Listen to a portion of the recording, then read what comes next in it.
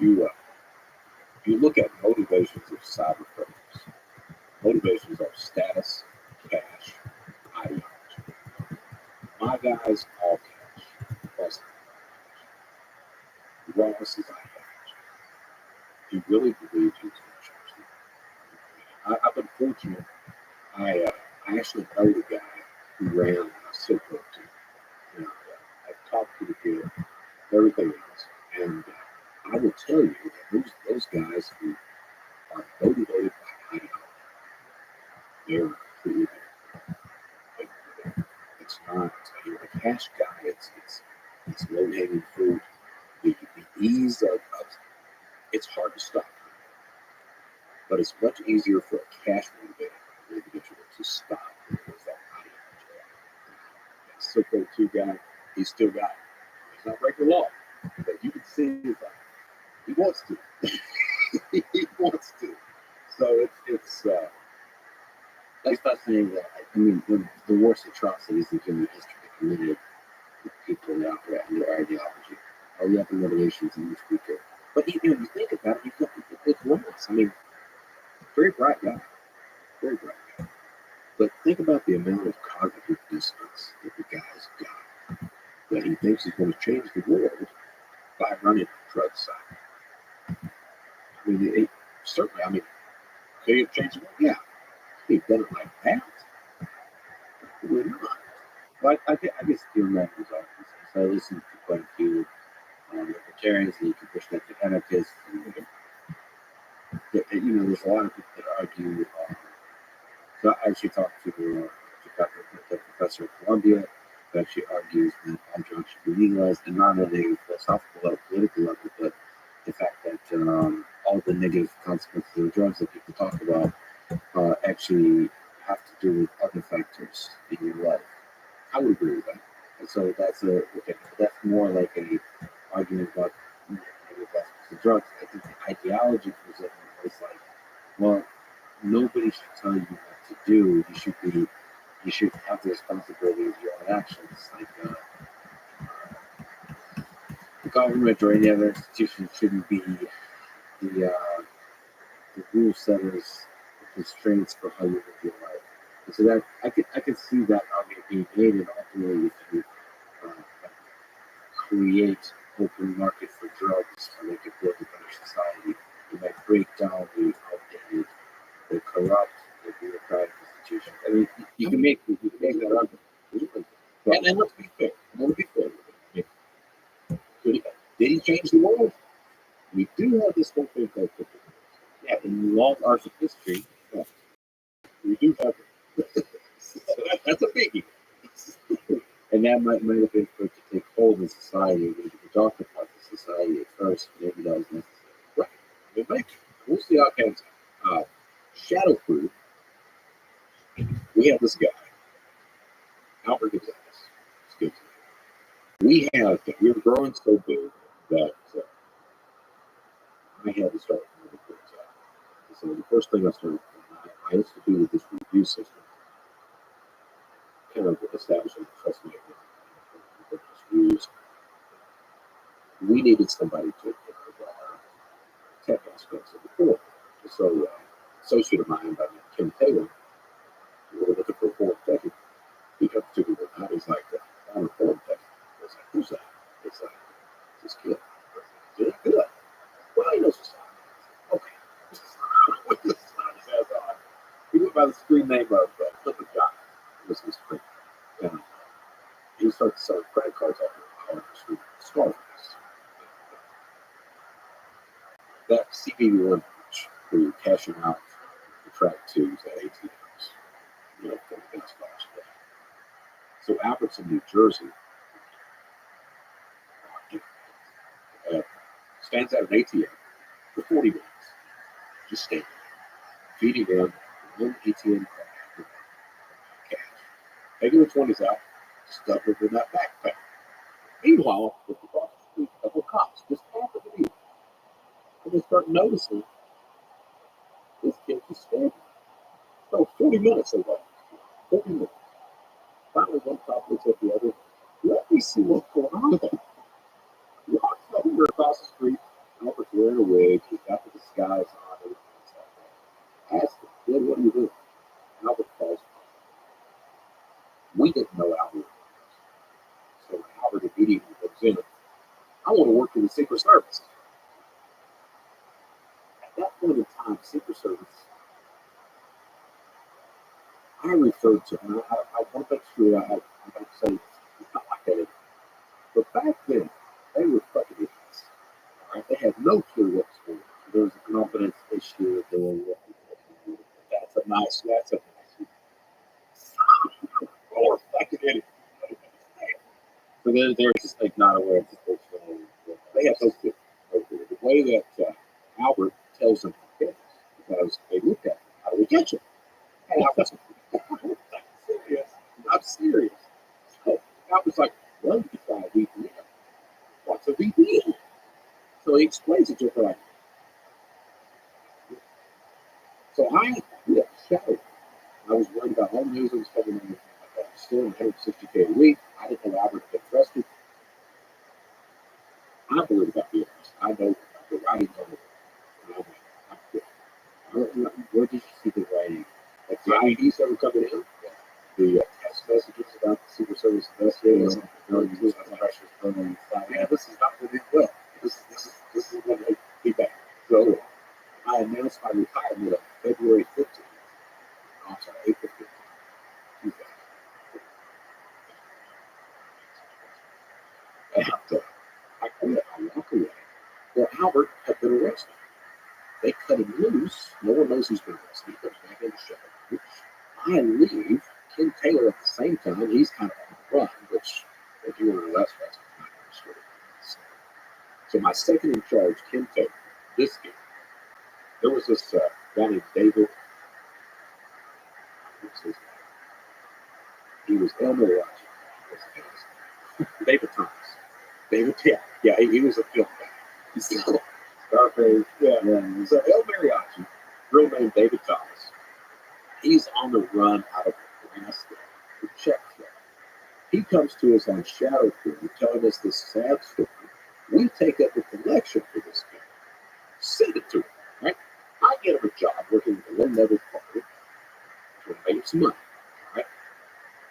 El Mariachi, Thomas does this for a few weeks, comes to me one day, and he's like, man, I'm not ready. I'm like, okay, listen. And I had a Ukrainian guy by the name of Big Guy. He, real friend, and I contacted him. I was like, look, I'm going to get excuse me, look at me. I got it. I was like, okay. So he sends Thomas enough money to go, and Thomas is in Texas. Sends Thomas enough money to go from Texas to Issaquah and rent an office space. Right? So Thomas goes up there, rents his office space, him and his girlfriend, rents an office space. And the plan is Big Buyer is going to place an order, get product sent. Mariachi's going to get the product, list it on eBay, cash out 50-50. Easy enough, all right? So Big Buyer places an order. First order is Outpost.com, $18,000. The largest order Outpost.com ever received. Order goes through. He gets the product, all right?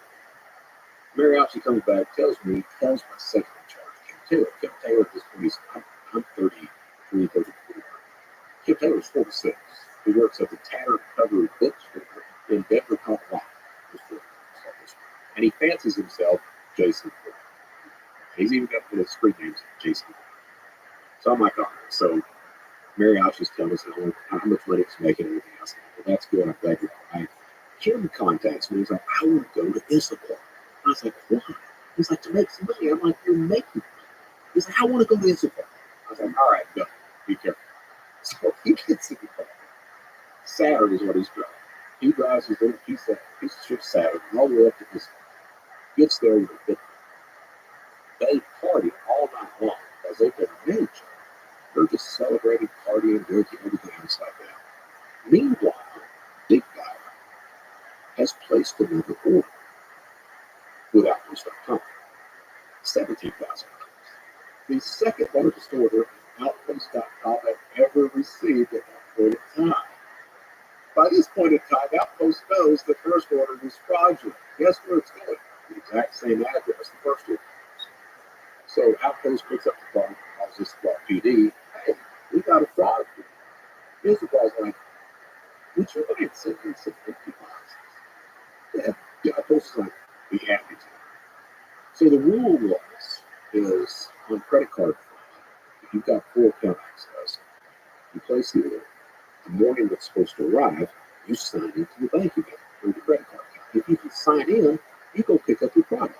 If you can't sign in, you go back to sleep. Right? Well, Big Buyer was the guy who placed the order. Mariachi and the second in charge are party. Right? So they're supposed to contact Big Buyer. They don't. Meanwhile, Big Buyer is raising hell, getting up at me like, hey, where are the guys? I can't find them. They don't need to pick up this product. So I can't get in touch with them. They go down to pick up the. So Mariachi's got the Cadillac. Oh, so he's got a Cadillac. Pulls into the complex. Mariachi's driving. Kim Taylor's in the passenger seat.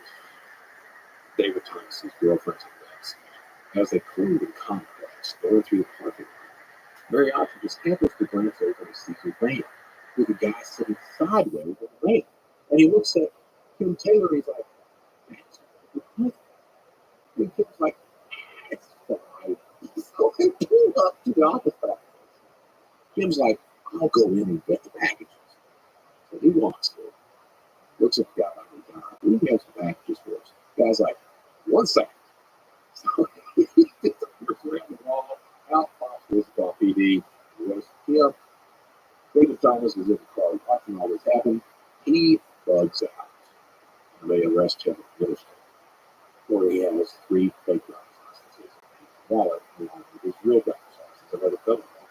But they get it. So David Thomas had outstanding warrants out of press. We couldn't bond him. Kim Taylor didn't have warrants, so we bonded him out. My third in charge, Kid, Seth Savage was his name.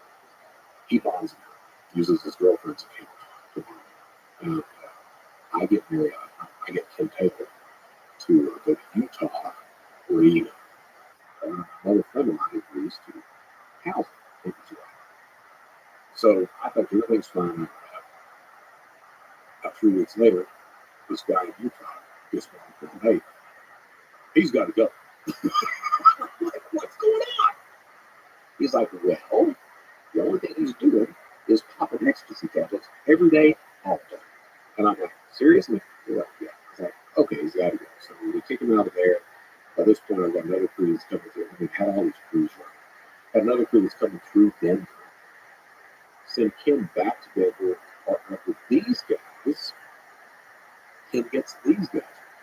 So by this point in time, I'm exasperated. I just want to throw my hands up and walk away. So my retirement's coming at the same time. So I'm like, fuck it, I'm done. So I tell everybody at the rest of the admins and the mods there, I'm like, this is what's going on. You guys need to watch out for this. We need to ban Kim, not let him back in. Be careful what's going on. I walk away. At the same time I walk away, Uncle Johnny, Gonzalez comes back into play. He sees everything that's going on. He uses that to his advantage. He starts banning suspicious of him, sets up the VPN at the same time and says, hey, make sure we're all secure. All trade to go through this VPN. VPNs are ran by this service. Secret Service ended up, I think they ended up cataloging like 7 million transactions. Shadow Crew makes the front cover of Forbes, August 2004. Headline, who's stealing October 26, 2004.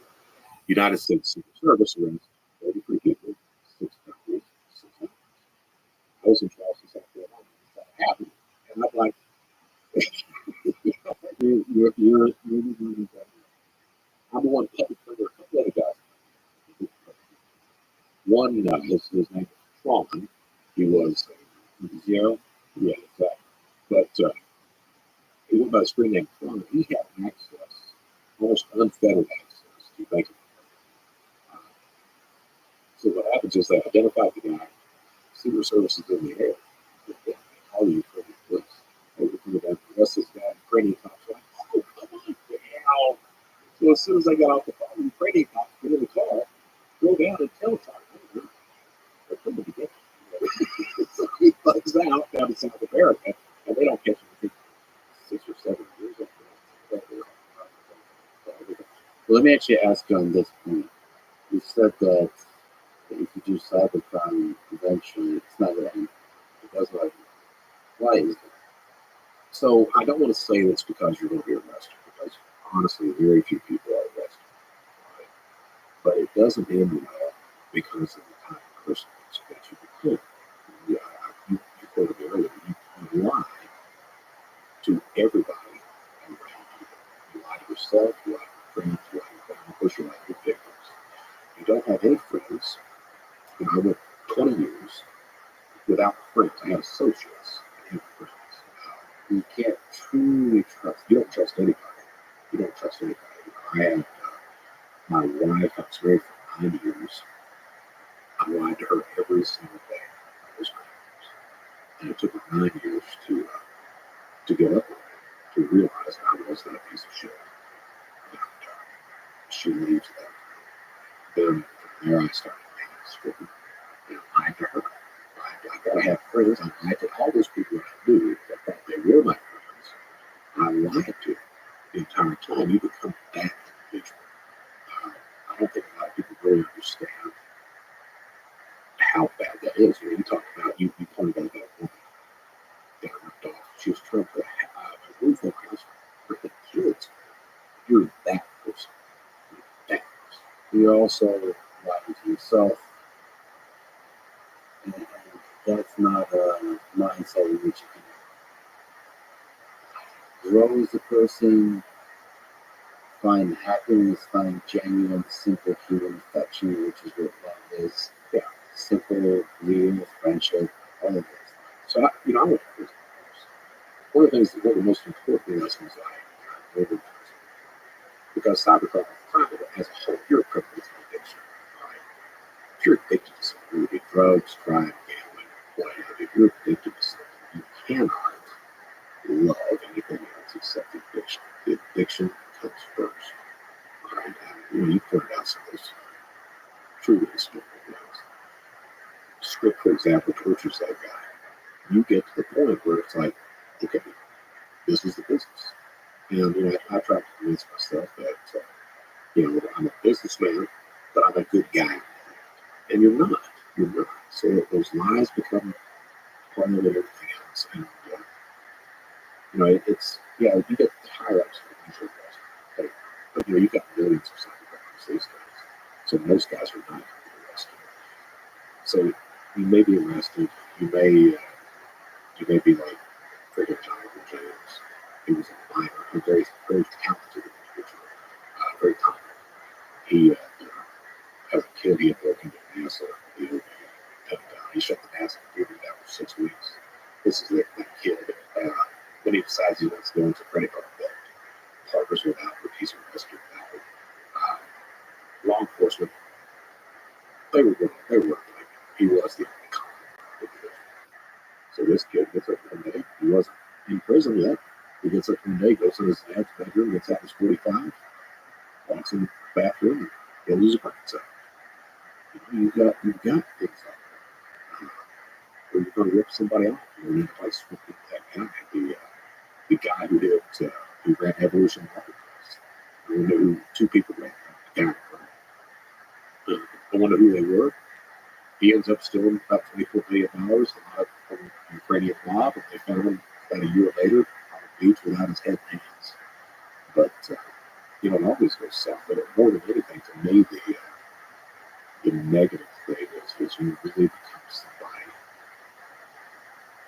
that, just truly a despicable people.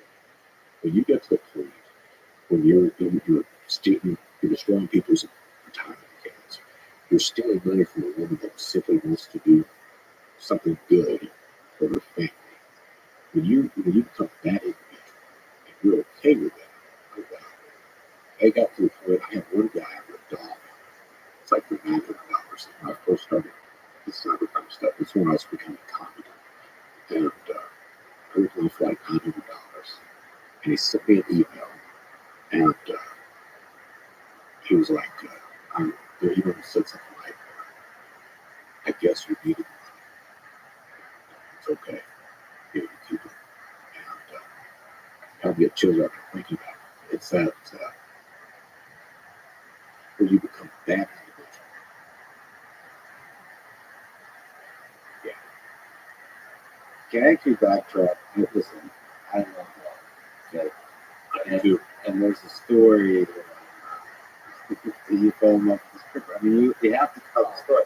But how did you fall in love with somebody? Not that there's anything wrong with that profession, but it's romantic. It's like a true romance, by the way, great movie. It is great. It's truly a great. And even Brad Pitt, A Brief Appearance is genius. It's so much good acting there. Anyway, so tell me that story. All right, so that's like I said, I get from my dad. I get that fear of being abandoned. My wife for 9 years until she leaves, and I was in Charleston, South Carolina. What happened was I noticed that Susan, she was not coming to bed like she used to do. She'd stay up all night long, and sometimes she'd go and be gone a few hours and everything else. Something's going on. I passed by her computer, and she would minimize the screens. I'm like, well, got to figure out what those were. So put a key logger on her system. As anybody should in Absolutely. Plus you trust her. Okay? So why not? You're tracking all their movements, all their Exactly. I was a girl freak too. So found out she'd been cheating on me. She was, there you go. Well, reason. really, I justified. Well, I found out she's cheating on me. Well, so I got up, walked in the bedroom, opened up the wardrobe, got a suitcase out, started to put her things in. But she wakes up, where are you going? I'm like, I'm not. You are. Well, my bravado was through.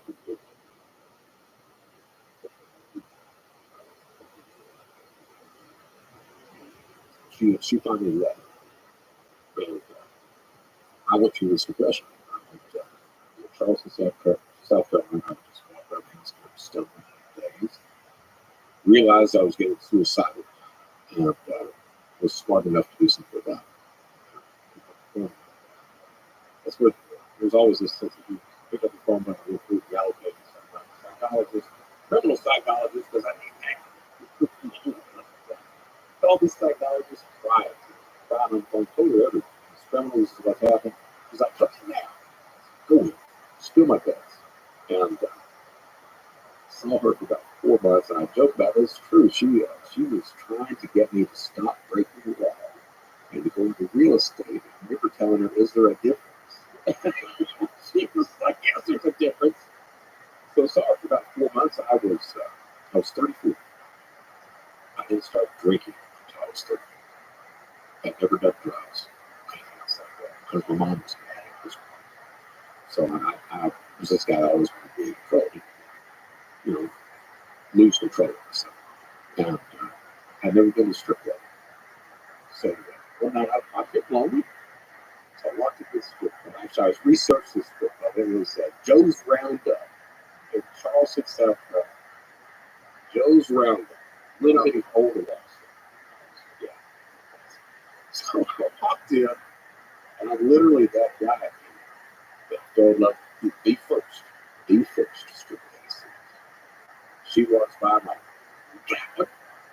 So I didn't know I had no strip club. Again, criminal, naive as hell. So belly up at the bar, ordering beer, sitting there drinking.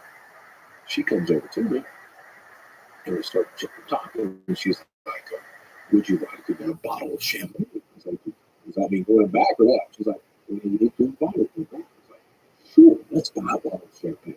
$400 bottle of it. Like, all right. Then again, that bravado disappears pretty quickly. I get back there and we talk for 2 hours. So, nowadays, I don't understand most people go strip clubs. The strippers are your therapists. So, well, she's asking. She's like, watch. Everything else. And I'm like, So at the end of the night, I'm like, really nice. So nice. So I leave.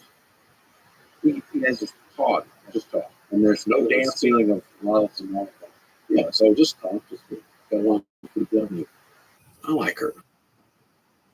So come back in a week later, walk in, and call her over. I was like, what is that? So I said, I was like, first trip about that. So, I like you pretty good. And like, what? She's like, yeah. I was like, where would you? So she said, Rudy John. I was like, I don't know what it is. So we go back and I had a theater buddy that yeah, JC was his. I got a date. He's like, you got a date? Yeah, I got a date. He's like, okay, where you going? I'm like, Rudy John. He's like, make your wallet. I'm like, yeah. He's like, make your wallet. All right. So we started watching internet here. And, I get to where I really like her. I was 34, she was 23. Got a lot of great friends. Had common interest in music, arts, and stuff like that. She had, stereotypical. She had graduated college with a degree in religious studies. Yeah. So I was like, all right. So yeah, we just fell in love. We got on really well. Really well. So I ended up moving her in. She had to quit her job. And what was happening was she was working weekends, and her club would close at 3 or 4. She wouldn't come home until 10 or 11 in the morning. And most of the time, it would be a phone call saying, come and pick me up. I can't drive home. And then I never used drugs. I've never been around my mom. Things like that. But as far as interacting with her, at this point, I'm kind of getting head over heels with her. We were in. I was 34. I never went through this person. And so she comes in, passes out, and I'm like, oh God, what the fuck's going on? And went through a drugs. Found cocaine, and off straws and all that stuff. And I broke my heart. I just sat there and started crying. Got online, and I got it. Found it. So I started looking for forums. Found a forum, found that one, found where it was talking about her, prostitute herself. Just, you know,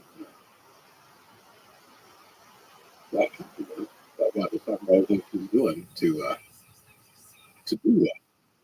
And I broke it right to all of it. Yeah.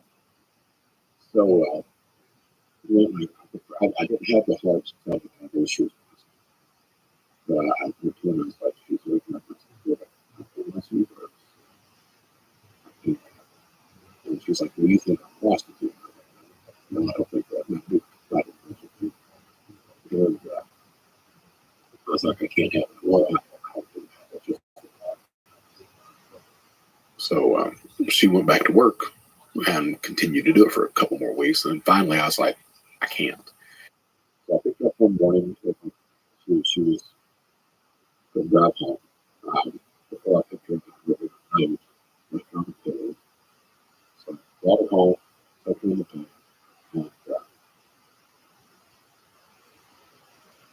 and I'd be back that night. So that was real. Letter was basically that, you can't stop this. So I went to Columbia that day. Came back that night. And she quit her job. And she quit drugs. Really quick. And I got it in my head that I needed to do whatever I needed to do to make sure she couldn't go back. That became to me because of my background. That's pretty well. So every night was, $3 to $60 for dinner. It was $1,000 shoes every week, $2,000 purse every week. All that. I had most of my money laundered out to this stuff. And Elizabeth, at the same time, she had she quit, but she didn't want me to quit. She wanted to be there all the time. I guess that was that action. She was scared she would pass. So Shadow Cruise gets busted. I go through basically all U.S. Can't get anything from overseas. Shadow Cruise gets busted in October. Can't do tax fraud because season's over. Can't go back into credit fraud because Shadow Cruise was busted. I'm left with money. The cashier's checks with me. We start back to the fraud. And I know she knows about it. And she's got a few days like that. And she's got expensive place. So, and at the same time, she couldn't be it. I mean, to go to that's what I really said that. To go deep throughout that right. Yeah, yeah. Things were good. So, she couldn't be it because she was stone cold. Stone cold. And I didn't know how to bring it back off. I couldn't have that cocaine. So that was the intimacy there. I kept thinking if I continue to invest, that it would work out. That just keep going. She'll be all right. We'll be all right. And what happened is I said she got to have money. She got to have money. She wanted to cover 50 engagement. So I said, we can get married. I figured marriage, show her I love her, sure it's going to be all right. So get married. She's like, I've always wanted to get Tiffany. She doesn't get married Tiffany because all my money was overseas. Here I am. I'm counterfeit cashiers.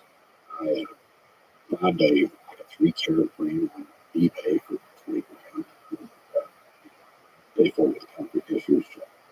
At the same time, because she doesn't want to leave, she needs to be there. Typically, if you do that type of crime, you need to travel. You can't do it in one situation because I knew that, but I didn't have a choice. So start running counterfeit cashier's checks to get the money to live and everything. You get the engagement ring. We were scheduled to be married. Our wedding date was February 26th, 2005. February 8th, 2005. I've got a Tiffany wedding couple of and I get arrested in Charleston, South Carolina. And she didn't know. I told her, I said, I've got to go pick up those rings. She thought I was just helping with this rings. I said, well, yeah. And I left it. I came home in the morning. And I was arrested at legal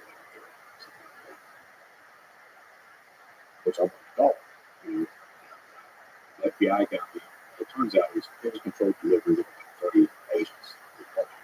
FBI got me, Charleston PD got me. Within 45 minutes, the Secret Service comes in, takes over that investigation. They do exactly what they have. About 7 o'clock at night, they're like, we're going to search your house. And I was like, look, I'll sign off on the search if you let me go out so I can see her. And they were like, okay, so I need to see my phone at that point. I had like 140 calls that she'd been trying to call that. Yeah. And pulled me up and held. I mean, we talk about got 12 cars, 40 agents, everything is. She's got a dog at that point. I'm still going to shoot the dog.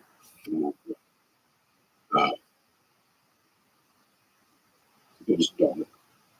And they have me walk up and go, the police were there. She gets the dog. So she does, and they put me in and start doing stuff. Put me in cuffs. They think the way they move was the shit. I did it really be able to say a little bit too to help her understand. You know, I was trying to tell her, at the same time, they take a watch out for real people grade. We're talking about this guy. Bang, bang, bang, bang, bang, across the. So she's probably terrified. Oh, yeah, yeah, yeah. And I tell her, I was like, if they're going to ring me tomorrow, don't. I was like, see what's going on, but don't show. Well, she's her dad. And she's making the guy cry. They're reading out the charges, some of the $300,000. And that's it. They told me to sell. Meanwhile, more charges keep coming in. You know, and, like 10, 12 charges a day. And I'm trying to call her, make sure she's all right. And, so I spent 3 months in jail. And in that 3 months, she visits twice. I get like 3 or 4 calls to her. I was looking back now, I understand why. You know, back then it was like, why doesn't she talk to me? But, now I understand why. Hell, the girl loved me too. She got out as this piece of shit. And, after a week in county jail, 2 agents fly in, 2 Secret Service guys, pulled me out of the cell, looked at me, and they were like, we got your laptop. I was like, yeah. He's like, well, you got to get your laptop. I was like, yeah. He's like, I'm going to be charged for it. I was like, I figured. And then he looks at me like, can we do anything for us? And I told him my exact words were, look, you let me get back to the list, but I'll do whatever you want to do. And he looks at me like, we're going to get you out. So, you got to face that. Yeah, my sister had the dog reduced to $1,000. My sister pays the $1,000 fine. By this point, she's this woman who does a dating story. And the response from the person that I called immediately was Elizabeth. I'm out. And I was like, I'll do that.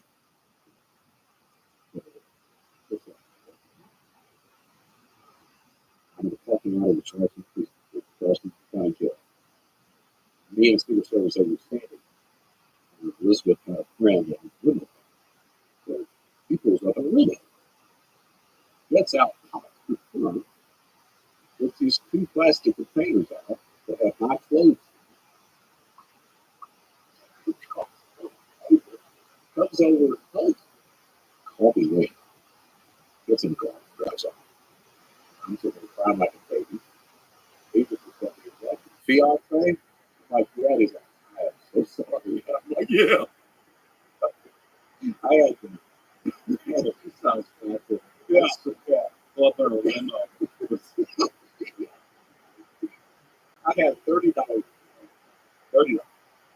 The agent had to pay for my hotel room. So he drops me off at the Springfield Hotel room by himself. As soon as he drops me off, I take that $30, walk a half mile to walk, we pay $30. So I step back to the As soon as I get back to the hotel room, Elizabeth, she comes to see me, we talk and convince her to give me a chance. I tell her that, hey, everything's going to be all right. I remember this week. So, yeah, just simply get out there. So we moved from Charleston. The field office is in South Carolina. And I'm breaking the law. Even before I started, I'm breaking the law. And so they got me on purpose. I'm on the laptop outside line. Laptop monitor on the wall.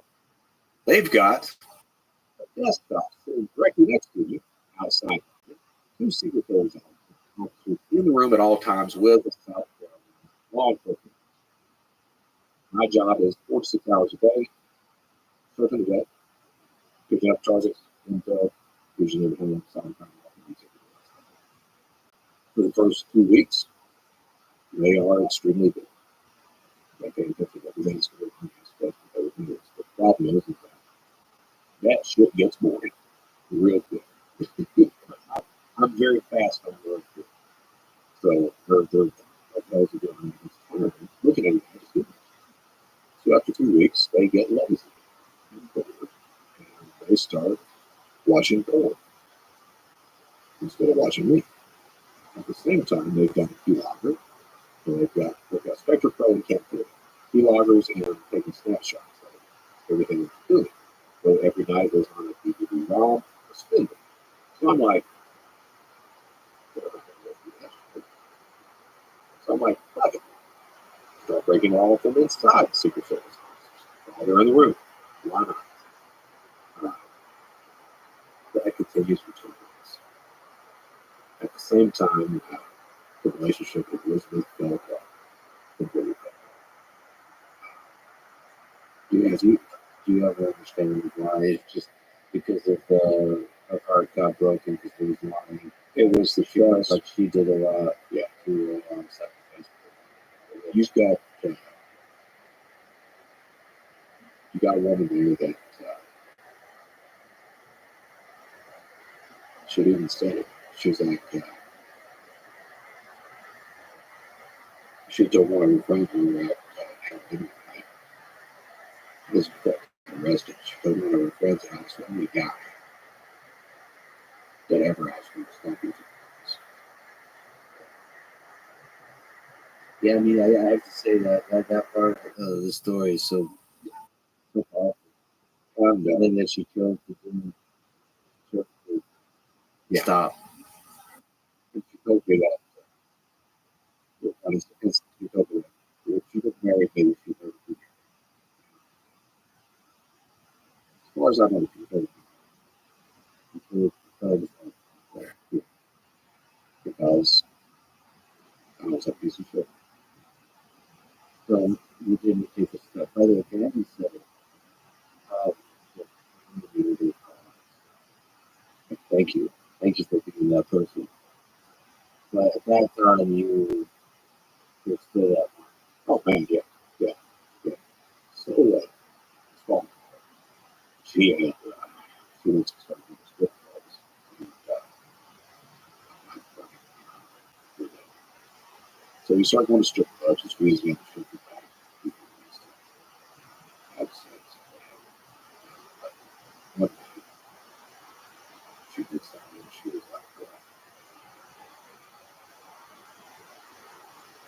She was like, I think it'd be funny if you got a blowjob. Back up. It's like, to me, that was the kind of straw. It's like, she doesn't care for me or anything else like that. We've been going to strip clubs, so I started dating another stripper. And she knew something was going on. And she looks at me one day, she's like, why don't you just tell me what it's like? And I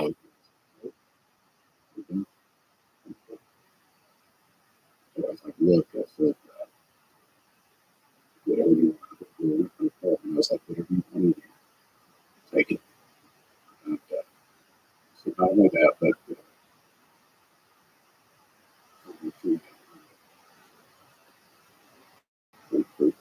I see you and I said, just leave me there.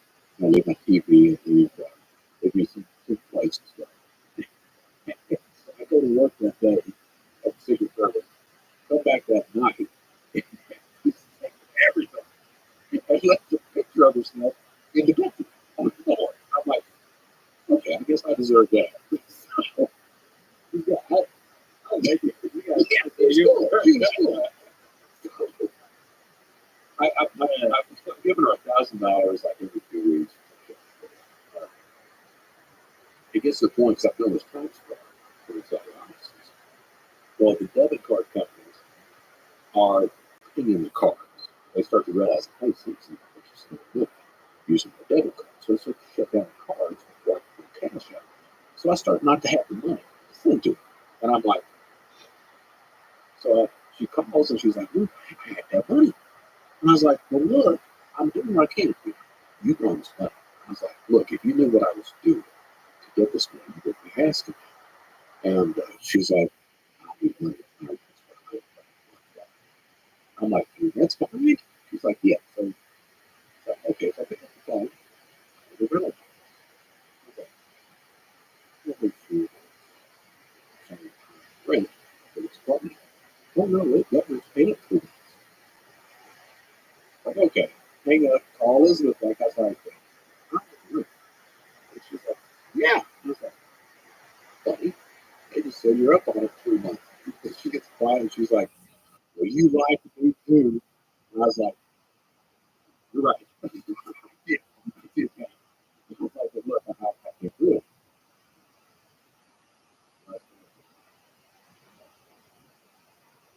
What happened was, I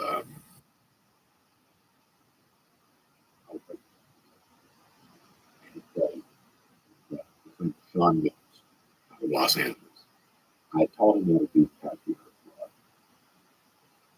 I told Sean, I go, listen, I told him if I ever listen, I'll contact you.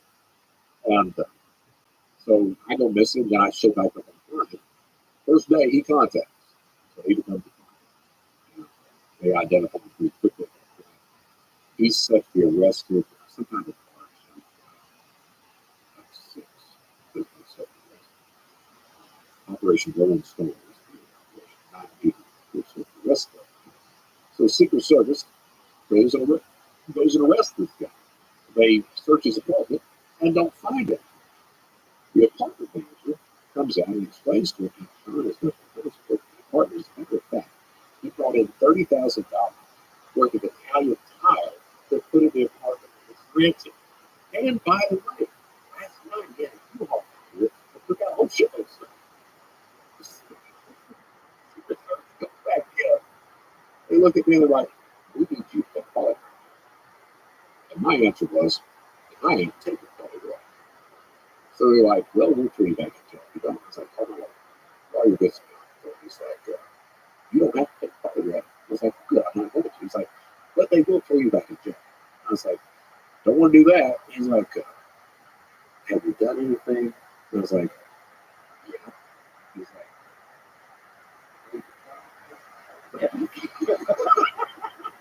okay. Let's take the polygraph. They asked 3 questions. The questions were, have you talked to anybody? Have you gone on a computer outside of the offices?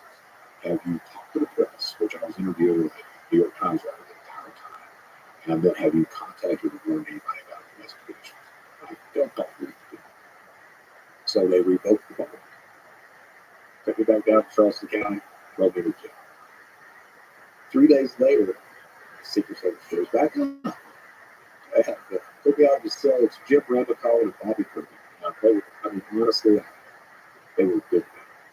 And they gave me chances upon chances to do right. And I was not ready to do it. Jim Rabbi and Bobby's in there. Bobby was, yeah, he truly was. Later on, a couple of years ago, I had a chance to do that. A couple of years ago, I had a chance to do that. And I left with them. And told him I was sorry for everything I did to him and another one. And told him I was sorry for what happened. And he told me then, he's like, you were too. So they wanted to help. Yeah. They wanted you to do it. Yeah. What happens to them bad is, I told him, I was like, man, I'm trying to be a better guy. And he's like, Brett, you always will be a better guy. He's the note. And people like that. Yes. You need people like that. You need somebody to basically believe that you could be a good man. So Jim Randall comes with now. He's a second charge in South Carolina.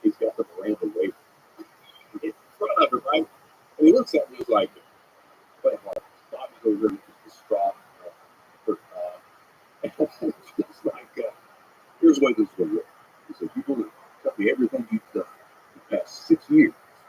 I'm going to make it my mission in life to fuck over you and your family. And he said, now just this case, once you get out of prison, I'll hand you the rest of your life. And he slides some red labor over and he's like, now you want to talk?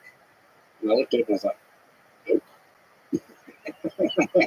It's like, he gets up, gets all red in the face, storms out, as on the way out, he's like, fuck you guys. So I go back to the cell. A week later, I was only on other state charges. A week later, judge rules they revoke the bond requirement. Reinstates the bond.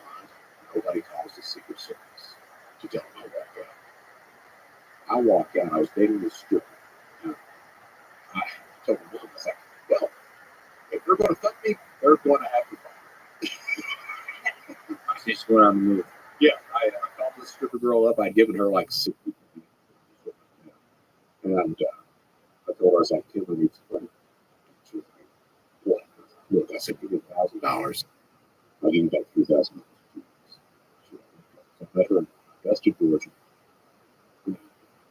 Got the 1,000 from her and started driving west.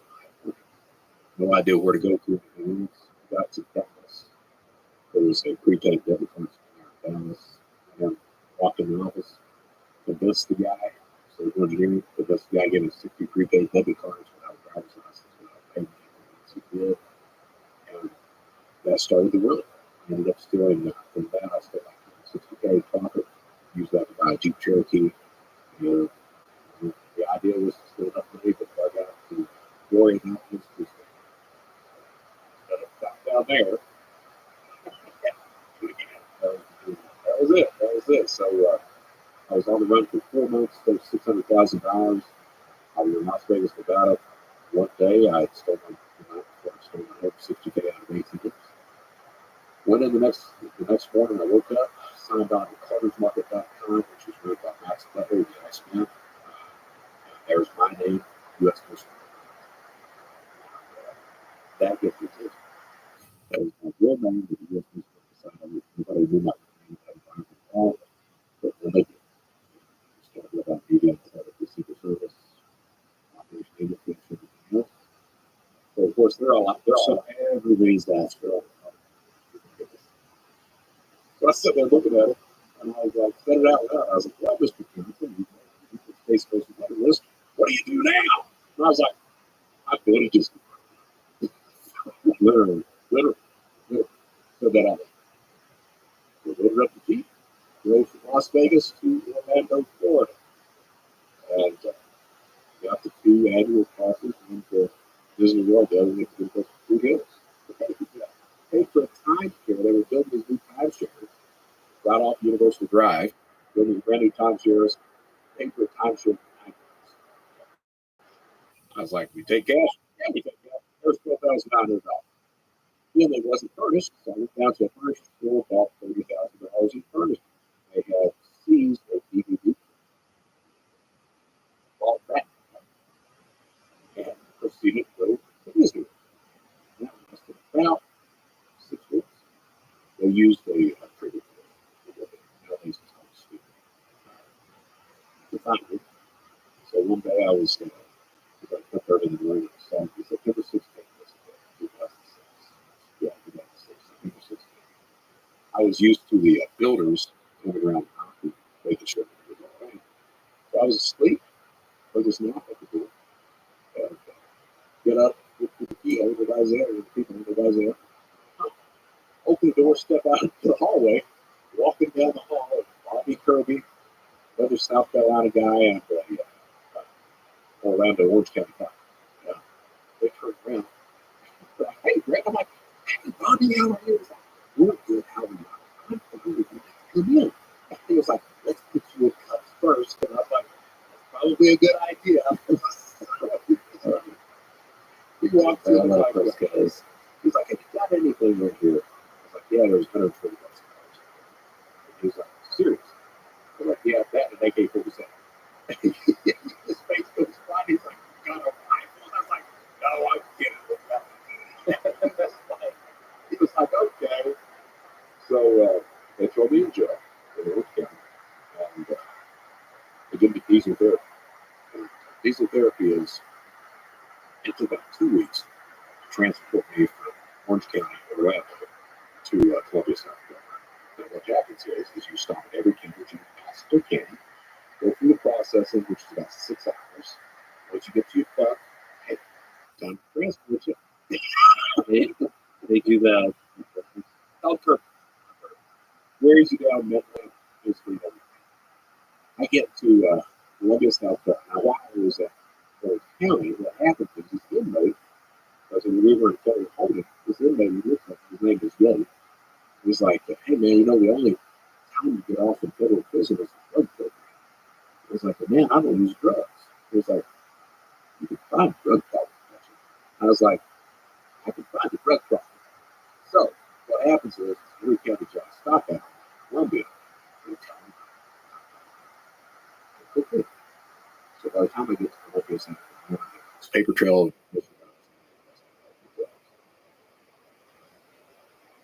I had hired some from they make me drop him with illegal funds. So we get the public defender. He gets the psychological evaluation. So psychologist comes in time for 4 hours review. About halfway through, he said to me like, "You do a couple drugs?" Yeah. What do you do? Okay. Smoke or snort? Take all day. A what? Yeah. Do you have any trouble out of that? Yeah. I can't get in the way. And he looks at me. And I'm looking at him like, because I've got that shit, but he knows. I'm like, is that right? And he was like, it could happen. Okay. So that makes it into preception. So all federal inmates, probation office and prosecutor, they do this detailed background to basically tell the judge how much time to give. So that drug court with that interview makes it into the PSR. So they have interviewed. I mean, they have said, I pled guilty, they have said, the prosecutor, he's saying, this dude is straight at this point. He's like, Mr. Johnson, Secret Service. He's manipulating the prosecutor, and he points at the judge. But he's manipulating you to date. We insist on the upper limits of the guidelines. I've been telling everything in jail that they give me anything. So, like, okay, sure. So the judge looks at me and she's like, I agree. I'm like, she said, 75 bucks. So I looked at my lawyer and I was like, can you get the drug program? He's like, I don't know why I ask. So he stands up. Your Honor, will you order the drug program? Mr. Johnson. The judge says, no. But I'll make it gets evaluated. So the Secret Service had told her, hey, he's for sure. So she's like, no, but I recommend it gets evaluated. I looked at my lawyer and I was like, what does that mean? He was like, you're probably not going to get it. And I was like, how soon can you get me to the care? And he was like, well, if you don't appeal, I can get you there pretty quick. My exact words were, fuck the appeal. Get me to the care. I'll take it from there. He looks at me like I'm the biggest idiot. I get sent to, because you get a camp for it. I have friends, family members look for camps that don't have a fence. And we settle on Ashland, Kentucky. 6 weeks later, I'm in Ashland, Kentucky. Now, pull up there, 14-foot fence, razor wire on top. And I'm like, first question I ask is, are there good jobs? Well, it's like, well, you could work in the national forest. Well, no, I've done it. Well, you can do landscaping. I'm like, I can run a weed eater. 2 days later, I walked into the landscaping office, and the cop, this is this Guinness facility. It is the entire wall is a blown up photo of the concrete of the house. So I can literally sit and plot. Look, my dad, I haven't spoken to that man. He shows up at my son's, stands up in front of the judge. Your Honor, we want to make sure Brett gets a good start. He gets rigidly when he gets out. Looking back, the man met them. And I just thought it was bullshit.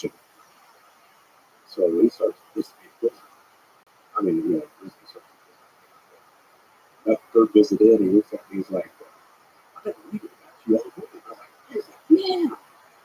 He's like, there's a lot of money in that. I was like, yeah. He's like, what do you have to do that? And I'm like, so what I used to say, and again, it's this thing of, really coming to terms with things. What I used to say was I thought my dad was back in my life, and he was just trying to use me. Right? The truth of the matter is that my dad had no seen it except in that frame of crime and governing with I really think that's how I communicate with him. You want to connect with you in places where you know, where you love, where you're interested in, where your addiction is different. And what I did was I manipulated him to make it escape. So I agreed people how to do tax fraud. And in return, he had the only money he had to do was he had $4,000 cash. So I manipulated him to give me that. To drop him off the clothes, cell phone, driver's license he had, and my driver's license, Johnson. So I was at the camp for 6 weeks. The hardest worker that landscaped in the ever. At one point, the cops got on a mountainside in the room. You're building trust. It was nice. And in 6 weeks, and I lasted 2 weeks. U.S. Marshals, maybe 100 calls. He was scared. Yes, scared. U.S. Marshals, state area, they find me, I think, 250 miles away. It's like Lexington, Kentucky. They find me in Lexington because I have used a real driver's license. I have a laptop. And I asked for my identity information. And so the way it got me was I died my hands. I was and I didn't do it myself. And I left it. So this guy, I was on the laptop.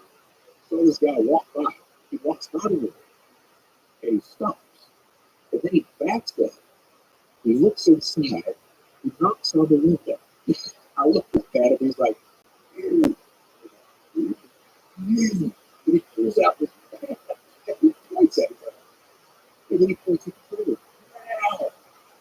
Oh, okay. I opened up the door. He's like, U.S. Marshal Service. So they arrest me. And How did they track you down? they canvassed that area. They caught every hotel, everything else. I had Like traditional, like there was traditional police force. so it wasn't like from the internet that kind of got something Just straight things to do with the U.S. Marshal Service. Yeah. So they arrest me. I go to I initially had a county jail in Florida, Kentucky. And that was one hell of an experience there. But then I transferred after sentencing. So sentencing, here's the weird thing. So I spent like, I think 2-3 months at the county jail in Florida. Get sentenced. At my sentencing, it happened so quickly after the initial sentencing that they used the exact same pre-sentence. The report said, like drug shit. So at the sentencing, prosecutors there, secret service there, judge, me, and prosecutor's desk. Your Honor, we would like it if you would consider that Mr. Johnson was arrested. He had a laptop, he had all this information. It looks like he was engaged in identity. Yeah. Judge looks at the prosecutor, says no. Says, hey, if you want to charge him with it, you should have charged him with it. I'm only considering the escape. Then he looks at me, like Mr. Johnson. He said, it looks like you're keeping your mouth shut right now. You're really saving yourself a pretty serious charge. My response was, yes, you are. And he was like, anyway, because of the precepts with this. It also looks like before you got involved with all these drugs, you were a pretty good citizen. I was like, yes, you are. He was like, so here's what I'm going to do. He said, I'm going to give you 18 months on this case. He said, I'm also going to do, I was 15 months on this case. I'm going to do 15 months on this case. He said, and I'm also going to look at the drug program for you. I was like, yes, Your Honor. So the drug program gives you a year out, and it gives you 6 months on half your house. So by escaping, I got out of prison 3 months after. So the original thing of drugs works. You know, now the interesting thing, and as your best diet, best diet, I spent 8 months at South and that's it. Because you ain't got no books for the first month or so. Then they give you a King James Bible. Yeah. And then For a month, no books. So it's where this is a pretty small 6x9. 6x9. No books. No books, no paper, no pen, no pencils. You're alone with your mind. You got math, toilet. What's that like? It's you sleep as much as you can. Because you're sleeping 6 to 8 First of all, when you're thinking about, just going back to like the original, you go through all the whole thing. every bit. Your mom too. Every single bit of that. And so you're supposed to get out an hour a day. All things you're supposed to get out an hour a day. That's the law. That's not the way things actually happen. What actually happens is you need to get out an hour a week. You take a stronger class a week, and that's it. You got a phone call with it. Oh, so you don't get to see nature. That's it. You soldier. Right? And it takes about a week. The first week is the guys. You're bouncing off the guys. You get the advance and you start to it doesn't matter. He's out of habit. Well versed. King James Bible. So you have to have to finally get out. Spent 8 months in that. And they sent me out to a real prison. Big Spring, Texas. West Texas. Where have you been out there? No, man. But it's prairie dogs and tarantulas. Is what they got. No kidding. It gets so hot that warnings come on the radio telling you not to drive on certain streets because they're melting. That's Big Spring. So if you've seen the movie, great.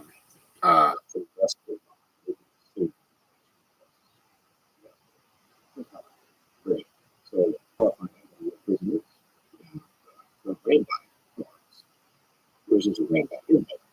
And that's a tough. So you're met at the door by whatever race you are. Big Spring is the Air Force compound. This is prison, so you get bad guys.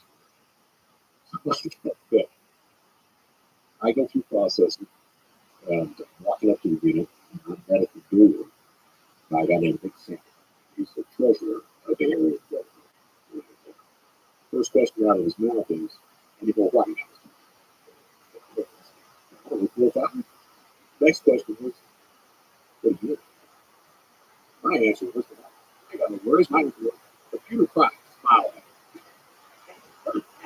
Wrong thing to say. Because computer crime is not credit card theft or hacking or any bullshit like that. Computer crime in prison is child pornography. So, telling that, he looks at me like a piece of shit. Goes against his buddies, they circle around. What do you do?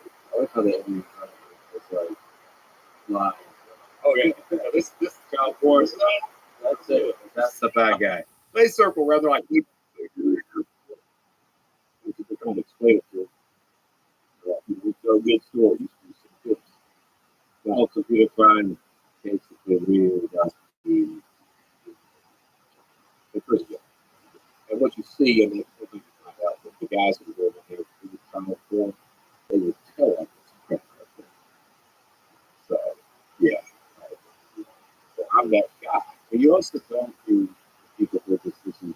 You don't exactly like the typical computer hacker. That's true. That's true. You know, that's right. But it's like it doesn't make it seem like you're not ready and you're not ready.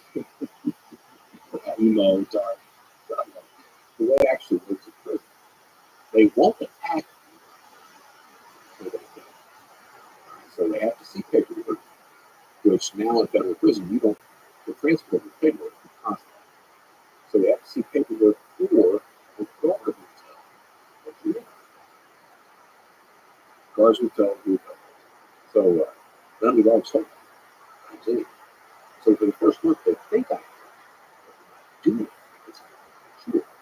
At the end of the first month, I've been talking to Kevin Posey over at Wired Magazine about Max Butler. He does an article. Shows up in Wired Magazine. So at the end of the first month, Wired Magazine hits compound, front cover, that's all this for. You would think. So I'm reading the article, really happy about it. And so what happens is 4 o'clock is the bell call. 4 o'clock is stand-up cancellation time. After 4 o'clock is the bell call. So the mail comes, I get the magazine. Read it to the Then it says, Brett Johnson, Secret Service. Snitch, which is right up there with pedophiles. We go to dinner after that. At dinner, you can hear it. You can hear each other. Warden, next day, shuts down the entire thing. Calls me into his office. They got security there, counselors and everything else. Warden looks at me, he's like, did you give an interview to Wired Magazine? Like, yeah. He's like, do you not know they would kill you in here? I was like, he was like, do you feel safe? Well, I know if you tell me you don't feel safe, they transport you. Transport you means another 8 months in solitary. You start to see shit in solitary after a while. So I'm like, no, I'm not going to do that. So I'm like, completely safe. He was like, look, he's like, if anybody says anything to you, immediately because that would kill you. So they do a walker search. Next day, I walk into the unit. Here's mixed in this magazine, wild, new shit. Walked up to it and I was like, hey, Nick, what do you think? What are you doing for 3 weeks? Anything interesting? He's like, it's getting there. I was like, let me stay here. Like, I was in early paper. Right there's a car. He was like, no, do we have a problem? He looks at me and he's like, does anyone ever come in?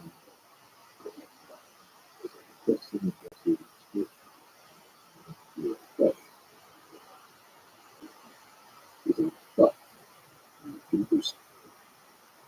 All right. So in federal prison, you got to do job. Everybody works. That's what you have to do is try to work. I got a job in education, teaching a lit class. Every Wednesday, 6:30 p.m. Lit. And every area in the compound signed up for the lit class. And a couple guards every day would call for that. Did you teach lit? No. Well, every Wednesday, 6:30 p.m. That's how I didn't get my ass beat. But my other job, I had some jobs. My other job, you get to the point, it's weird, man. You get to the people walking off the bus. You know immediately 2 groups of people. You know who the big riders are. Immediately. Just by them walking off the bus, like, that motherfucker's a big rider. And you know who. So my job, as the cop guy, was to approach the white pedophiles and have a conversation. The conversation was basically, hey, don't know what you do. Don't care what you do. But if you got some sort of picked up charge, you need to tell me. You can tell me everything's going to be all right. If you don't tell me, see those guys over there? If you start to associate with them, they start to talk to you, and they find out you're in your eyes, they're going to kill you. And what are the things? Pedophile, rapist, anything harms children. There are there's rules, there's an ethical code. Even if you have the division between races and all of that, you still have this line. And what that looks like, very, very much so. What that looks like in prison, depending on the, it depends on the security class if you what level prison. But at that prison, what that looked like was you're not allowed to talk to anybody. You're not allowed to watch television. You go to the library. You don't associate with anyone except your own type. If you do anything like this, we will kill you. If someone wants to extort you, we will do that too, and you won't tell us, or we'll kill you. So that's the way that works. And never be put through the roses. And so typically the guys would say, okay. Yeah, this was uh, every now and then you have somebody die, and there's consequences. I got to see, while I was there, I saw two people murdered. So I went through three prison rides. And went through my entire 10 years and saw four suicides. The people who got killed, it was, so we had outside, we had this track, third mile track, walking counterclockwise. And inside of the track, you got two neighborhoods. So I believe it happened both times. We'd all of us be walking and doing our exercises. And at the top of the key, like a flock of birds, you'd see all the inmates start to migrate down through the gate. So the first time you see that migration, you look up in the distance and say, if one of the inmates got another inmate down, there's just hammering his head. Like, the guards had stopped that. That's why they get hurt. So the guard, 15 minutes, stopped that. Over to that point, they shut the compound down. And this is what happens. So they shut the entire compound down. They make two lines of it. And what happens is, they have the full ring, they shut the door behind them, and the guard asks, first question is, did you see it? The answer is no. Second question is, if you had seen it, would you say it? The answer is no. The guard then says, get the fuck out. And that's it. Anybody that stays in any longer than that is automatically suspect. So we went into this Hispanic guy, he's in there for a few minutes. And everybody's like, what's going on? So his people didn't call him over. Explain to us what happens like that. It's fascinating, though, because we talk about the network of trust, in the cyber crime, and here's a network of trust. So the prison crime, trust. Trust that. Trust drives everything. The riots that I went through, the first riot, man, scared. You got the cops dressed up in the Ninja Turtle outfits. You got the rubber bullets, the tear gas canisters, all that crap. You got the inmates raising hell. Scared to death. The second riot, you calm down. The second riot, you start to notice. This is racial riot. It's typically it's Hispanics and African Americans. So you get the type what is one nation for riot, one prison, and then there's this. The second riot, you start to notice. If they admit it, it's in our group. Third riot, no shit. Third riot, you let them wait till we're all around you. And every now and then you have an inmate will run up to you and point to a locker. You say, your locker, because oh, yes, they leave it alone. You say, it's not my locker. They'll break into it, steal everything out of it, go from there. And that's what happens. But, you did your time for 5 years. How they Made it out. made it out. I went through, I told you it's a good amount. I went through the residential. It's a 9-month intensive. When I got to that, this counselor at Big School, he taught us. He wanted inmates to be educated. He was a really good guy. So he wanted inmates to be educated. He got a discount on a game theory class. So he gets all these discs and everything, and he's asking, does anybody know anything about game theory? And somebody says, if anybody, it'll be Brett Johnson. So he comes up to me one day, and he's like, are you Brett Johnson? I was like, yeah. He's like, you know anything about game theory? And I was like, yes, I do. So I start rattling off prisoners and everything else. He's like, would you teach a class? So I start teaching that. I start teaching inmates public speaking and to make friends with this counselor. So it gets time where I'm supposed to be and the transfers are taking 4 or 5 months. Transfers I could be out free. Oh, I went up to him and I said, look, his name was Keely. I said, look at him. I said, anyway, that I get transferred out of this year. And he was like, Brett, I cannot help you. I appreciate that. So he said that a week later, I was blessed. And that's it. I was like, yeah, I love it. So it was a 9-month program, 24 hours a day, and obviously nothing to regret. your stove stuff, and TBT training.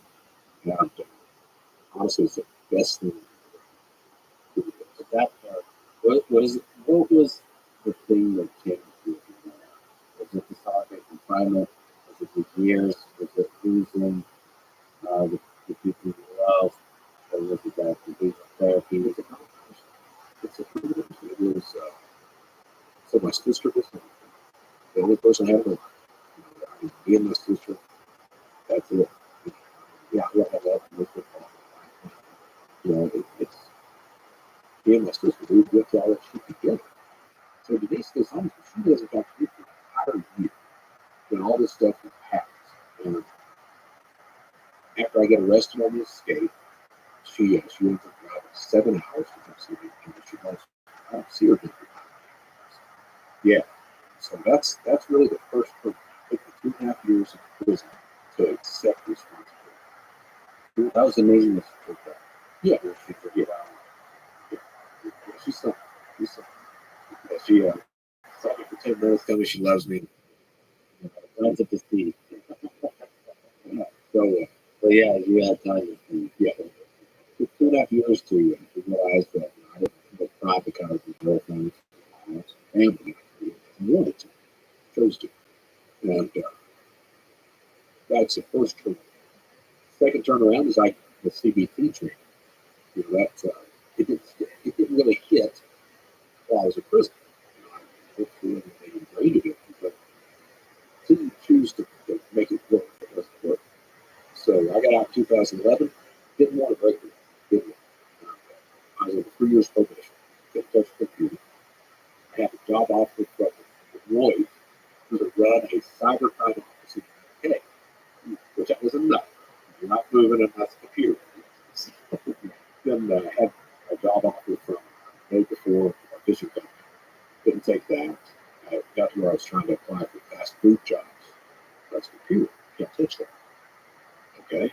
Then what about a waiter's position? Well, that's a computer and access to credit cards, idiot. Can't touch that either. So literally could not get a job. Didn't.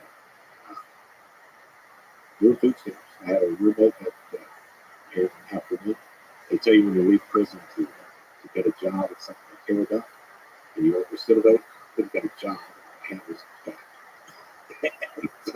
Monster the cat. That was a cat's name. I had to have enough money to feed that little guy, and didn't have the money to buy toilet paper for it. So I was on Panama City Beach. It was a steady decline. I remember I got my dad out to get the tax return. So he bankrolled a lot of that so he could. And then from there, it's like, what do you do? So I didn't go computer crime at all. And I ended up shoplifting toilet paper. That was Just for the basics. yeah, basics of survival. So about the same time, I had a friend that I've been dating the same type of women I have. Unhealthy, be hot unhealthy.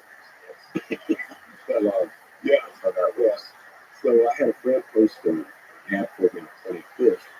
Uh, this woman responds, and a wife, she responds. The pictures I had taken were these prison pictures, the series. Yeah, she sends me a message of, why aren't you smiling? My response was, so we started talking. Uh, we started dating. She ends up, she's at second single. I ended up moving in. I was going broke. I was like, you got to help. And she didn't say it, but she did. And moving her, I got a job. And the job I got, I was probation officer. I had a cell phone. I was going through Craigslist. This guy was advertising landscape.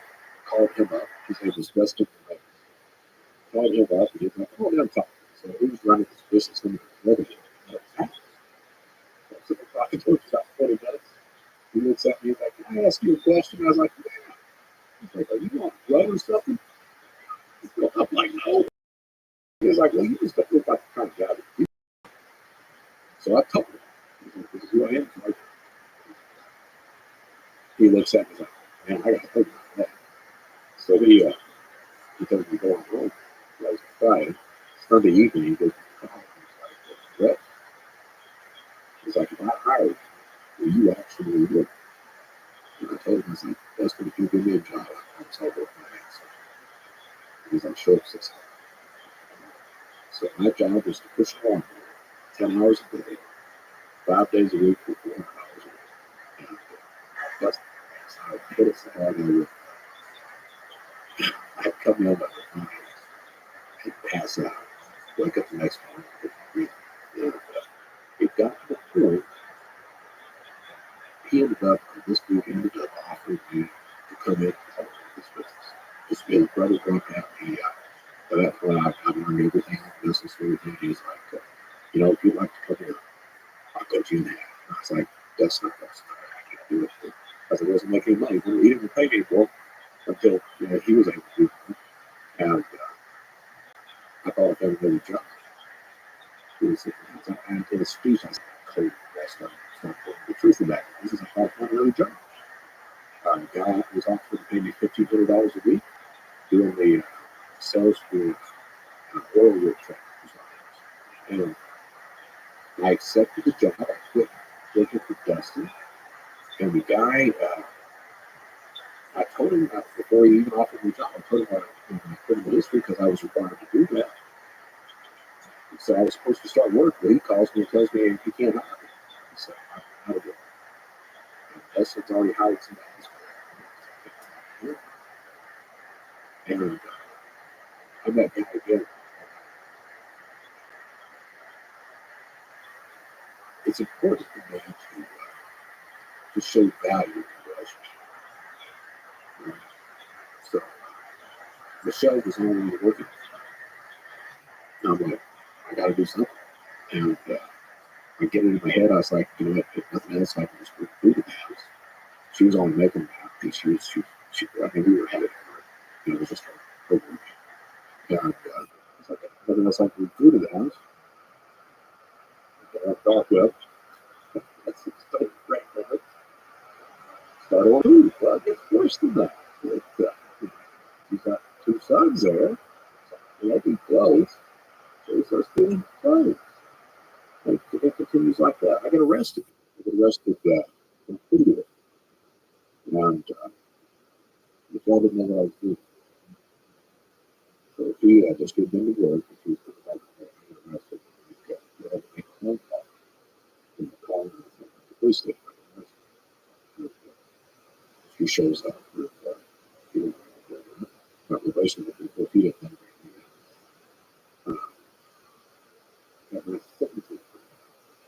probation officer, the prosecutor, the judge, the U.S. Marshals, Michelle.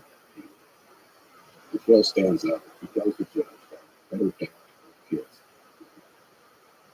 And that's not a crime. Probation officer stands up. And he was like, we think Mr. Johnson's a good guy. We think this is a one-time thing. The prosecutor says the same thing. Judge sentences me. Probation officer stands back there. And he's like, Mr. Johnson, the judge, if you can give Mr. Johnson a year today, he can get the good time to get back to his families. So the judge amends the sentence. He's going to go side. I served 2 months. They send me back to Texas. And that's when I find out that Michelle doesn't need me for any gift. She just wanted me for me. She stands by me the entire time. I do my 10 months, get out, we get married after that, and they kill probation. So I touch a computer, they tell you, they're like, inmates have felony, if nothing else, you can sell cars. Well, it turns out you can't. You can sell cars if you're a drug dealer. You got steals all the money and people's information. Well, no, you can't get a job selling cars. So you can't get a job. Cannot. And to this day, I know what my triggers are. I know what would take to get me back. I knew I'd go so far at that point. So I took a shot. I was like, let's see what I can do. Signed on to LinkedIn. Reached out to this FBI super cop named Keith from RC in Pittsburgh. He was involved with my arrest, some associates, and everything else. And sent him a message. The message was, I respect everything you did. Think you did a great job. By the way, illegal. Food was ordered with 2 hours. Different preferences, advice, takes orders, everything else like that. And it was the head of the Quality Council with the same thing. Uh, Gartner President Group hires me to speak. Microsoft hires me to talk about so and Microsoft hire established enough trust in the industry. So now you're helping in many ways fight the very guy that you used to be. So, big picture advice. What, given that you were that guy, how do we fight cybercrime today and in the next 5 years, 10 years, 20 years, 50 years? What advice do you have to individuals, to companies, to governments, and also to Elizabeth? Like humans, human beings Yes. that love, that live, that are friends with cybercrime. There's so many lessons to really be had from that. To me, the lesson, one of the big lessons to me is you can't serve two customers. If you're that guy who's that person that's addicted, or you're in love with somebody that's addicted or has that, they don't love you. They love that addiction. That comes first. It's always going to come first. So you have to realize that. You have to know that kind of when you cut somebody off, when it ends that might change until you decide to change. At the same time, you got to realize that the only reason I was able to turn my life around is because people took that chance on me. Yeah. That's really the only reason. They believe that there's a good person in there. Yeah. If Malarski hadn't responded, if I hadn't had my sister, my wife, that initially gave me a chance, my ass would be back in prison. I have no doubt. So you have to realize that. Cybercrime, a lot of companies that are talking appreciate that networking aspect, that trust aspect, how criminals establish trust with each other, how they work together. A lot of companies think that it's a single player that's out working. When you really break it down how something operates, that you've got a group of individuals that are working together to hit you, but not only hit you, but share and exchange freedom. Companies don't do that. You've got privacy concerns, you've got double edge concerns. Companies don't share criminals. Criminals do that. You have to appreciate that. You have to understand that big statistic that 90% of attacks use for an expert. It's not the stuff you don't know about, it's the shit we do know about. We're not doing anything about it. So the way to defend against cybercrime, there's a lot of levels to fix. A lot of it. A lot of infrastructure vulnerabilities, update the system. Now that doesn't take care of solar. Yeah, it does. But those instances, it is. But in the full spectrum of, especially in the future, because there's more and more companies that are coming out now, right, that are digital, and there's more and more and more, and those vulnerabilities in terms of human nature, so for social engineering and the actual outdated systems, all of it. And some way that I guess is your perception of this is educating on the social engineering side, right? Is educating people and companies that you've got to do it. And companies have to, I made that point that they never report to all. That's companies end of it. I've worked with Fortune 50 companies that will not press charges.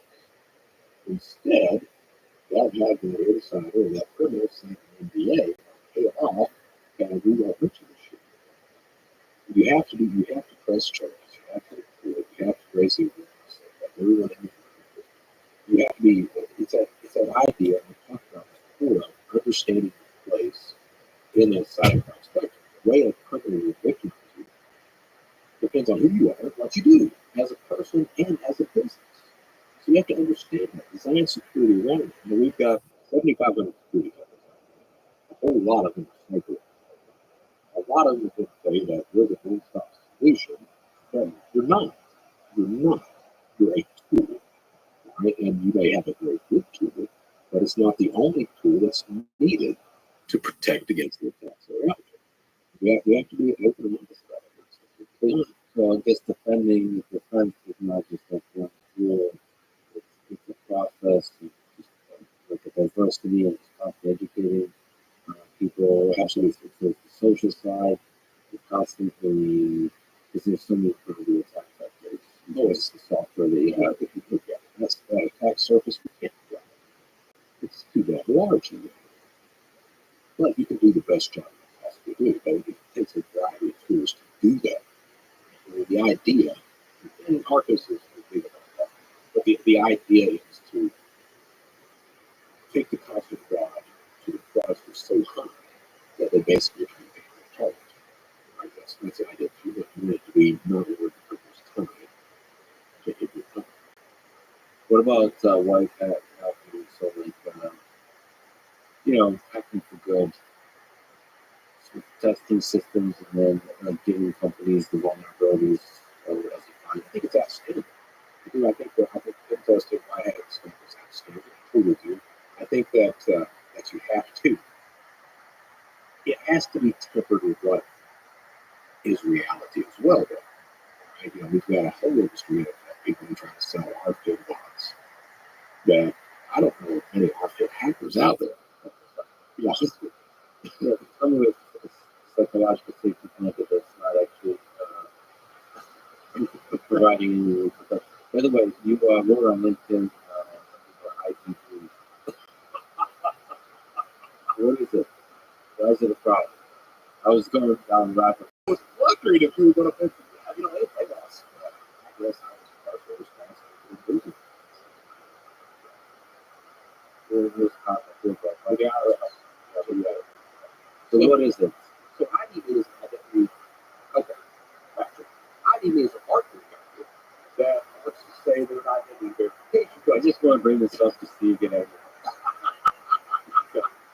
I'll tell you what my issue is. My issue, Just so it's a company that's used for authentication by the IRS, I guess. IRS, Social Security Administration, VA, at one point 23 state employment offices, two other states.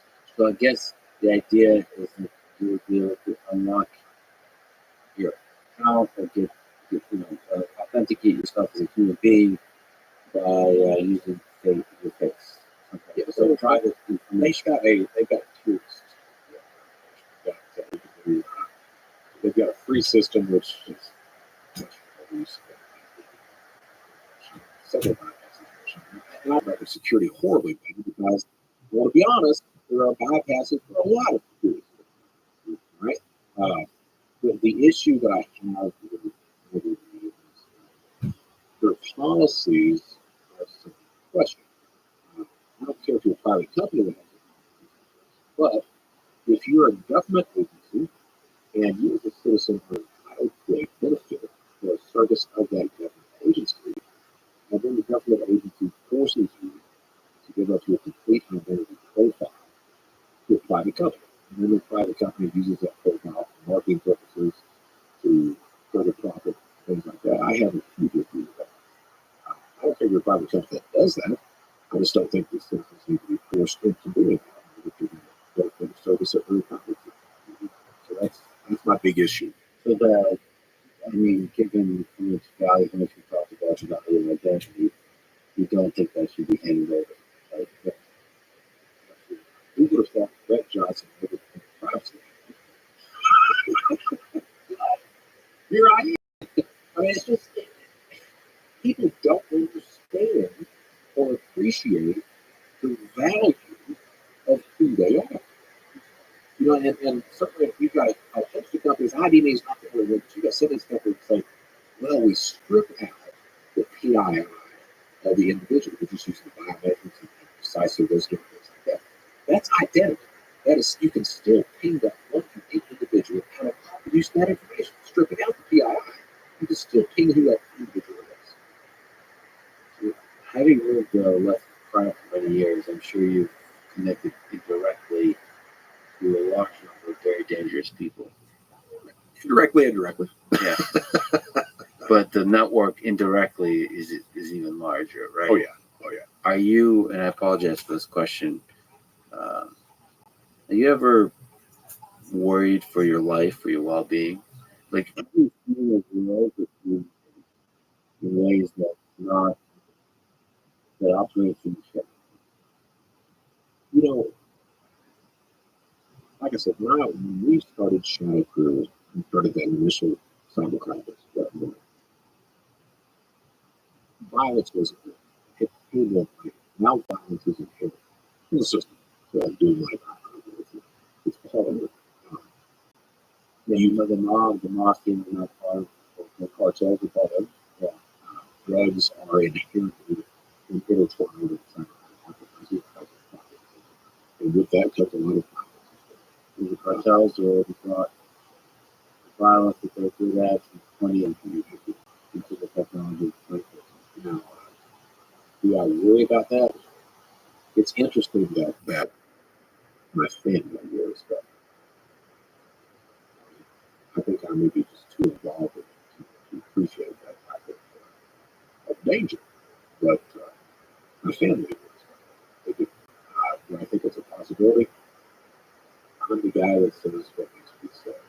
Okay, I put my trust in this industry by not being scared of companies and individuals. And I'm not being scared of targeting criminals or groups. Your honesty as a human being, emotionally and intellectually, is really refreshing. So it's a gift. And thank you for doing that. Is there advice you could give to young people today about life? You broke many rules, all the rules. Some rules should be broken. If you look at somebody young today, high school and college, thinking how they can break the rules legally and live a life that's something you could be really proud of, what would you say? Biggest lesson I've learned. Uh, you want your life to be one where you're helping people, not hurting people. And that really hit me the first time I walked in the clock. So you see the brightest minds in the United States who give up a lot of money, tons of money, because they believe in helping people. So I spent a career just hurting and harming individuals. That's a healthy lesson, and I'm glad I'm there. But I would tell people out there, it's fine to want money. It's fine to do that. It's fine to test systems. It's fine to circumvent the rules if you're not breaking the law. It's fine to do all that. I like doing that. All right. But if you've got the mindset, if you can just adhere to the mindset of helping people and not hurting people, I think you'll be all right at the end of the day. What gives you, again, given the benefit, doing all the dangers, what gives you hope about the future? If you're looking into 5, 10 years, 50 years, I mean, hope for these figures. If we do, we do all right. If we make it out of this century, what do you think would be the future? Well, we got a lot of stuff there. We've got a lot of reason. I've asked you the other question. How do you think things are with the choice? I'm sure you have.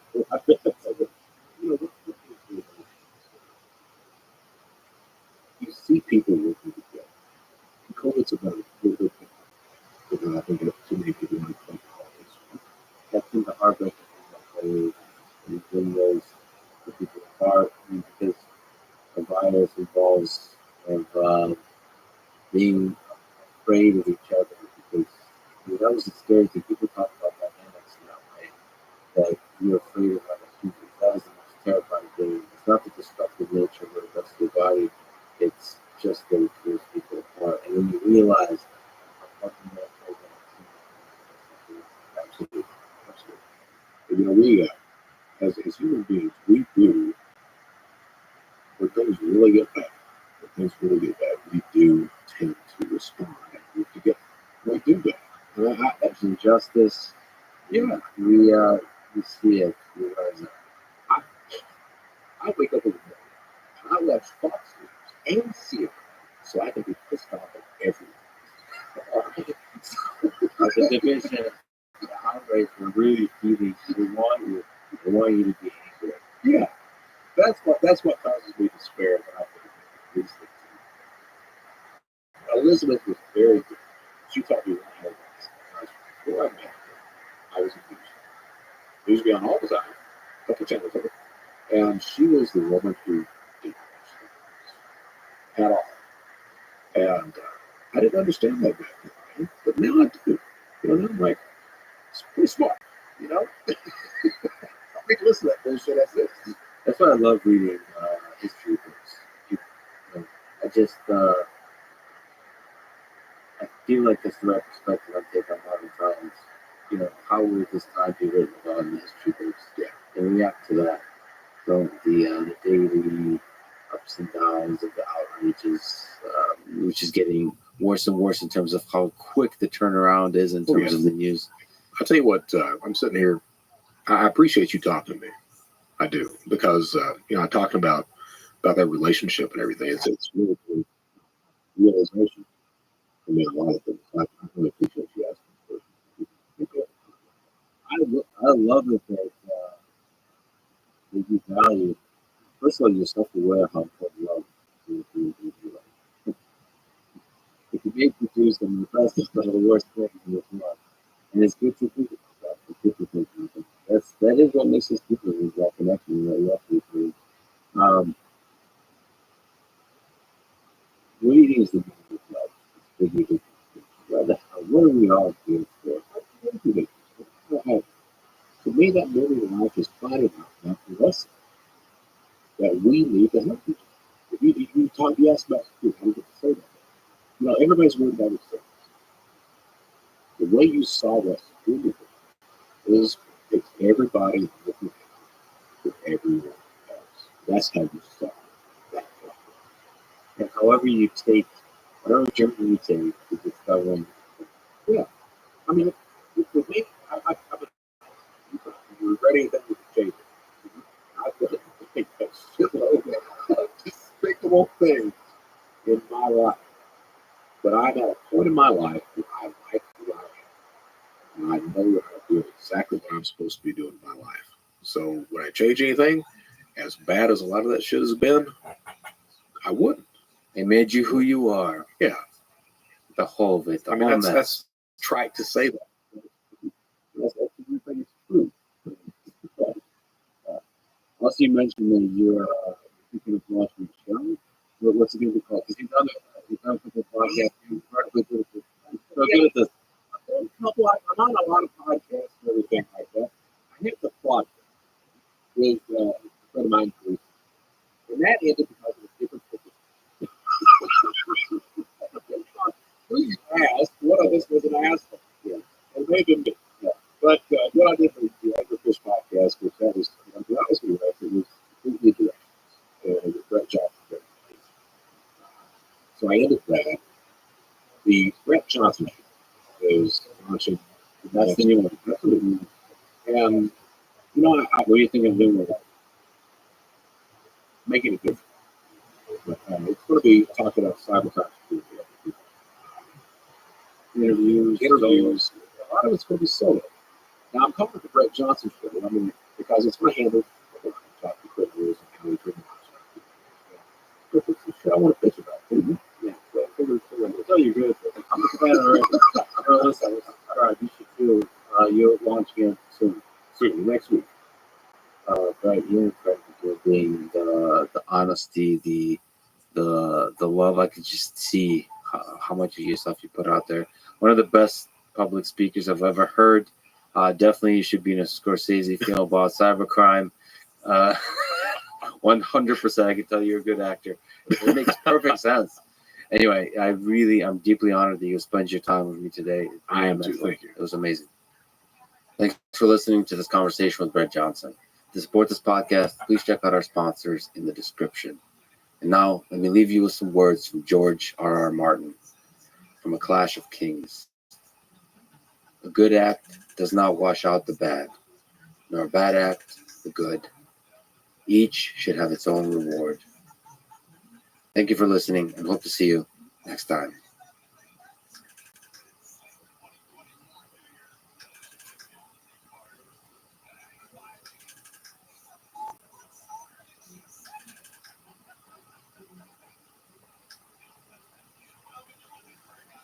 We think that self-assembly, this modular, reconfigurable algorithm for constructing space structures in orbit, is going to give us this promise of space architecture that's actually worth living in. So you do believe we might one day become intergalactic civilization?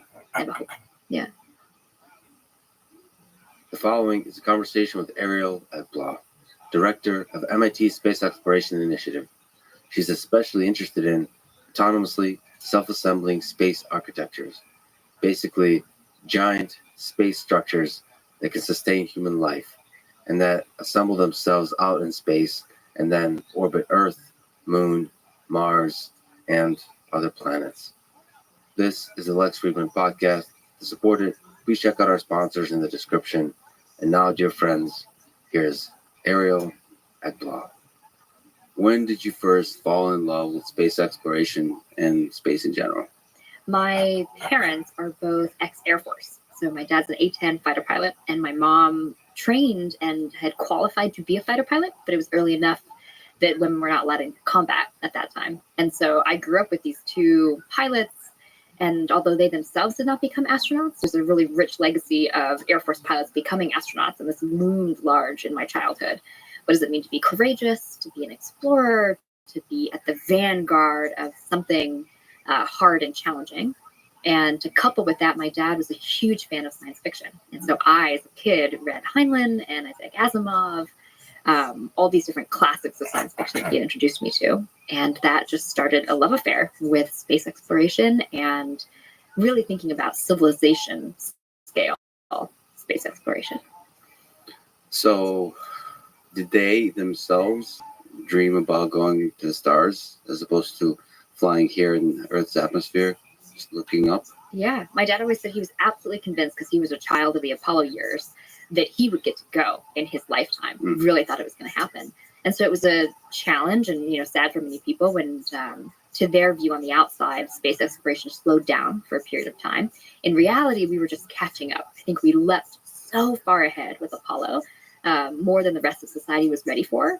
And now we're coming back to this moment for space exploration where we actually have an economy and we have the other accoutrement that society needs to be able to make space exploration more real.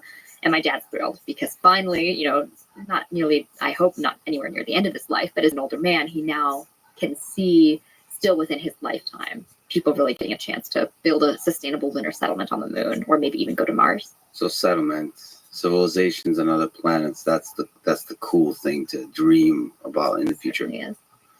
What was the favorite sci-fi authors when you were growing up? Probably Isaac Asimov, Foundation trilogy. This is an amazing story of Harry Seldon, this foundation that he forms at different ends of the, well, according to the story, different ends of the universe, and has this interesting focus on society. So it's not just space exploration for the sake of space exploration or novel technology, which is a lot of what I work on day to day at MIT, but how do you structure a society across those vast expanses of distance and time? And so I'd say absolutely a favorite. Now, though, my favorite is Neil Stephenson and Seven Eves. It's a book that inspired my own PhD research and some ongoing work that we're doing with NASA now for the future of swarm robotics for spacecraft. We were saying offline about Neil Stephenson, because I just recently had a conversation with him, and I said that, not until I was doing research for him that I realized he also had a role to play in Blue Origin. So it's like sci-fi actually having a role to play in the design, engineering, just the implementation of ideas that come kind of percolate up from the sci-fi world and actually become reality. It's kind of a fascinating figure in that way.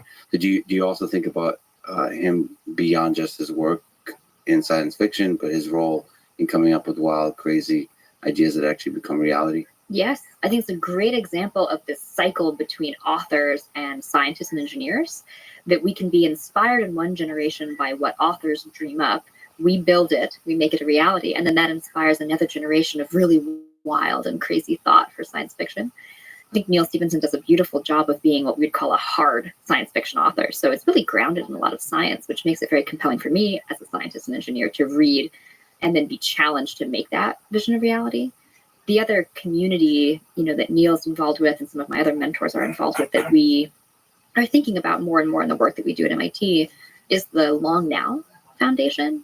And this focus on what does society need to take in terms of steps at this juncture, this particular inflection point in human history, to make sure that we're setting ourselves up for a long and prosperous horizon for humanity's horizons. There's a lot of examples of what the Long Now Foundation does and thinks about. But when I think about this in my own work, it's what does it take to scale humanity's presence in orbit? We are seeing some additional investment in commercial space habitats. So it'll no longer be just NASA running the International Space Station, but to really democratize access to space, to have, like Bezos wants to have millions of people living and working in space, you need architecture that's bigger and grander and can actually scale. That means you need to be thinking about how can you construct things for long time horizons that are really sustainable in orbit or on a surface of a celestial body that are bigger than the biggest rocket payload fairing that we currently have available. And that's what led me to self-assembly and other models of in-space construction. Okay. Every time you speak, I get like a million tangent ideas. But You cut me off. No. Please keep talking. This is amazing. There's like a million of ideas. So one sort of on the dark side, let me ask. Yeah. Do you think about the threats to human civilization that kind of motivate the scaling of the expansion of humans in space and on other planets? What are you worried about? Nuclear war, pandemics, super intelligent artificial intelligence systems, more not existential crises, but ones that have potentially significant detrimental effects on society, like climate change, those kinds of things. And then there's, of course, the fun asteroid coming out from the darkness and hitting all Earth. There's been a few movies on that. Anyway, guys, there's something that you think about that threatens us in this century? I mean, as an ex-military family, we used to talk about all of this. We would say that luck favors the prepared. And so growing up, we had a plan, actually a family plan for what we would do in a pandemic. Didn't think we were going to have to put that plan into place, and here we are. We do, certainly, among my own family and my friends and then our work at MIT, we do think about existential threats and risks to humanity and what role does space exploration and getting humans off-world have to play in a resilient future for humanity. But what I actually find more compelling recently is instead of thinking about a need to ever abandon Earth through a path of space exploration or space foraging, is to see how we can use space technology to keep Earth livable. The obvious direct ways of doing this would be, satellite technology that's helping us learn more about climate change or emitters or CO2. But there's also a future for geoengineering that might be space-based. A lot of questions that would have to be answered around that. But these are examples of pivoting our focus away from maybe the Hollywood vision of, an asteroid's going to come, we're all going to have to escape Earth, to let's use our considerable technology prowess and use space technology to save Earth and be very much focused on how we can have a worthwhile life for Earth citizens, even as some of us want to go out and further venturing. Right, just the desire to explore the mysterious, yes. But also it does seem that by placing us in harsh conditions, the harsh conditions of space, the harsh conditions of planets, and the biology, the chemistry, the engineering, the robotics, the materials, all of that, that's just a nice way to come up with cool new things. Great forcing function, yeah. Yeah, it's a force, exactly. It's a forcing function, like survival. If you don't get this right, you die. So, and that you can bring back to Earth, and it will improve, like figuring out food in space will make you figure out how to eat, live healthier lives here on Earth. So true. I mean, some of the technologies that we're directly looking at right now for space habitats, it's hard to keep humans alive in this really fragile little pocket against the vacuum and all of the dangers that the space environment presents. Some of the technologies we are going to have to figure out is energy efficient, cooling and air conditioning, air filtration, scrubbing CO2 from the air, being able to have habitats that are themselves resilient to extremes of space weather and radiation. And some of these are direct translational opportunities for areas torn by natural disasters. People in California a decade ago would never have had to think about having an airtight house. But now with wildfires, maybe you do want something close to an airtight house. How do you manage that? There's a lot of technologies from the space habitation world that we are hoping we can actually bring back down to benefit life on Earth as well in these extreme environment contexts. Okay, so you mentioned to go back to Swarm. Yeah. So that was interesting to you, first of all, in your own work, but also I believe you said something that was inspiring from Neil Stevenson as well. So when you say Swarm, are you thinking about architectures, or are you thinking about artificial intelligence like robotics, or are those kind of intermixed? I think the future that we're seeing is that they're going to be intermixed, which is really exciting. So the future of space habitats are one of intelligent structures, maybe not all the way to HAL and the 2001 Space Odyssey reference that scares people about the habitat having a mind of its own. But certainly we're building systems now where the habitat has sensing technology that allows it to communicate its basic functions, maintaining life support for the astronauts, but could also communicate in symbiosis with these swarm robots that would be on the outside of the spacecraft, whether it's in a microgravity orbiting environment or on the surface. And these little robots, they crawl, just a la Neil Stephenson and Seven Eves, they crawl along the outside of the spacecraft looking for micrometeorite punctures or gas leaks or other faults and defects. And right now we're just working on the diagnosis. So can the swarm, with its collective intelligence, act in symbiosis with the spacecraft and detect things? But in the future, we'd also love for these little micro robots to repair in situ and really be like ants living in a tree, all together connected to the spacecraft. Do you envision the system to be fully distributed, and just like an ant colony, if one of them is damaged or whatever, loses control and all those kinds of things, that doesn't affect the performance of the complete system, or does it need to be centralized? This is more like almost like a technical question. Do you think from the ground up, it's so scary to go fully distributed, but it's also exceptionally powerful, right? Robust, resilient to the harsh conditions of space. What do you, if you look into the next 10, 20, 100 years, starting from scratch, do you think we should be doing architecture-wise distributed systems?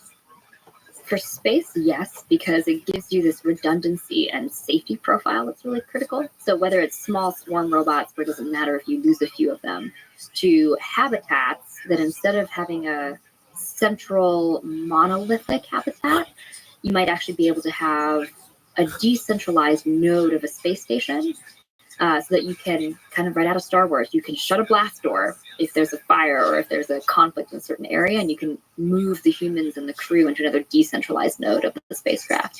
There's another idea out of Neil Stephenson's Seven Eves, actually, where these arklets, which were decentralized spacecraft that could form and dock little temporary space stations with each other, and then separate and go off on their way and have a decentralized approach to living in space.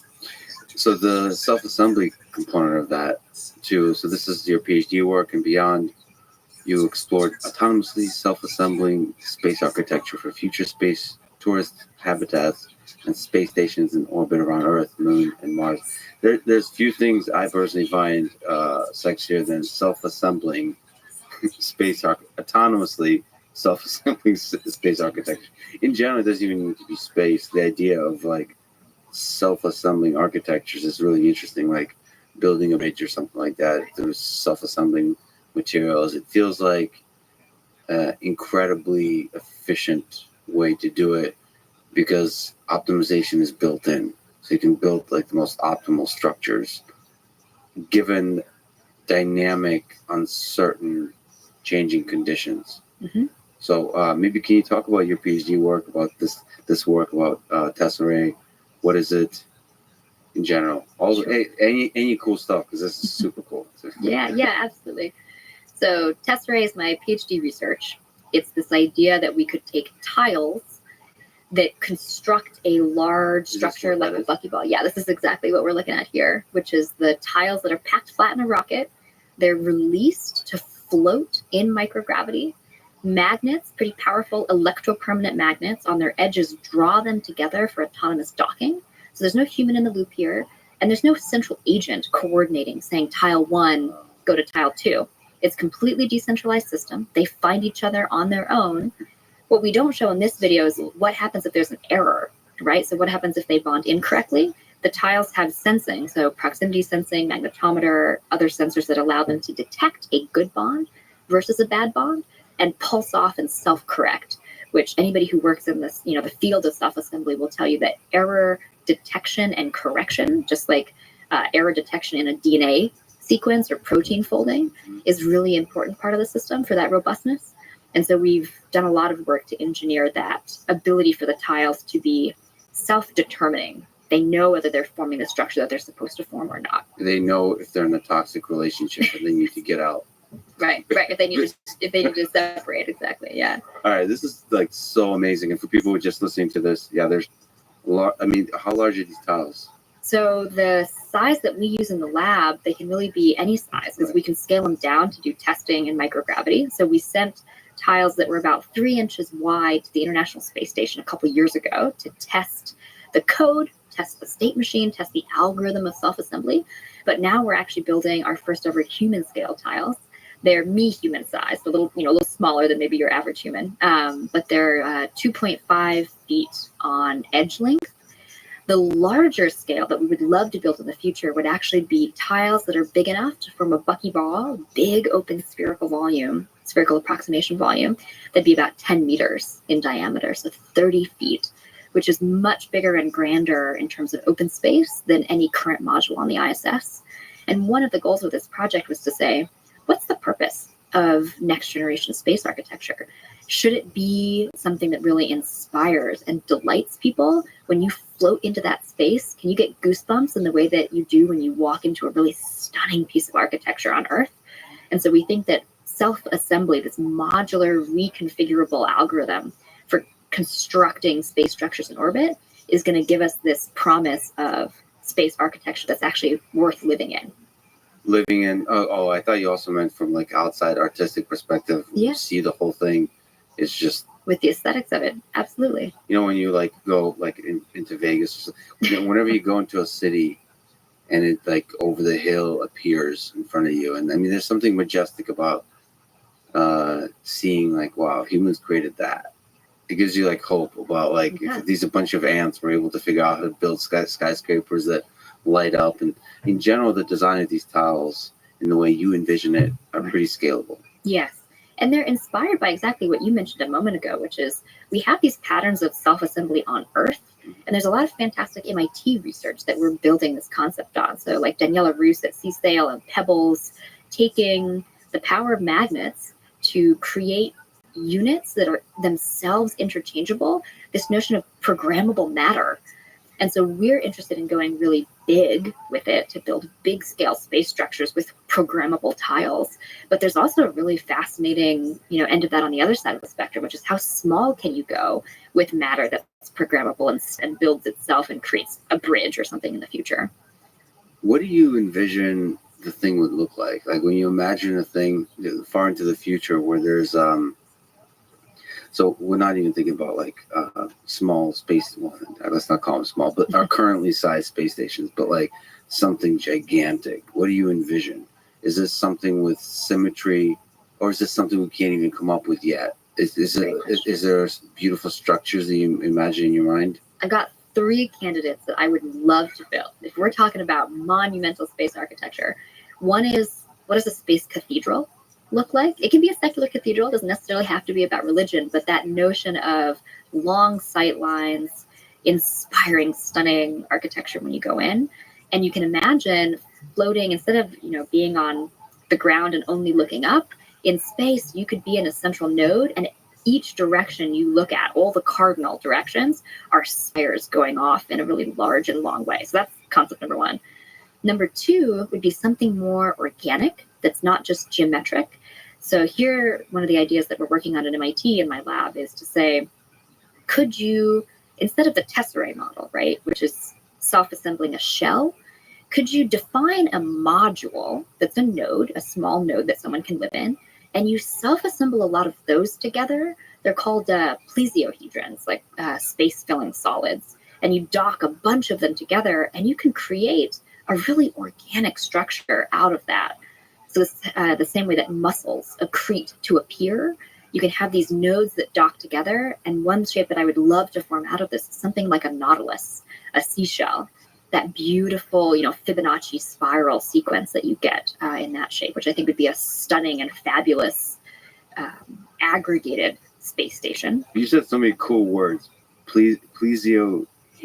Yeah. So that's a space filling solid. The simplest thing to think of is like a cube. Oh, cube. A cube, right? So you can stack cubes together, and if you had an infinite number of cubes, you'd fill all that space. There's no gaps in between the cubes. They stack and fill space. Another plesiohedron is a truncated octahedron, and that's actually one of the candidate structures that we think would be great for space stations. What's the truncated part? So you cut off an octahedron actually has little pointy areas. You truncate certain sections of it, and you get surfaces that are on the structure that are cubes and I think hexagons. I have to remind myself exactly what the faces are. But overall, a truncated octahedron can be bonded to other truncated octahedrons, and just like a cube, it fills all the gaps as you build it out. So you can imagine two truncated octahedrons, they come together at an airlock, which is what we space people call doors in space, and you dock them on all sides, and you've basically created this decentralized network of space nodes that make a big space station. And once you have enough of them and you're growing with enough big units, you can do it in any macro shape you want. That's where the Nautilus comes in, is could we design an organically inspired shape for a space station? Can I just say how awesome it is to hear you say, we space people? I know you meant people that are doing research on space exploration, space technology, but it also made me think of a future. There's Earth people, and there's those space people, and then I'd love to unite those two. Yeah, no, for sure, for sure. But like, it's like New Yorkers and like Texans or something like that. Yeah, of course, you live for a time in New York, and then you go up to Boston, but for a time you're the space people. Well, I know those space people. They're kind of wild up there. Let's see how that dynamic evolves. Yeah, exactly. Yeah. There's that culture forms, and I would love to see what kind of culture once you have sort of more and more civilians. I mean, there's a human. I mean, I love psychology and sociology, and I'll maybe ask you about that too, which is like the dynamic between humans. You have to kind of start considering that. Yeah. And you start spending more and more time up in space, and start sending civilians, start sending bigger and bigger groups of people, and then of course the beautiful and the ugly emerges from the human nature that we haven't been able to escape up to this point. But when you say the plesiohedrons, these kinds of shapes, are they multifunctional? Like, is the idea you'll be able to humans can occupy them safely in some of them, and some others have some other purposes? Exactly. One could be sleeping quarters. One could be a greenhouse or an agricultural unit. One could be a storage depot. Essentially, all of the different rooms or functions that you might need in a space station could be subdivided into these nodes and then stacked together. And one of the promises of both tesserae, my original PhD research, which is these shells, and then this follow-on node concept, is that right now we build space stations, and once they're built, they're done. You can't really change them profoundly. But the benefit of a modular self-assembling system is you can disassemble it. You can completely reconfigure it. So if your mission changes, or the number of people in space that you want to host, if you have a space conference happening, like South by Southwest. I was thinking space party, but space conference is good too. Then maybe all of a sudden you want to change out what were window tiles yesterday, cupola tiles, and make them into a berthing port so that you can welcome 5 new spaceships to come and join you in space. That's what this promise of reconfigurable space architecture might allow us to explore. I've been hanging out with Grimes recently, and just feel like she belongs up in space. This is like designed for artists, essentially. Like, imagine, I mean, this is what South by keeps introducing me to, is there's like the weird and the beautiful people, and like the artists. And it feels like there's a lot of opportunities for art and design. 100%. It's like space is a combination of arts, design, and great engineering with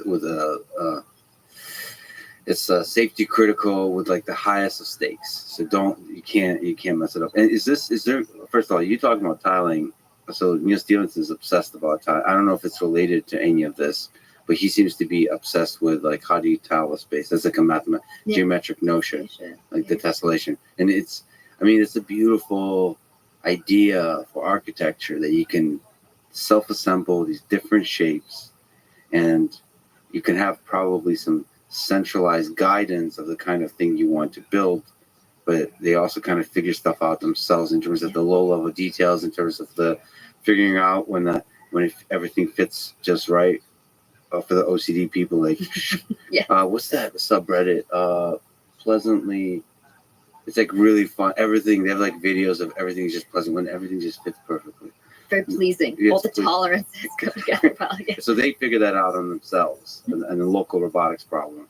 But by the way, what's the Pebbles project? The Pebbles project are little cubes that have EPMs in them, electropermanent magnets, and they can self-disassemble. So they'll turn off, and so you'll have this little structure that all of a sudden can flip the little pebbles over and essentially just disaggregate. They have to make some pleasing sounds. Yeah. So I'm supposed to talk to Danielle, so I'll probably spend just discussing the sounds on the pebbles. Okay.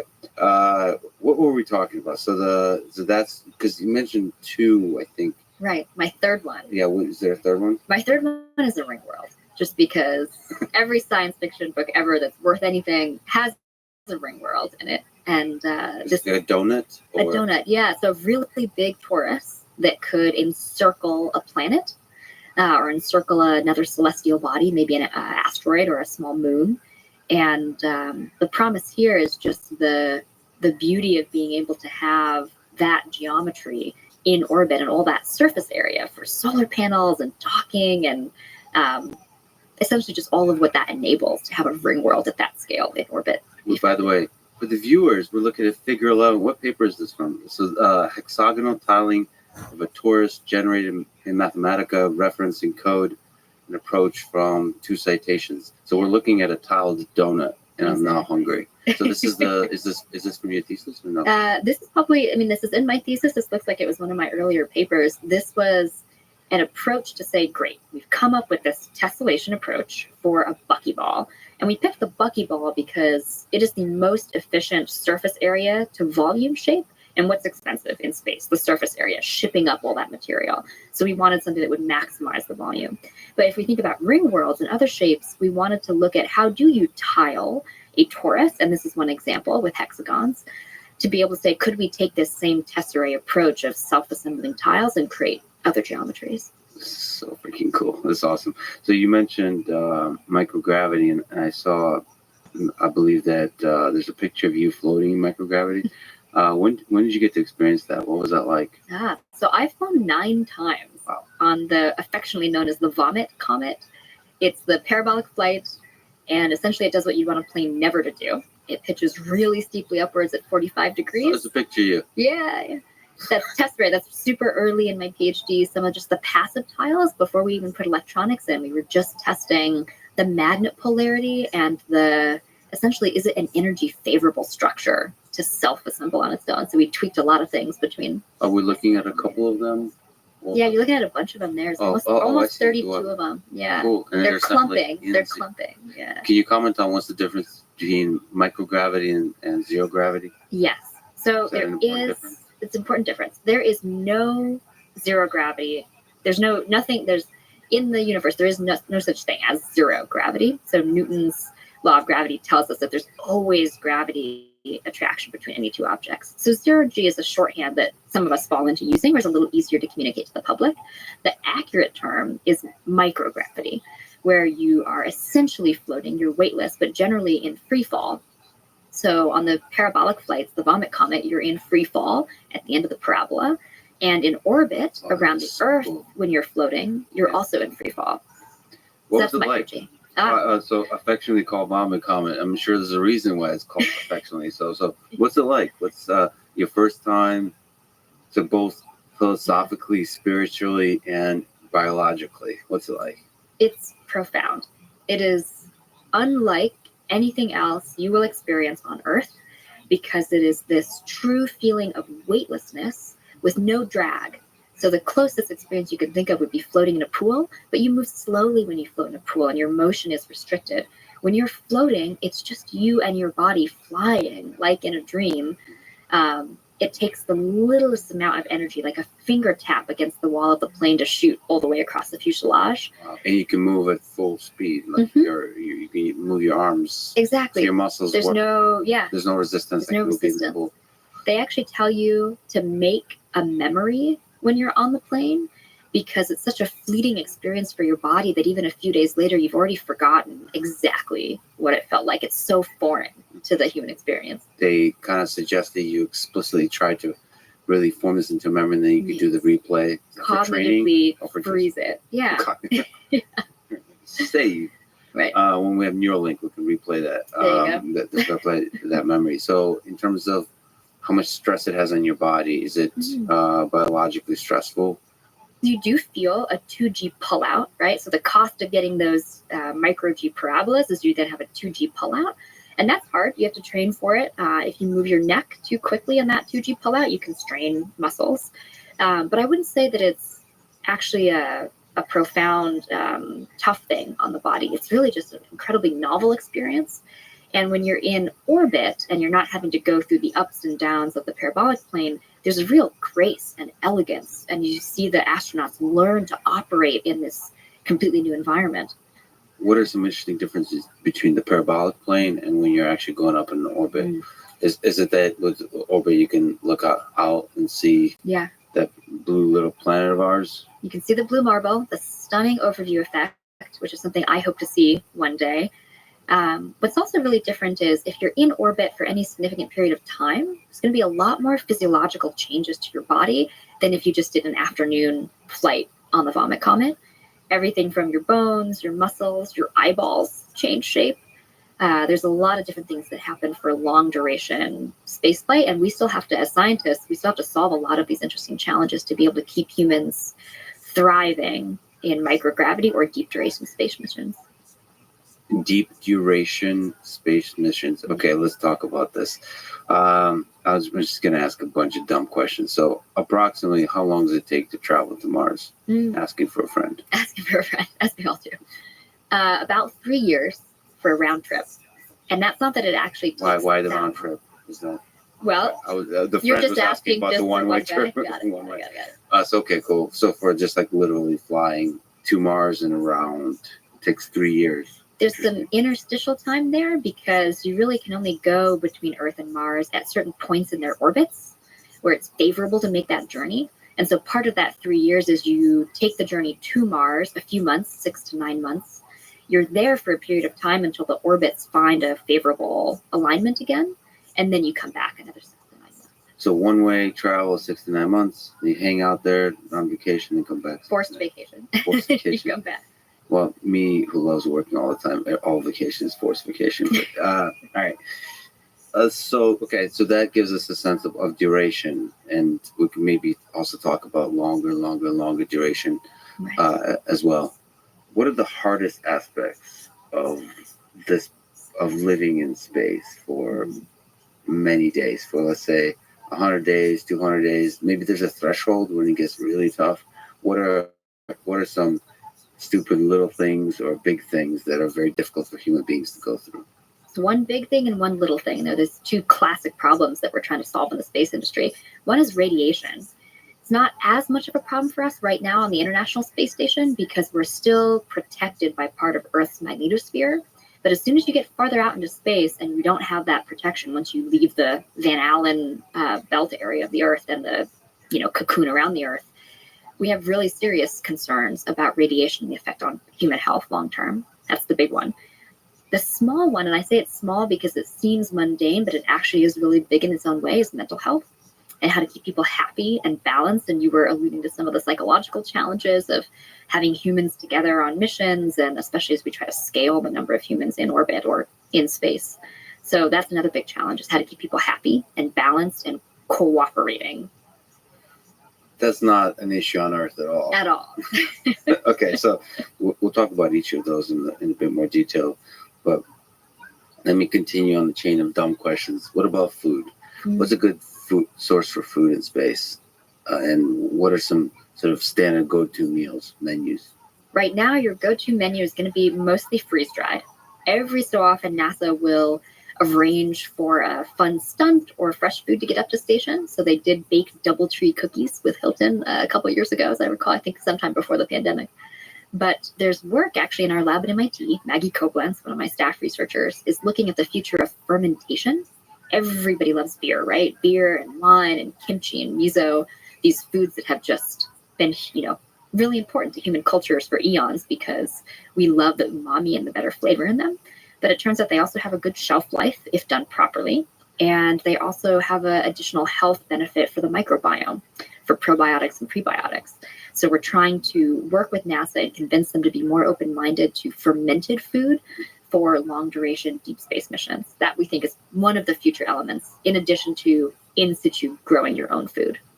Okay, this is essential for the space party. Is the space beer? Yes, is the fermented product. Yes. Okay, cool. In terms of water, what's a good source of drinkable water? Like, where do you get water? Do you have to always bring it on board with you? Mm-hmm. And is there compressed, efficient way of storing it? So to steal a line from Charlie Bolden, who's the former administrator of NASA, this morning's fresh water is yesterday's coffee. So if you think about what that means, you drank the coffee yesterday. Right, as it goes fully through the body. Fully through the body as the recycling system, and then you drink what you peed out as, clarified, refined fresh water the next day. That is one source of water. Another source of water in the near neighborhood of our solar system would be on the moon. So water ice deposits. There's also water on Mars. This is one of the big things that's bringing people to want to develop infrastructure on the moon, is once you've gotten out of the gravity well of Earth, if you can find water on the moon and refine it, you can either make it into propellant or drinkable water for humans. And so that's really valuable as a potential gateway out into the rest of the solar system to be able to get propellant without always having to ship it up from Earth. So how much water is there on Mars? It's a great question. I do not know. We don't know this water yet, at right? the caps. I suspect NASA, from all of the satellite studies that they've done at Mars, have a decent idea of what the water deposits look like, but I don't know to what degree they have characterized those. I really hope there's life or traces of previous life on Mars. This is a special spot in my heart because I got to work on Sherlock, which is the astrobiology experiment that's on Mars right now, searching for what they would say in a very cautious way is signs of past habitability. They want to be careful not to get people overly excited and say we're searching for signs of life. They're searching to see if there would have been organics on the surface of Mars or water in certain areas that would have allowed for life to flourish. And I really love this prospect. I do think within our lifetimes, we'll get a better answer about finding life in our solar system, if it's there. If not on Mars, maybe Europa, one of the icy worlds. So you like astrobiology? I do. This is part of the. It's not just about human biology. It's also other extraterrestrial alien biology. Search for life in the universe. Okay. Yeah. Does that scare you or excite you? It excites me. Profoundly excites me. That there's other alien civilizations potentially very different than our own? I think there's got to be some humility there, and certainly from science fiction we have plenty of reasons to fear that outcome as well. But I do think as a scientist it would be profoundly exciting if we were to find life, especially in the near neighborhood of our solar system. Right now we would expect it to be most likely microbial life, but we have a real serious challenge in astrobiology, which is it may not even be carbon-based life. Right. And all of our detectors, we only know to look for DNA or RNA. How would you even build a detector to look for silicon-based life or different molecules than what we know to be the fundamental molecules for life? And then you mentioned offline Sarah Walker. The question that she's obsessed with is even just defining life. What is life? To look outside the carbon base. I mean, to look outside of basically anything we can even imagine chemically. To look outside of any kind of notions that we think of as biology. Yeah, it's really weird. So you now get into this land of like complexity of measuring like how many assembly steps it takes to build that thing. Right. and Right. maybe dynamic movement or some maintenance of some kind of membrane structures. Like we don't even know like which properties life should have, Right. whether it should be able to reproduce and all those kinds of things or pass information, genetic type of information. We don't know, and it's so humbling.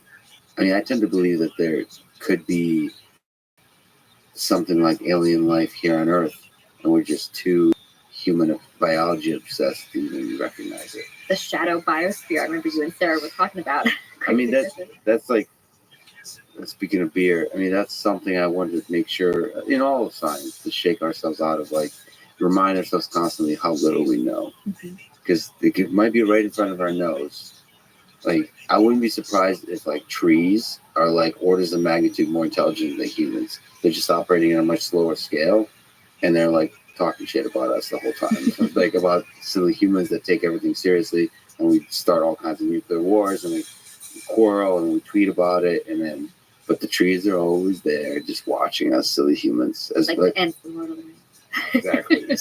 So I mean, I don't know. I mean, obviously I'm joking on that one, but there could be stuff like that. Well, let me ask you the Drake equation, the big the question. How many? Like, obviously nobody knows, but what's your gut? What's your hope as a scientist, as a human? How many alien civilizations are out there? As a ex-physicist, I'm now much more on the aerospace engineering side for space architecture, but as an ex-physicist, I hope it is prolific. I think the challenge is if it's as prolific as we would hope, if there are many, many, many civilizations, then the question is, where are they? Why haven't we heard from them? And the Fermi paradox, is there some great filter that life only gets to some level of sophistication and then kills itself off through war or through famine or through different challenges that filter that society out of existence? And it would be an interesting question to try to understand, if the universe was teeming with life, why haven't we found it or heard from it yet, to our knowledge? Yeah, I personally believe that it's teeming with life. And you're right. I think that's a really useful, productive engineering scientific question of what kind of great filter can just be destroying all of that life or preventing it from just constantly talking to us, silly descendants of apes. That's a really nice question. Like, what are the ways civilizations can destroy themselves? And there's too many, sadly. Well, I don't think we've come up with most of that. That's also probably true. That's the thing. It's I mean, and like if you look at nuclear war, some of it is physics, but some of it is game theory. It's human nature. It's how societies built themselves, how they interact, how we create and resolve conflict.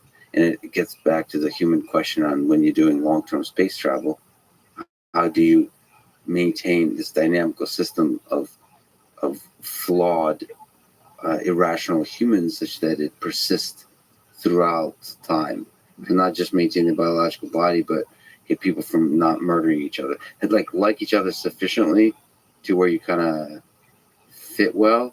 But I think if songs or poetry or books taught me anything, if you like each other a little too much, I mean, the problems arise, because then there's always a third person that also likes, and then there's the drama. It's like, I can't believe you did that, and last night, whatever.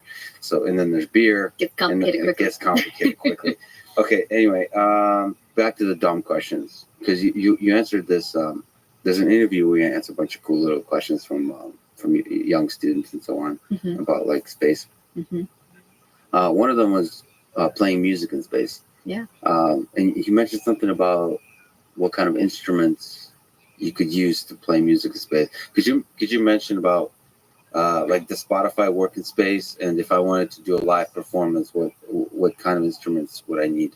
Yeah. I mean, you referenced culture before, and I think this is one of the most exciting things that we have at our fingertips, which is to define a new culture for space exploration. We don't just have to import cultural artifacts from Earth to make life worth living in space. And this musical instrument that you referenced was a design of an object that could only be performed in microgravity. Oh, cool. So it doesn't sound the same way when it's a percussive instrument when it's rattled or moved in a gravity environment. It is that, unique. can we look it up? It's called the telemetron. Yep, it's created by Of course it's called the telemetron. That is so awesome. Created by Sans Fish and Nicole Villiers, two amazing graduate students and staff researchers on my team. What does it look like? It looks steampunk, actually. That's awesome. Yeah, it's a pretty cool design. It looks like it's a geometric solid that has these interesting artifacts on the inside. And it has a lot of sensors, actually, additionally on the inside, like IMUs, inertial measurement sensors, that allow it to detect when it's floating and when it's not floating, and provides this really kind of ethereal, they later sonify it. So they use electronic music to turn it into a symphony or turn it into a piece. And yeah, this is the object, the telemetron. How does the human interact with it? By tossing it. So it's an interactive musical instrument. It actually requires another partner. Mm-hmm. So the idea was that it's something like a dance, or just like something like a choreography in space. Got it. And then, speaking of which, you also talked about sports and like ball sports, like playing soccer. So what? So you mentioned that so your muscles can move at full speed, and then if you push off the wall lightly, you fly zoom across. So how does the physics of that work? Or can you still play soccer, for example, in space? You can, but one of the most intuitive things that we all learn as babies, right, is whenever you throw something, if I was going to toss something to you, I toss it up because I know that it has to compensate for the fact that that Keplerian arc is going to draw it down. The equations of motion are going to draw it down. In space, I would just shoot something directly towards you. So like straight line of sight. And so that would be very different for any type of ball sport, is to retrain your human mind to have that as your intuitive lack of a grip. From your experience, from understanding how astronauts get adjusted to this stuff, how long does it take to adjust to the physics of this world, this other world? So even after 1 or 2 parabolic flights, you can gain a certain facility with moving in that environment.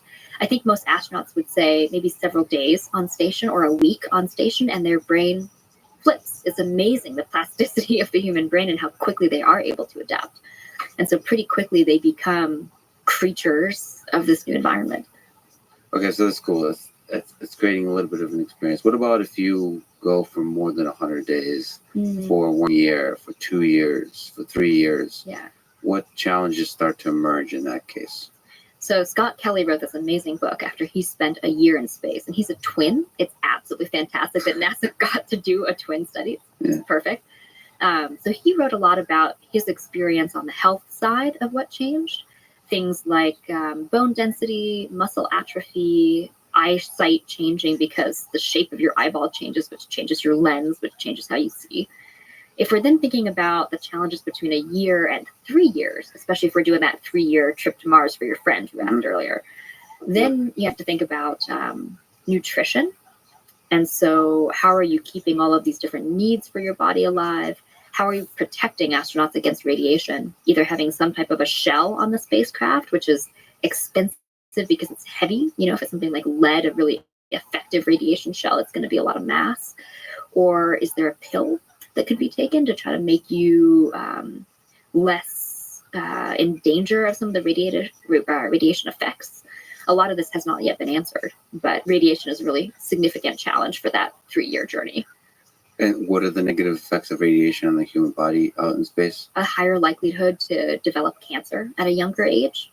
So you'd probably be able to get there and get back, but you'd find yourself in the same way if you were exposed to significant radiation on Earth, you'd find significant bad health effects as you age.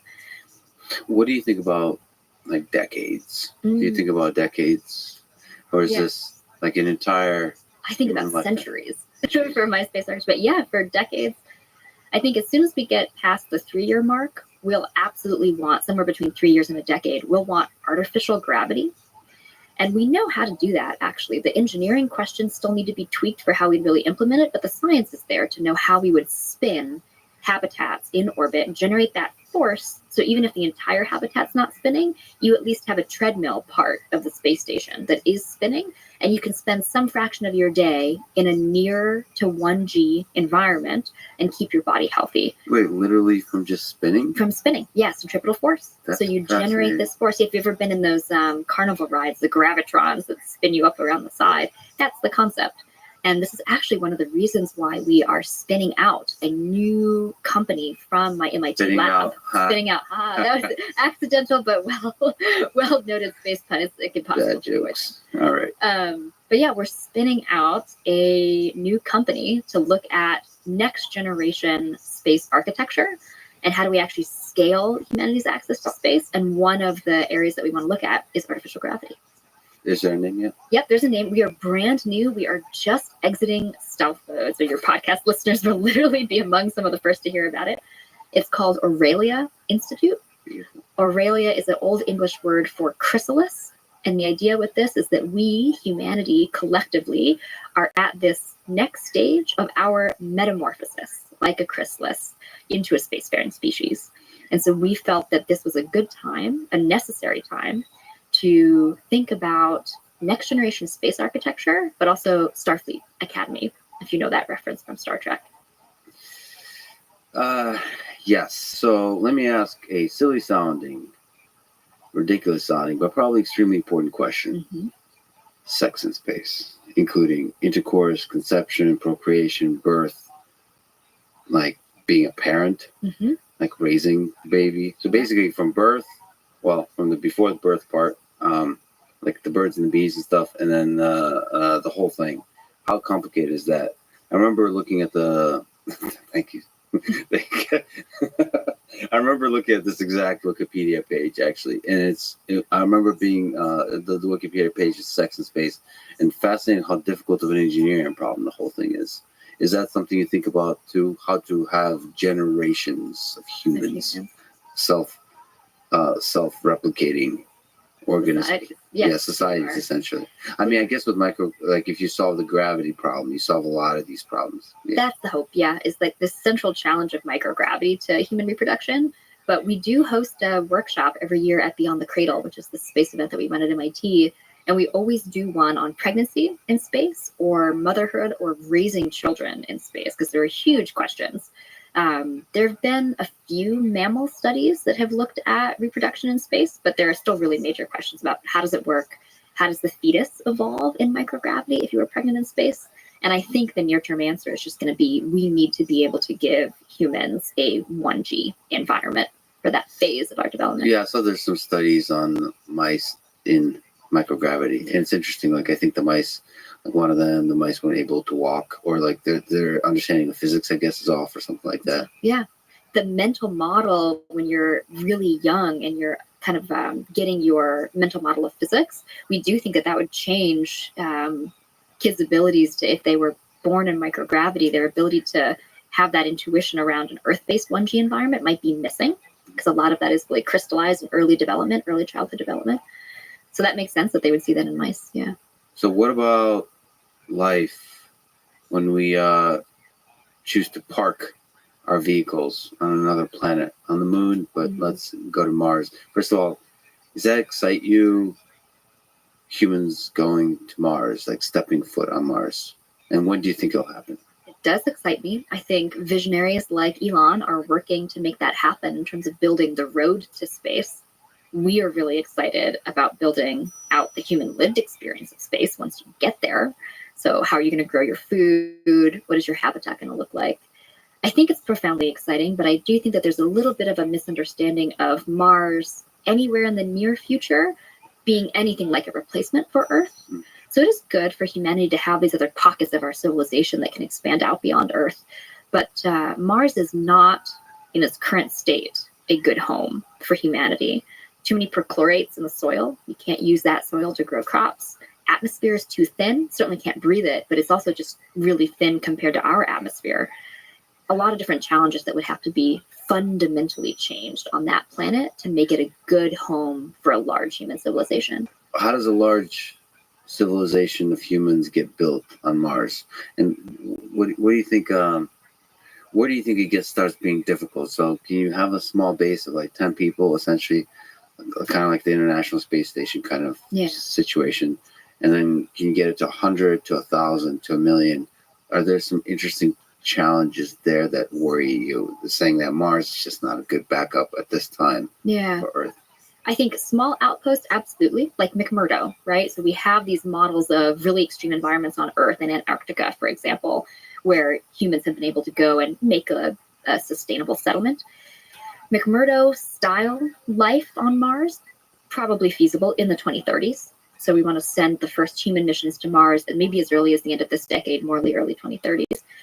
Moving anywhere beyond that in terms of a place where like an entire human life would be lived, where it's not just you go for a 3-month deployment and you come back. That is actually the big challenge line.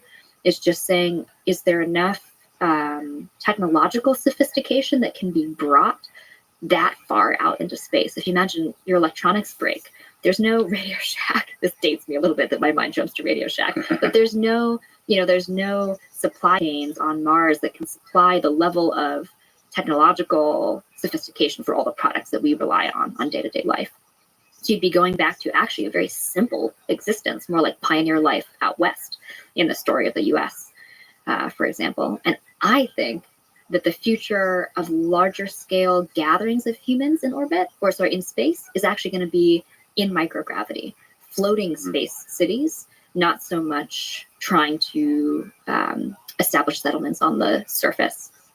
So you think sort of a significant engineering investment in terms of our efforts and money should be on large spaceships that perhaps are doing this kind of self-assembly, all these kinds of things, and doing an orbit, maybe building a giant donut around the planet over time.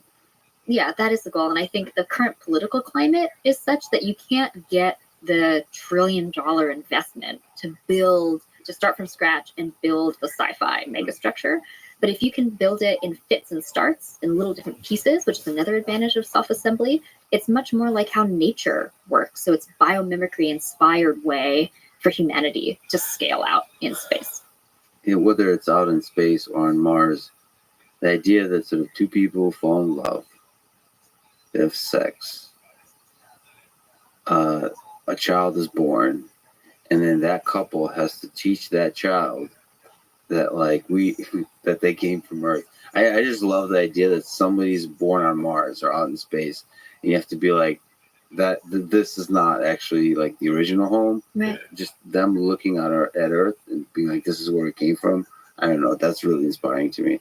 And the child being really confused and then wanting to go back to TikTok or whatever they do. Whatever they do in that era. I mean, there's great sci-fi, right, about people being born on Mars. And because it's a lower gravity environment, they're taller, they're more gangly if they were actually able to develop there. And then they come back to Earth and they're like second-class citizens because they can't function here in the same way because the gravity's too strong for them. You see this in series like The Expanse with the Belters and these, different societies that if we were to succeed in having human societies grow up in different pockets, it's not necessarily going to be easy for them to always come back to Earth as their home. Yeah, different cultures form, which is the positive way of phrasing it, but it's also this human history teaches us that we like to form the other. Yeah. So there's this kind of conflict that naturally emerges. Let me ask another sort of dark question. What do you think about coming from a military family? There's still, sadly, wars in the world. Do you think wars, military conflicts will follow us into space? Wars between nations? Like, from my perspective currently, it just seems like space is a place for scientists and engineers to explore ideas. Mm-hmm. But the more and more progress you make, does it worry you that nations start to step in and form, that go out on full out military conflict, whether it's in cyberspace, in space, or actual hot war? I am really concerned about that. And I do think for decades, the scientific community in space has hung on to this notion from the 1967 Outer Space Treaty, which is space the province of all humankind, peaceful uses of outer space only. But I do think the rise in tensions and the geopolitical scene that we're seeing, I do harbor a lot of concern about hot wars following humanity out into space. And it's worth trying to tie nations together with more collaboration to avoid that happening. The International Space Station is a great example. I think it's something like 18 countries are party to this treaty. It might be less, it might be more. And then, of course, there's a smaller number of countries that actually send astronauts. But even at the fall of the Soviet Union and through some tense times with Russia, the ISS had been a place where the US and Russia were actually able to collaborate between Mir and ISS. I think it'd be really important right now, in particular, to find other platforms where these hegemonic powers in the world and developing world nations can come and collaborate on the future of space and purposefully intertwine our success so that there's a danger to multiple parties if somebody is a bad actor. So we're now talking there's a war in Ukraine, and I haven't been sleeping much. I have family, friends, colleagues in both countries, and I'm just talking to a lot of people, many of whom are crying, refugees.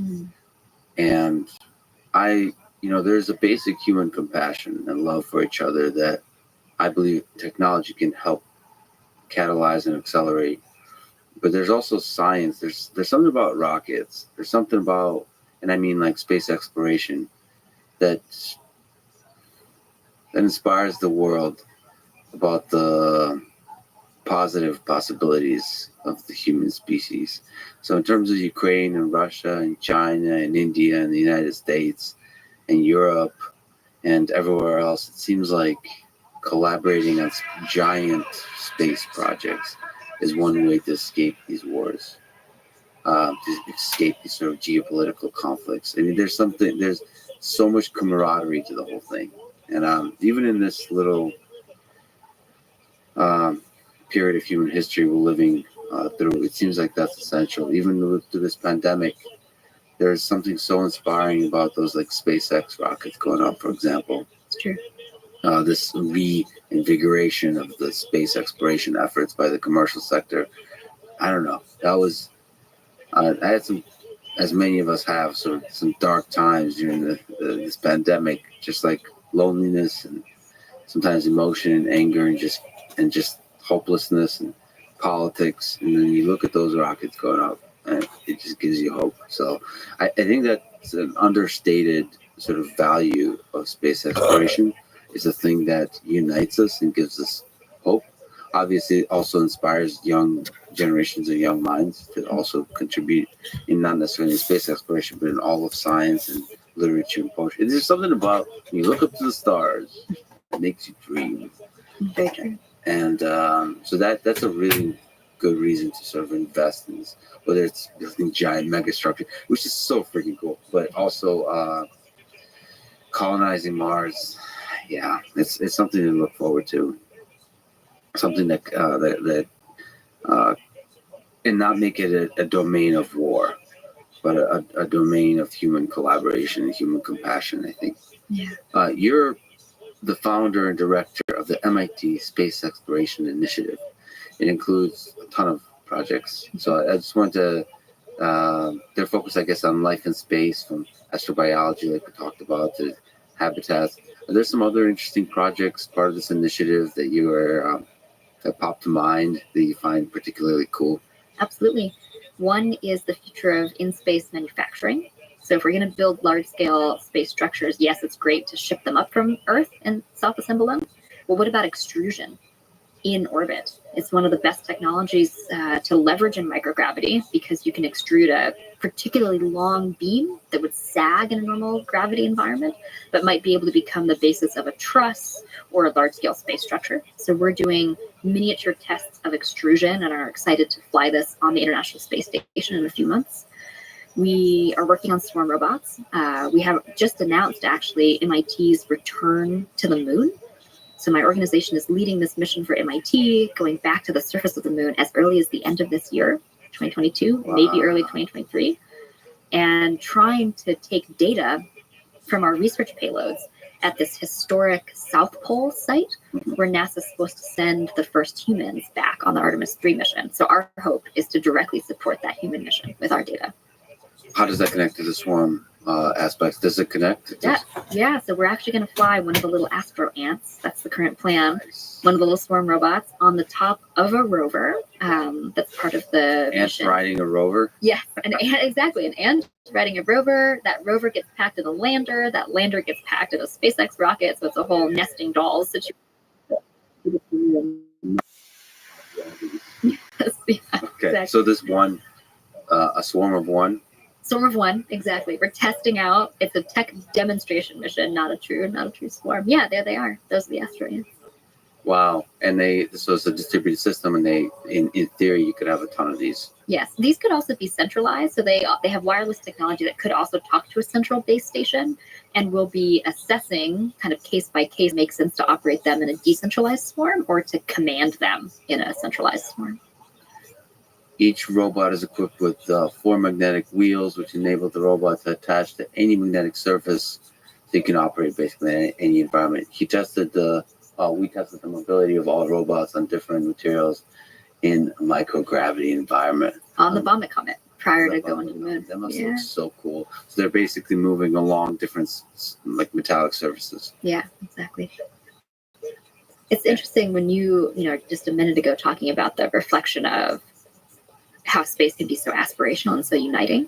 There's a great quote from Bill Anders from the Apollo 8 mission to the moon, which is it's the Earthrise photo that was taken where you see the Earth coming up over the horizon of the moon. And the quote is something along the lines of, we came all the way to discover the moon, and what we really discovered was the Earth. This really powerful image looking back. And so we're also trying to think for our lunar mission, we realized we're a very privileged group at MIT to get the opportunity to do this. How could we bring humanity along with us? And so one of the things we're still testing out, I don't know if we're going to be able to swing it, would be to do something like a Twitch plays Pokemon, but with the robot. So let a lot of people on Earth actually control the robot, or at least benefit from the data that we're gathering and try to release the data openly. So we're exploring a couple different ideas for how do we engage more people in this mission. That would be surreal to be able to interact in some way with the thing that connection. I think about artificial intelligence in that, which is like building robots with similar to humans. And it makes us wonder about like what is intelligence, what is consciousness, what is actually valuable about human beings. And when AI system knows that they can't ready, you start to look good with the idea that humans express with the of intelligence. It's something else. So maybe the flame of human consciousness. It's the capacity to feel deeply, to get something somehow AI can like that. You mentioned HAL 9000 with these swarm bots crawling on the surface of your cocoon in space. Right. I mean, all right. Let me steel man the HAL 9000 perspective. Okay. The poor guy just wanted to maintain the mission, and the astronauts were. I mean, I don't know if people often talk about that, but like doctors have to make difficult decisions too. When there's limited resources, you actually do have to sacrifice human life often because you have to make decisions. Right. And I think Hal was probably making that kind of decision about what's more important, the lives of individual astronauts or the mission. And I feel like AIs, when other humans will need to make these decisions, and it also feels like AI systems will need to help make those decisions. I don't know. I guess my question is about greater collective intelligence, like expertise. We worry about that. What is the right way to sort of solve this problem? Keeping a human in the loop. Do you think about this kind of stuff? Or are they sufficiently dumb now, the robots, that's not yet on the horizon? I think it should be on the horizon. These things early because we make a lot of technical design. And if Bay is working with swarm robots, that it would be better to have thought about some of these questions early in the life cycle of the project. There is a real interest in NASA right now thinking about the future of human-robot interaction, HRI, and what is the right synergy in terms of level of control for the human versus level of dependence or control for the robot. And we're beginning to test out more of these scenarios. For example, the Gateway space station, which is meant to be in orbit around the moon as a staging base for the surface operations, is meant to be able to function autonomously with no humans in it for months at a time, because they think it's going to be seasonal. They think we might not be constantly staffing it. So this will be a really great test of, I don't know that anybody's yet worried about HAL 9000 evolving, but certainly just the robustness of some of these AI systems that might be asked to autonomously maintain the station while the humans are away. Or detection algorithms that are going to say, if you had a human pilot, they might see debris in orbit and steer around it. There'll be a lot of autonomous navigation that has to happen. That'll be one of the early test beds where we'll start to get a little bit closer to that future. Well, the HRI component is really interesting to me, especially when the I includes like almost friendship, because like people don't realize this. I think that we humans long for connection, and when you have even a basic interaction that's just like supposed to be just like serving you or something, you still project. It's still a source of meaning and connection. And so you do have to think about that. I mean, HAL 9000, the movie maybe doesn't portray it that way, but I'm sure there's a relationship there between the astronauts and the robot. Yeah. Especially when you have greater and greater level of intelligence. Maybe that addresses the happiness question too.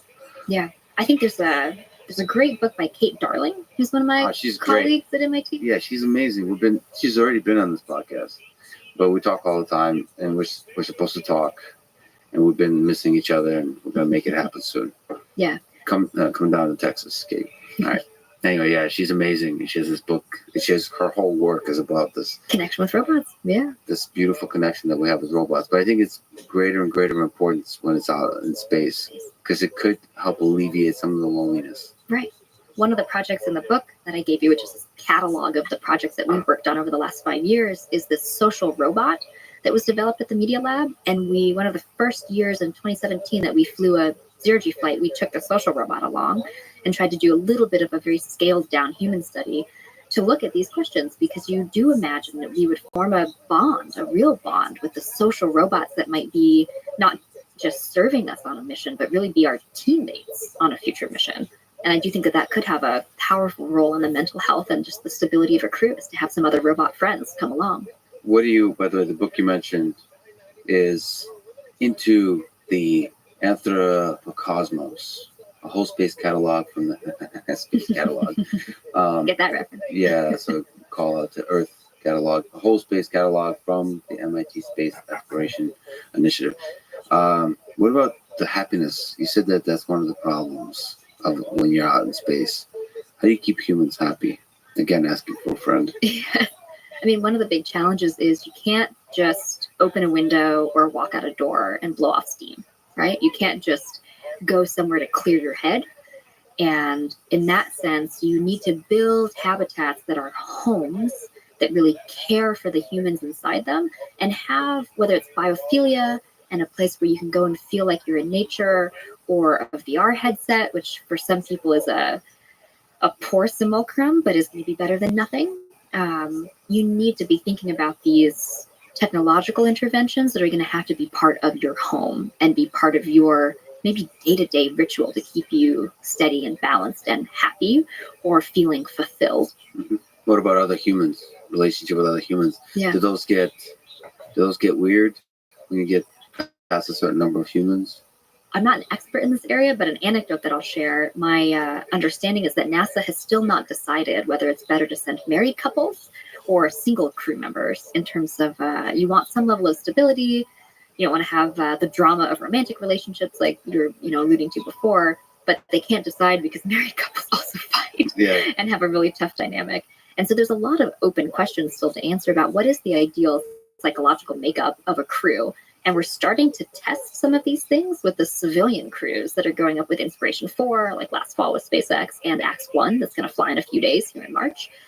As we begin to lengthen the time of those civilian crews, I think we'll start to learn a little bit more about just average, everyday human-to-human dynamics, and not the astronauts that are themselves selected to be perfect human specimens, very good to work with, easy to get along with. I wish we collected more data about this pandemic, because I feel like it's a good rough simulation of what it'd be out in space. A lot of people were locked down. Some married couples, I think a lot of marriages broke up. A lot of marriages got closer together. So it's like, and then the single people, some of them went off the cliff, and some of them discovered their new happiness and meaning, and so on. It's a beautiful little experiment, a painful one. Yeah. is there a thorough way to really test that? Because it's such a costly experiment. Send humans up there, but I guess you can always return back to Earth if it's not working out. That's what we hope. That's what we hope. You don't have like a Apollo 13 situation that doesn't quite make it back. But yeah, that's also why Mars is such a challenge. The moon is only 3 days away. That's a lot quicker to recover from if there's a psychological problem with the crew or any type of maintenance problem, anything. 3 years is such a challenge compared to these other domains that we've been getting more used to in terms of human spaceflight. So this is a question that we will need to have explored more before we start really sending crews to Mars. So you're a young scientist. Do you think in your lifetime you will go out into orbit, you will go out beyond into deep space and potentially step I don't know if you can call yourself a civilian. I don't know if that's what you count as, but you as a curious ant from MIT land step on Mars. Yes. So Firm. You're coming back? Firm, yes. Yeah, I'm coming back. I don't want that one-way mission. I want the two-way mission. But yes, I mean, I think we're already talking about a pretty near-term opportunity where I could send graduate students to the International Space Station. Yeah, okay. So no, not a sacrifice. Right. No, but send graduate students. Send graduate students to the ISS to do their research. I do think you and I both would have an opportunity to go to a lunar base of some sort within our lifetime, and there's a good chance, if we really wanted to, we might have to really advocate for it, apply to an astronaut program. There will be some avenues for humans in our lifetime to go to Mars. Riser, have you taught Marcus Wentz our game?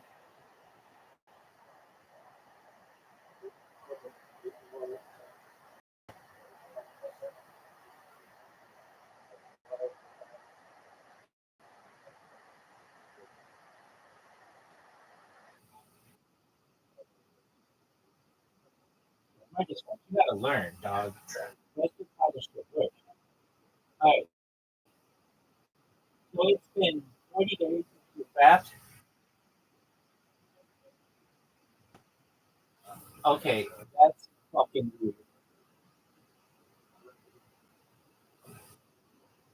All right. Yeah, what the fuck,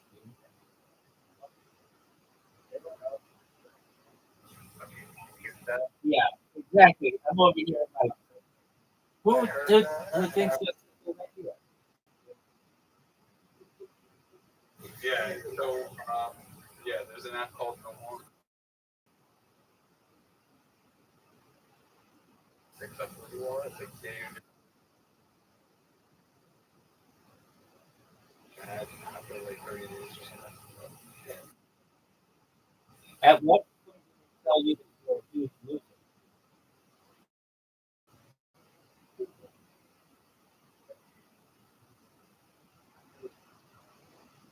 That's I got it. I don't know if I need a fucking app for that. But okay. That's cool. Marcus Wentz.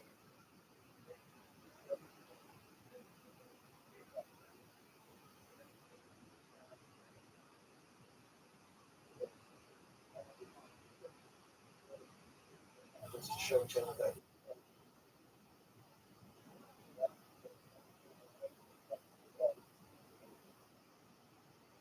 When I'm just actually trying to get my hand up. Marcus Wentz, have you downloaded the Plato app? That's the only app I'm ever thinking of shit that you've downloaded. It's like PLATO.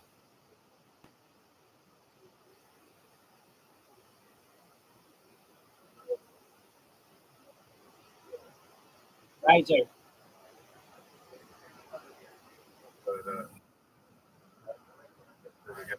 Right. We gotta keep market. The ways. The ways of the chat.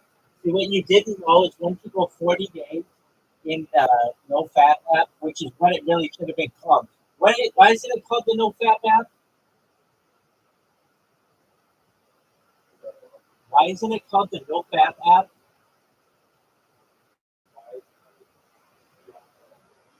Why isn't it? It's the perfect name. no fat app.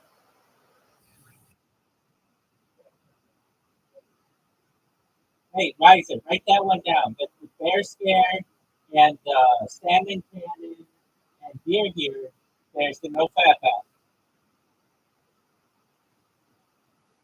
All right, so have you downloaded Play-Doh yet? Marcus Wentz. It's called Play-Doh. Plato.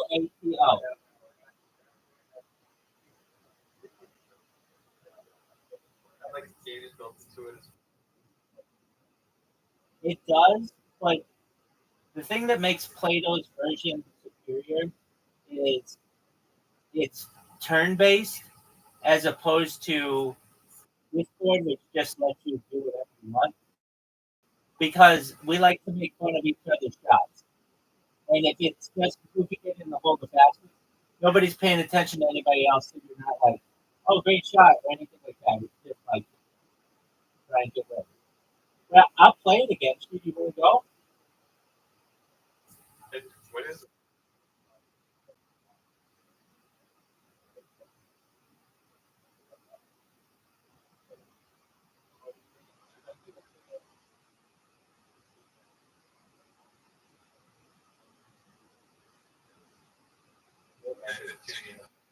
Okay, I see. Oh, yeah, I'll play that. Hold on.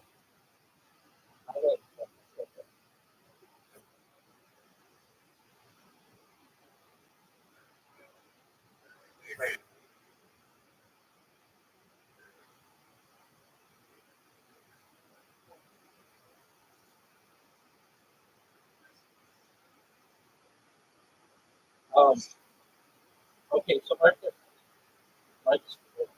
there we go. Marcus Wentz. Okay, so see what they added stuff. What is Urgent Kingdom?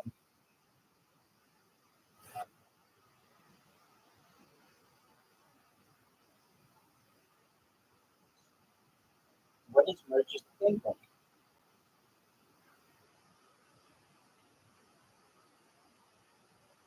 Is it a dog? Well, your dog is loving you.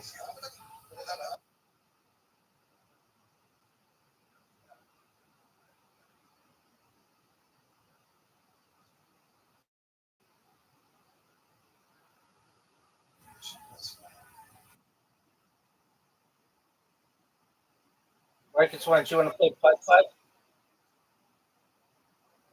Whoa! Get your ass in the Discord, dog.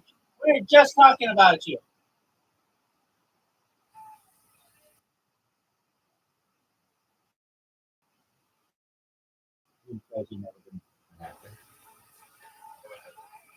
You just give it. There we go. All right, dude.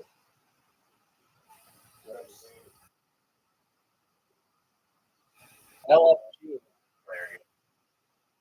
Doug, what's a five player? Ocho five players?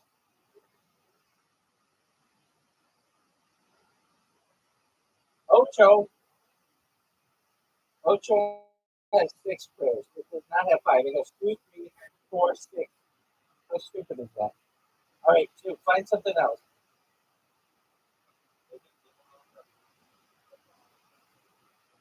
Sure.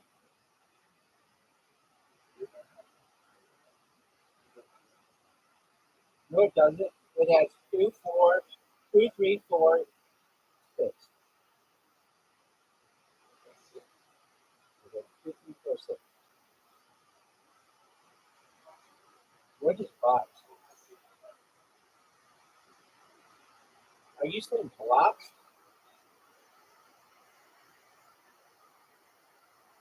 Where do I get box?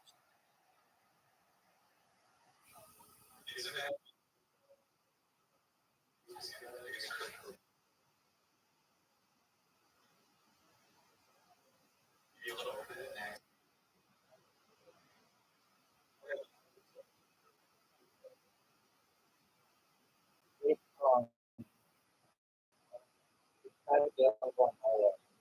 at least a mobile.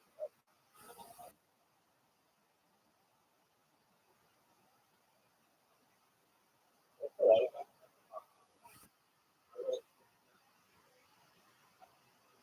I love that game. But Yeah, I like it. I'll play it. it's kind of hard at it.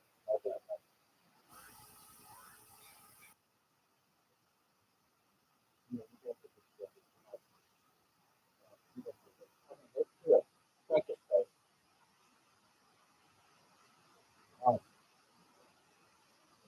Dude, have you played Counter Strike?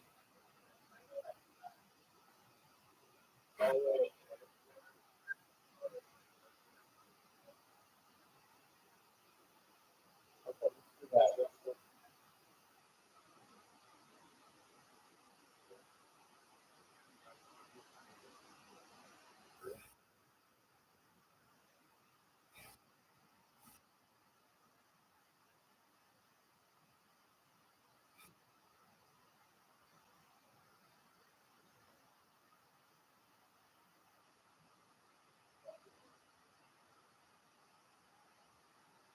What are we playing?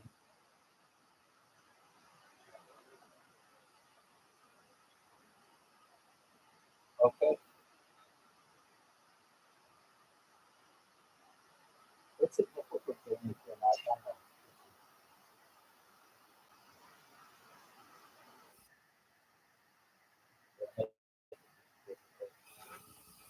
We'll see, Rabbi.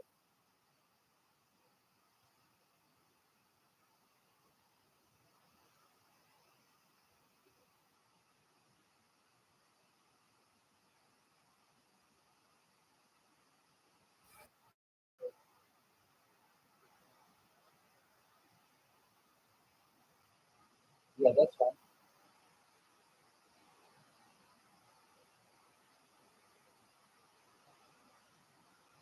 But what,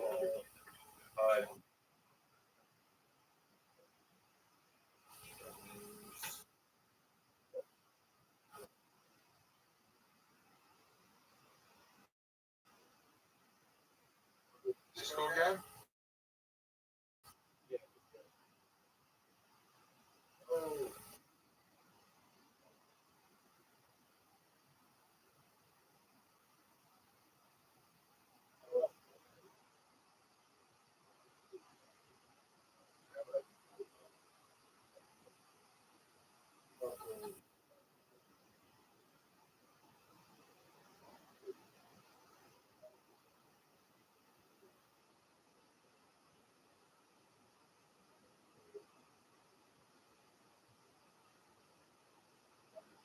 And you just Why isn't it letting me go?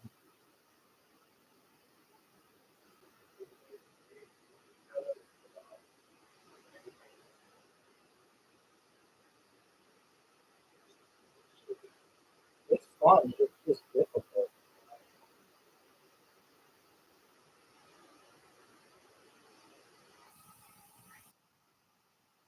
is it?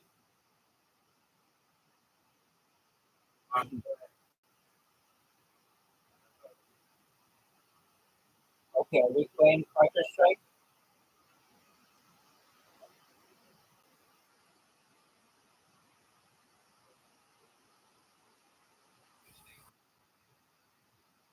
Next round in 7, 6, 5, 4, Hold on, give me a second.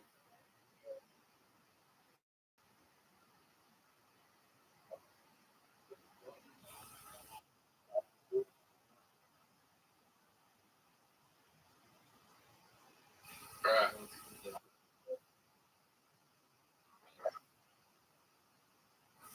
Hey, now what do run around and shoot the other.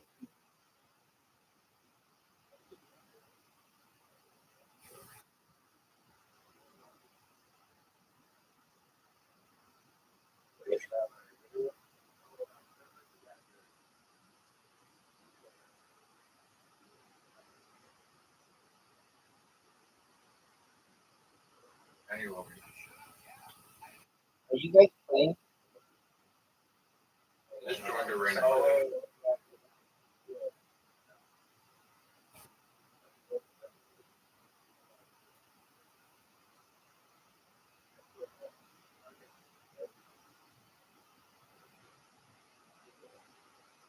Hey, dude, it's 2025 where you are, right?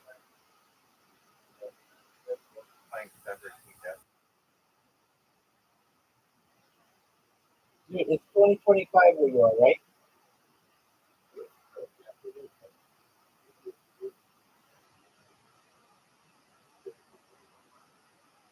Always.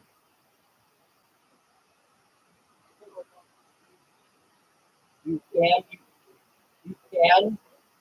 Okay, so the way that you shoot is you have to aim at the other team. Your guys are green, the bad guys are red. Your guys are green, the bad guys are red.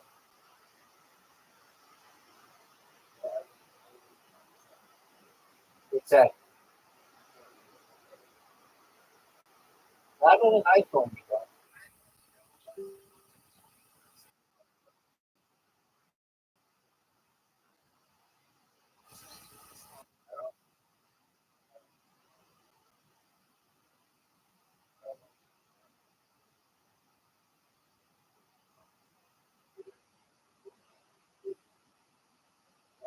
Sucks.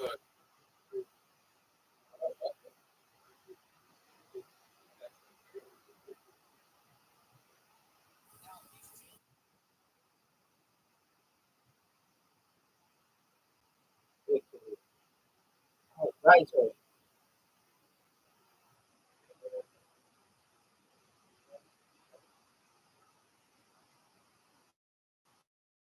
Right, sir. Let's play.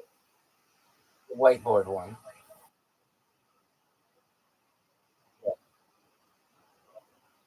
Hold on. Where's the new one?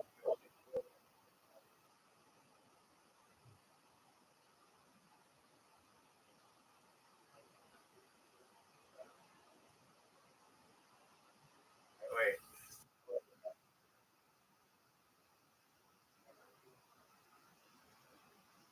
I got this. Oh, you can click.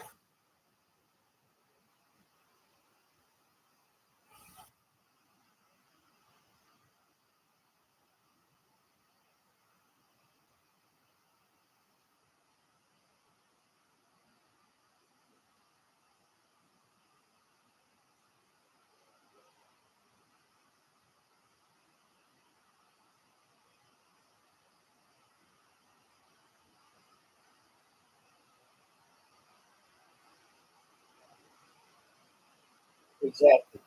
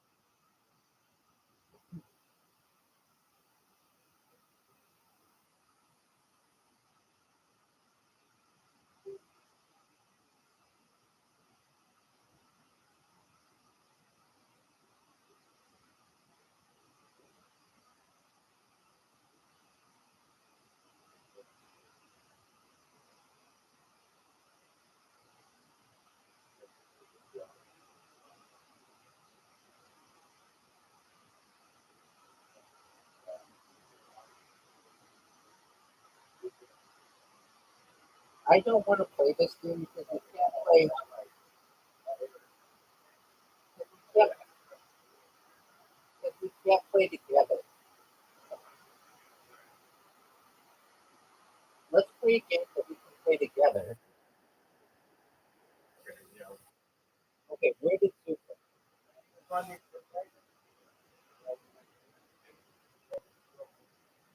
What happened to you? What happened to you?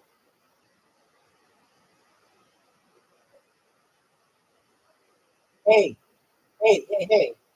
There's one called Trunker Royale. Battle Royale in the Trunker Group. Play in squads, duos, or solo. In the last person standing up. Up to 48 players. I have not played this.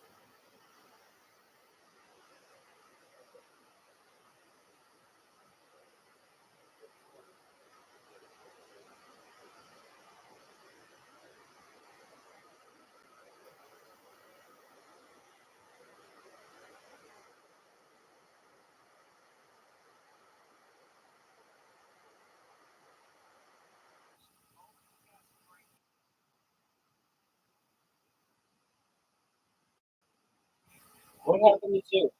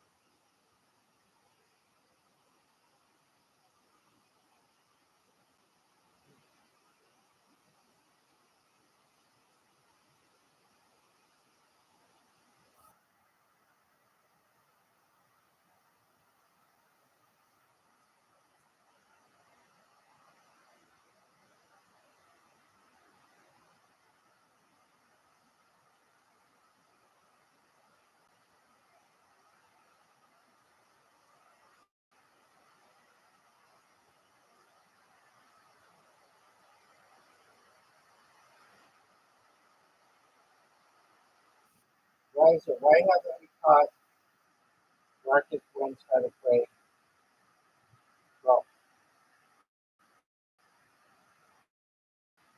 That's what we should do. Play the golf game.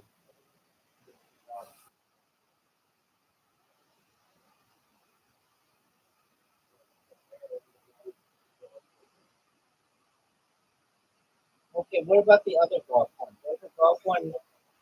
There's a golf one in here.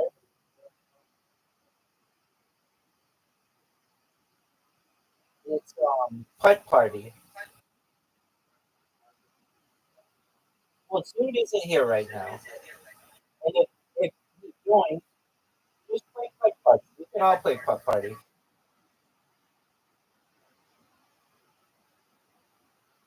That's what we do. If you play putt party,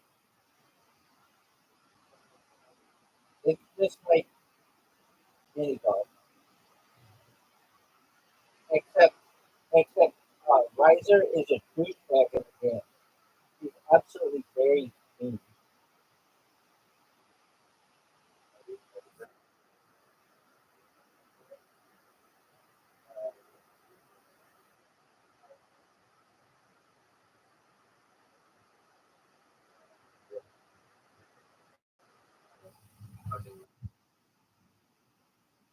All right.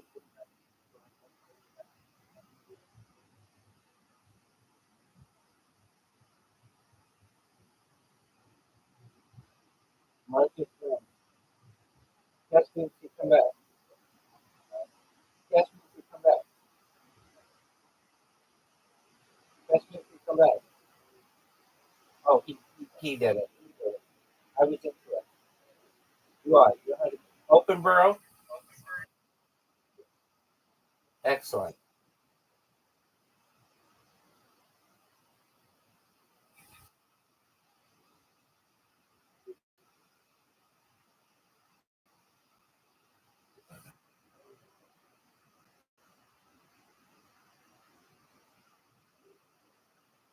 Yeah, that's what I don't like about it. It's like who can get there the fastest. I made a hole in one.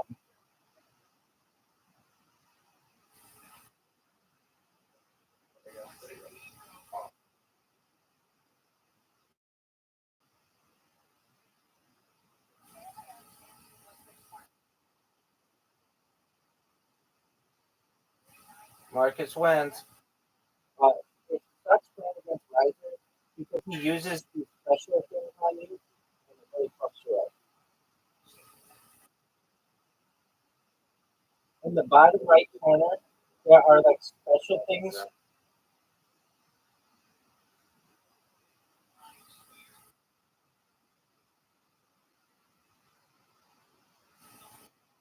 Really good.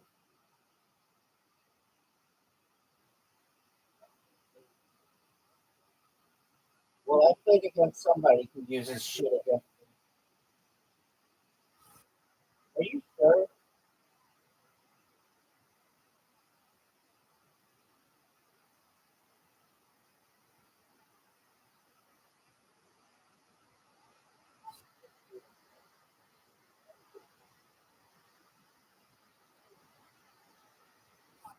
That's what you made it. No, he didn't. Right, Marcus Wentz made it.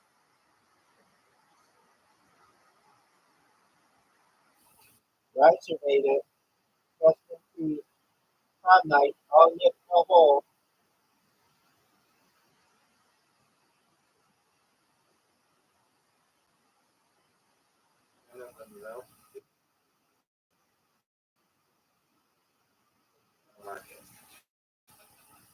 What can I say?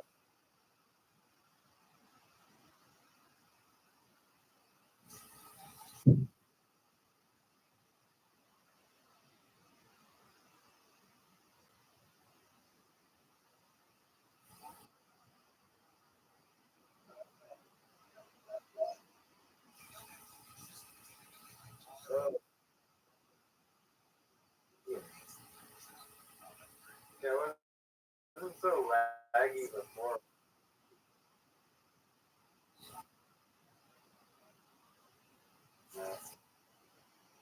What's that farming?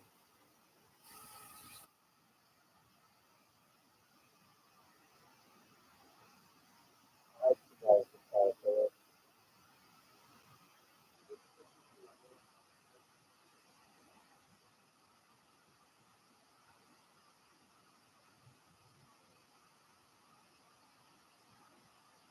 Okay, we'll quit this and play something that Patrick wants to play. Let's play Scribble.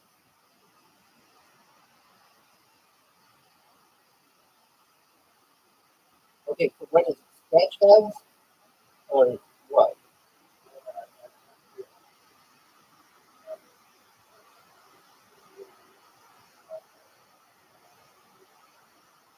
Are you fucking serious? I have to go to the website. Is it worth it? Yeah, it's worth There you go. That's what I like to do. Can you tell me the name of the website again? Scribble.io? it. Like it.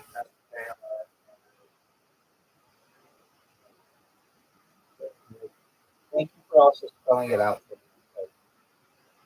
I didn't.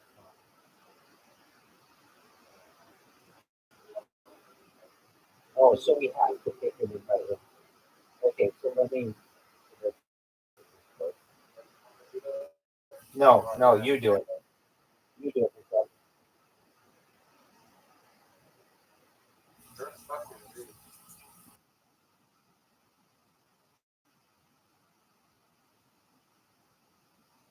You guys have no idea. how much I play against you in the wee hours of the night. All right, enter my name. Okay?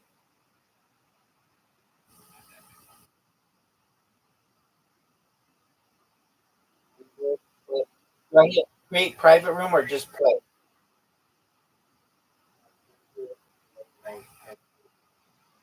I know I clicked it. I know I clicked it because Start. is it right?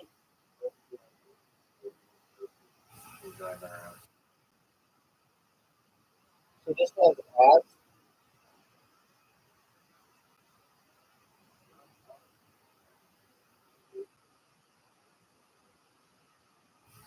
Okay. Play.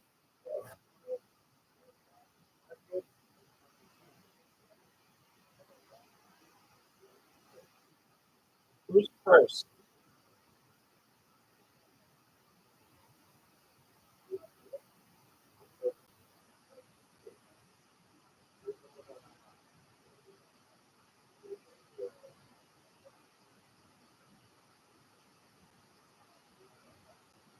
Try it. Try it. Just try it.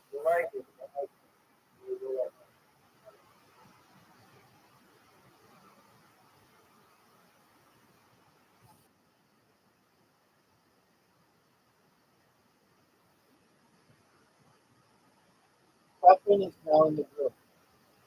Why did you guys choose the name Puffin in first?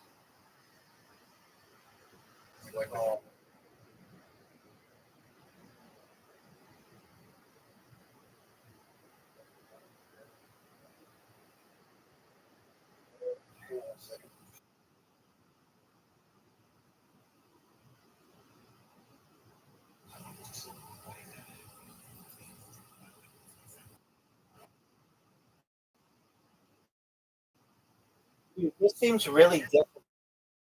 On the phone. I don't think it's It says hot. Okay. Well, they're like hotkeys. If you look, they're hotkeys. Brush, fill, undo, and I don't know how to use those. That's what the mobile keyboard enabled. Maybe a okay. Fast travel. It's gonna be amazing. Do I type it? Okay. Just this. What's the thumbs up? What? What's the thumbs up?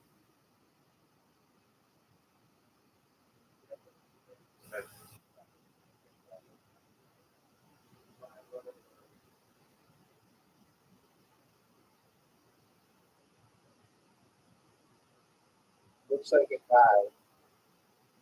That's a good guy. I'm gonna give my thumbs up.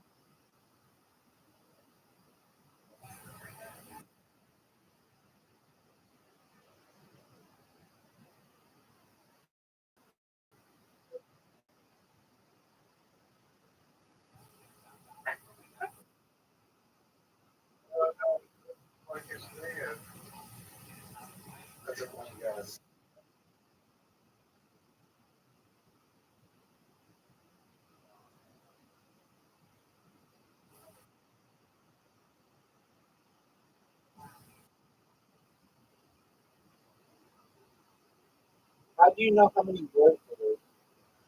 Or how many letters? Yeah, like, Is it 4?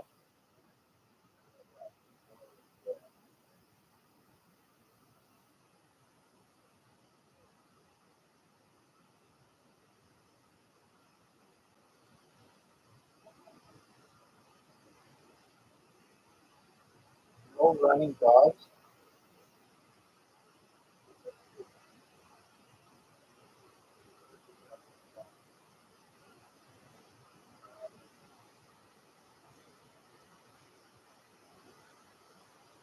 Well, that's kind of hard. Which one starts?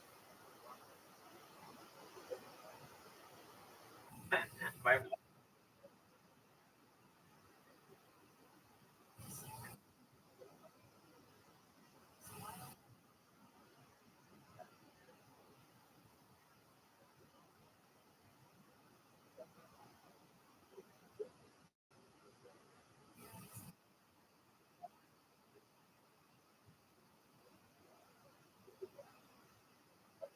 God.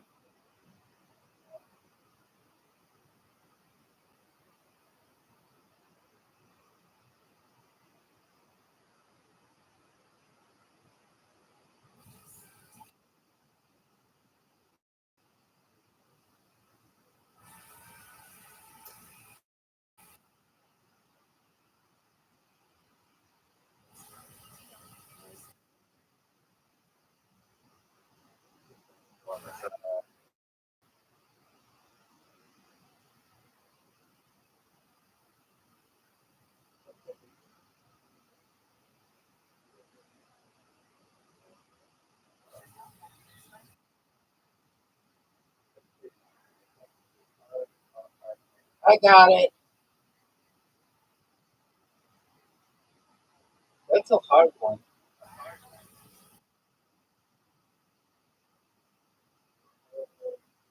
Family. No, nobody eats this like this. Maybe with cheese. Cheese, yeah, I agree with cheese.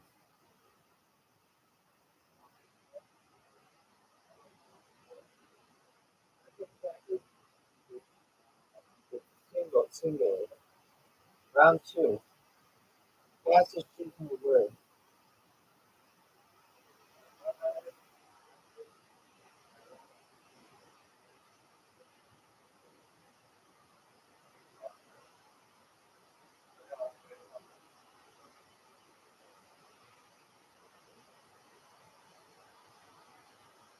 Pants with shoes. Trousers.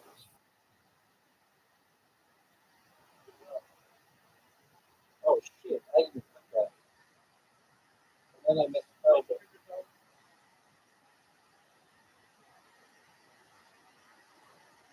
What?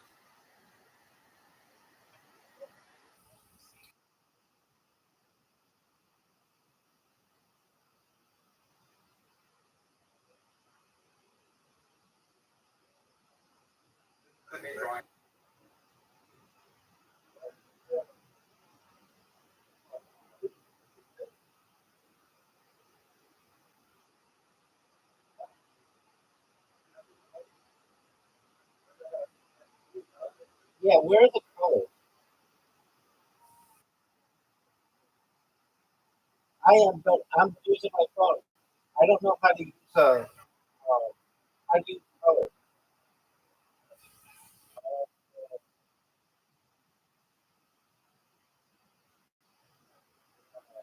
I did. I did. First is choosing a word.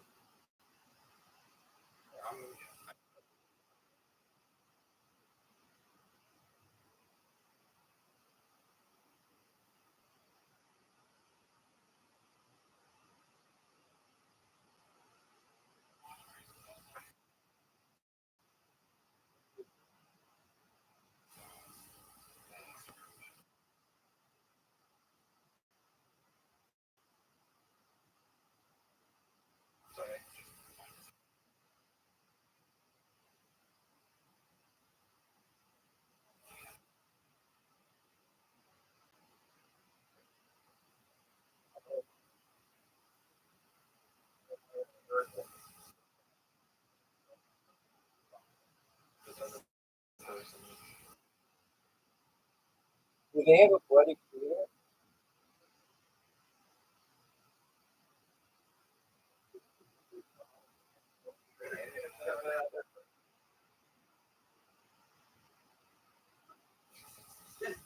Look at the guest thing. I got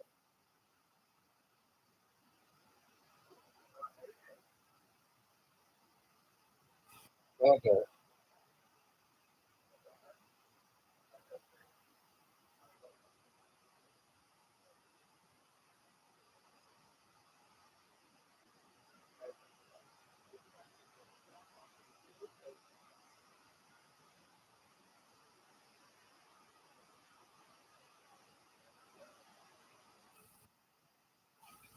No.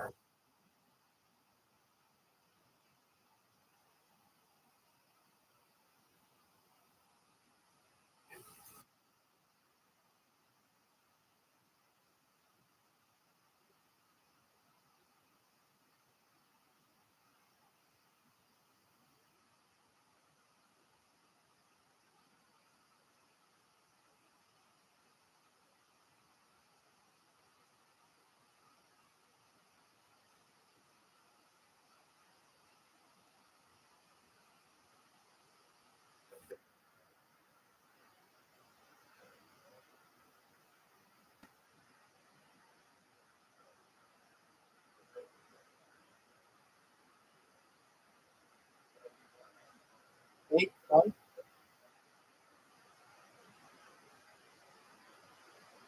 Big coat.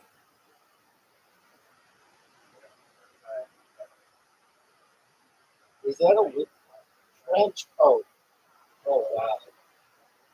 Why did you draw a witch?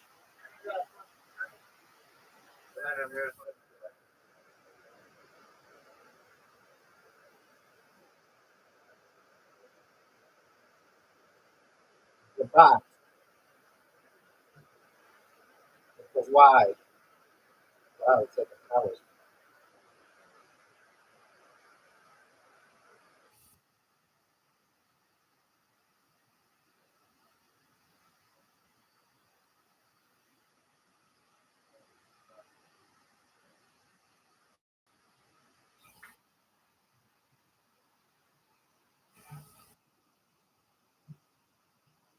Come on, you shitbag.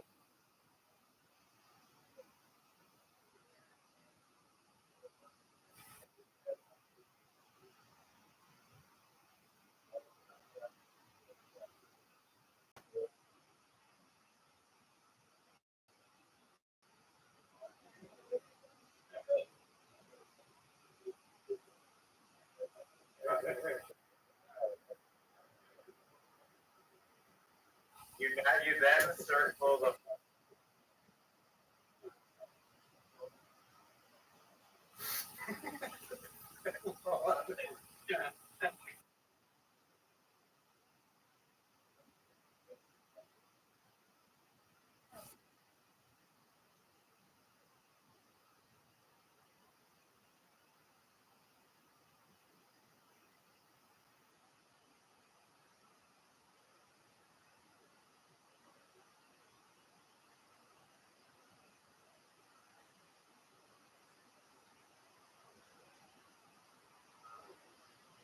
costly.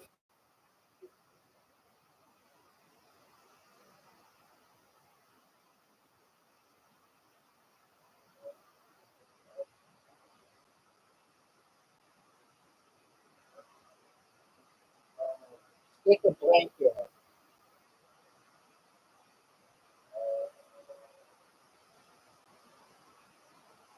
Hummus. Stick a hummus.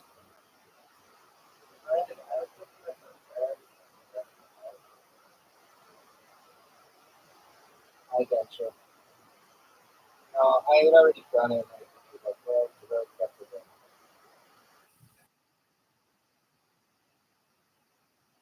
What is this?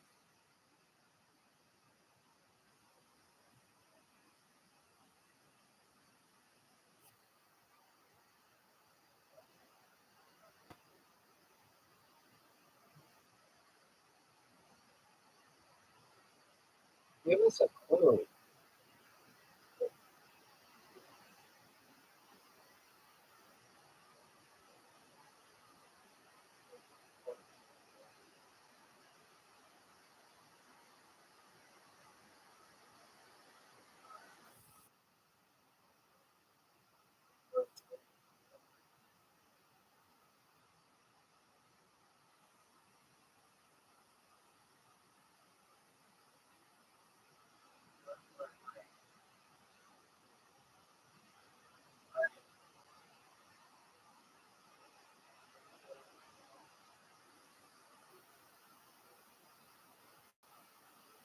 Somebody got it?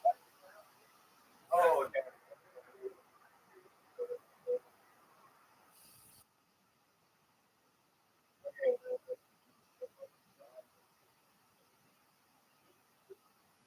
What the fuck was that?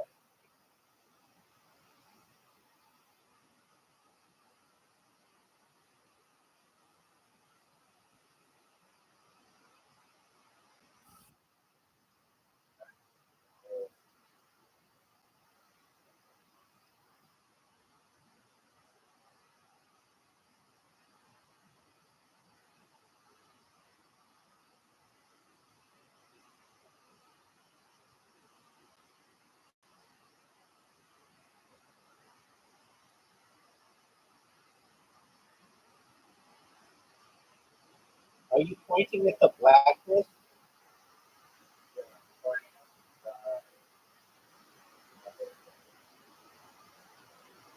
No, we do another thing.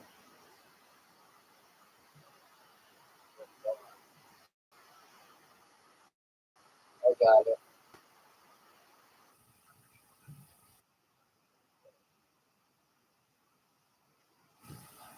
Very, very close. Another here.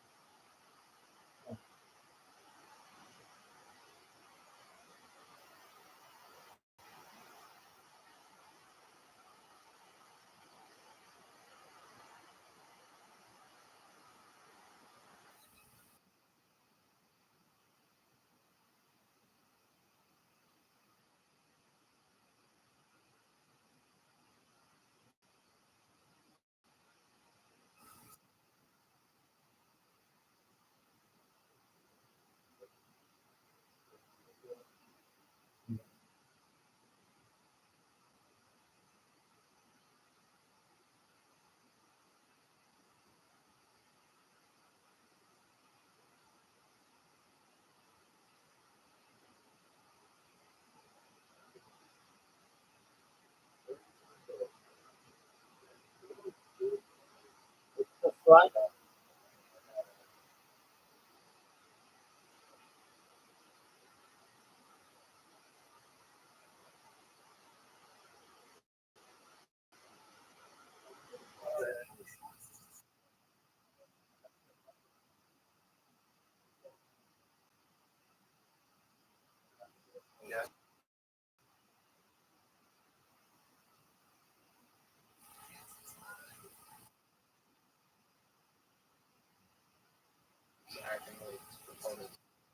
Try doing it on your phone so I can pause.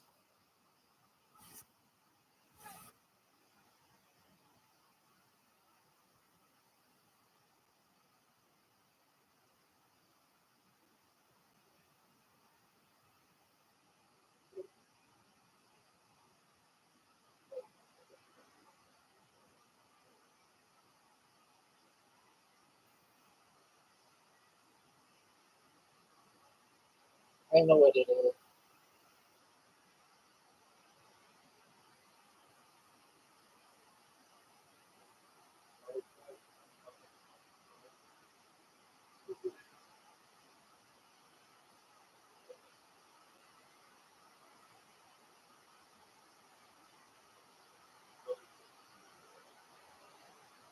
11?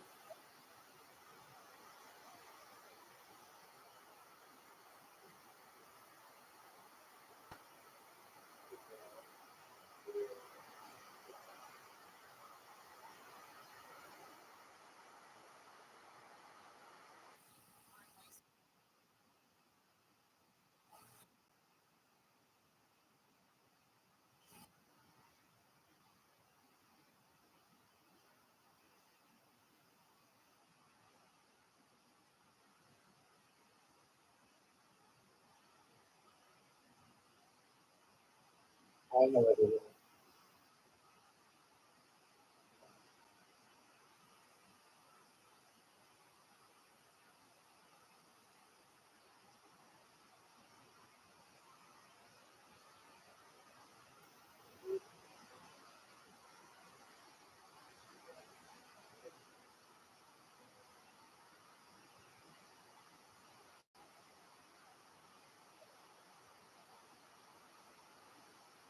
Hmm.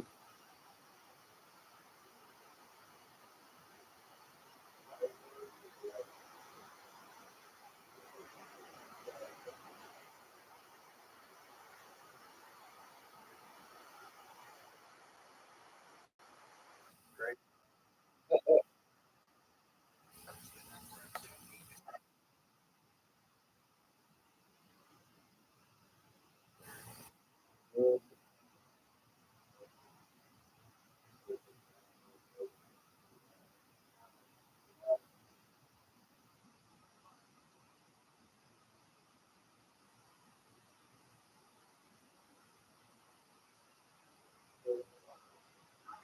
They're not going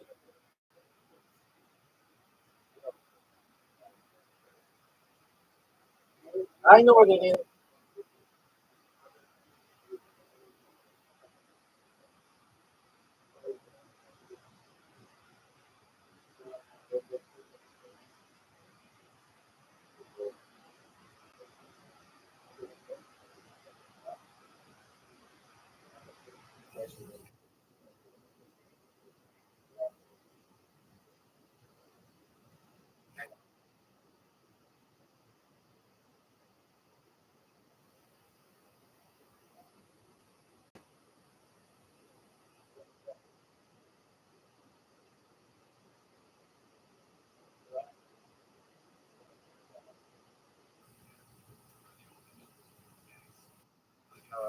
Okay, those are all your.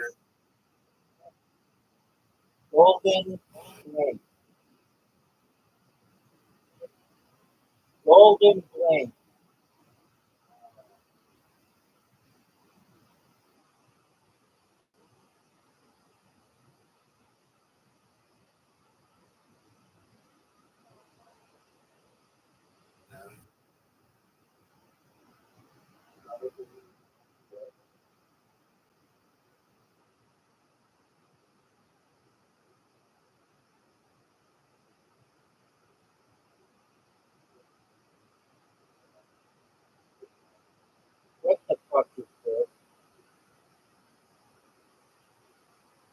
that somebody taking a picture?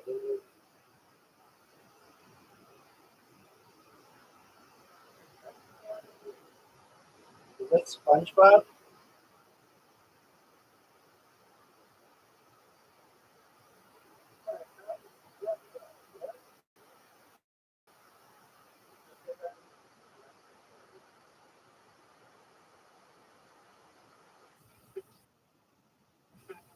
It is SpongeBob. What's he doing? Holding hands with something?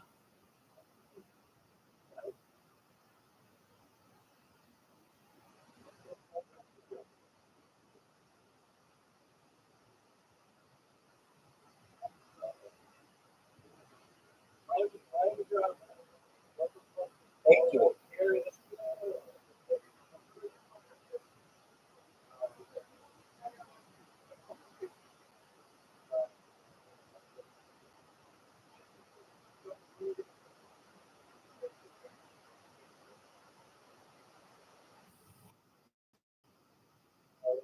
Good to drive down there.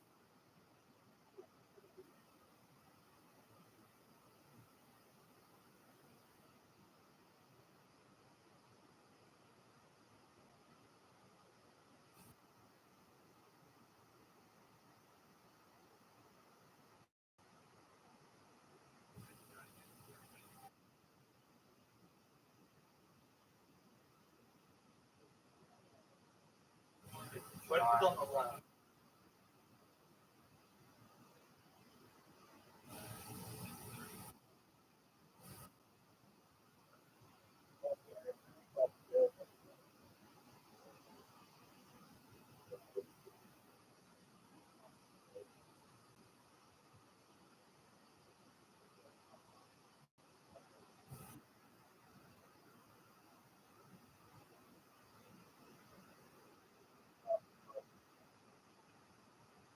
You know, if he's skiing over that, he could get very hurt. That's quite an incline.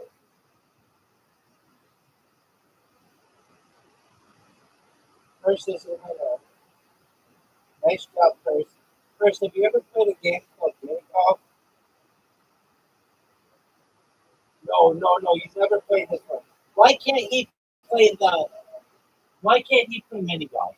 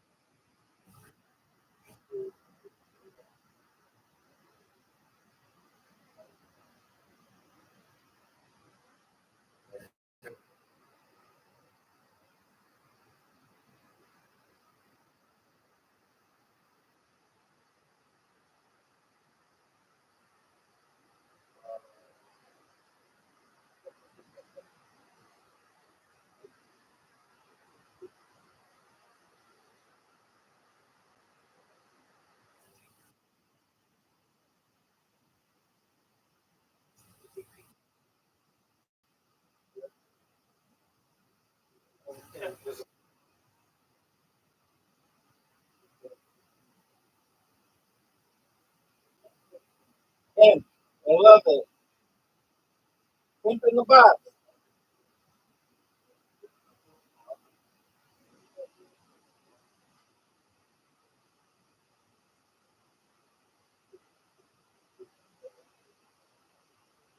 Oh,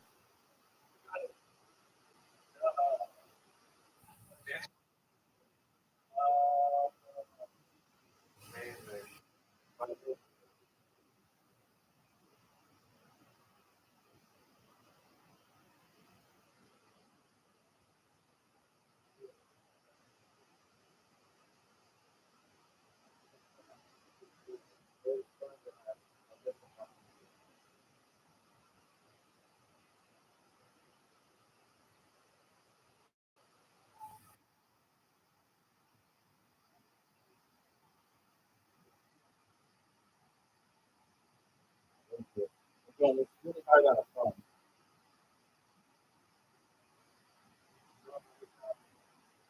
Dude, it's so hard. iPad is a huge advantage. It's a big gadget. It's called the iPad. Big.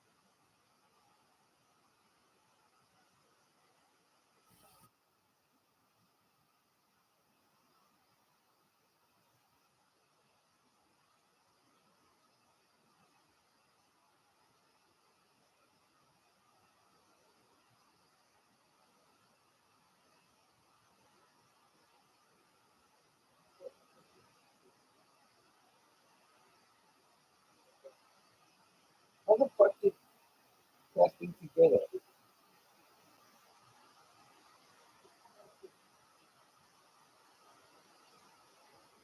iPad.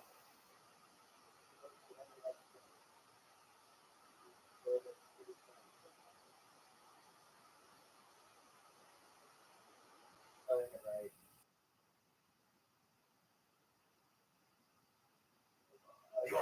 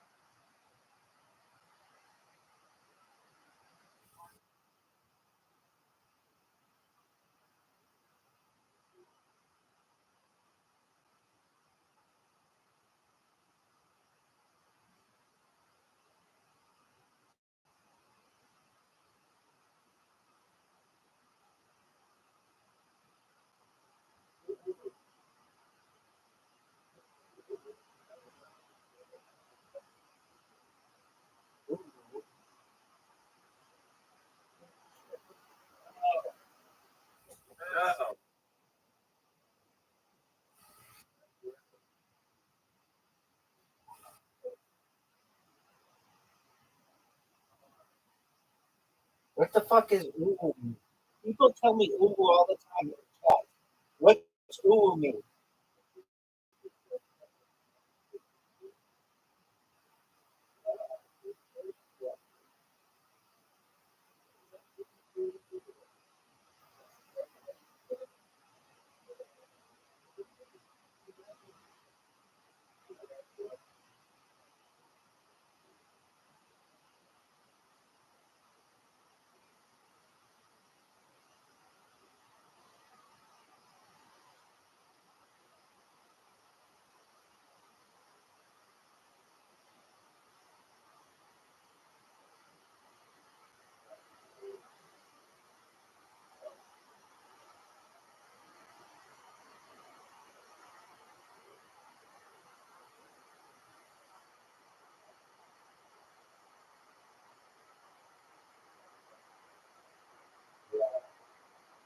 You would have had more points about it.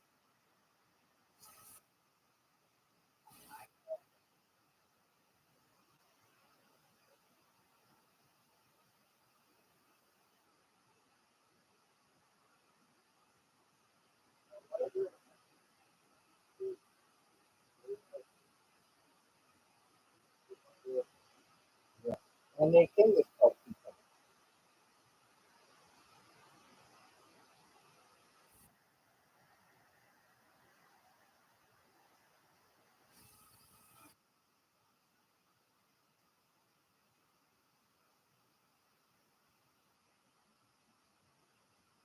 Dick.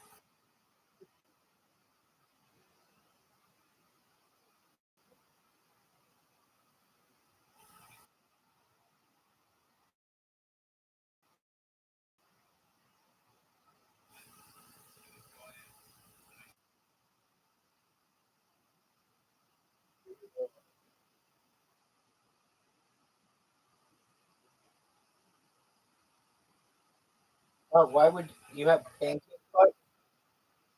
The first thing you think of when you're flat is someone penis.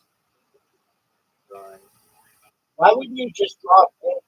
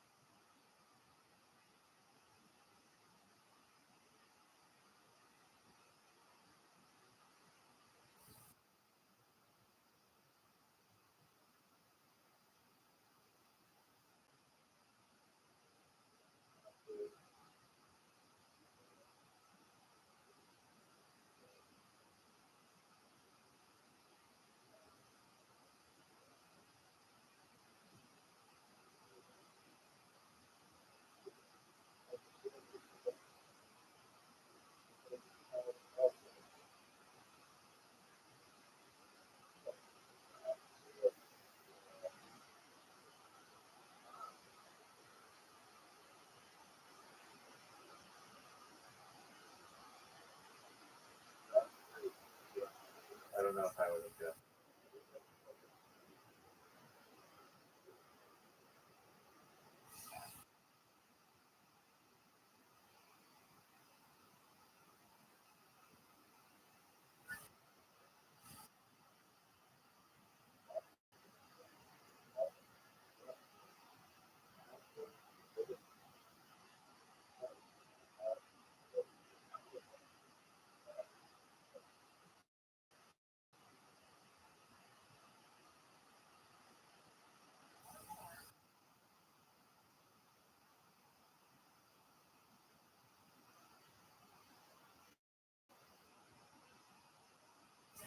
Dude, somebody got it already.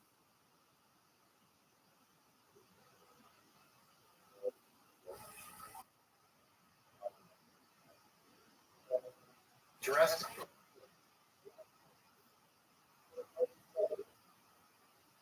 Oh,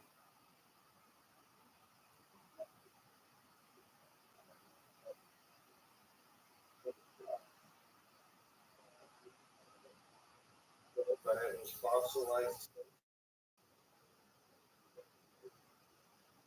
got it.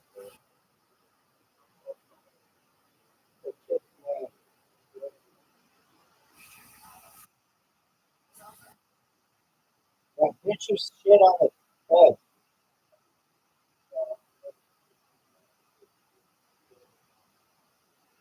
Oh no, this is hard.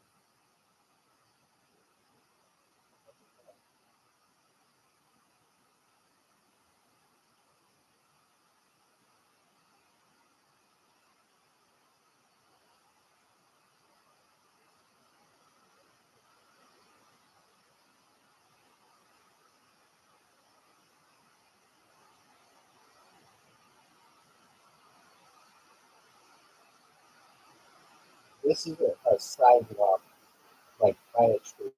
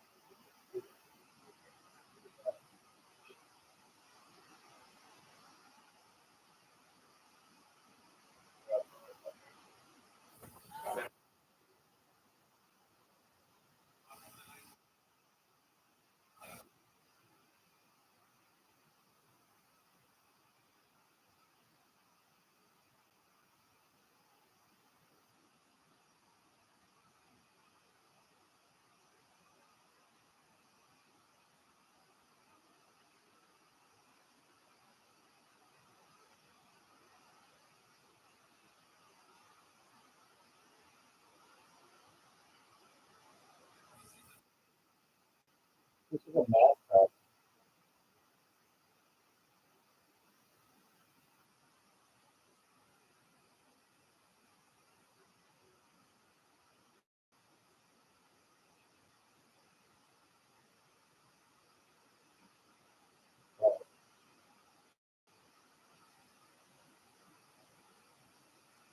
What is x to the 10th?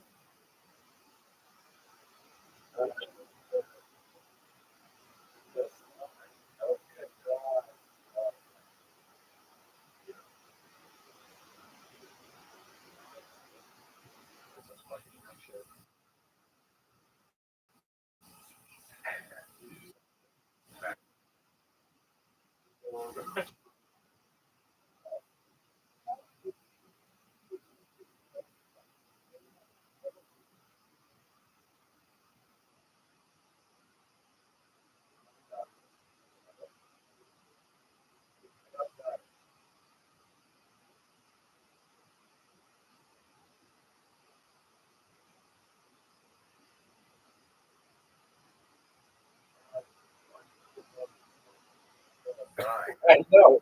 This is like a cartoon character.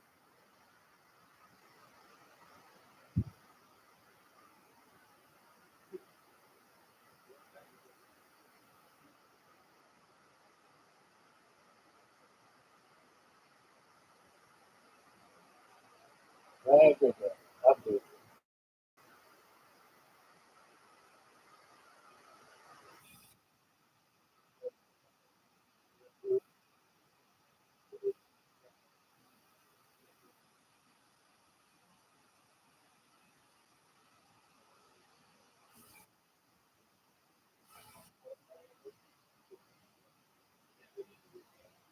What the fuck is a fault for?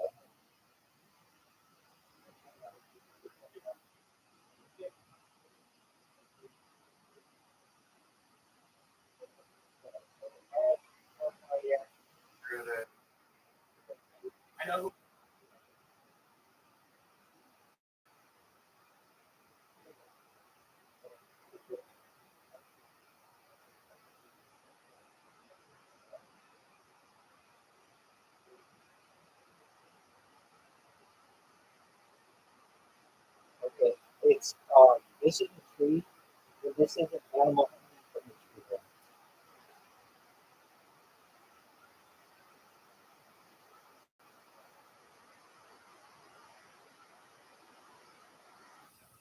Have you not close up with the animal? That looks like a tree?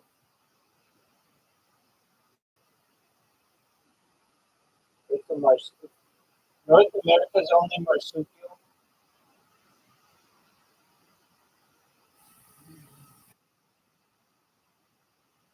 Castor.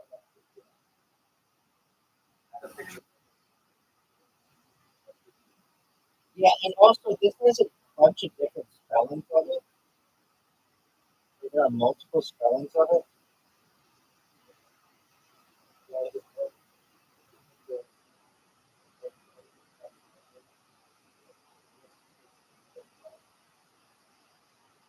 Some people spell it a bit older.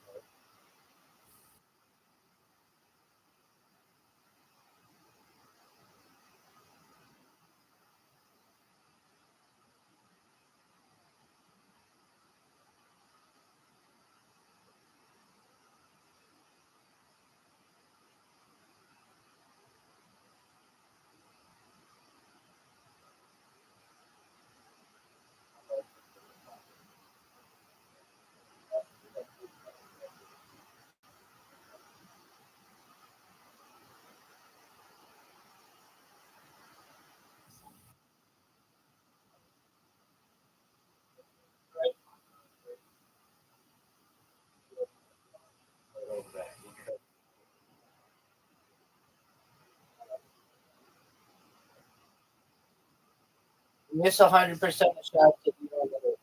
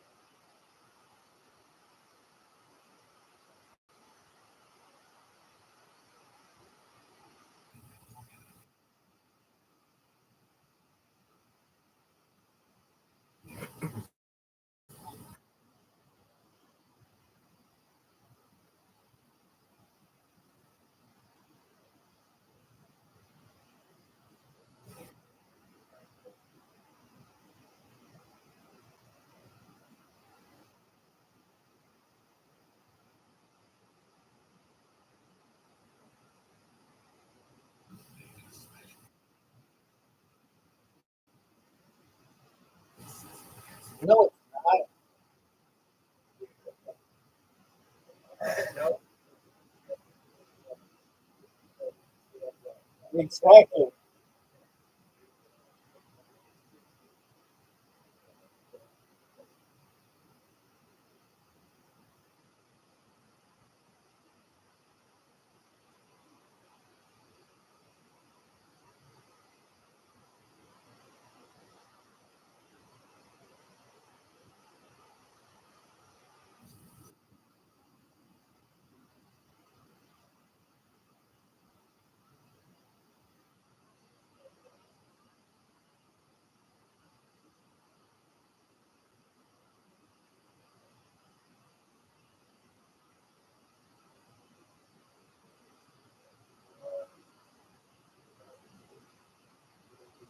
Oh shit!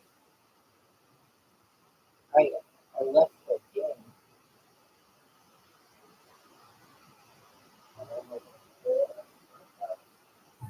Right? Fuck. How do I do this?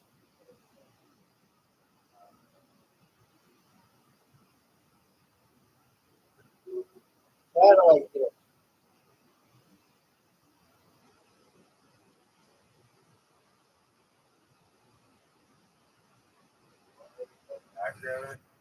I'm gonna try.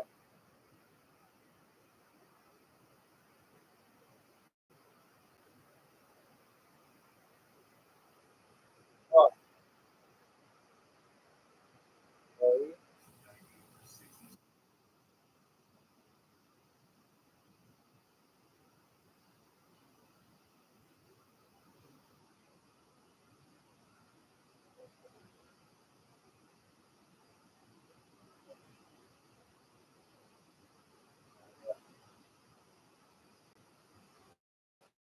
Is that nuclear power plant?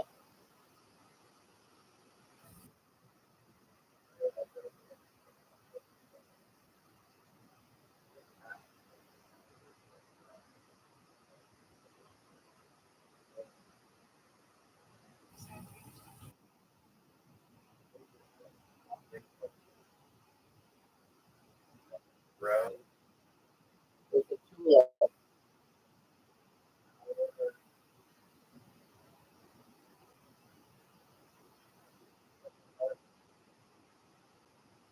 two like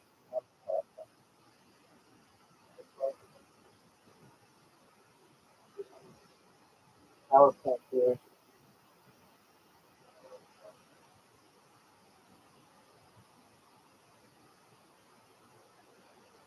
I got two right there. It's not. It's when I click one part of my phone, it just pushes it for me. But when I click one part of it, it moves. It's like, that's it.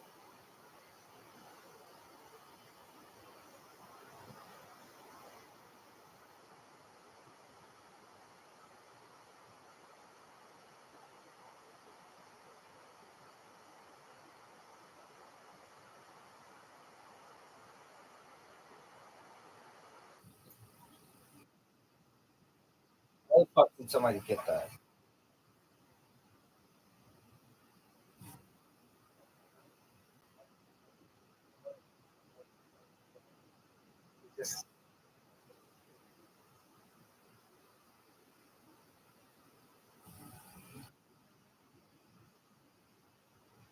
What the fuck is this? Dude,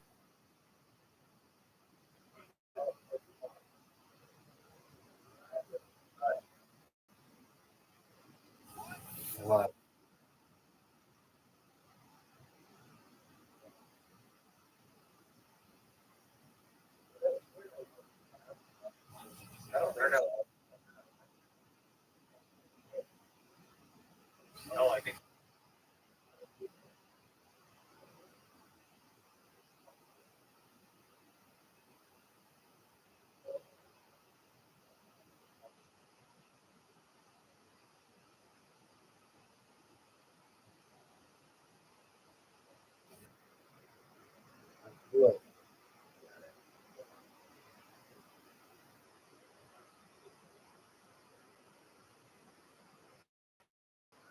I thought you loved this game. You love. Game sucks. Oh, yeah.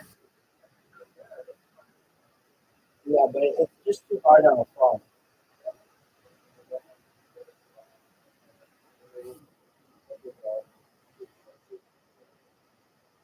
Try it on the phone. It sucks.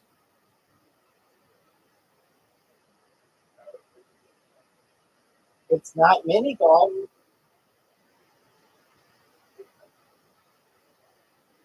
That's what I'm talking about. For some reason, though, Riser does not want you to learn how to play.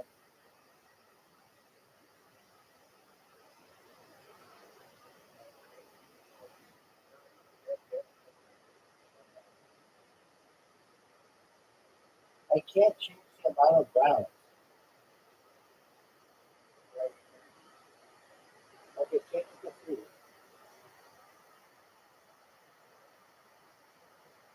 I can't use it 3. There you go.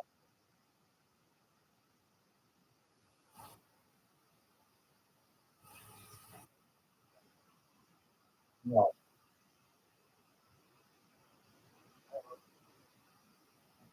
Look, if you have an iPad, you're not doing it on a postage stamp. Oh, even easier.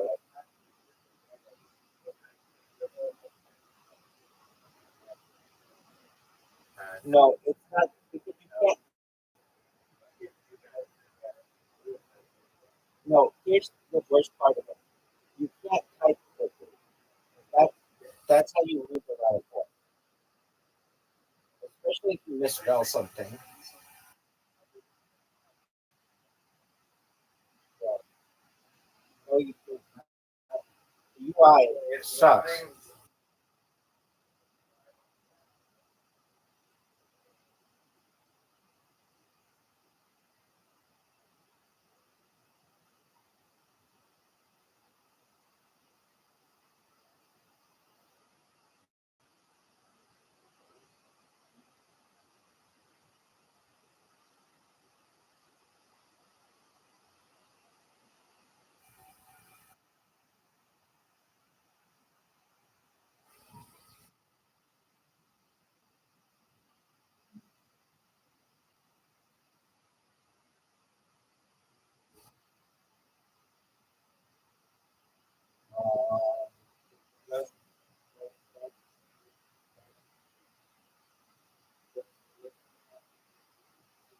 But they're not as long.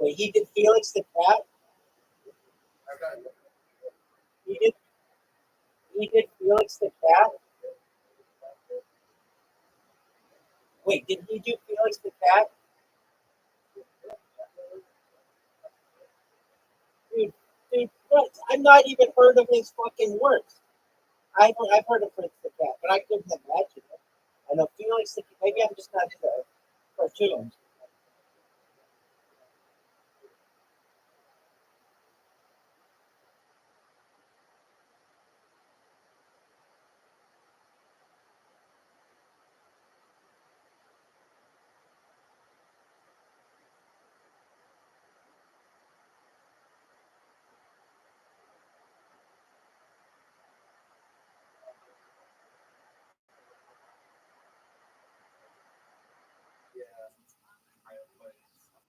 Is it Watchtower?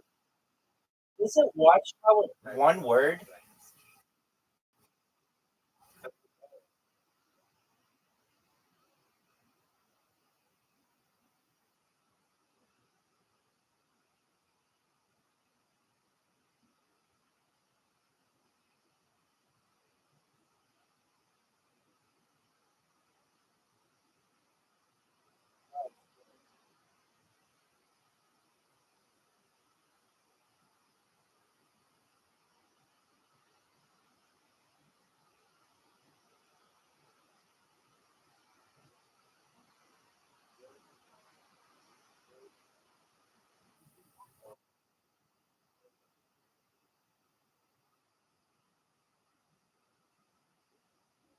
Trombone.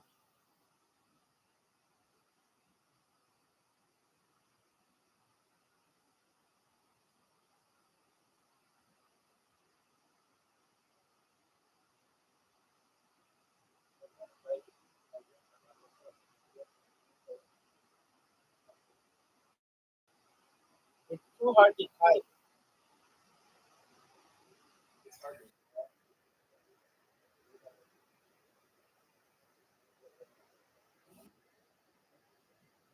Why don't we try the Discord version?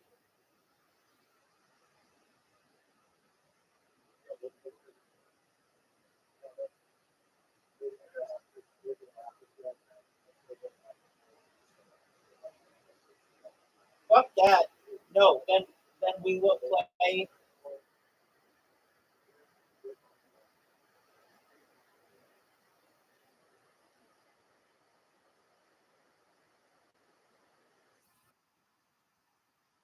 Okay, so it's a tool that does this to these two types of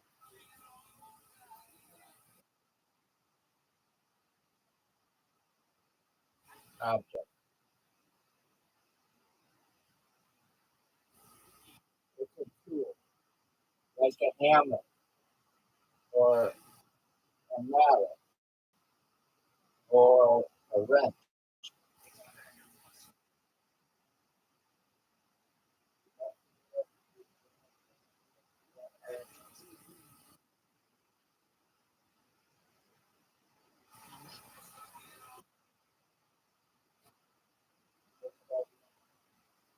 Or an object with a finger.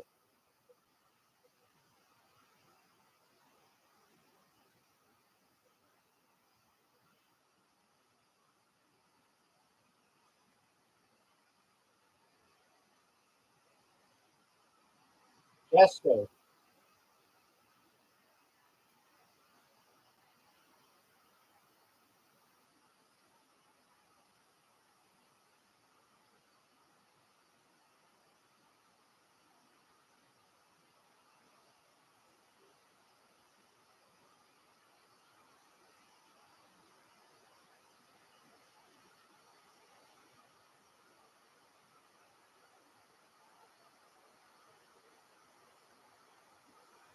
That was a good picture.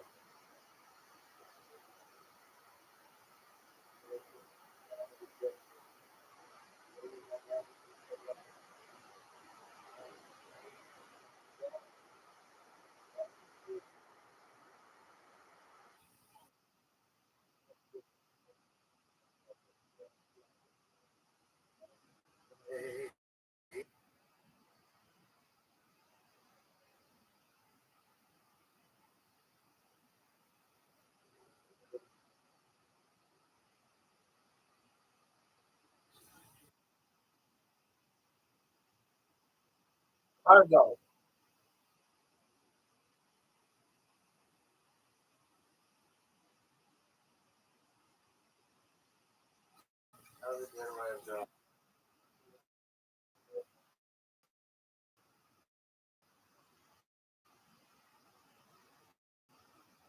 Right. So remember the other day we were talking about the Toronto skyline, and I was trying to think of a city that was like close. It's York. Do you know where York is, or have you heard of it?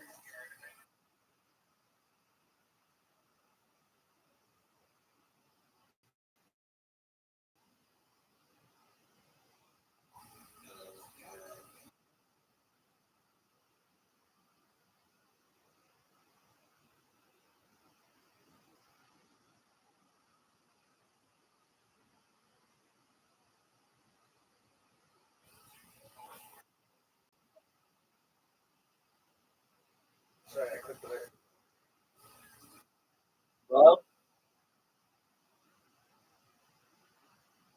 all, plus true, love, ally, trust you, love, all, trust you.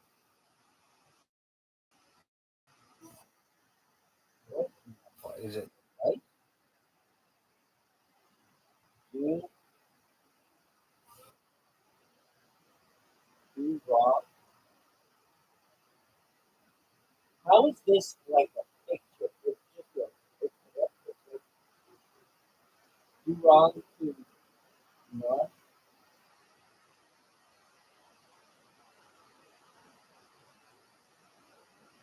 to be. Oh, Shakespeare.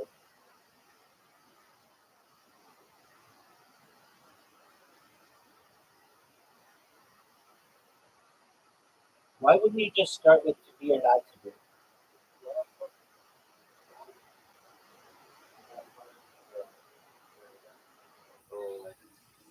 Yes, great job. All right, now Marcus Pence. You want to download an app called Plato. Marcus Wentz. Download an app called Plato. Plato. It's like the FAP app, but it's named after a Greek philosopher.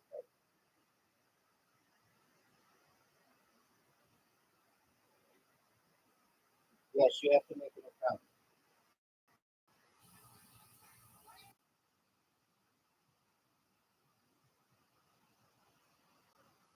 Why not? Well, why don't you let him judge on his own?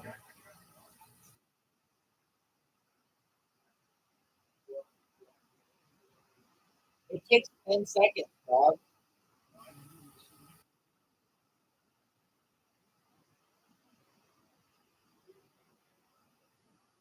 No. We'll wait for you to download. Did you download the app? Yeah. You can, What are you, in the CIA? Dog, just use a temporary email server. Temp mail. You type in temp mail and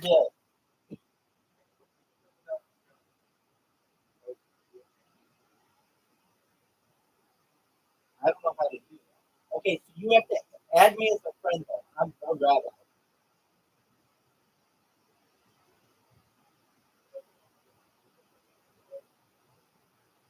Did you add me?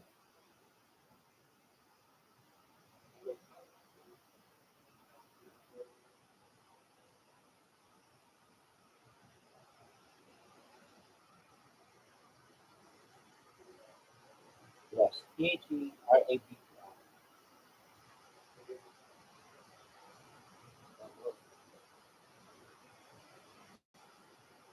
Leave music.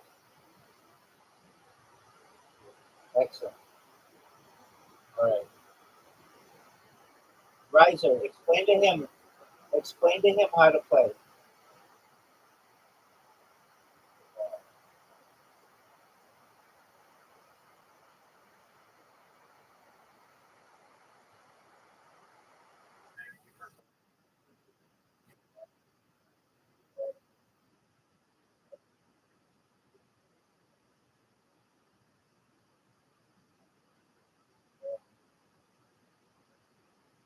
music. You have to join the game.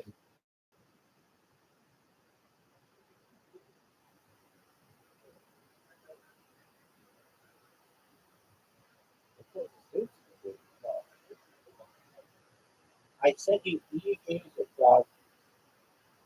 Just look at the invite that I sent you. Eve Music. That's what I'm doing. I'm sending it to you. Eve Music. Look at. Are you getting the invitation anyway?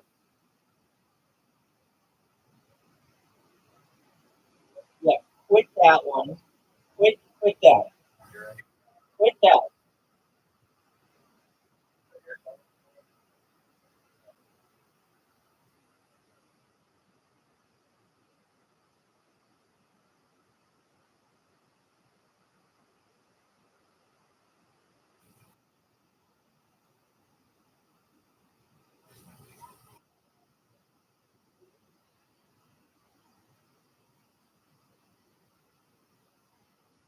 There you go.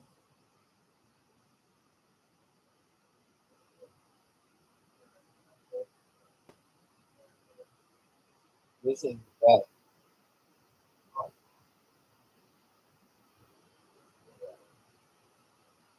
The arrows are like a hill. They like make your ball go fast. You gotta put the ball on the tee, on the dark green.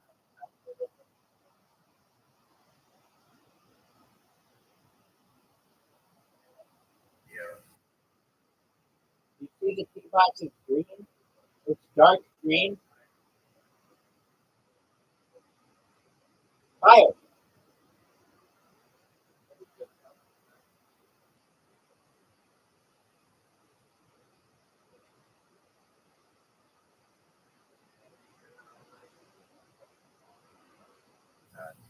What, a monitor? Like you're using it as a GPU?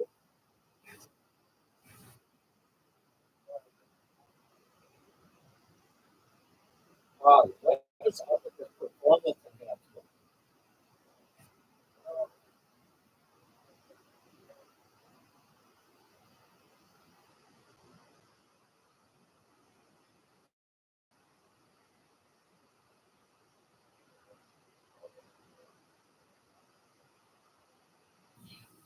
Hit that fucking thing.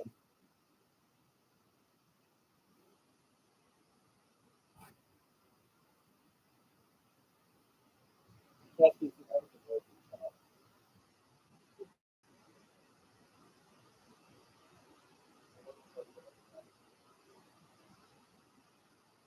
What are you doing, guys?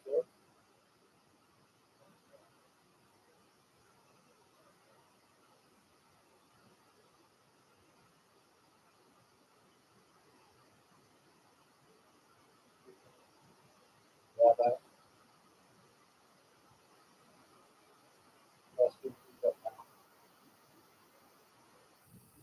now it's riser with the shot. Now it's good.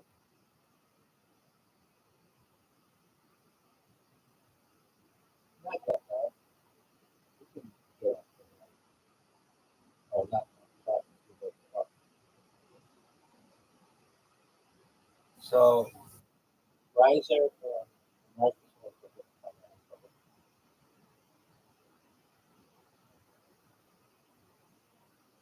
and grabbing out to big business. Don't worry, it's easy to fuck with them. Oh, I love this hole. Pretty easy to get a hole in one. If you do, there's so many people that do.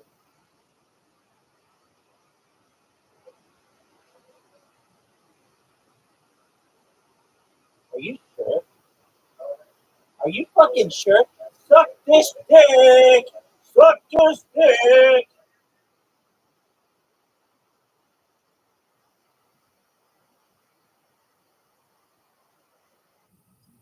Fuck, Chester. What are you doing?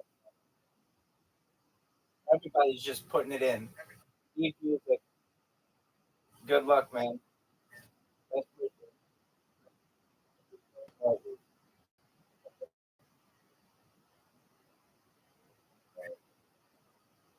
I hate this book.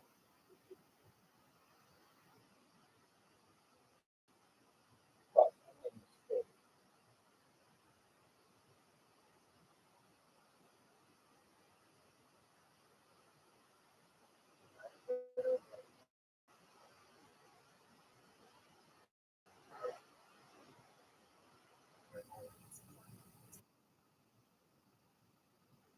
Oh, that's a good try.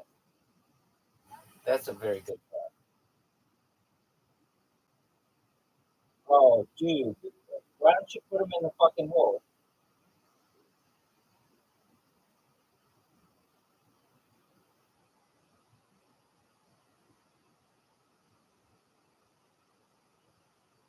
I could fuck him over though. Maybe.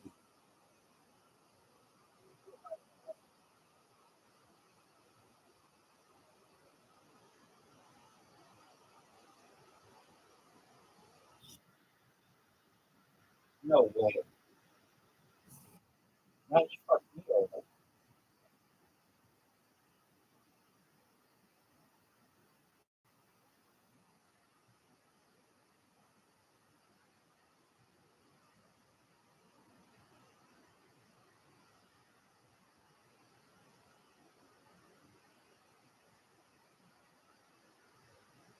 Oh shit.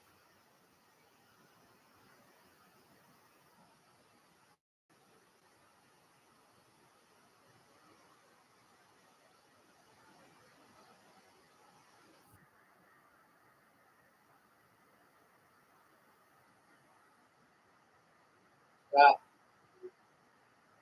are you serious? Are you fucking serious? If he makes it, I'm gonna be pissed.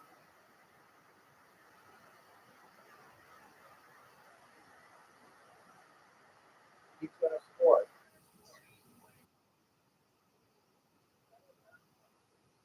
It's been tied by.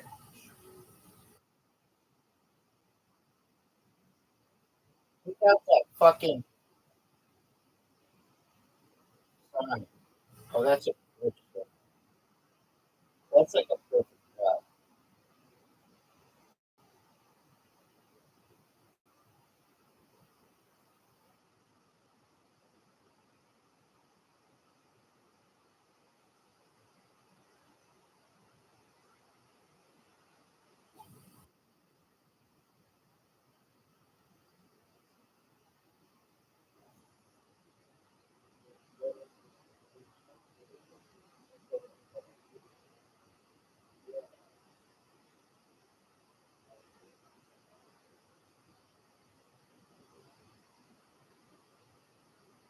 Oh, look at your shot. Hit my ball.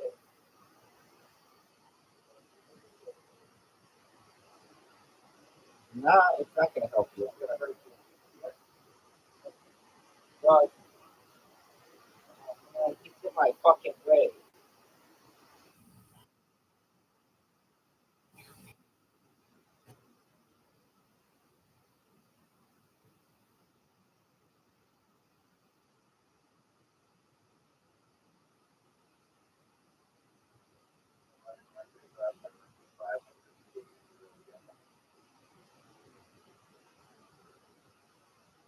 What is that?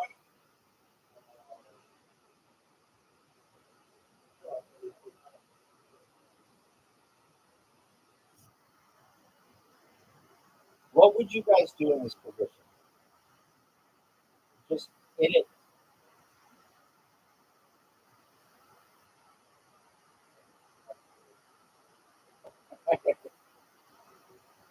It actually turned out to be pretty good.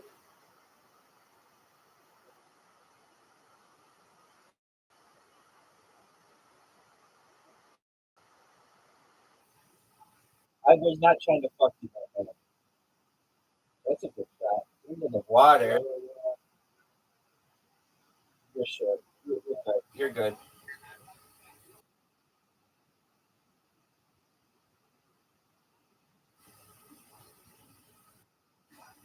Not what you want.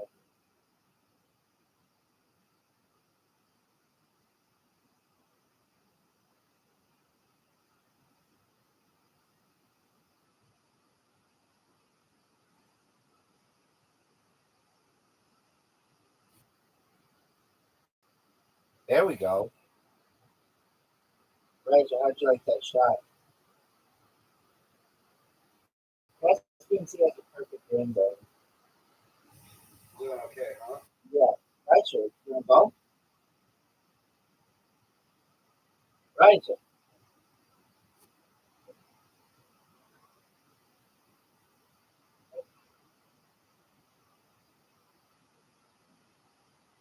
What are you doing? Do you know that, like, the further back you pull, the further harder you get it?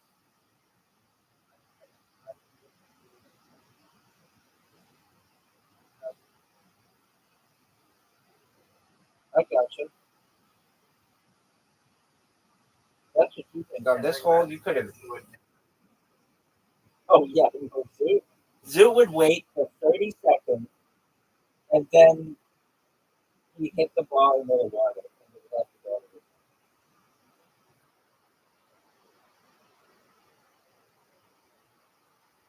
Riser.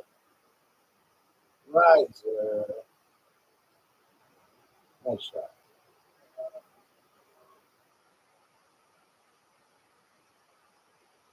I like this ball.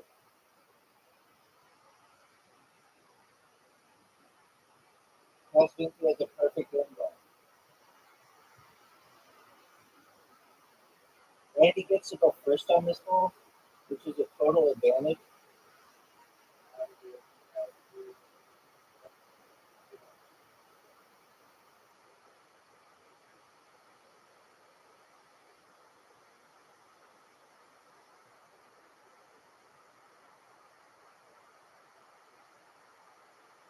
Her finger slipped.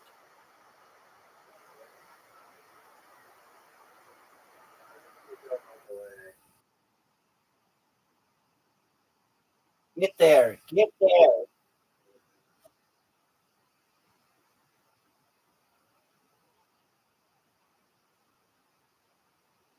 Hit my ball.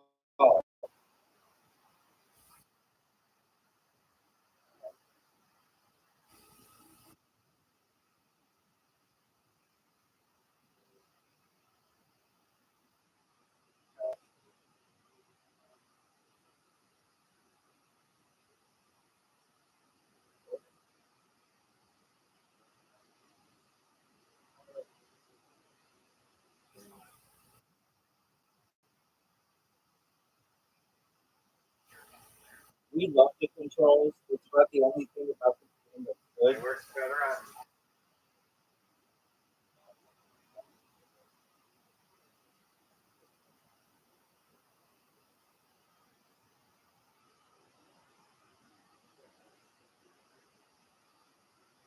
We call that performance enhancement.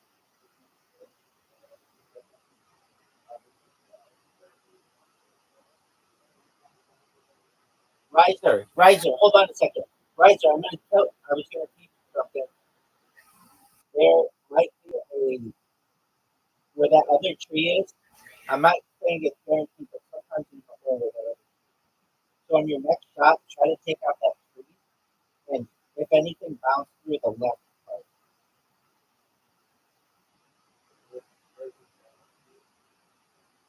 the one on the right.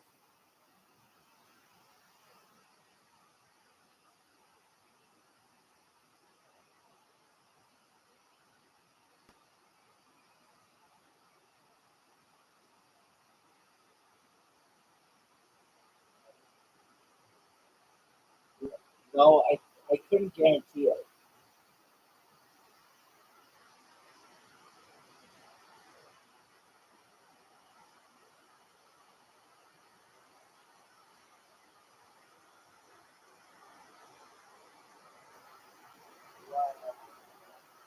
I'm playing defense, but one of these other guys hopefully can help.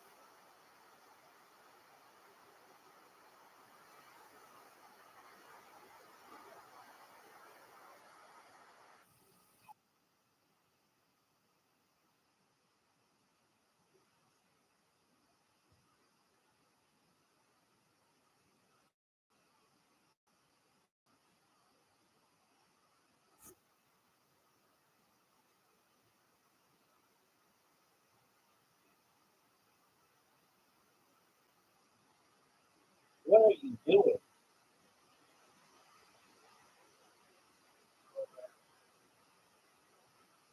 You fucked it.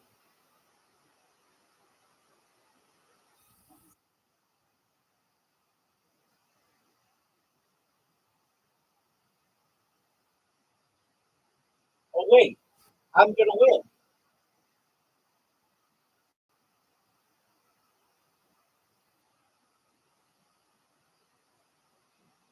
How because, because fucking Marcus Wentz uh, uh, quit. Fuck Marcus Wentz. What the fuck? You fucked me. Is Marcus Wentz still there? Is Marcus Wentz still there?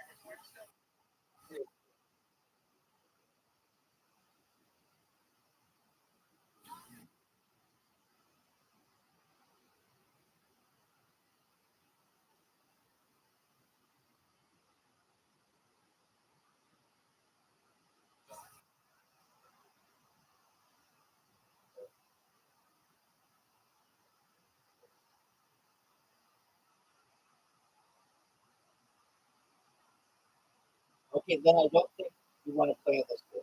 I'll send another one for 3 people. Casting Fee, Riser. Join the new game that I sent. Riser. Okay, there you go. Riser, now end up going in the water like you did a bunch of times. Play like you played last year, which was absolute dog shit.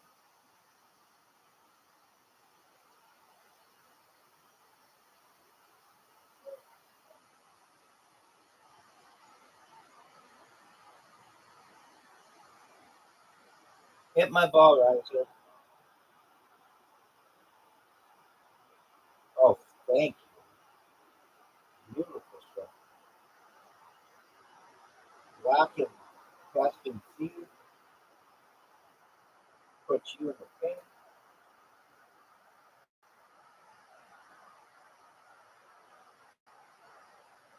I'll take it.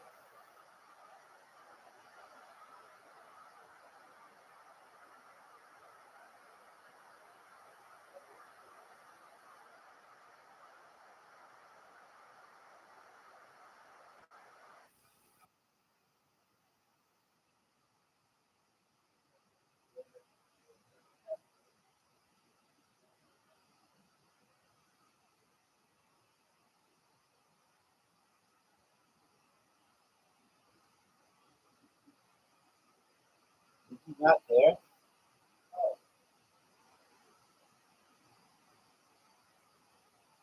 Oh, wow.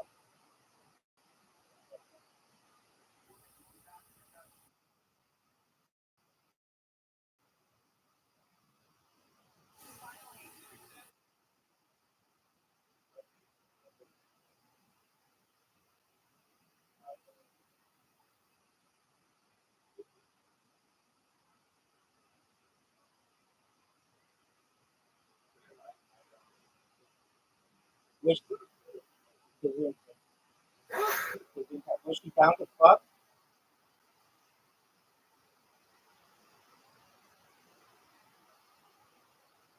Good dog. Usually when somebody asks you, was the person down the fuck? You either answer yes or no.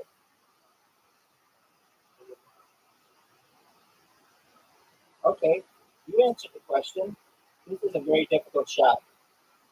Oh, I just fucked myself. We get Caspian Sea. It's easy there.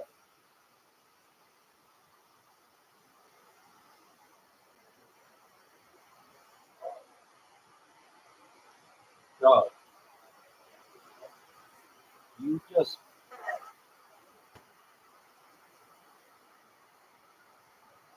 I have an interesting strategy here.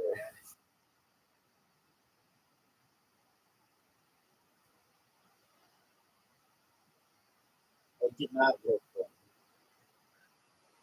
I did.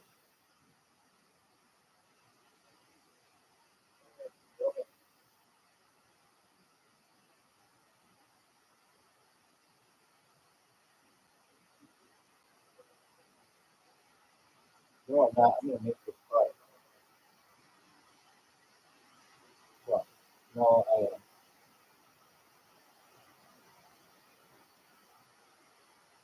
Bullshit.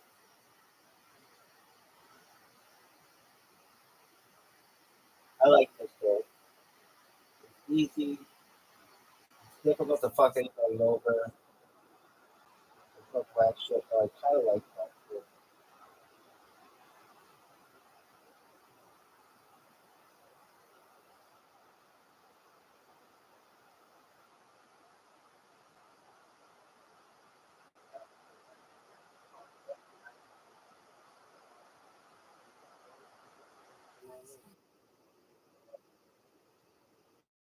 Oh. Wait, so what the fuck was that? You know,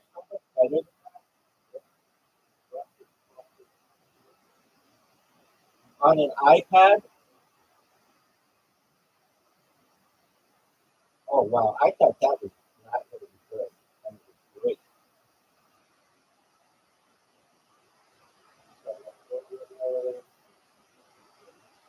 Looks like Riser's getting zero. Riser, what's it feel like to get zero on this ball?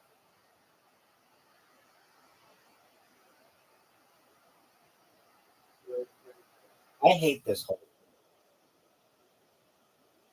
There's got to be some kind of trick to it.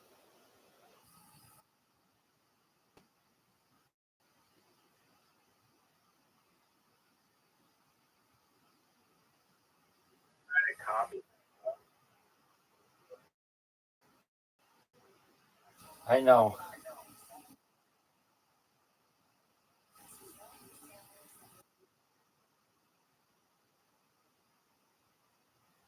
Dude, you shot something up. Now it's an interesting move. Well, Casper can only really go one. Oh, that was almost beautiful.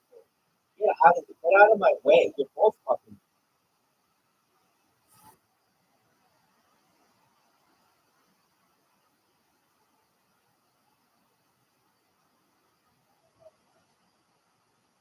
We didn't have another shot.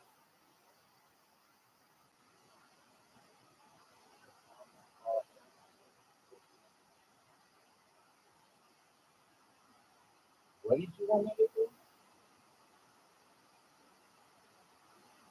What the, dude, right? So you're playing like dog shit. Why?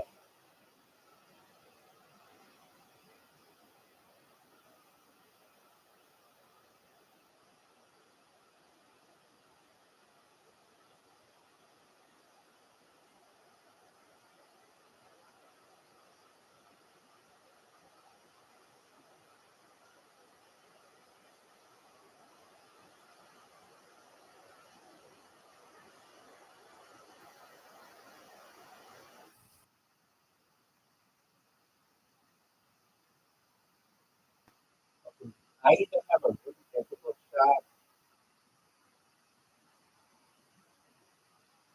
Oh, fuck.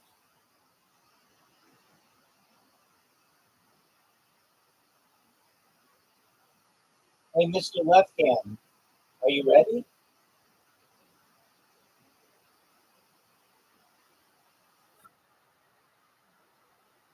Hit his ball or get in front of him. It's not.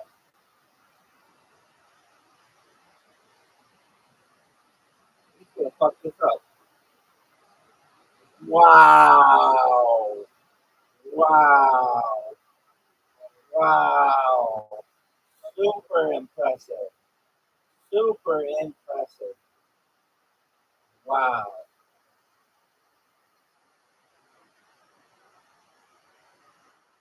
Super impressive.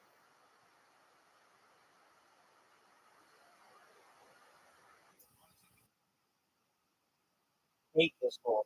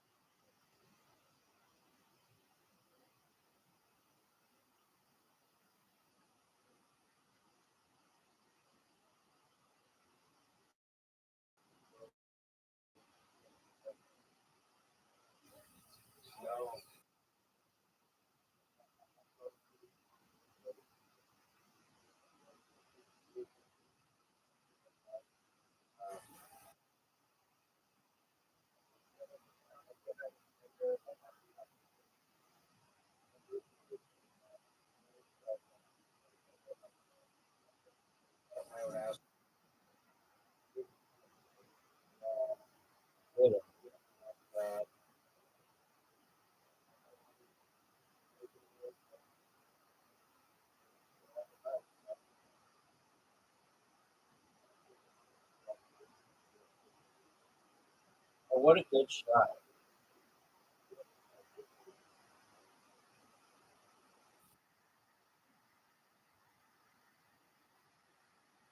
What a good shot.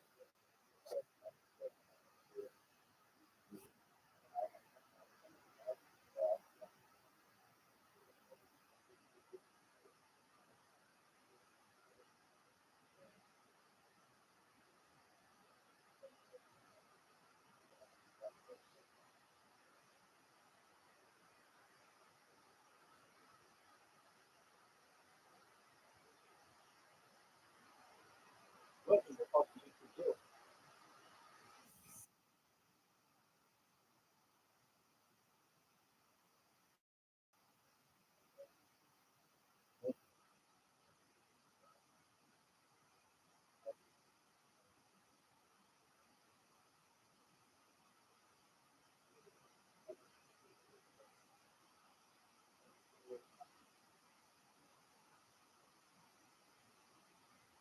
Block him.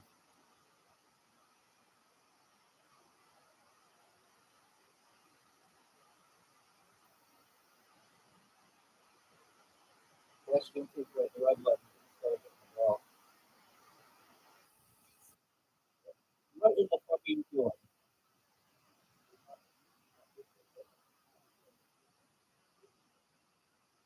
Give it to me.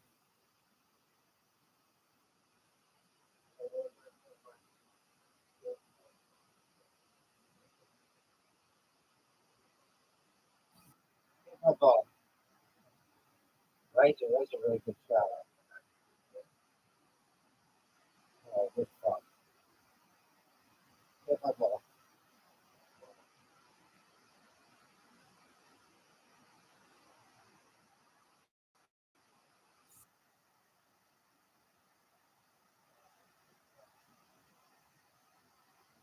You can get second. I have to second. Why wouldn't you just go into the hole, dog?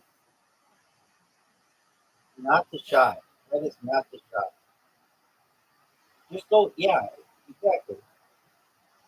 There you go. Nice win, Casper. You got his 40th win.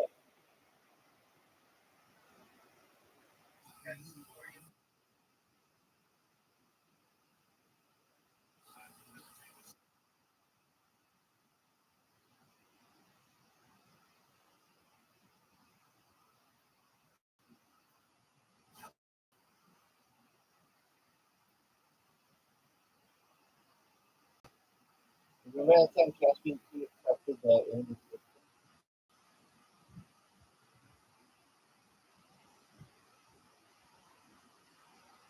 All right, let's see what you got. What the fuck?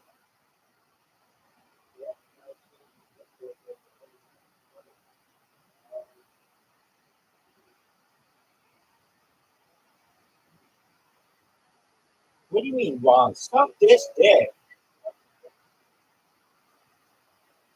Wrong. Riser's in the water.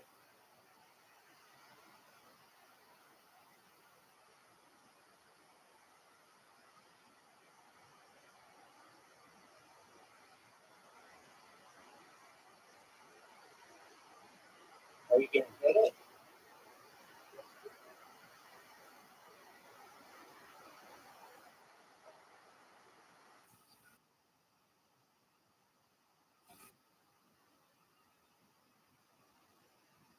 Oh, oh, very good try.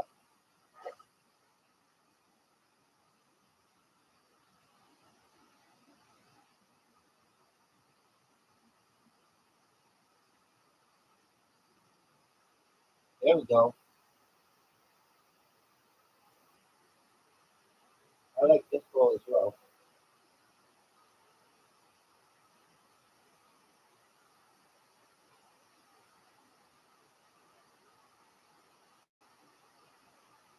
Riser, try to hit my ball. Trees.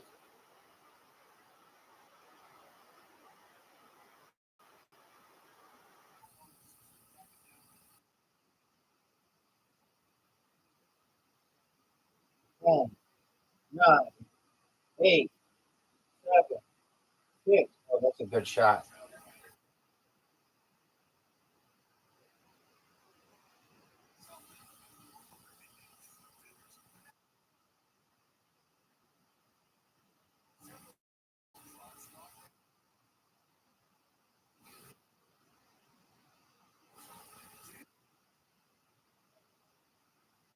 Bye-bye.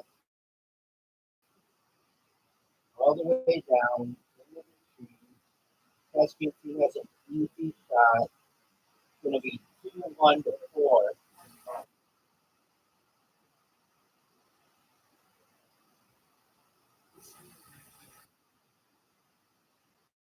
I like this hole if you go first, because everybody's going to push it forward.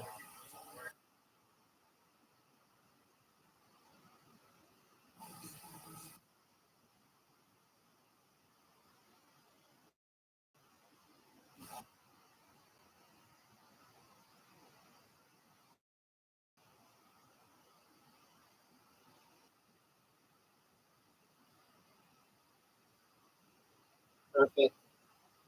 Almost perfect. The, the green or whatever is difficult. 10, 9, 8, 7, 6. Get the two.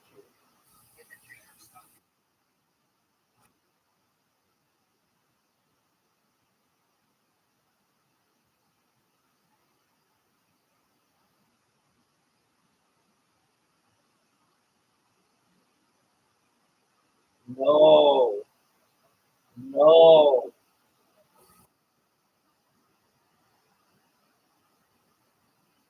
Dude, you fucked it.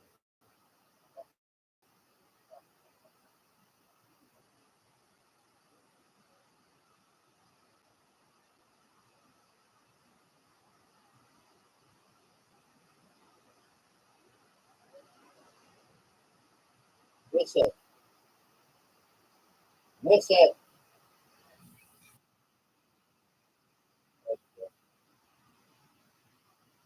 Miss it. Miss it. Teach you to fuck. Easy shot. Make it. Miss it. Bye-bye. Oh, I'm left-handed on my iPad.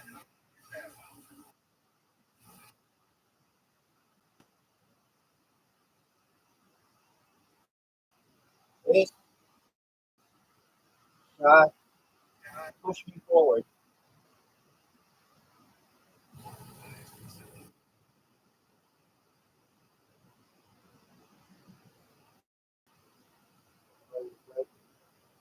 Like a real. Oh.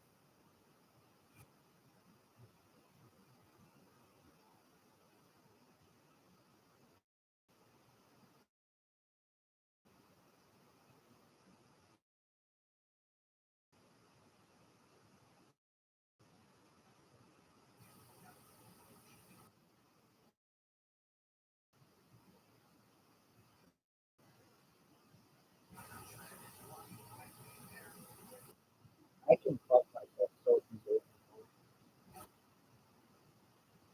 Just hit my ball there. That fucks me. Hit my ball riser.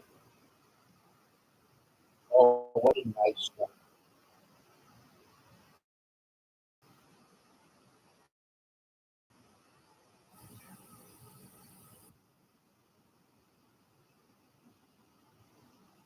Hit my ball, Caspian, see?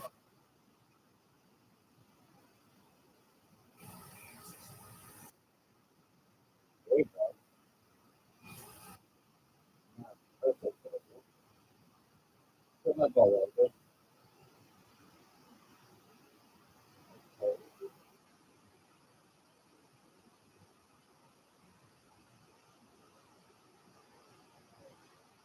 What I'm talking about.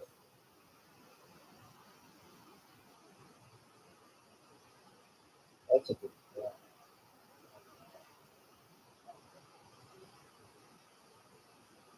Hit my ball.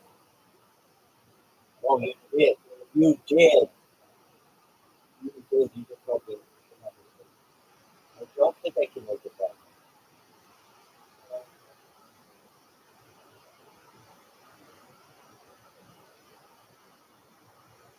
Thank you, baby.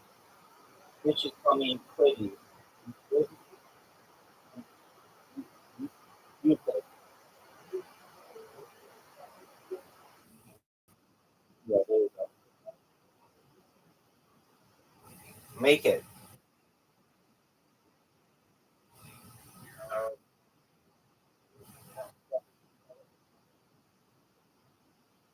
This is going to be. You don't see that. Oh, yeah, it's really bad now. Not you first. Really, really bad.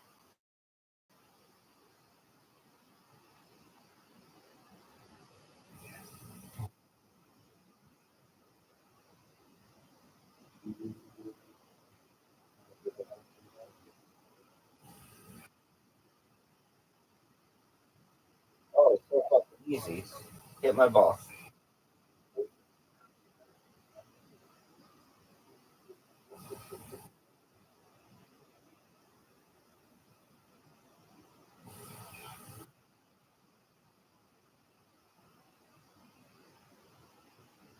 No fucking way. What a beautiful shot.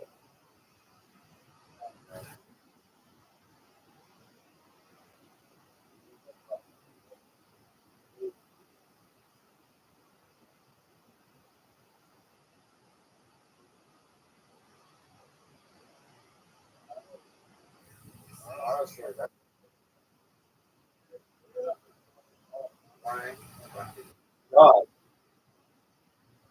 there's not too much I can do.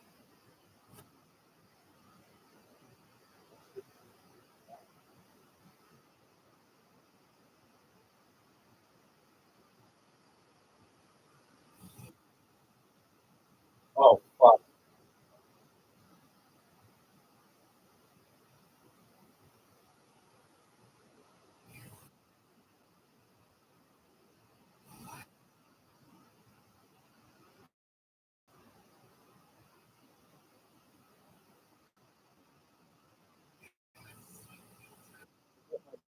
Fuck.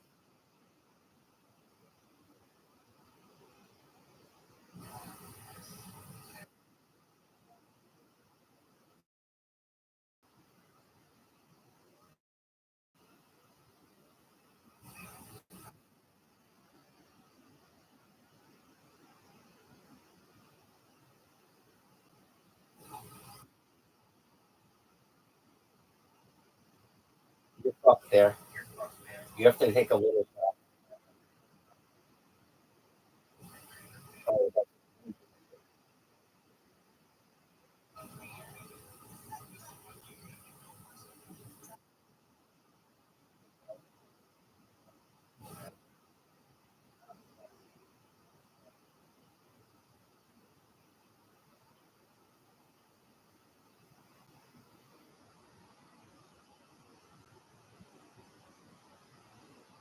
you're done. It's impossible to pass the field unless I was done.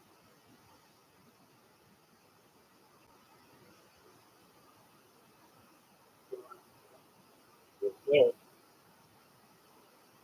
Well, actually, it's not impossible. I couldn't have it further.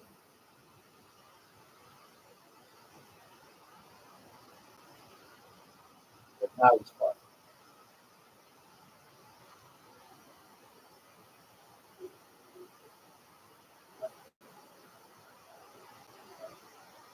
It doesn't get enough momentum.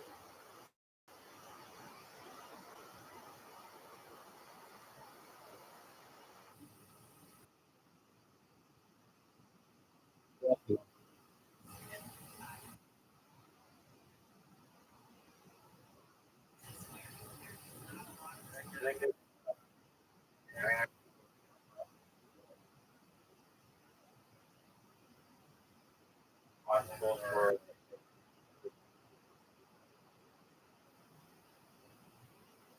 Yeah. It really is.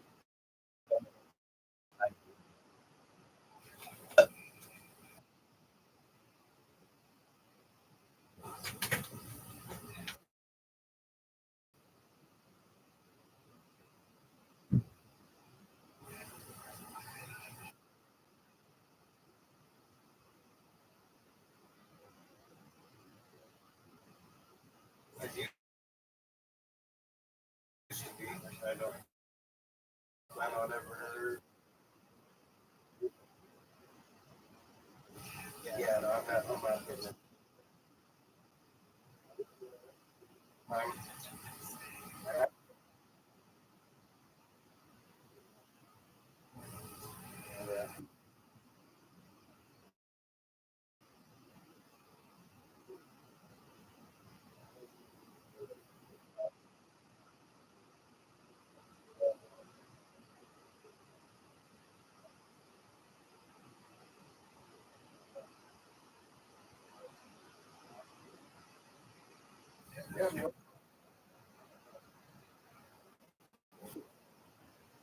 There are services that you can join that pay you the best. There are like services you can join that give you the best bet. So you can literally yeah, but if you just don't get those, you see which ones have a good um, track record, and you set up what it's going to do.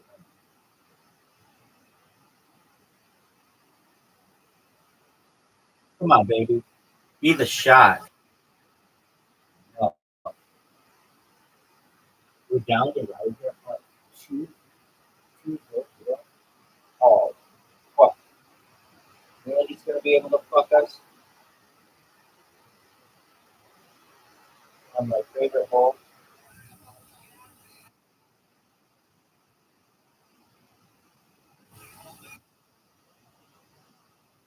What the fuck?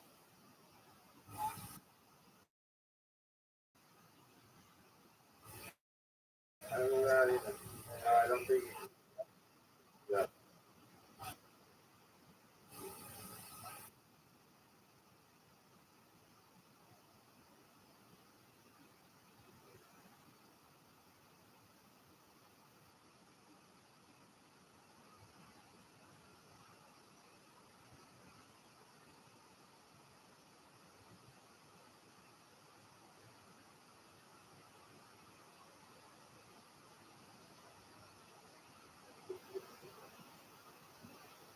No way.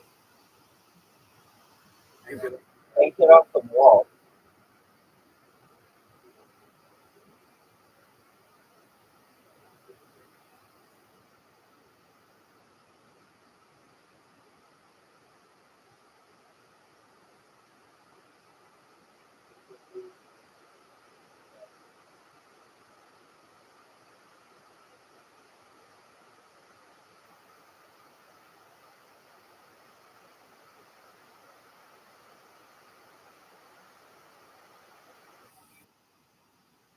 Oh, watch this. Did you see that?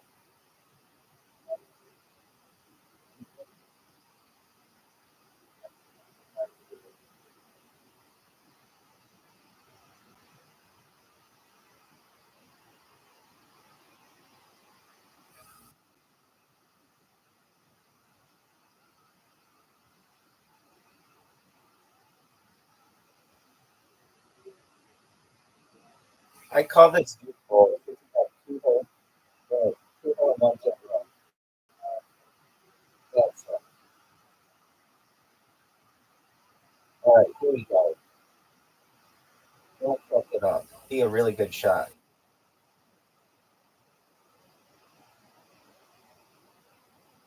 Get away from that water.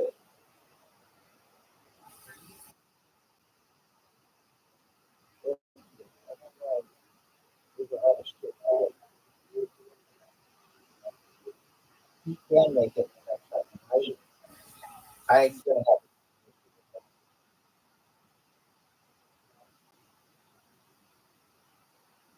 Not really.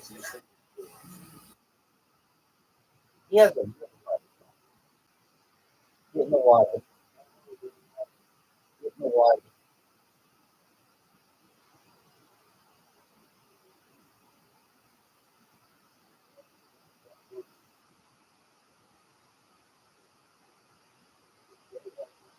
I need to go. Get the trees.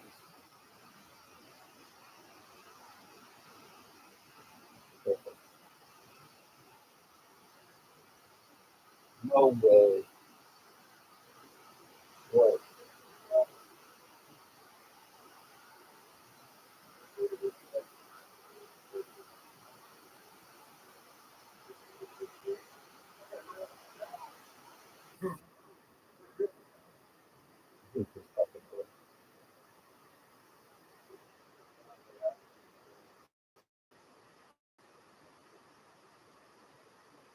That's a good strategy.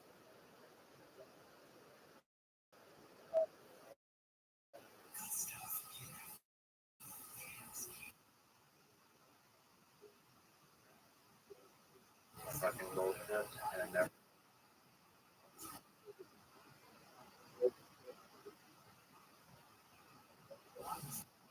That's actually a good point.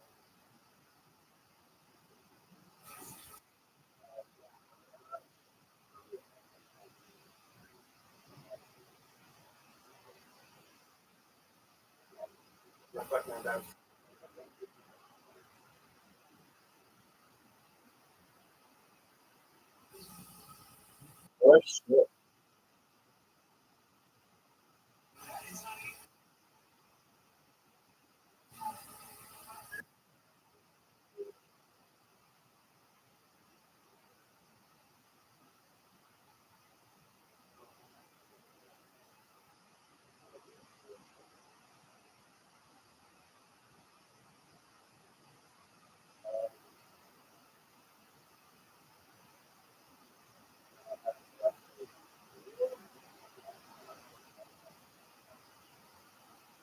I feel like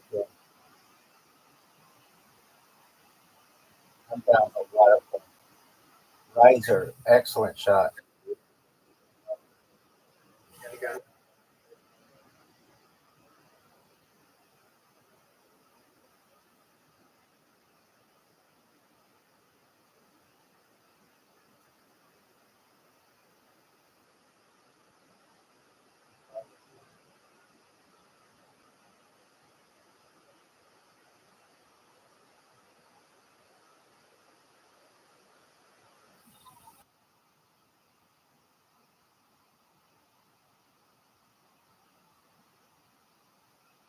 Down.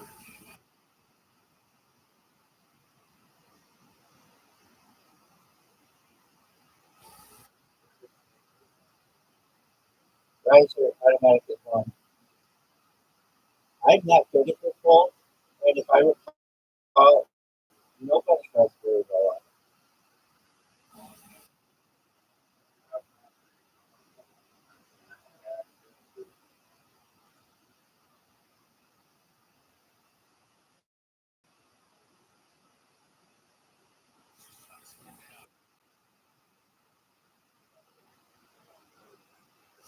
Ruin everyone's shot. Yeah, I always fuck it up though.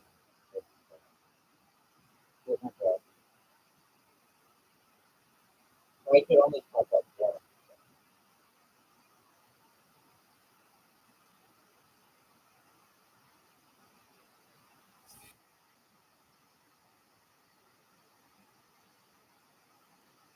Finally, somebody fuck on it.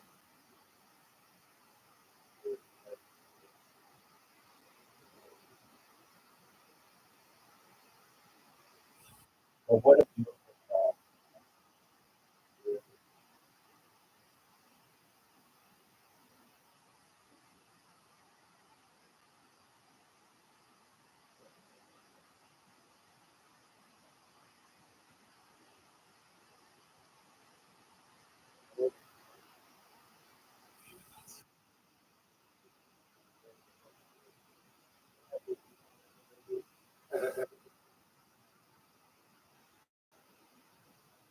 I have an excellent strategy.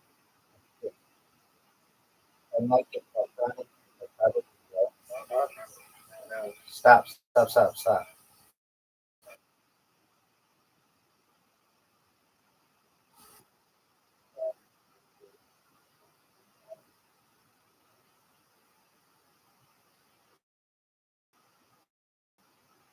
No, don't get that ball. Oh, you fucker.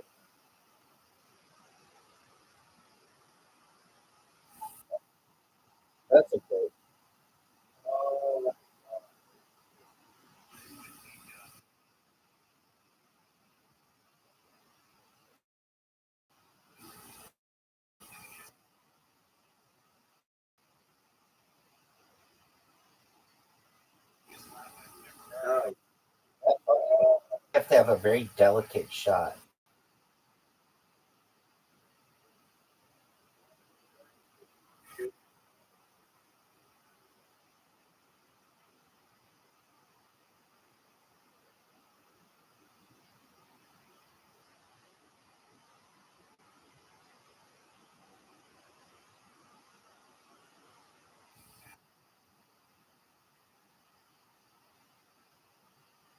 This is a very good shot.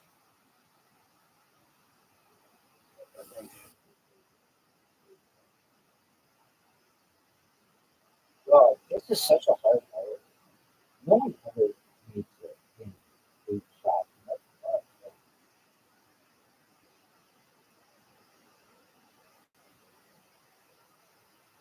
It doesn't even matter for that. It does just have to be. It's just a better perspective.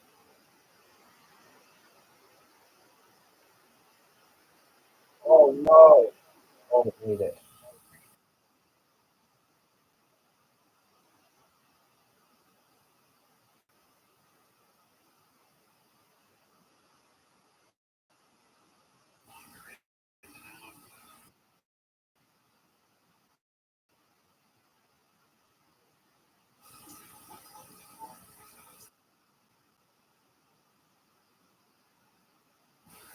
Tell me that wasn't sexy.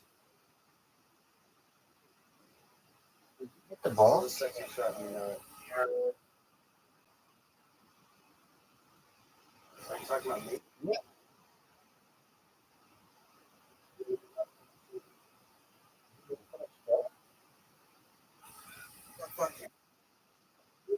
Yeah.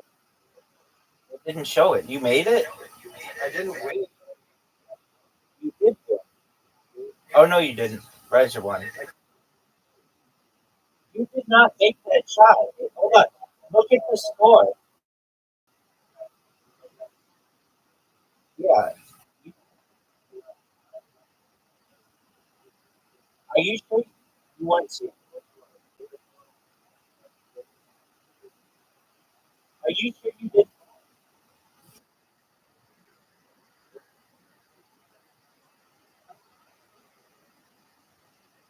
That's me too. What is the safety? Same here.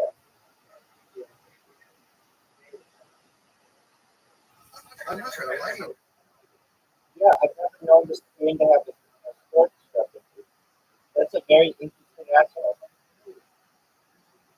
I don't care about Well, we can imagine it, but that would have been a really crazy shot. 653. We all know it. No, 655.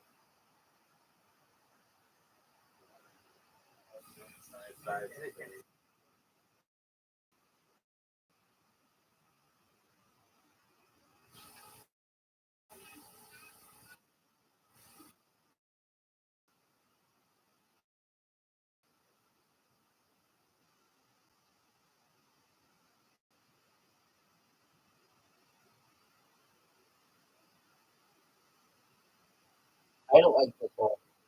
I never do well in the football area. Right, so what are you doing, dog? Hit my ball.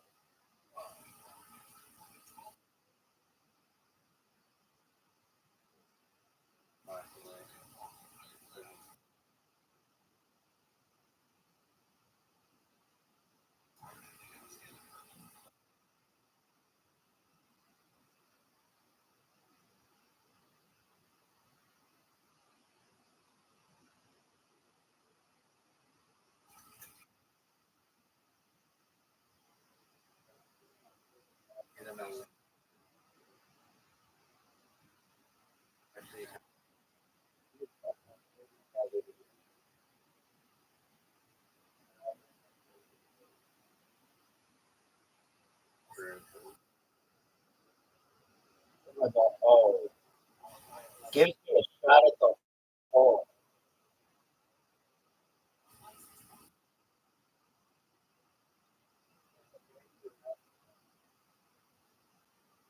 That's not good. No, it's gonna hit me anyway. He's gonna gonna hit my ball anyway.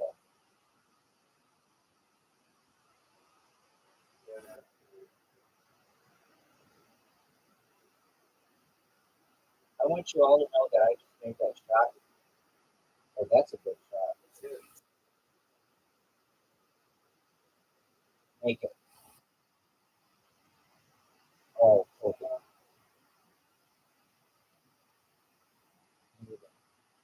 Do one more.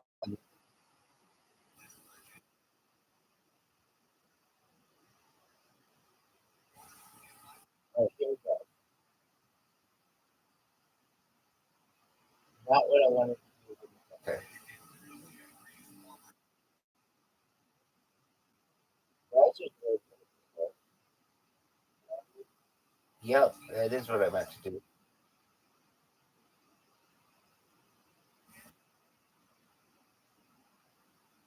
Oh, it helped me.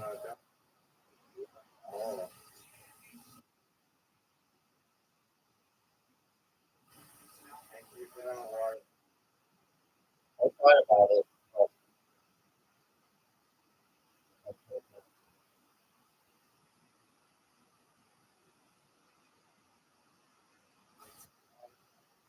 Oh, no way. He's going to make it.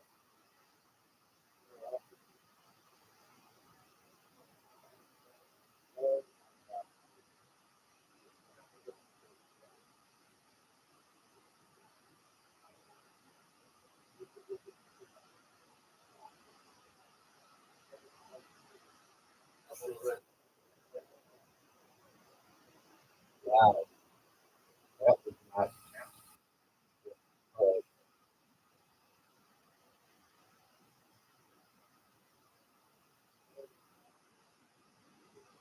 Well, I do. I took out 2 trees. I took out 2 trees. Well, what do you want me to do? You took out 1 tree. You took out 1 tree, so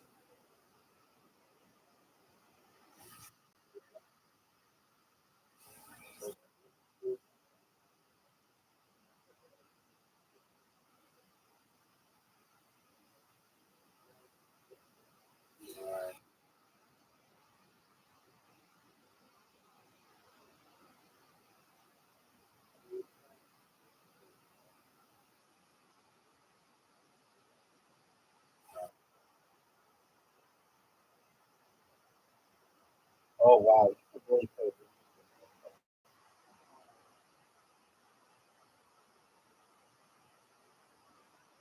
off the farm.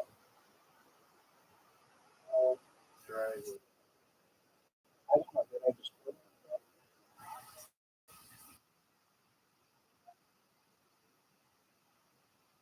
I think I will, and I think I'll make it. And I'm gonna laugh and do it.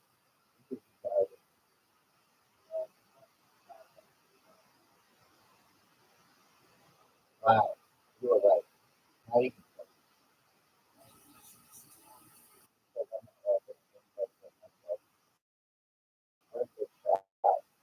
water. Shit. Right. Only way I can do it.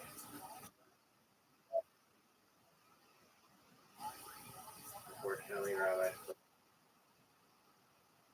Fuck yeah.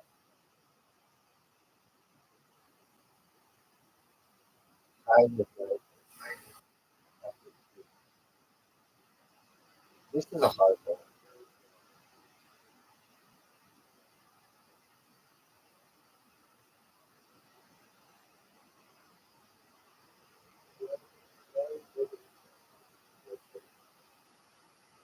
I don't think so. I moved all the shit out of your way.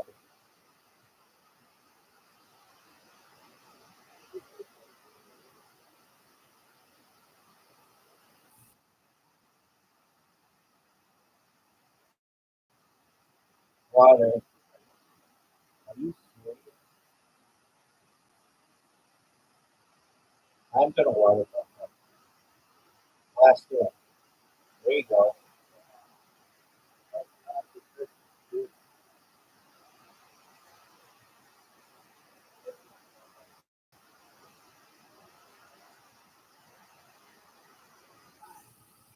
You guys put a water on me?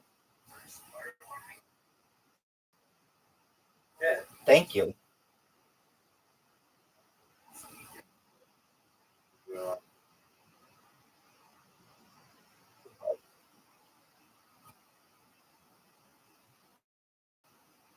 What?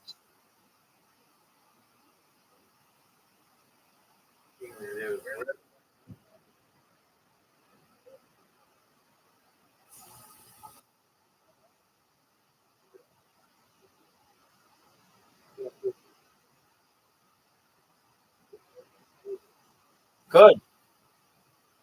You're only 4 hours late.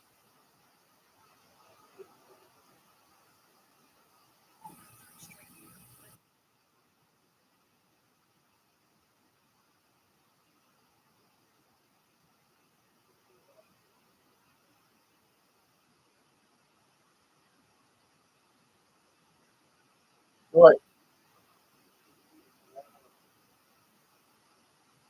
Well, he's gonna push you through. SBT's gonna push you through. Unless he's surgical. He's surgical, baby. He's surgical. What the hell? why would you do that?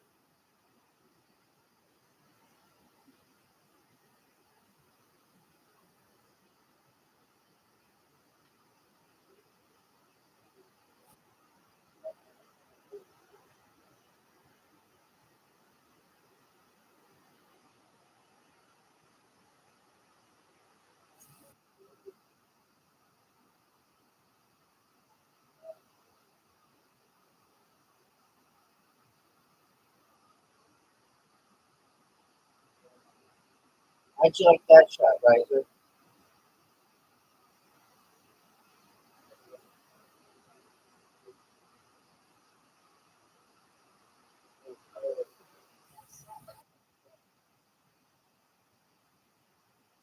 Don't hit his ball. Whatever you do, don't hit his ball. Whatever you do. Ah, what up, Kim? How you living? I hope. Absolutely. How you living, baby? I hope all good in your world. I hope all is good in your world. I hope you're having a good time. Russia?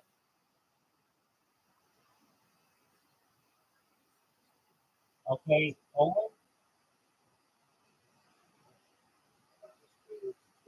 Well, where are you? Oh, you're from Spain. Hey, man. Now I remember.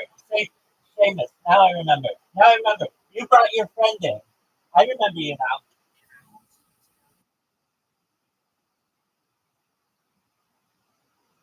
Absolutely. Harry Potter promised on the 10 years going to the moon.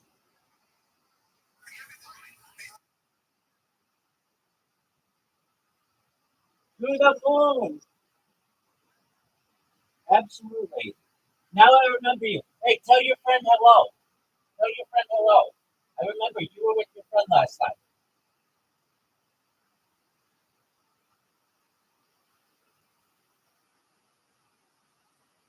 Hey, that's what happens.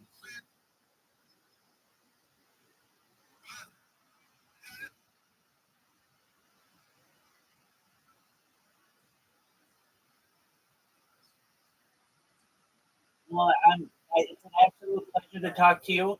I hope you have many, many blessings this coming year and only lots of financial success.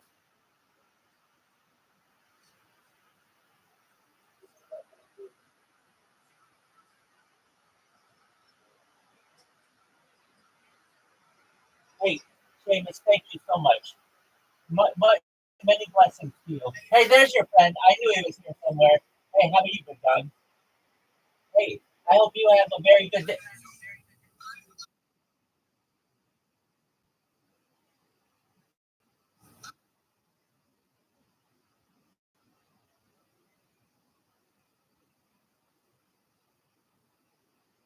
That's a lot.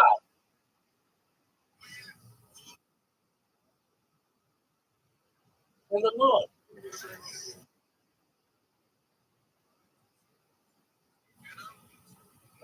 Excellent, man.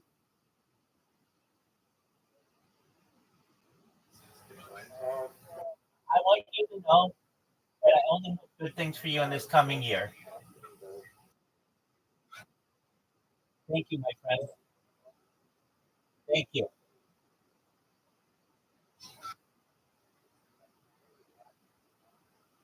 That's okay. Absolutely. Absolutely. It is a truth potion. But I want you to know that I appreciate you. I appreciate your friendship. I appreciate the community of Harry Potter Obama Sonic 10 unit. And we're going to turn this thing into $1 billion market cap this year. It's going to be huge. $1 billion. I'll see you. I'll see you in Cancun.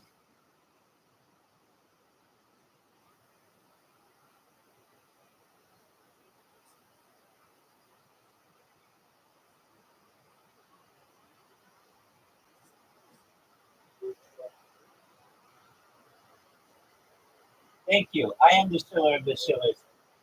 Thank you. Good times to you. Good times to your friend. Take care, my friend. I hope good things for you.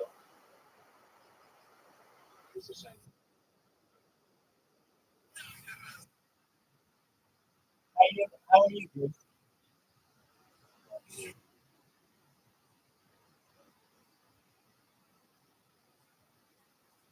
There you go.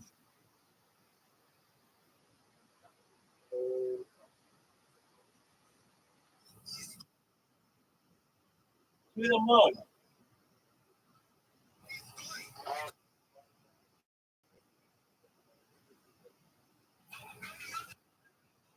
To the moon. That's okay. It happens to the best of us.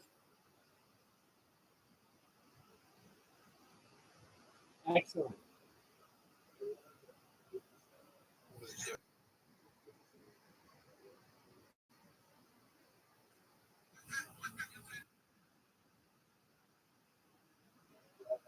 I wish I could tell you more. I'm in the middle of a game right now. There's three other people, so I can't really talk about anything more. I gotta focus.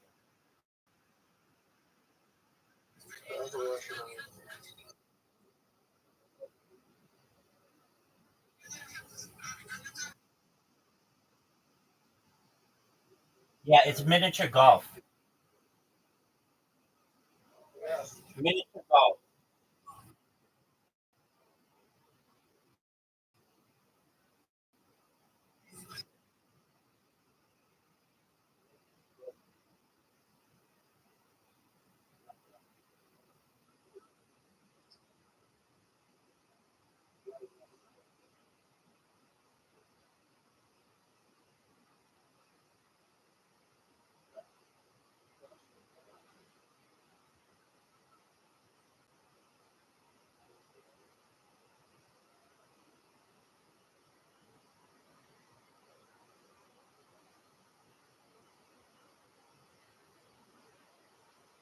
I love you. I love Spain. Blessings to you. Hopefully this coming year.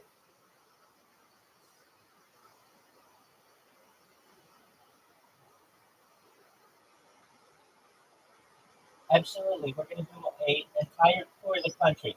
We're going to see the Pyrenees. We're going to see the Pyrenean Ibex. We're going to see Barcelona and Madrid and all the cool places.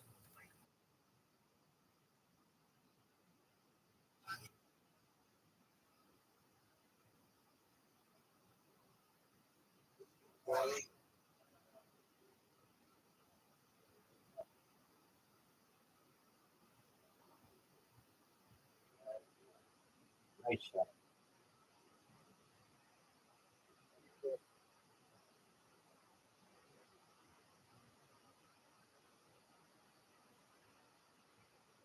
Look at this shot. Not what we wanted, folks.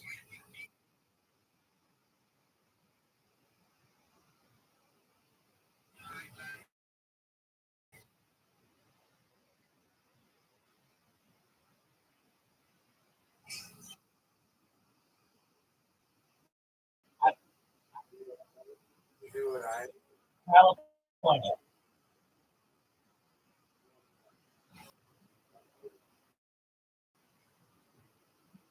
Absolutely.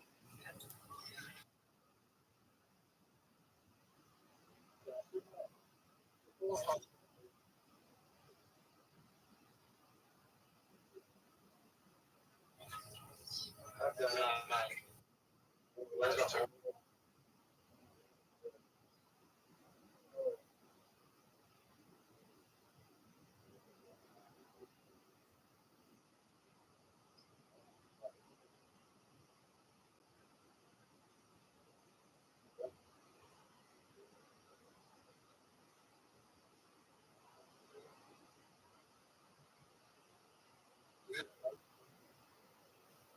Hey, how are you, girl? Hey, what's up, baby?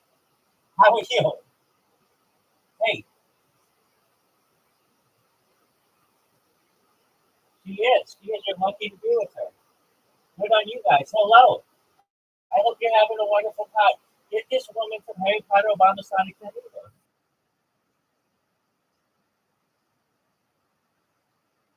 Yes, sir. Excellent. Well, tell her I will visit her wherever she is. She's beautiful. You're amazing. Absolutely. I hope only good things for you in this coming year. Buy this woman some Harry Potter Obama Sonic Tornado. Buy her some Harry Potter Obama Sonic Tornado. Buy her some Harry Potter Obama Sonic Tornado. Buy her some Harry Potter Obama Sonic Tornado. Get her some Harry Potter Obama Sonic Tornado.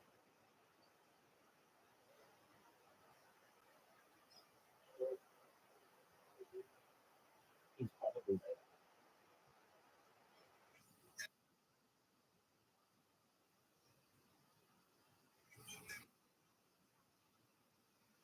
You just did. You just did.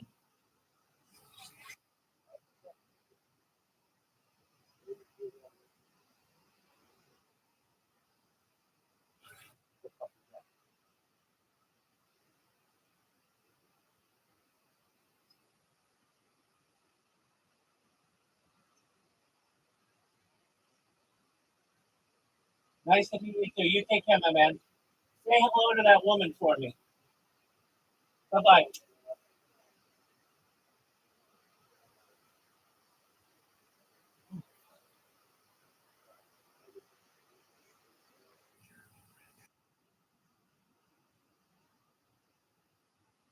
Yeah, they have the same.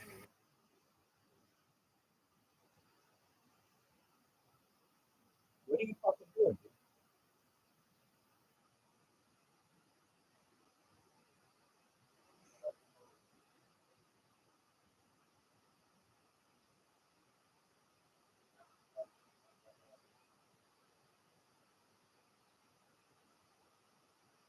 He is shot behind.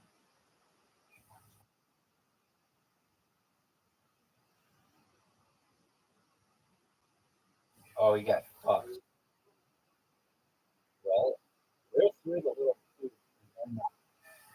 Get it off the tree. Get it off the tree. Get it off the tree.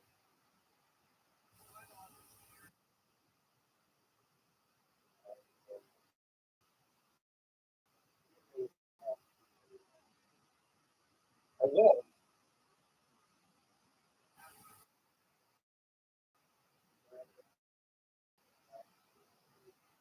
If it's not my way. Shut up. That's a weird question. Oh, you're asking me? I don't know.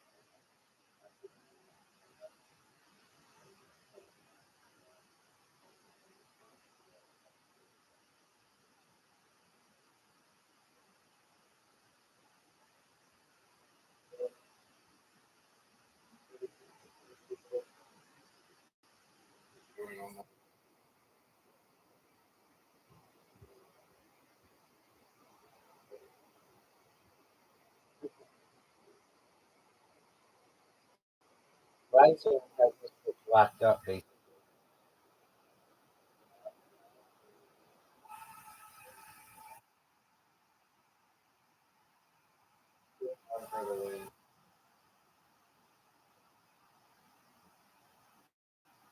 Too hard.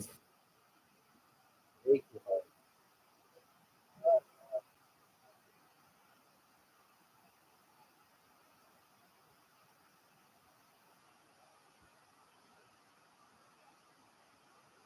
That's a pretty good shot. I'm pretty sure it's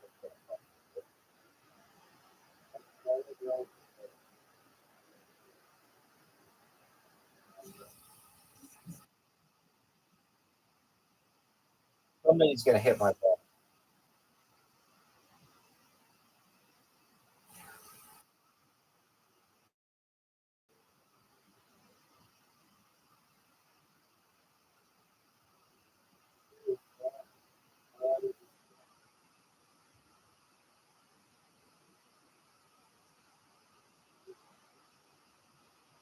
Yeah, you can put us with- No, he didn't. You're not even supposed to continue to do it.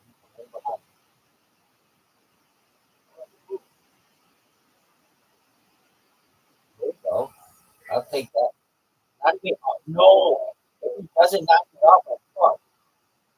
What the fuck is that? That's already happened. We talked about this. All right. Any shot?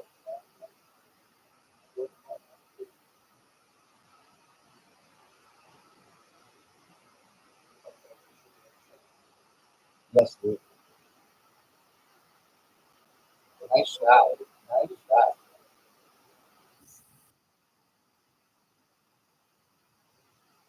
Too hard. Way too hard.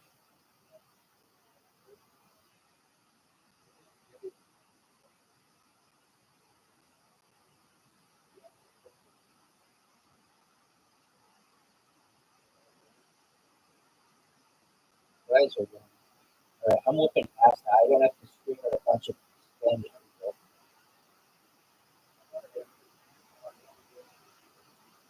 Is Duke still at 299 men or whatever?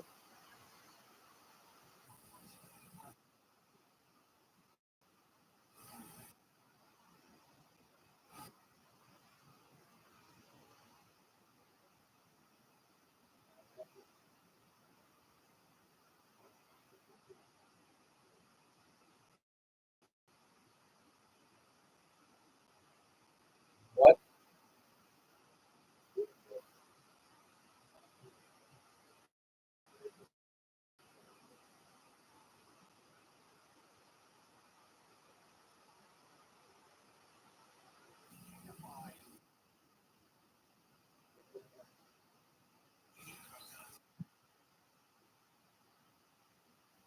You can see how much fun the ball is with Caspian Sea's ball right there.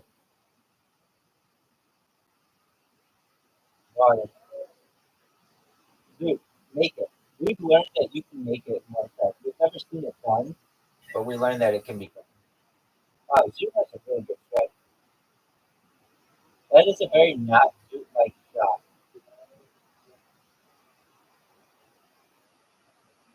Yeah, he was not the ball out of the way.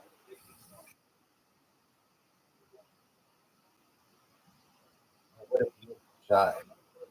No way it's coming back. Stop, move.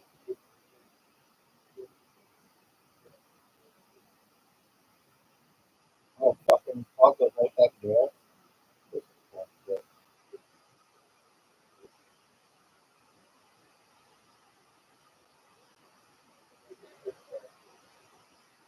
No, I didn't. You have a different one.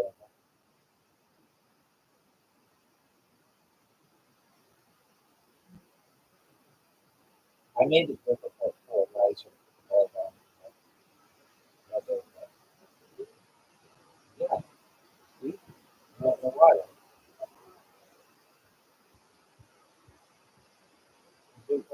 easy shot. Way too hard. And his ball's still in the hole. Go in the water.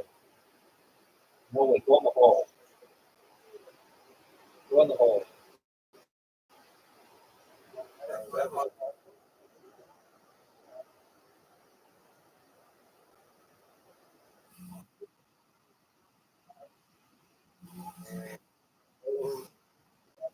Thank you, friend.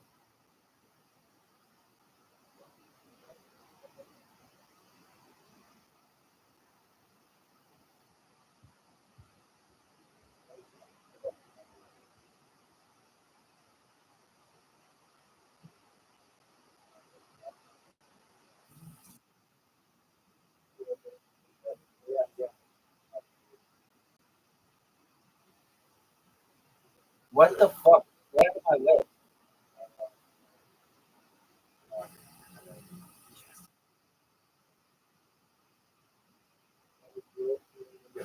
Are you serious?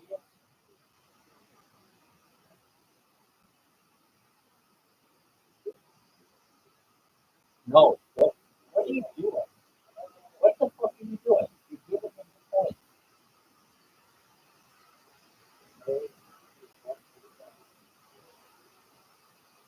Where? What, you were putting in a thing?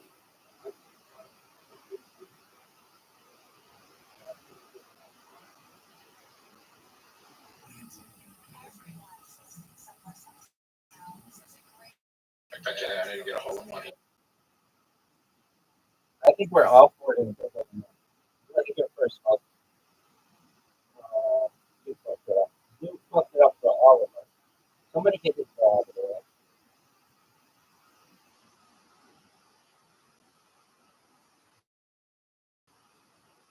Oh, what is that?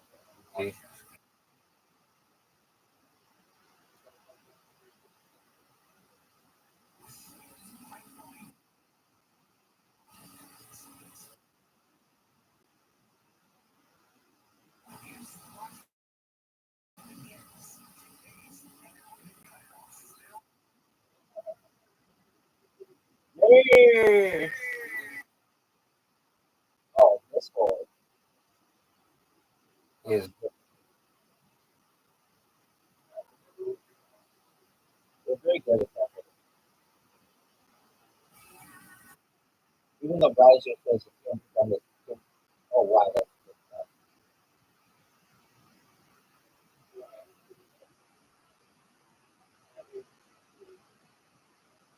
Oh,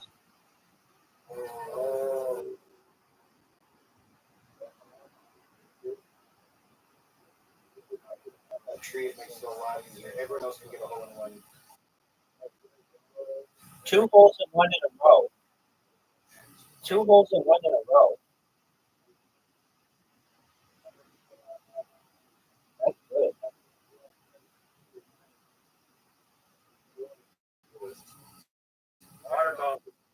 He's not the hard one. He's gonna hit my ball though. He's gonna hit my ball though.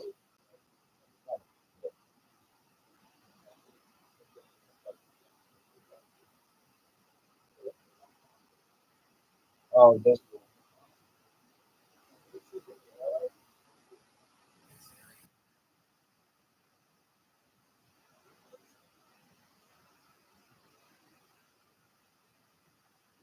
That's perfect.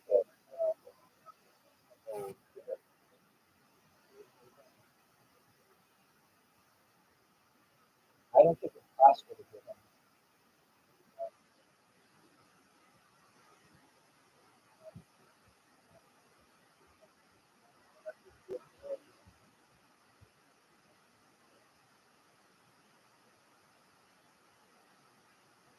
Too hard.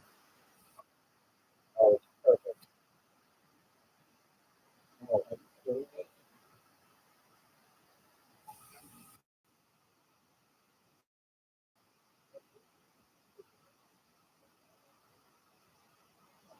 Get there.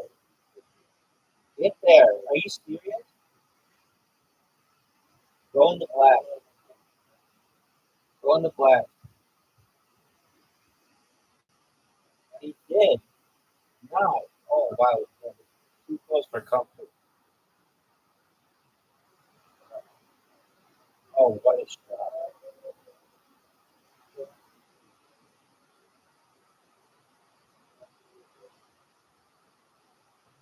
Just don't bounce back into my back.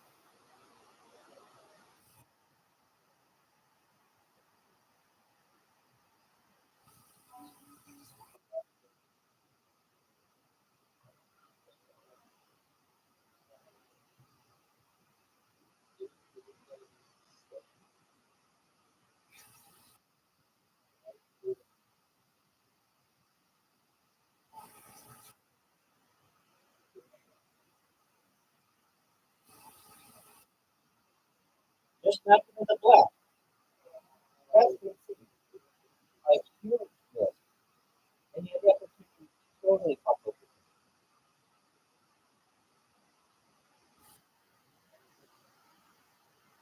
Oh,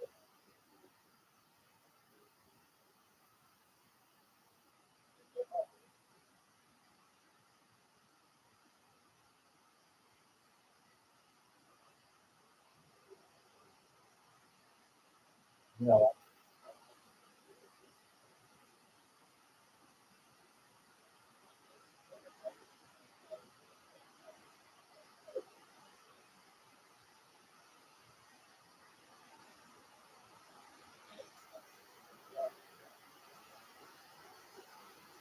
You got this.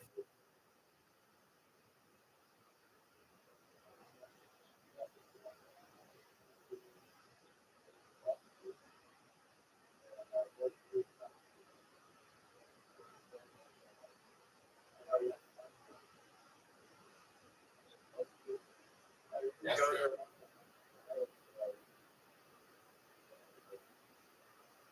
Right, right.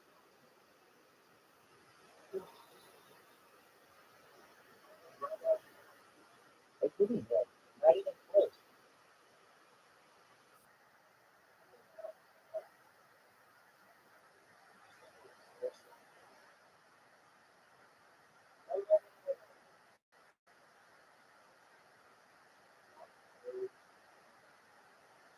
This is, I think, Riser's best photo.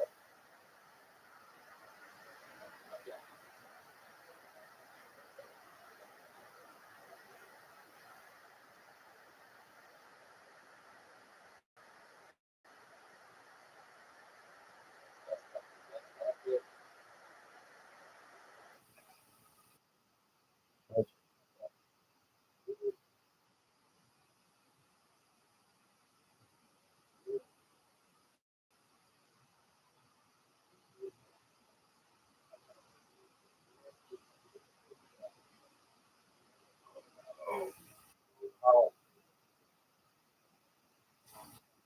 what always happens?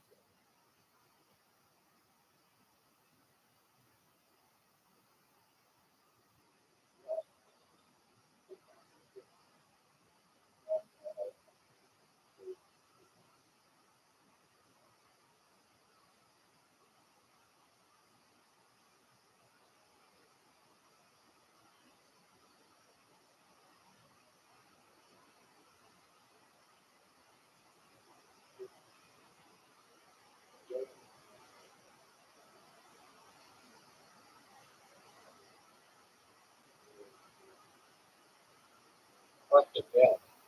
Fuck again. Oh,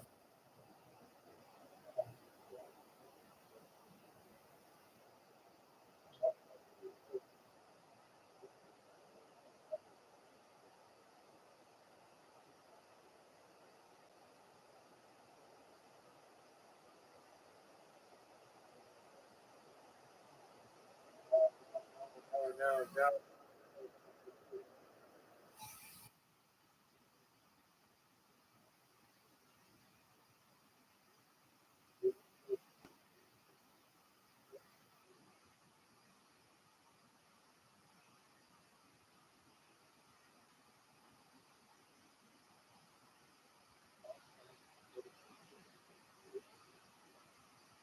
What a great shot. Riser, what a great shot.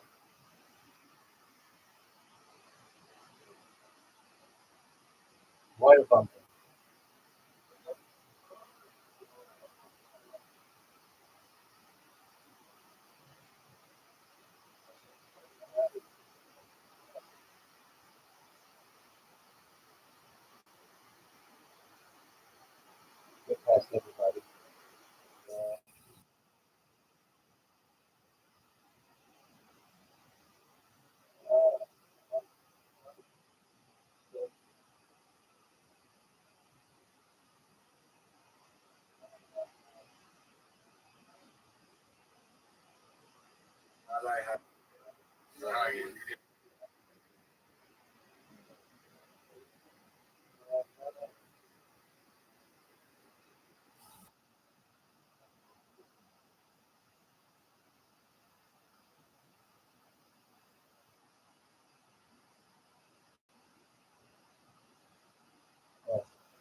Water level.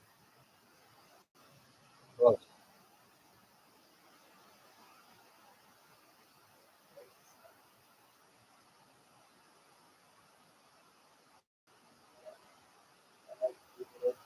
What that? I've never seen that. Well, maybe I've seen you. I've never seen before. Oh, there you go. We finally got it. I was even wondering about that. Oh, fuck this one. Right.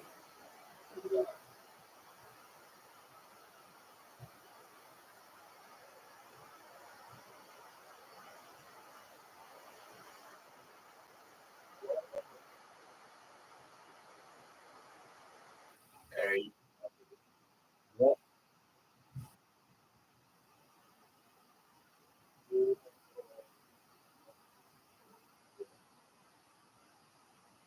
Where's the whole? Oh, there.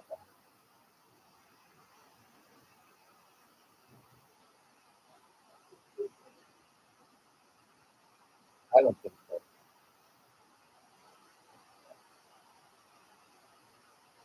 It's possible, but you'd have to make it off the net. No, don't block the spot. He blocks the spot. Off the net. Oh, that's the shot. Coming back though. Not that bad.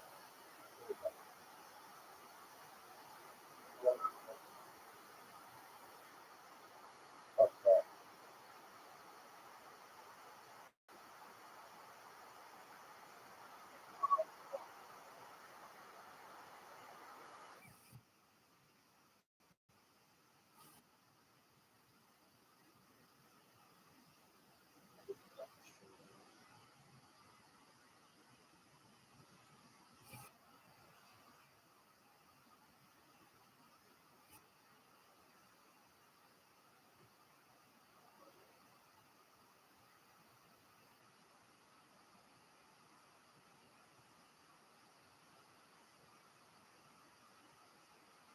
What a good shot.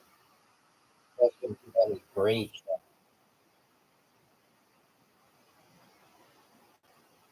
Oh, stop. Stop. You're too fast. Too fast.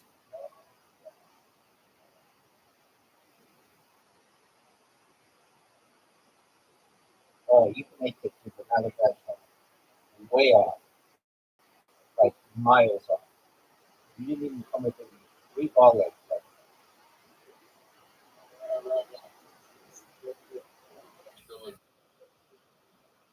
Yeah, because I got to play with the yellow ball in my fucking way.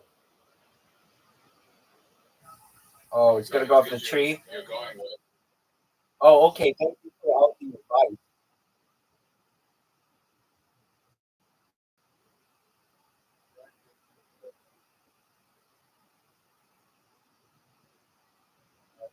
Missed it.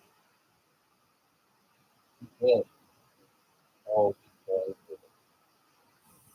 How many fucking times did I get a circle? Freaking toilet.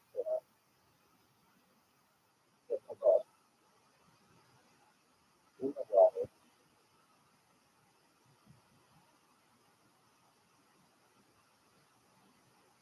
A very interesting choice. A very interesting choice.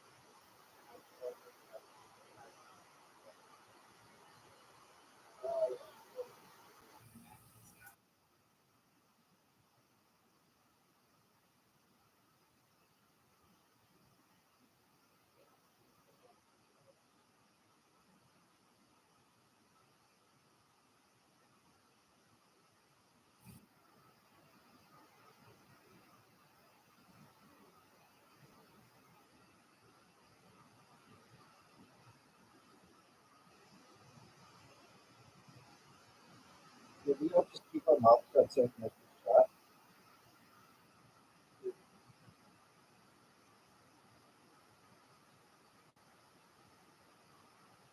I know I did. I was coming up with a nickname to call it. Did Casper shoot? Yeah.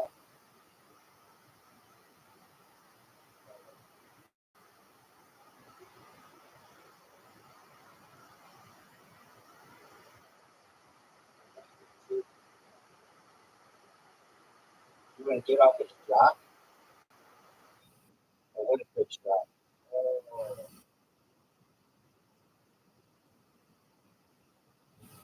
Let me take out these chickens. Take out these chickens.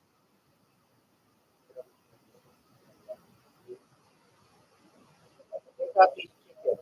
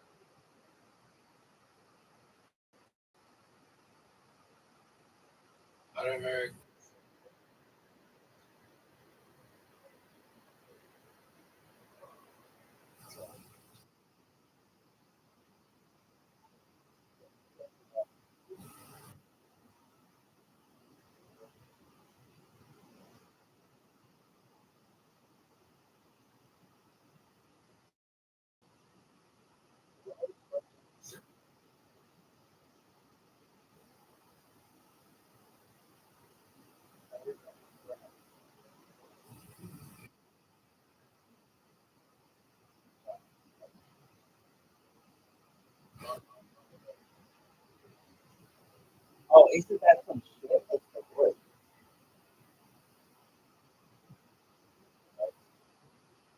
Oh, nice shot.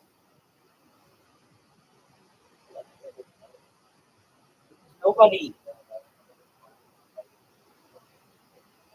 Well, you can't. They ban you from media.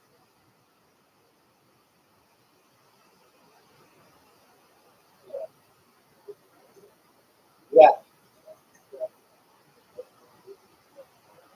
that's the other issue. I was on it the first day it came out, and it was like, this is it. It's just Twitter, but there was no real engagement. The stuff that makes Twitter interesting is the fact that people have a little bit more freedom to say what they want. On threads, it was just very corporate.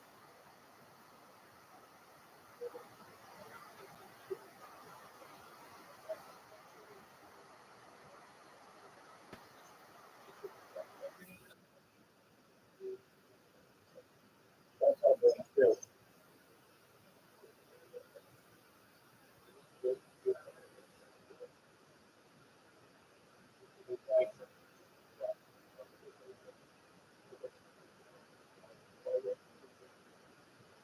Yeah, it's true.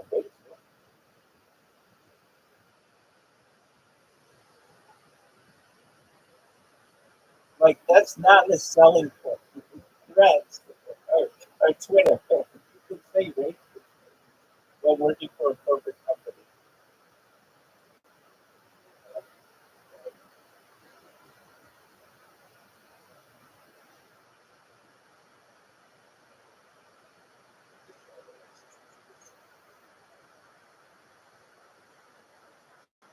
All right, here we go. Somebody take out this tree.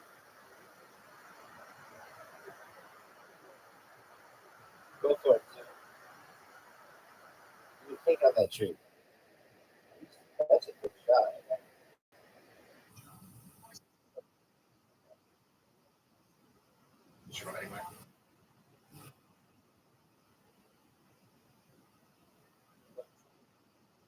Oh, what a good shot.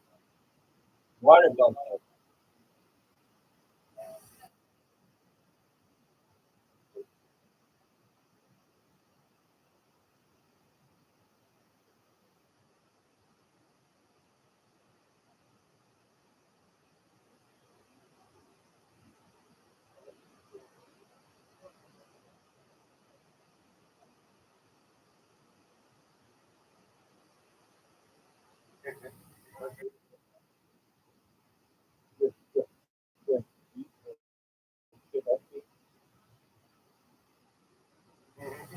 Oh wow.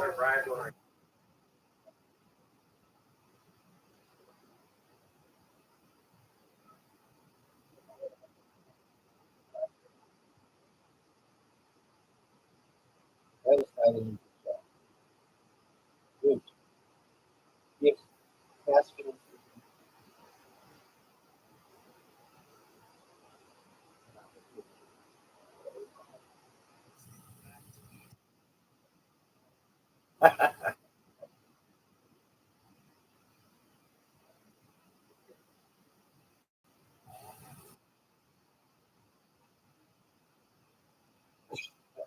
Oh,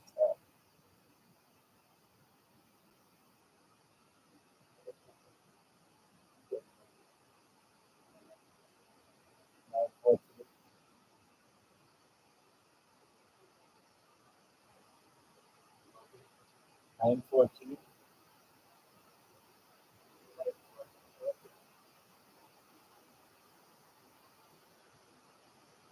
We're living in the future now.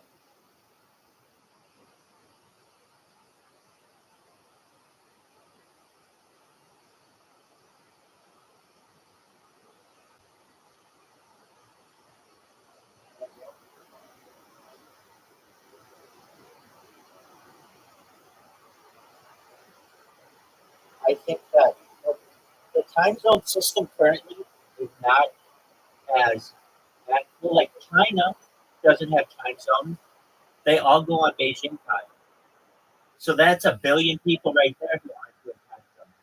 And like Kuwait or Saudi Arabia, one of those countries, does um, half hour time zones or half hour increments. And I think that in the future, perhaps the distant future though, people will just use one time globally. And if it's well, and I also think it'll be on a decimal system.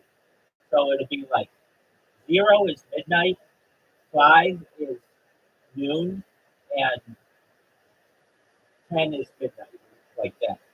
Um, and this was already tried in France around the turn of the 18th, the 19th century. Ooh, but it just didn't have enough momentum. But I think it could get. I think that another clock could gain momentum, and then everybody just celebrate New Year's, celebrate the cross of the international time limit, international date.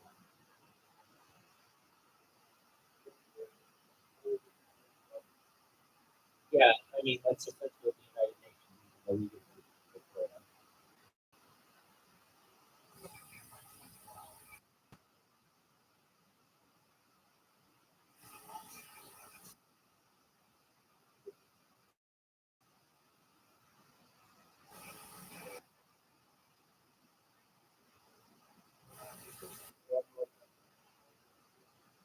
Yeah. Harry Potter. To the moon, baby.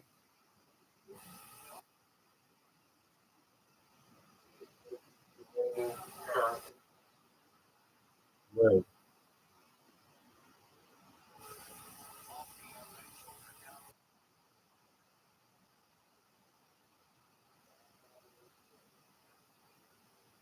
Oh shoot! Now it's kind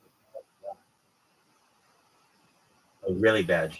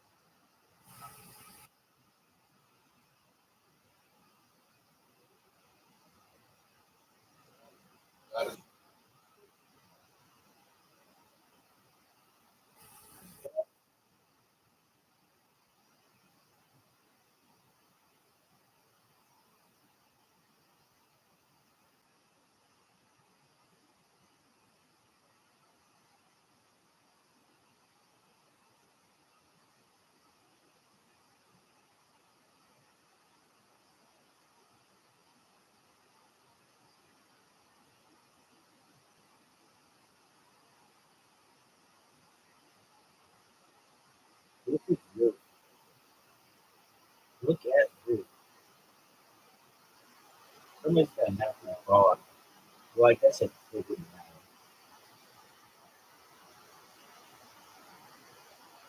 Whoa. That's good. That looks good. There you go. Too hard. Way too hard, dude.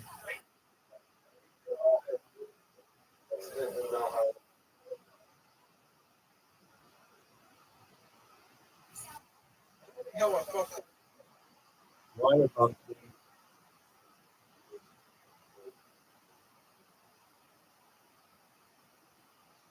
Oh, what a shot.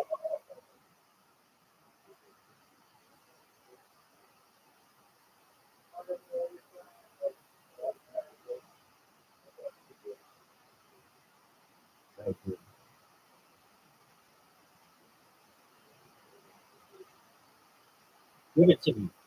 Are you fucking serious?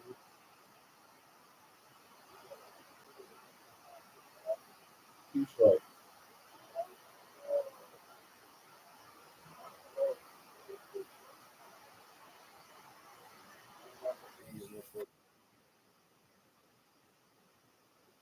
Make it.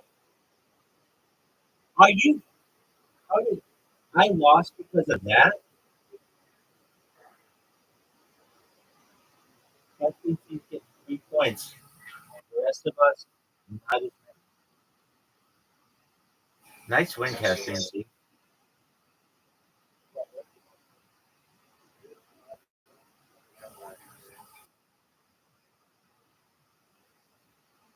Love this hole. Let me go first.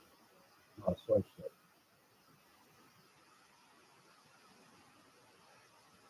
Castancy, you know it's your turn? So you're aware. Oh, look at that. Look at that. Rub with the green.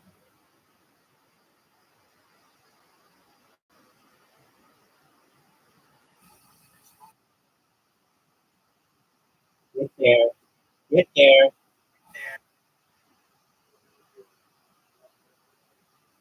69. 69.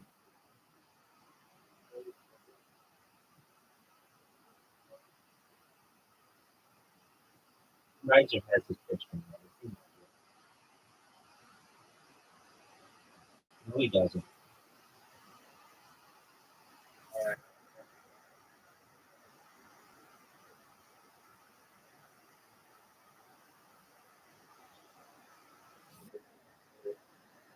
I like how you've already prepared that you won. Too short.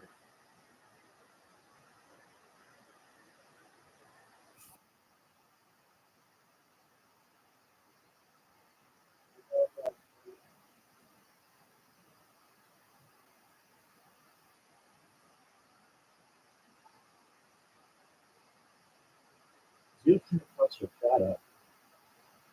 Oh, nice. Nice shot there. Hit that tree. Dude, bounce it off and fall. Right. Bounce it off and fall. Don't hit him forward. Get him off the side. Okay.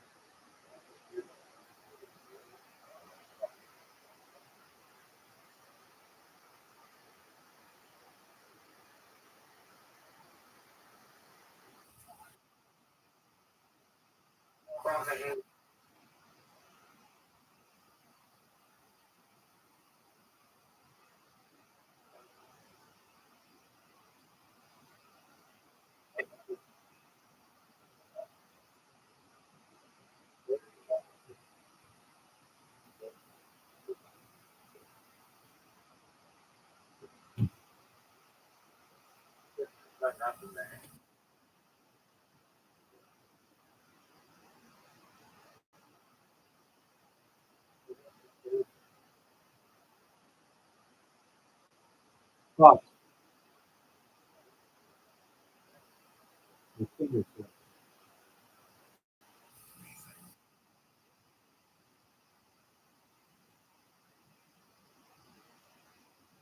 Yeah, that right there.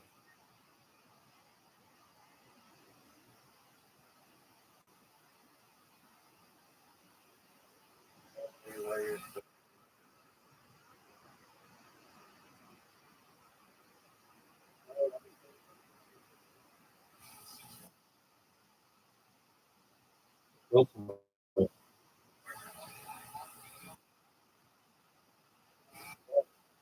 Too hard. Take out another two. Cut my ball. Dude, make it. Do it as an easy stuff. Yeah, let's get the ball. He's hitting the purple ball. Purple ball. Just terrible. Just absolute dodge.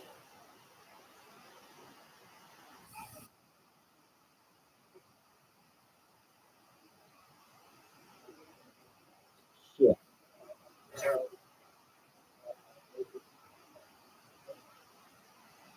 See, I would take my two dog shit shots over your one dog shit shot.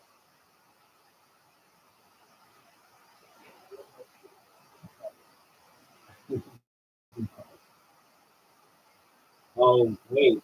Even worse.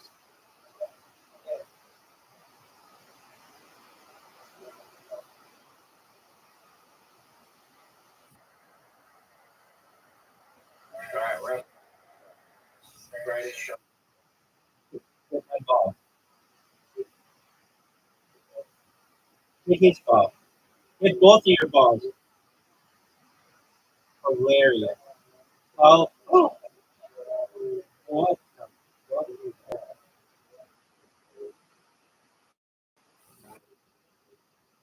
That was the greatest shot ever.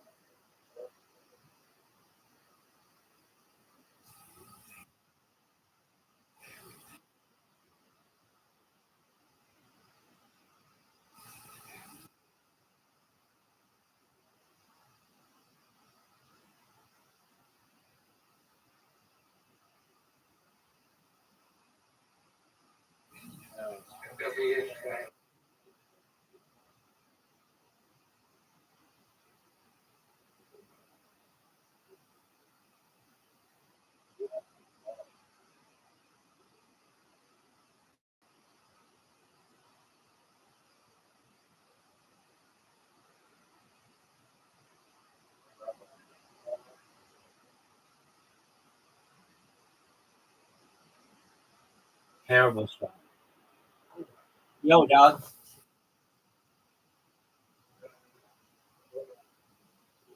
Thanks, big dog.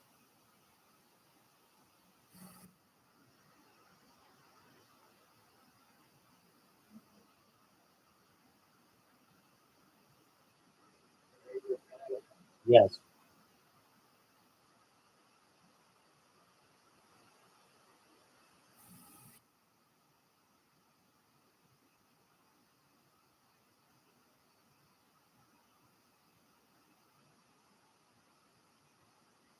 Dude, what the fuck is that?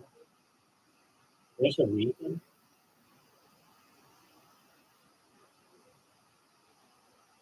Are you fucking serious?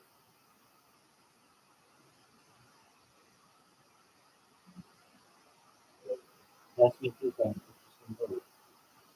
What's the fucking fault?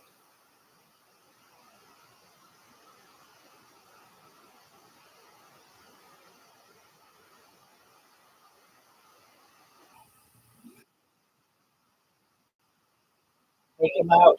Take him out, Zoot. Take him out. There you go, big dog. Oh, he almost had a good shot.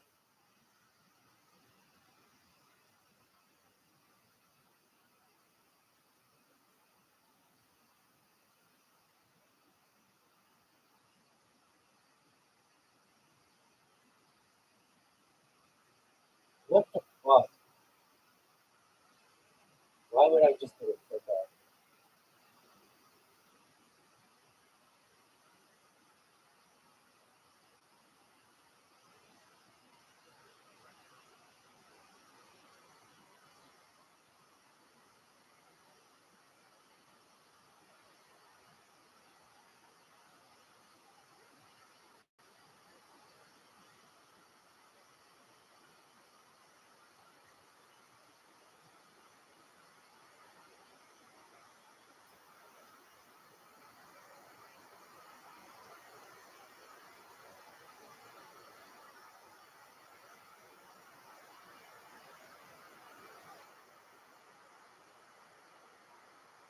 Tough shot.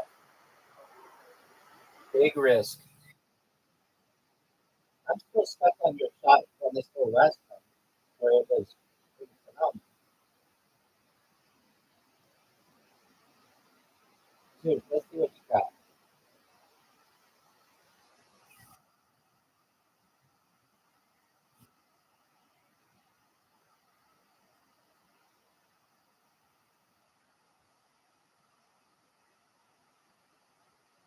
Oh,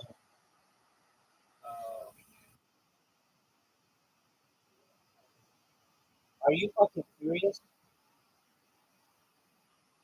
That's what the fuck?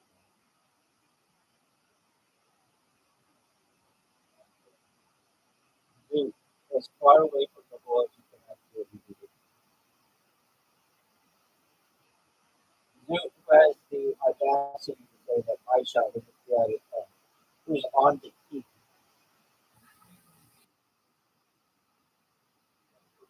Are you fucking serious? I get 0 on this hole, and Riser gets a 0.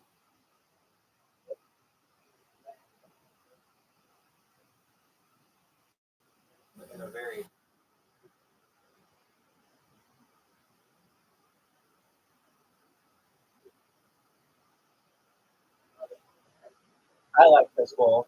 I have a good feeling that I'm going to win. That's not it. That's not the shot.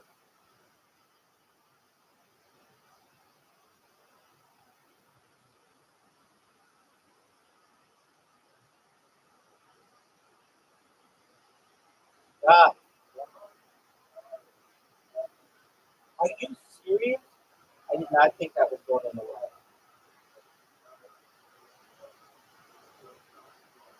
It's a 0 out of 10, dog. I'm going to water bump Riser.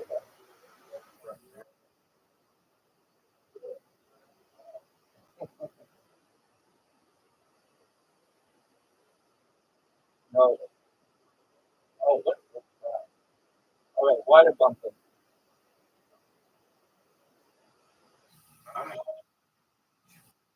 No, no, no, no, not like that.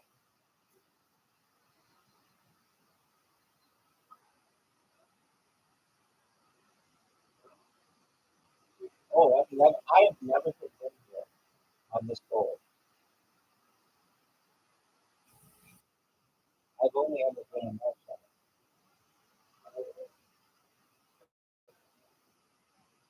Wow. Get off the shot.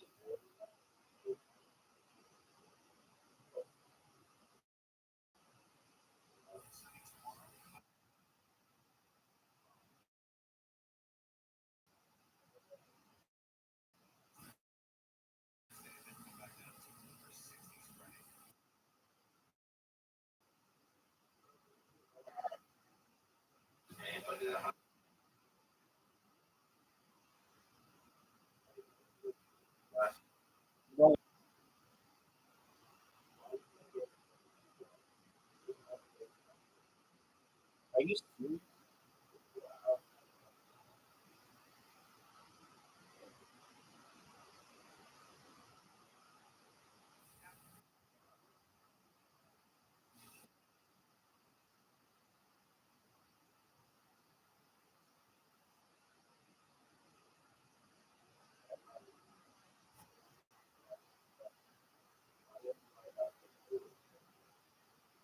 No fucking way. Put me on the hold.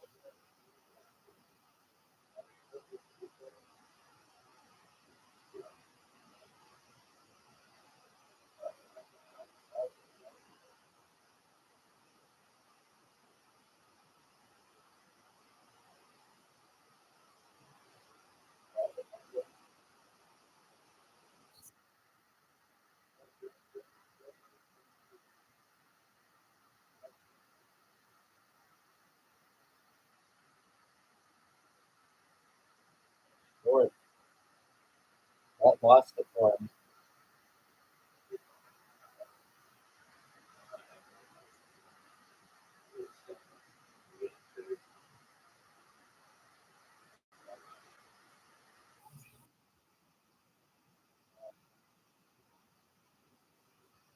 What's the point of going forward about when you can just check? He loves that part of it.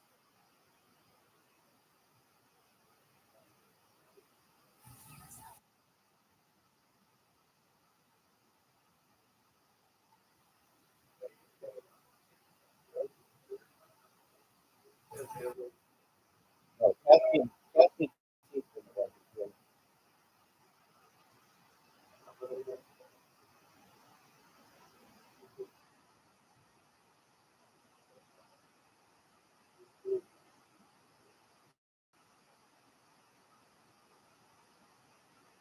what's the fuck?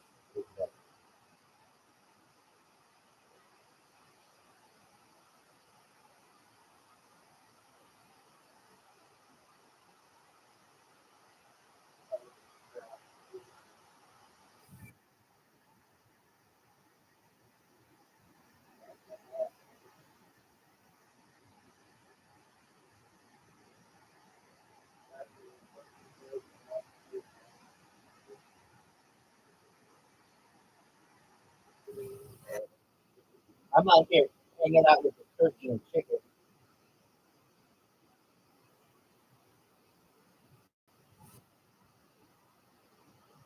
Dude, what the fuck are you doing?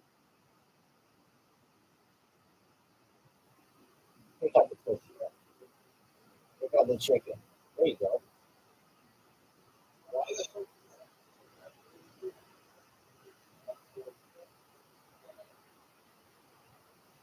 Do that little baby shot.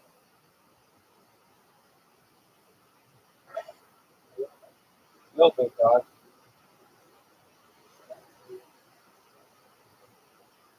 Yeah. Okay.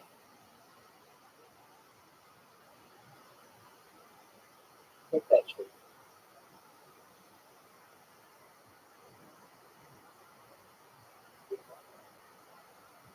Let's see that.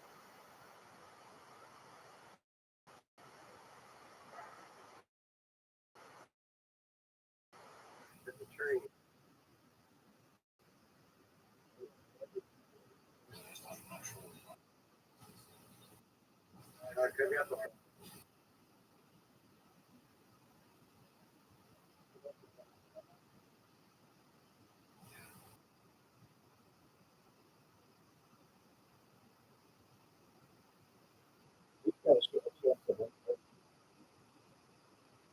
Of course, you can fuck it up without a doubt.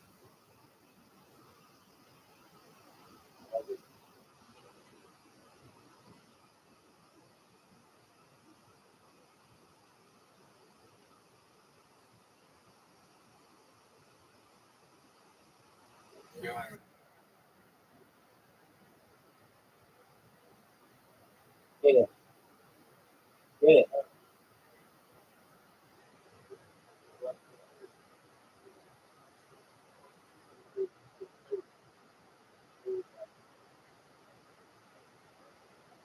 Put that ball.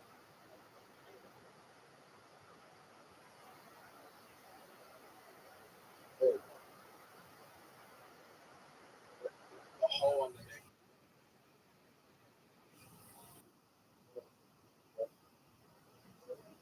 What a great shot.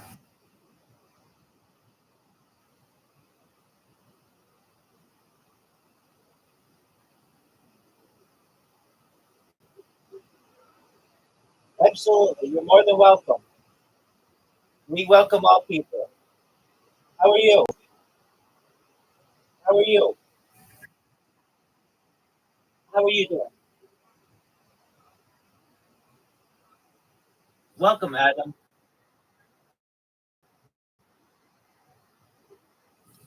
Excellent. We're playing a game. How are you?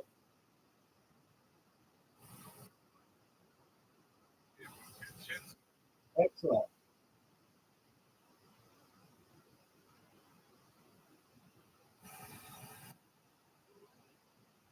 Miniature golf.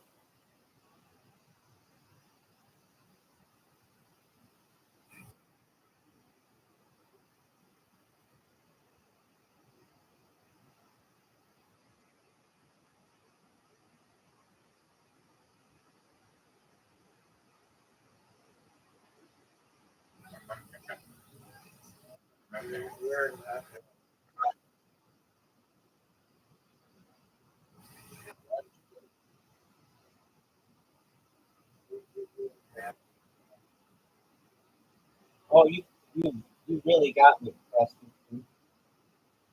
You got me good.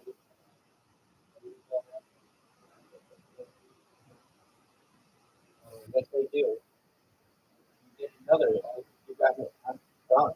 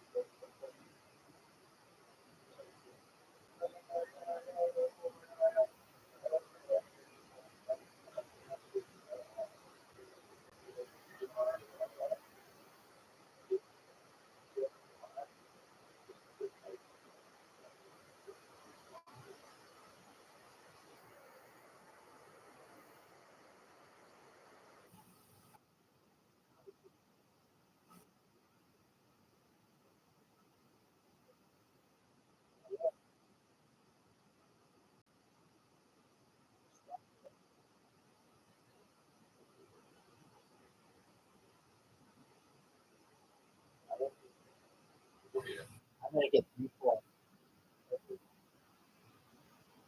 No, no.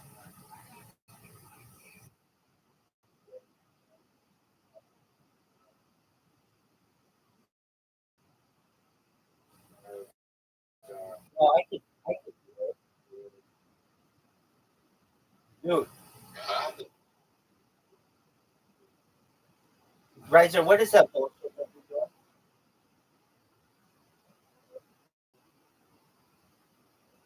Hit the wrong button. You didn't hit the wrong button. Nobody accidentally types a turkey emoji. Oh, what a shot. I have to make it.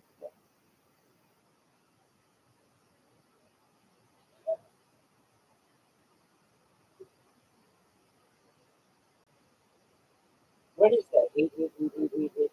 Riser, what is that? 8888888.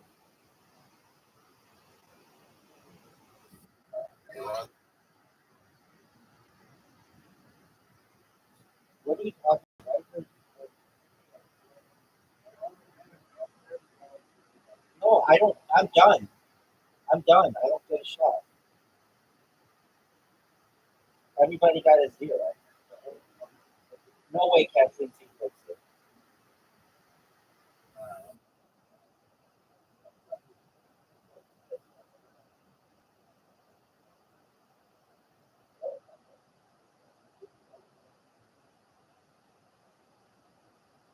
Perfect shot.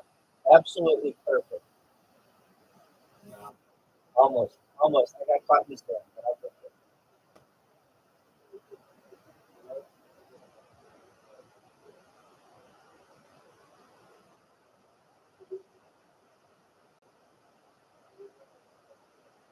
Dude, you have to wait.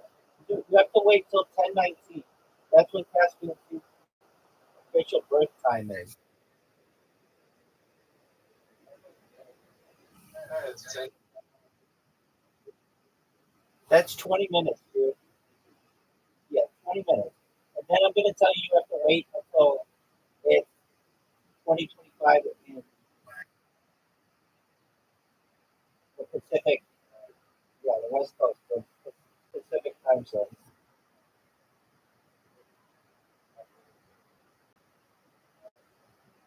Okay. Aloha.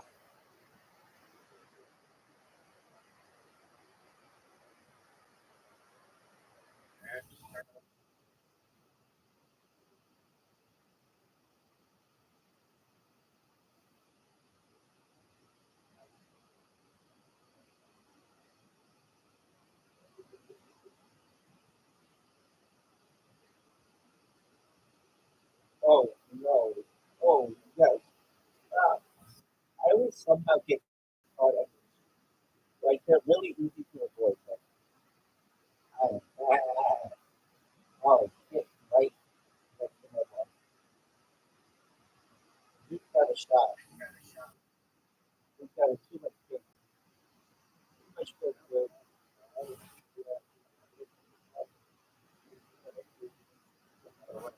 Hit the ice. The angle ice. Angle ice. Load it up. Move your thing up. Up. Oh, that's terrible.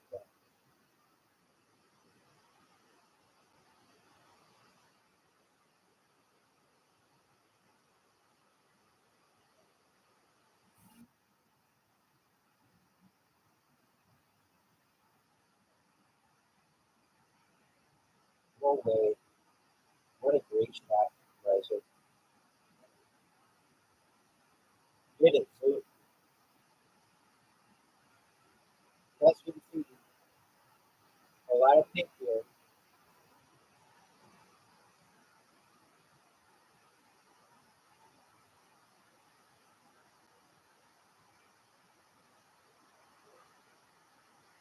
Why did you take it?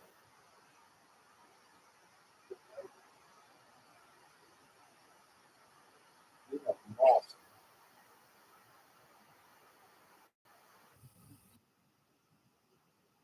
No.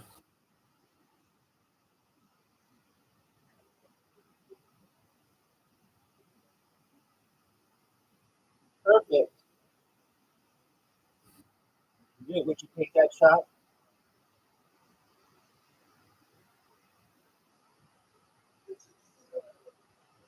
I cleared out all the balls for everybody.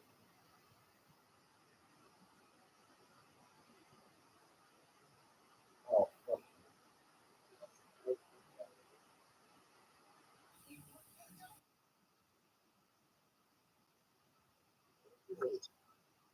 Why would you do that? Why would you do that?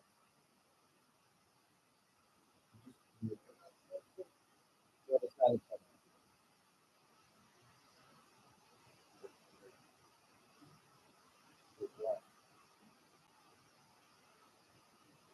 That's me.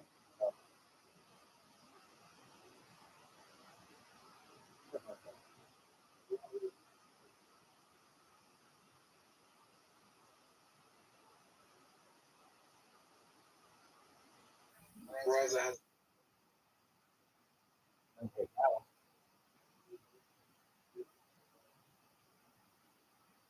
press up.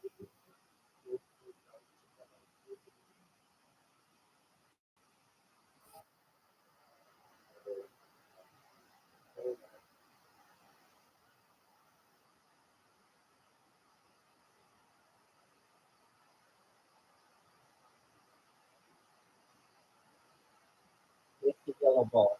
Oh, wow.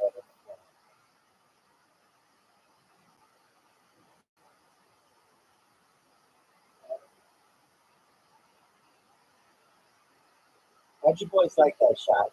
That was an expert shot. Wow, Riser and I are really going at it. Perfect game score. Zook's turn. Dude, remember your 10 out of 10 shot? Oh, wow. Give Caspian Sea an easy shot. You get 0.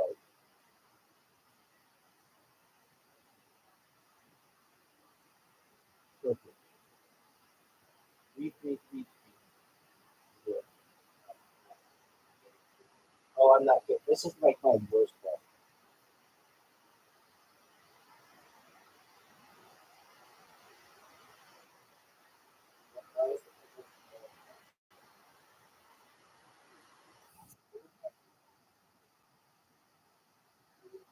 Get my ball. Someone get my ball.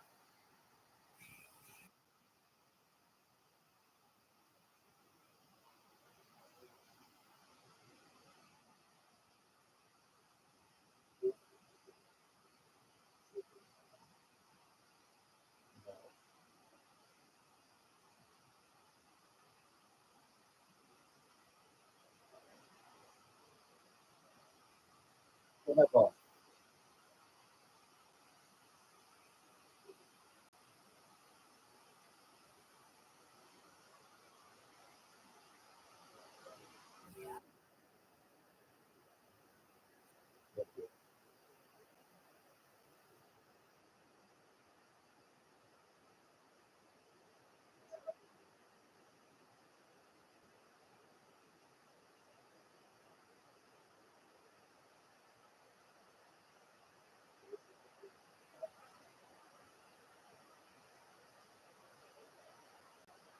All right, I'm going to take a big risk.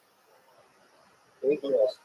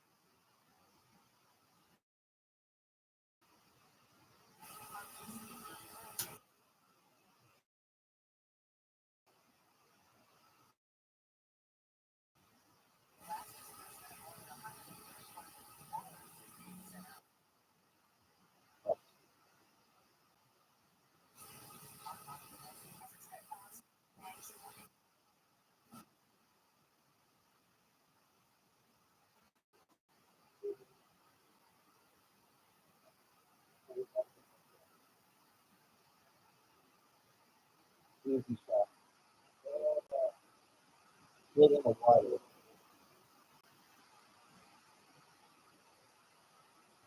Everybody's taking the hole.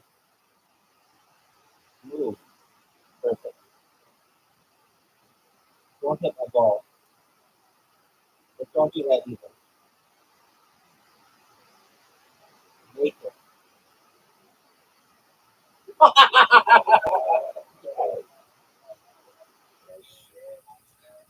Love it.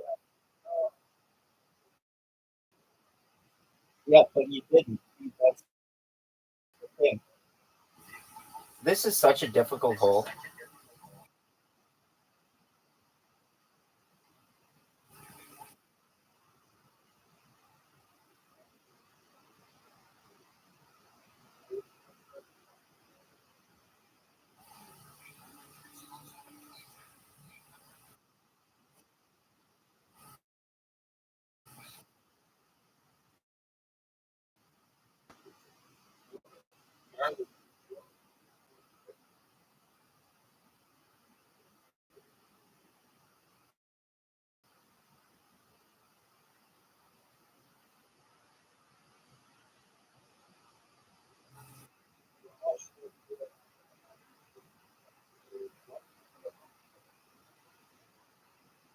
Did we have perfect game? I think we did. We both had perfect game.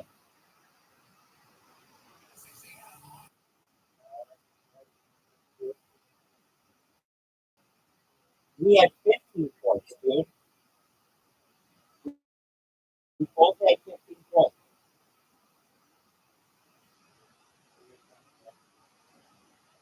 But we get 3 at the end. That makes 15.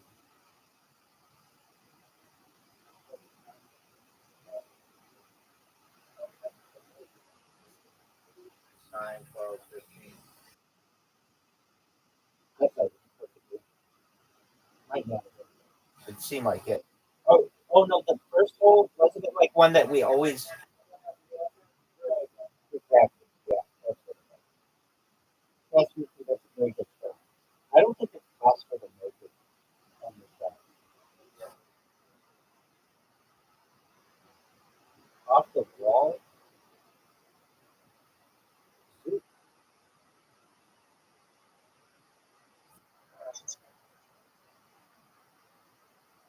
It's there.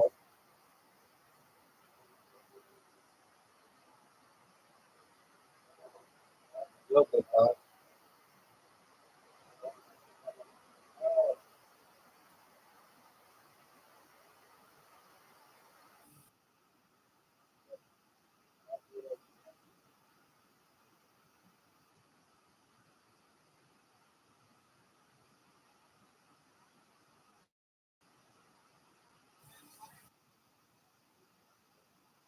This is a good shot.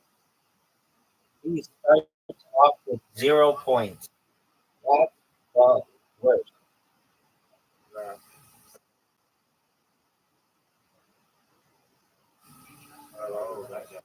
Like you don't do that anymore.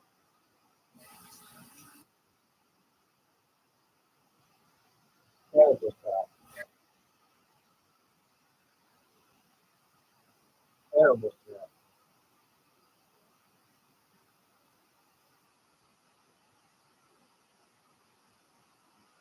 This is going to be awful as well. This is just terrible. Dude, please take longer.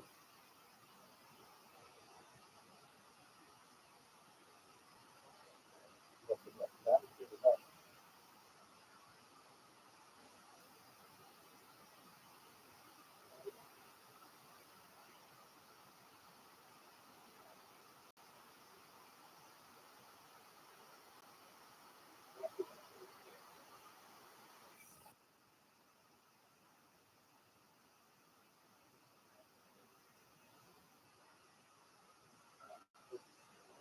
Hey, No.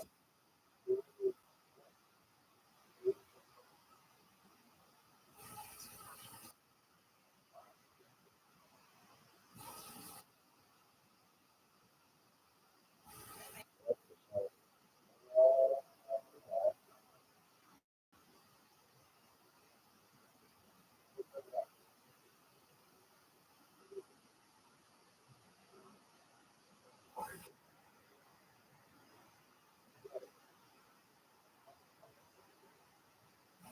I just fucked one.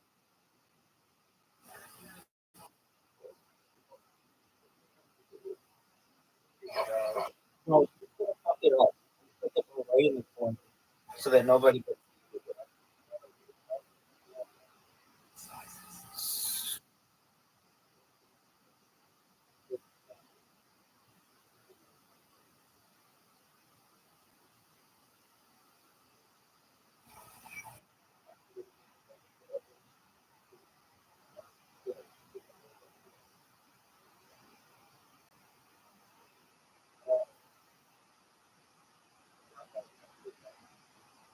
I mean, anything not in the water is like flush outside the first part.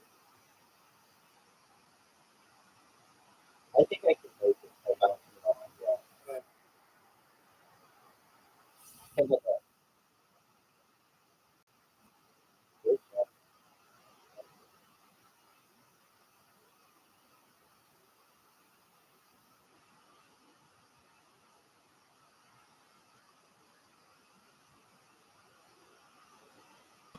Right, right behind it. No, without hitting it. It will hit it.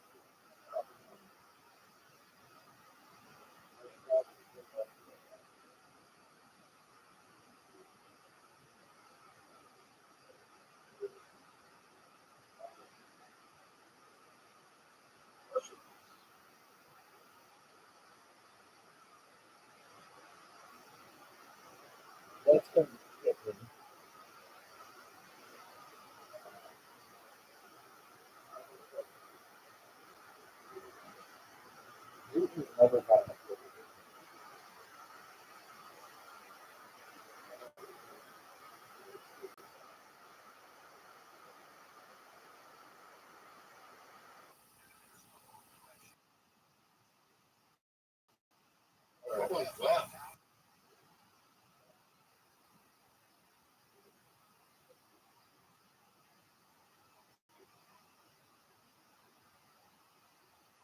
Right.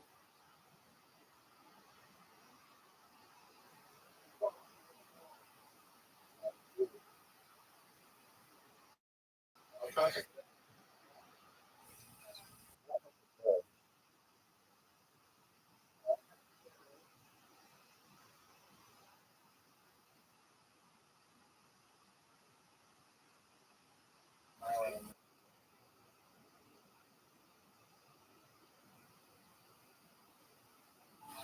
My perfect.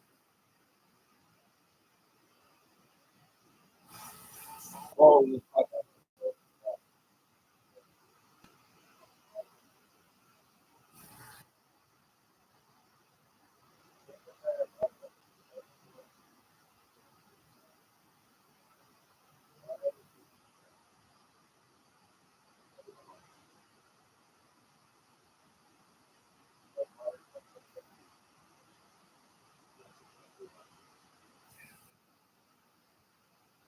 Go, go, go, go, go, go, go, go. Dude, that's the water bill. This is the water bill. They did it perfectly. Water bumping.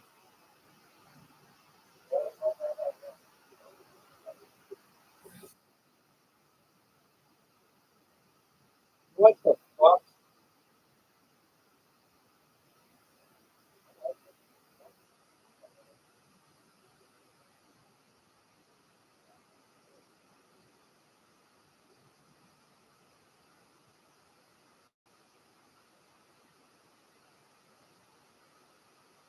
Dude, what the fuck? People in the future, you see what people do to me. Oh, that's a good shot. That goes super perfectly.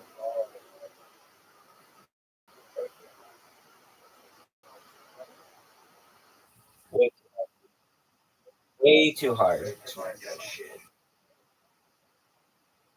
Oh, God.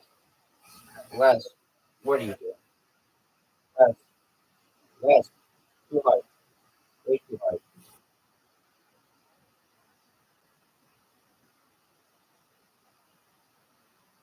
Water bump.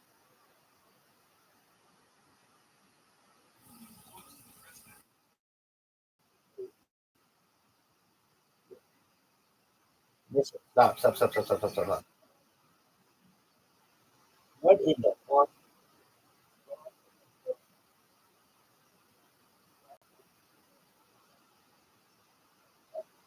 Water bump. Dude, you always water bump me. It's your favorite thing in this fucking game. You tell other people to water bump me twice. What do you mean? What do you have to do to me? What do I ever do to you? You told somebody in this game to water bump me twice.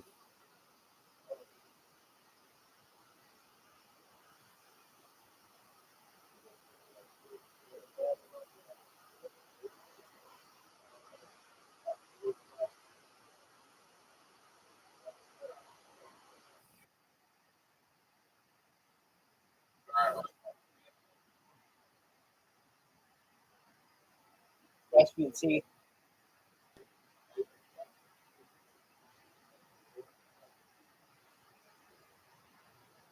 Bryson doesn't play it often.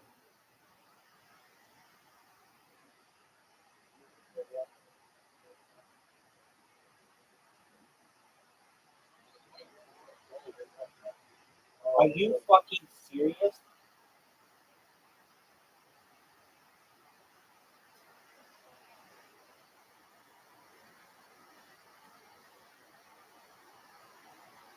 Not, not it. Not it.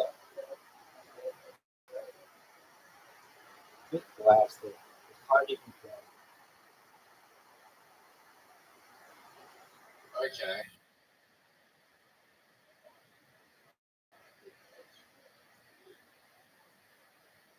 Oh, great shot.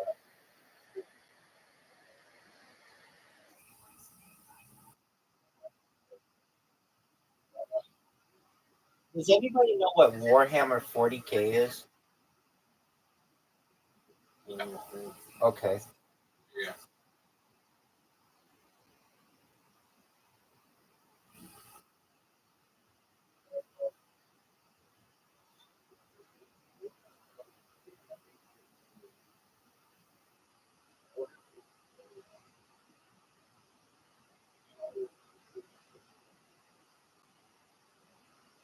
Mjolnir?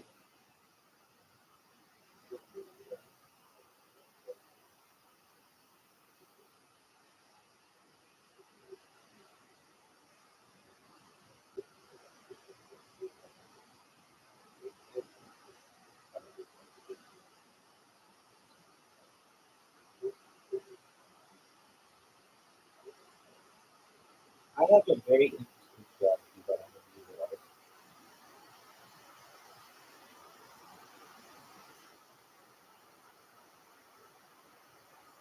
I did this with Riser once, I think. I think let's say that.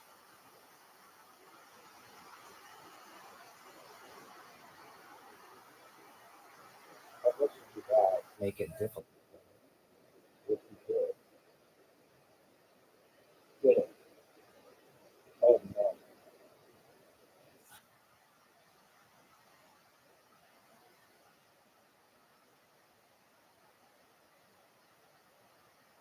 Riser. Bob's got a hurt back. With the perfect shot to the net. Oh, you got it. Wow. That was not fair.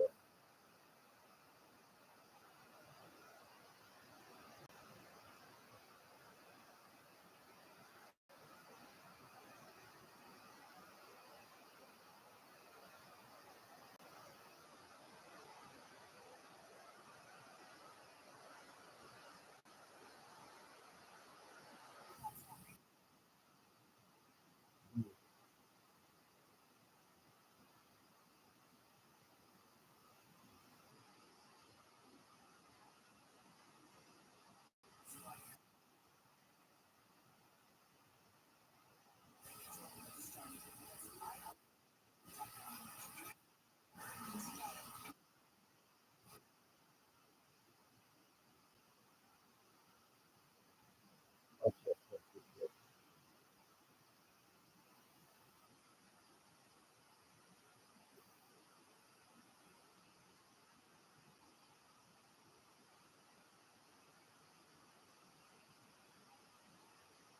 Great love letters over there?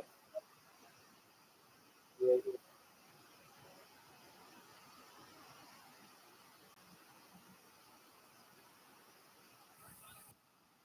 Oh, Riser's going to fuck this up. No, no, no, no, no, no, no, no. Perfect shot. Perfect.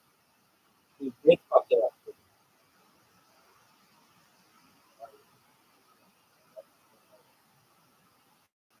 No, but I wanted Zoot to miss. And he did. It all comes down to this shot.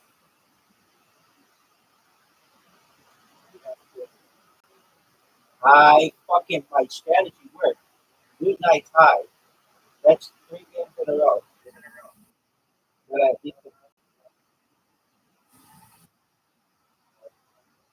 doesn't matter. Wait, Caspian Sea and Zoot won?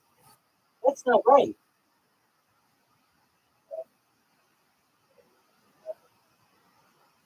Wait, hold on.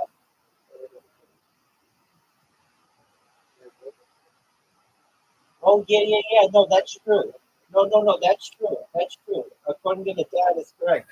I didn't recognize that. I wasn't getting 3 points on that one. Fuck, man. So, yeah, fuck. So I should have just gone for the win and not tried to block him. Well, you live and learn. Yeah, exactly. It's just kind of like,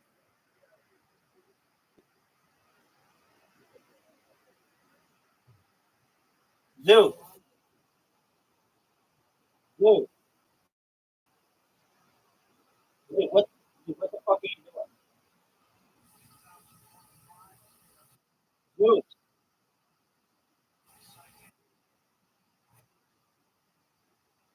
Zoo. God, no one cares.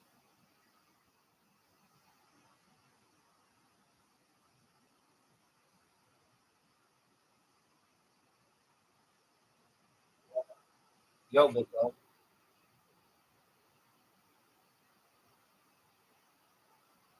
Let's make it. Let's get this thing started. Um, oh, guys, if you have a chance to make it, what are you going to do? I remember that time when Riser went. Right? Yeah, anybody can do that when you perform it.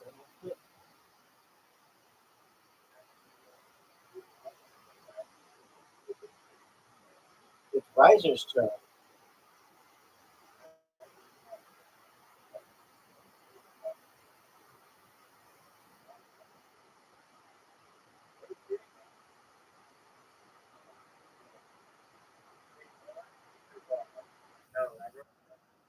Fuck that, man. Put an iPad.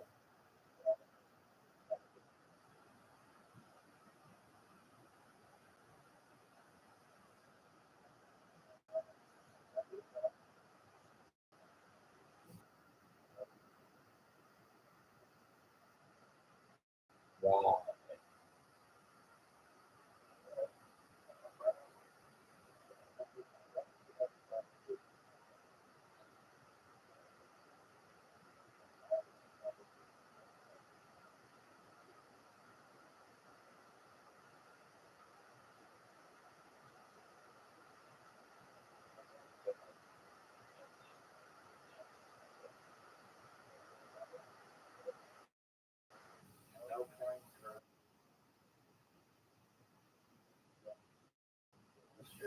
I think I can make that shot. I think I can make that shot. I don't know if I'll get a chance to. What a shot, Riser.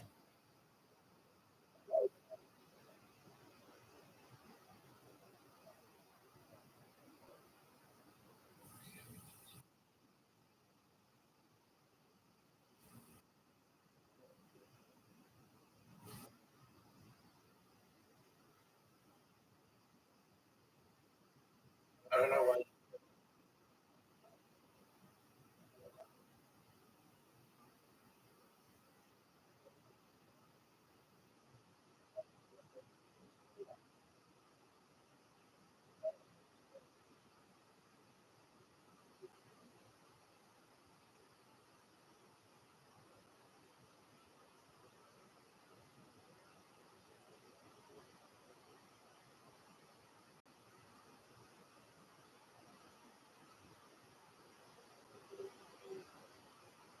No way. Dude, such a lucky fortunate guy. No way. Of course.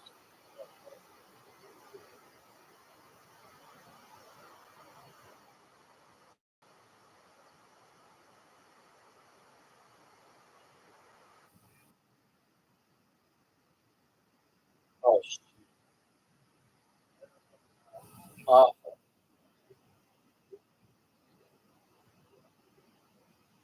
The whole game. The guys just win the whole game. That's short. Right?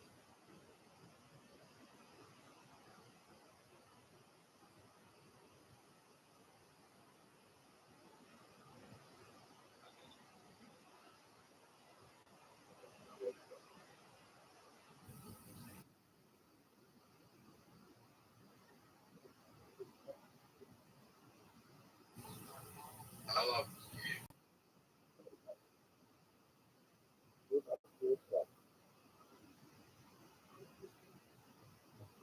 God. What a good shot. He takes out basically all the stuff.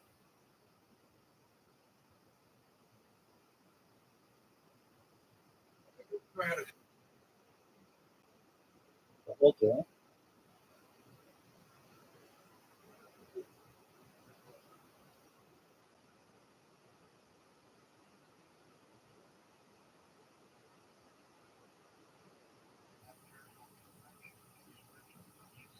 Oh, let's even know what the magic number is.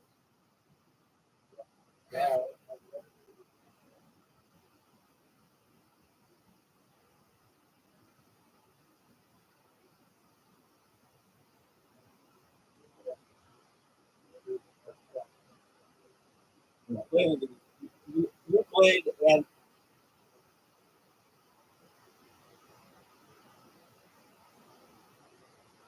I'm sure there's some guy. I think I'm saying like you played it.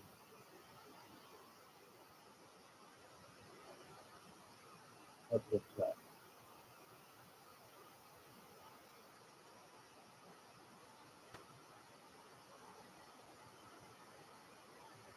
The guy that fuck.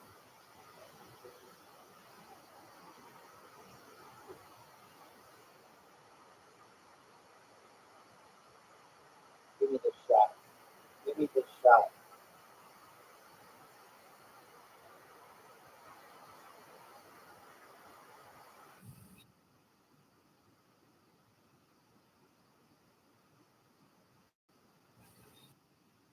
Get my ball. Looks like Rice was not going to score. Oh, right on that. He made it through. Freshman.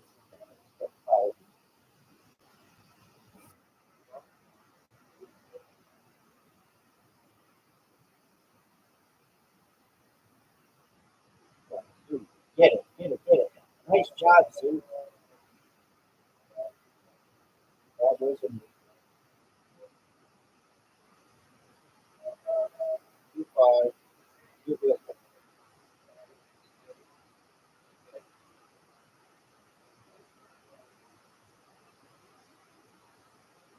One and good. That might, that might be it. Seems short.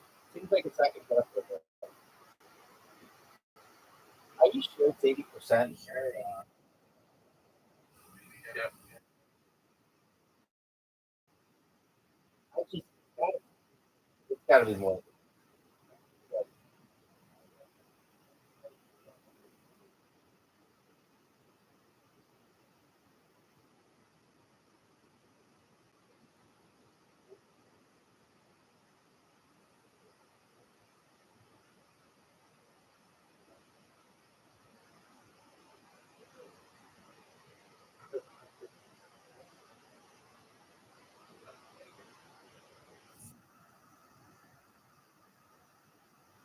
Oh,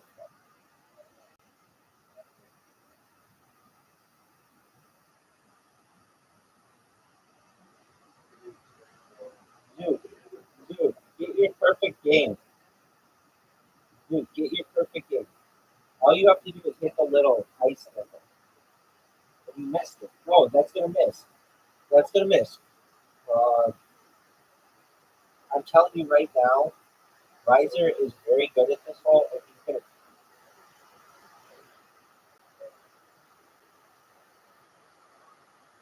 Hey, hey, we didn't do a fucking. Well, I was stupid. Um, it is, it is. Championship first moment.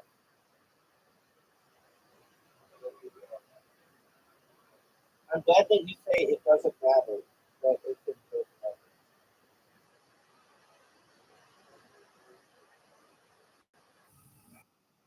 Yeah.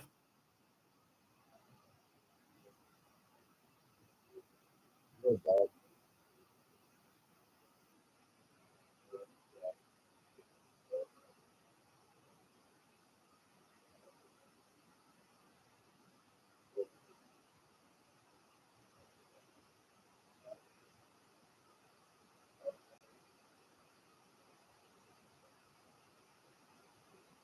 Dude, there goes your perfect game.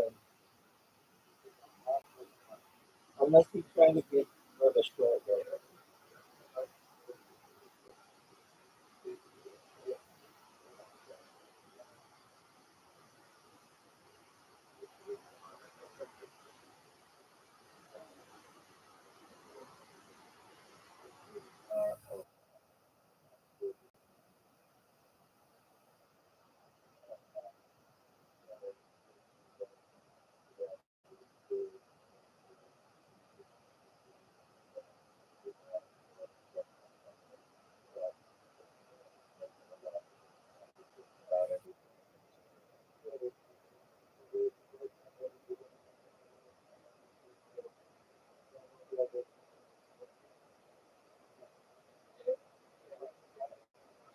Get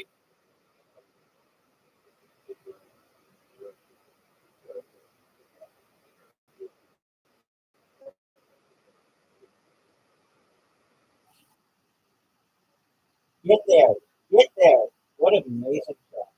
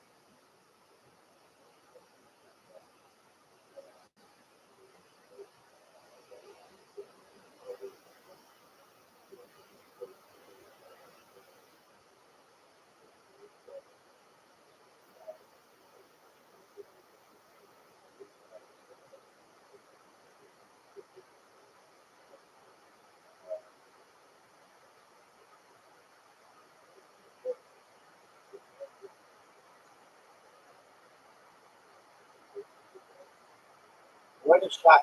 I've never seen a hole in one on this before.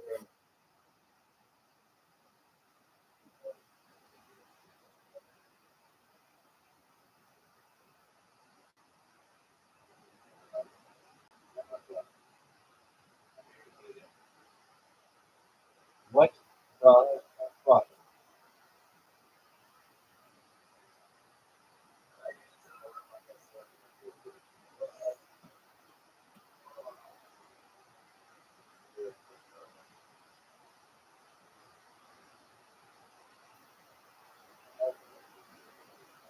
Yeah, I wanted to come back.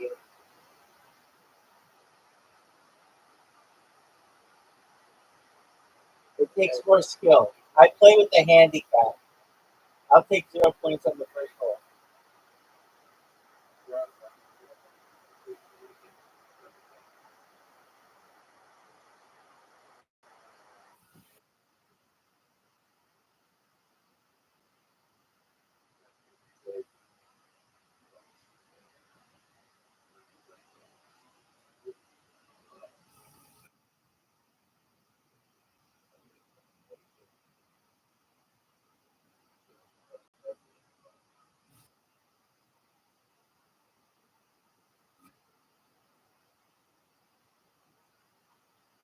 Keep that tree.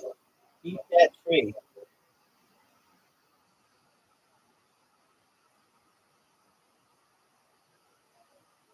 I don't know why I'm trying to keep that tree.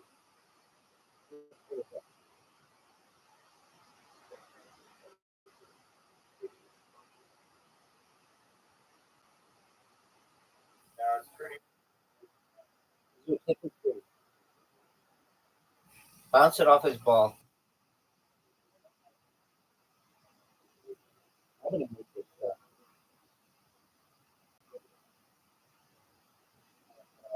Dude, I blew out.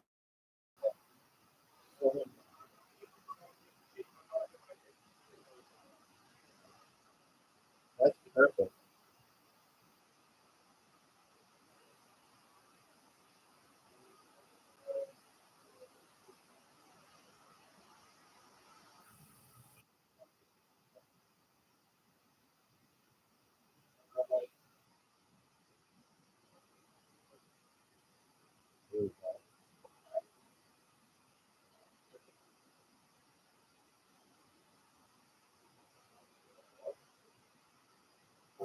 So hold on, dude. You're in the middle of a game.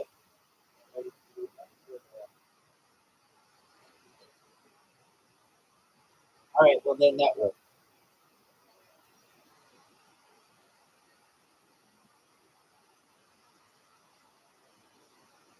Riser's blow.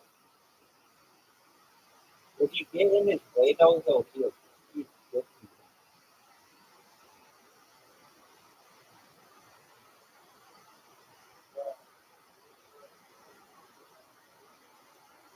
I said he'll be a huge dick to you.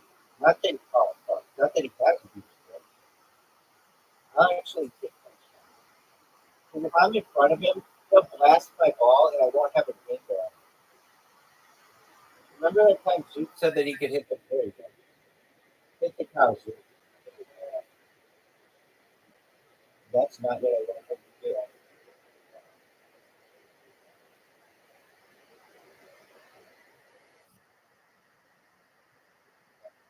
There's a good chance that I put in your ball. Yeah.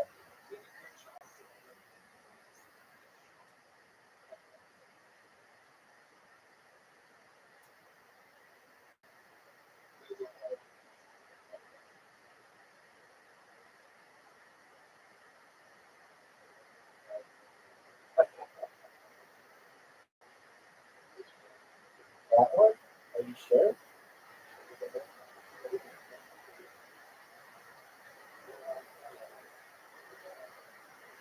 No, we won't. Just hit it. Hit it in the. Hit it in with. Oh, no. Why would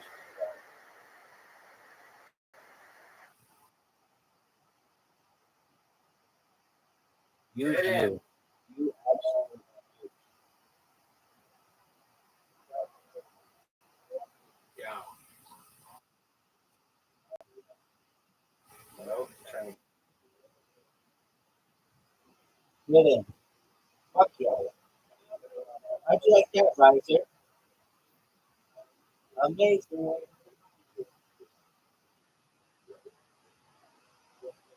Get it.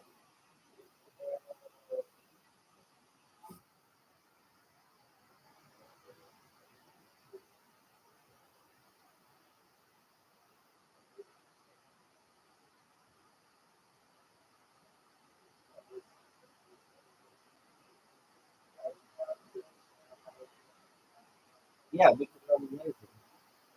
We should. Should have anticipated. Hey, Zoot, is it 82%?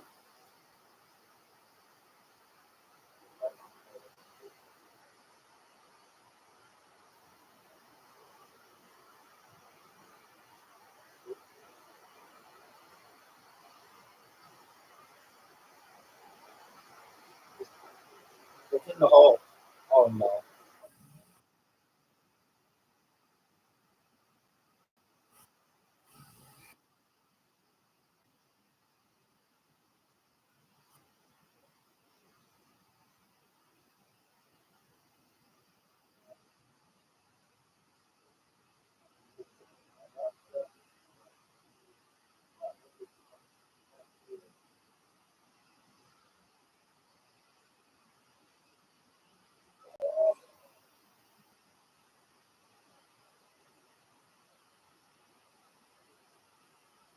Bounce it off the wall.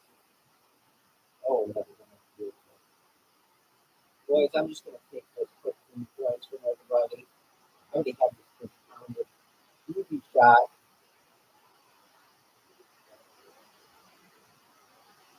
Zoot, make it.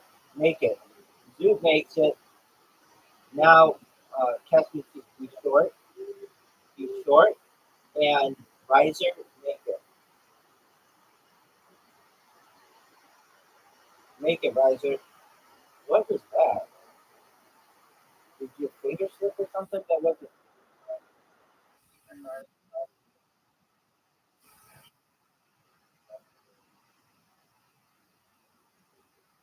Okay, straight in, dude.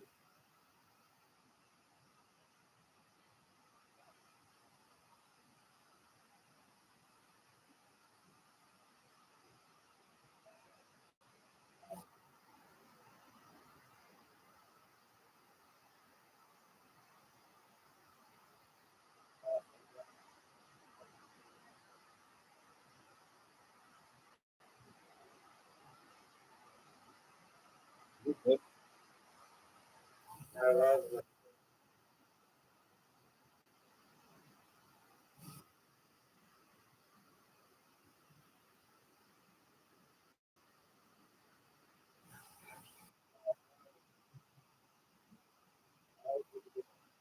Why not?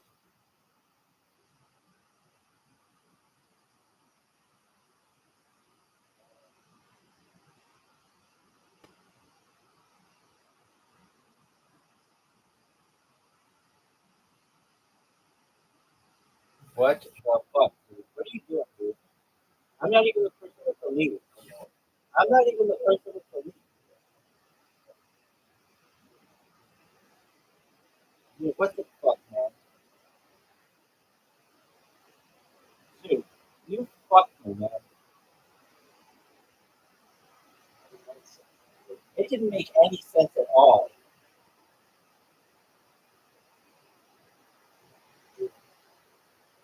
Dog.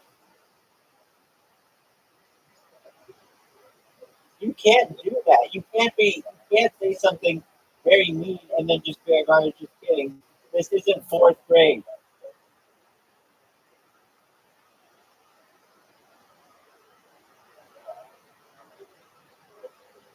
Yeah, go for it, John. Let's see it.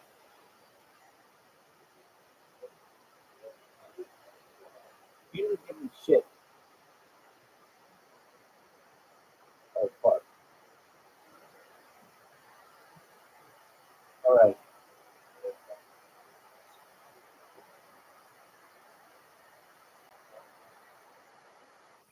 Good girl. Good girl.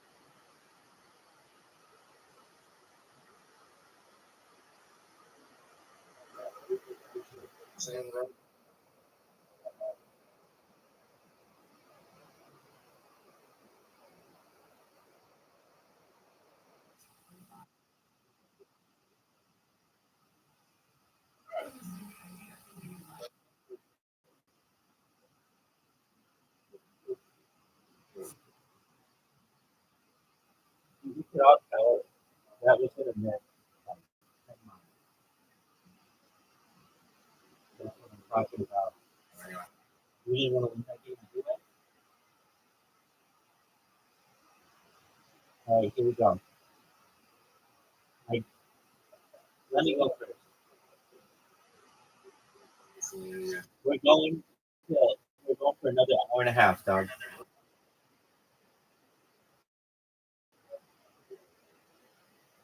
Dude, that's okay.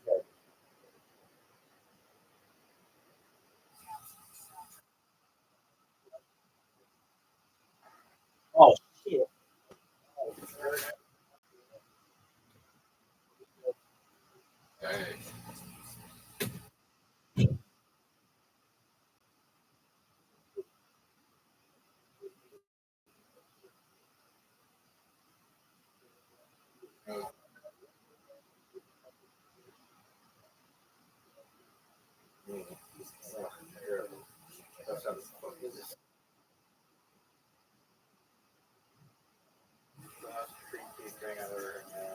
I know.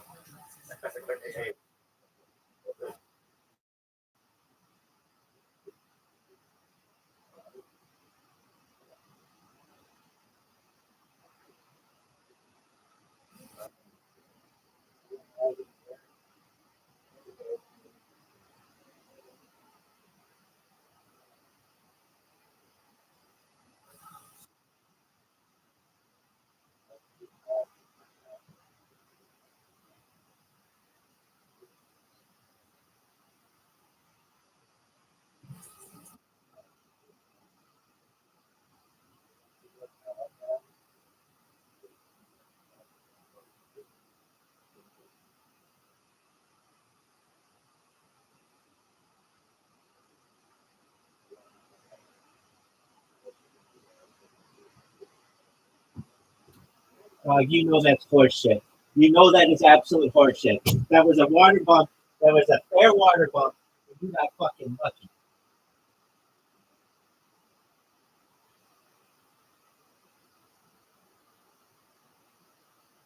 Get in the hole. Or pin him.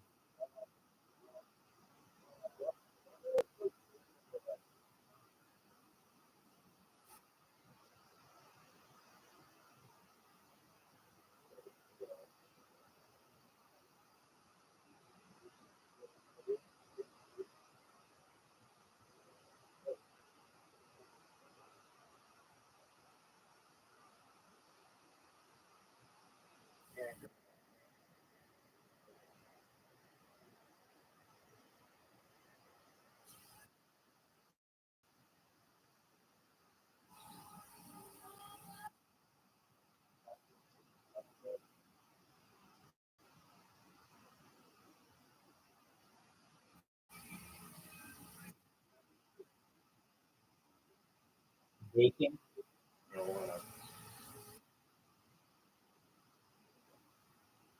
Bake. Power.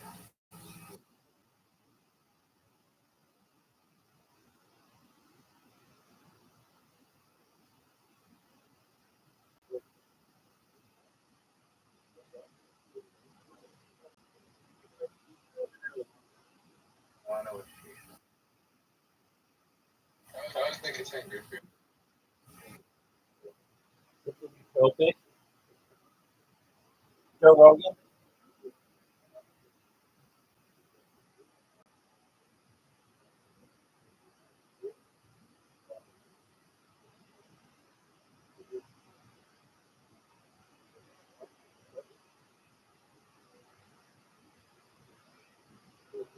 Fuck.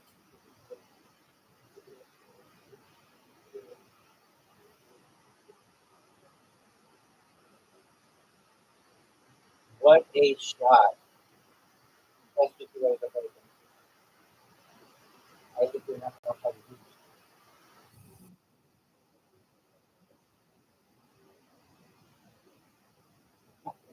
I thought you were talking about that shot.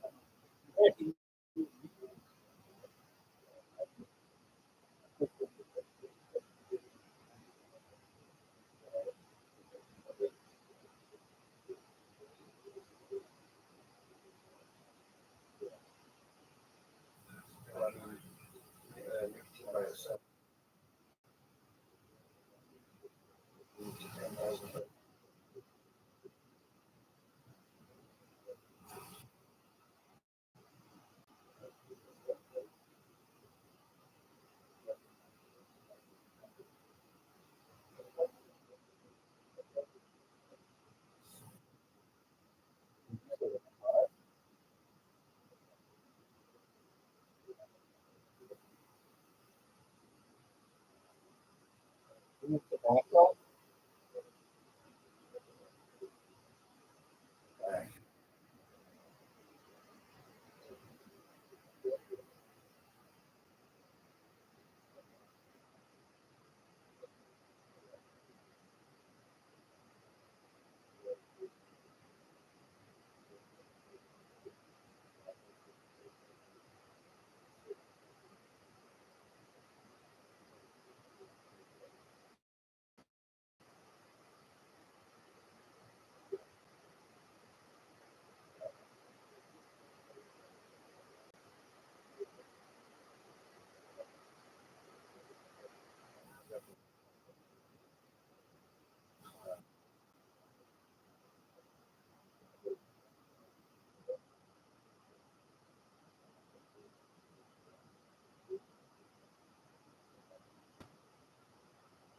Hold on a second.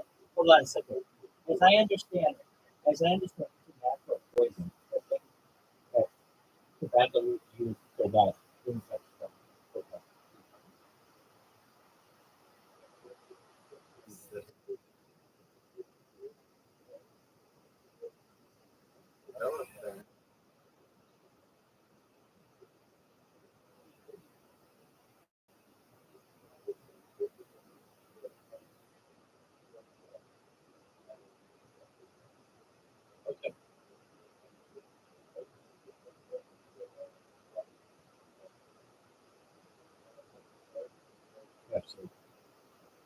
miles away.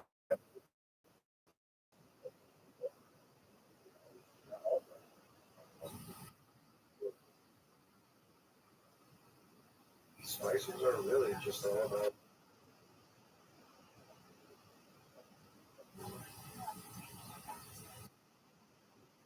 Hey, dude, how about you quit doing that shit? Nobody needed your fucking bird in the way.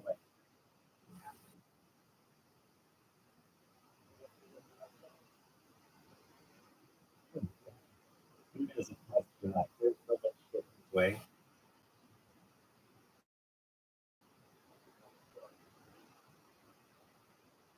Oh, you fucked me. You fucking dude.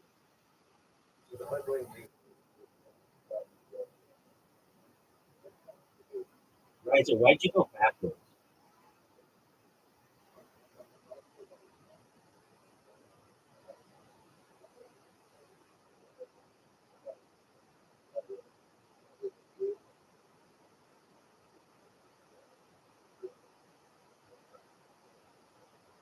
Right, you gonna get your shot or you gonna just sit around with your stomach around?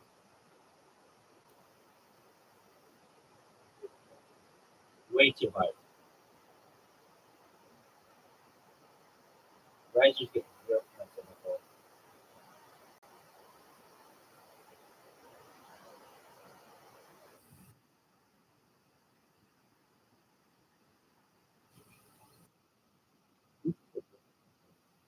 Not that I've never seen anybody do really well. I'm sure we'll figure it out. But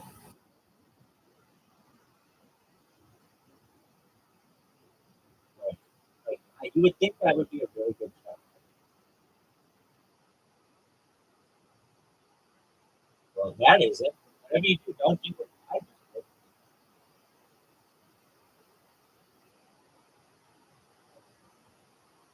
Zoo, make it in the hole on the first try.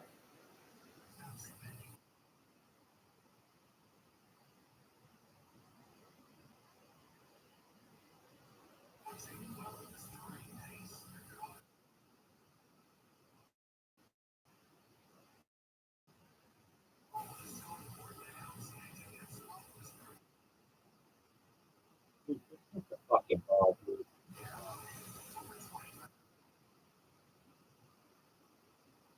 I'm really glad that you took that extra 8 seconds for that shot. Really phenomenal. All right, let's keep it shot. That's a good shot. That's a good shot. Motherfucker, I'm gonna spank my ball on yours every second.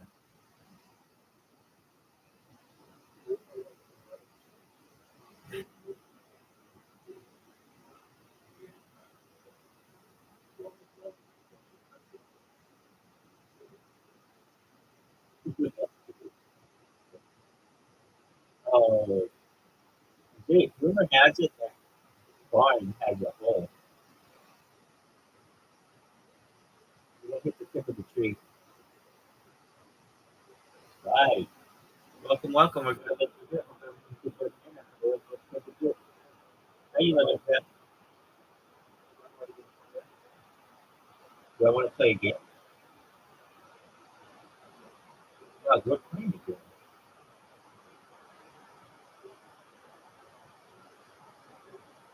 Make it, dude.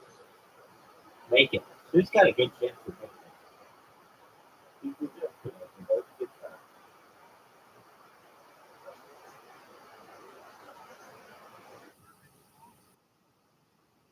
Oh, yeah.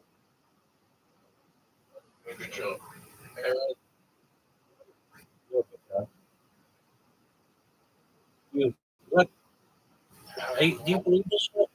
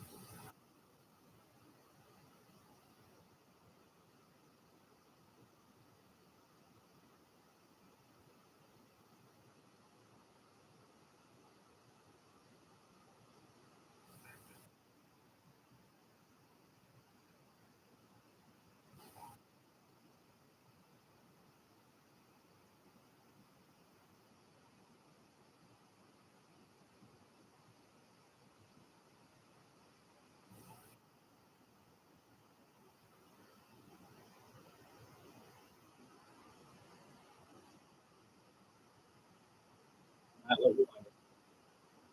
Luke, is there a hole where the tree is?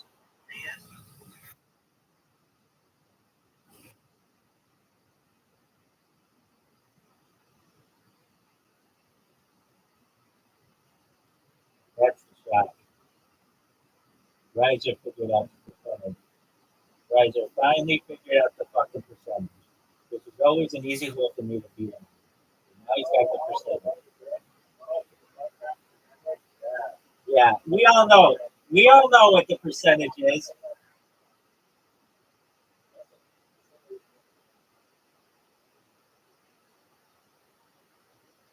Dude, this is. And then I get Zoot, he takes up the whole fucking thing. Makes it actually a very difficult job.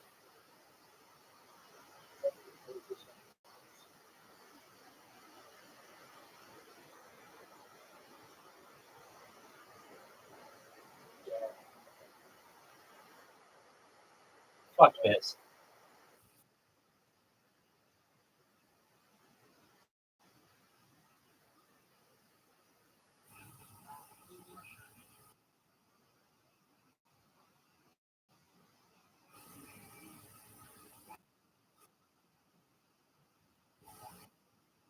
Right? Why would you do that? Why wouldn't you take out the tree? If you're gonna do that shit, take out the tree. Dude, take out the tree. There you go.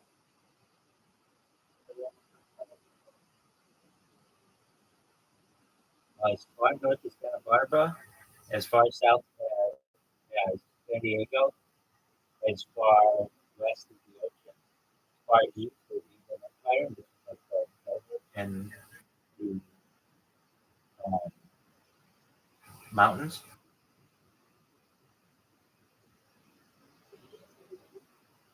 Yeah, it's like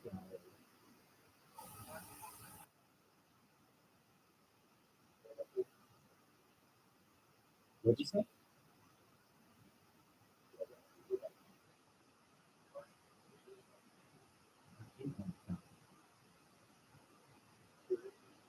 Right.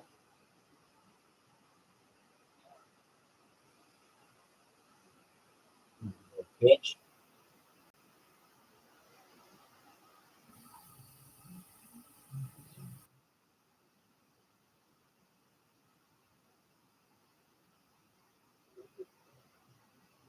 Wait a minute.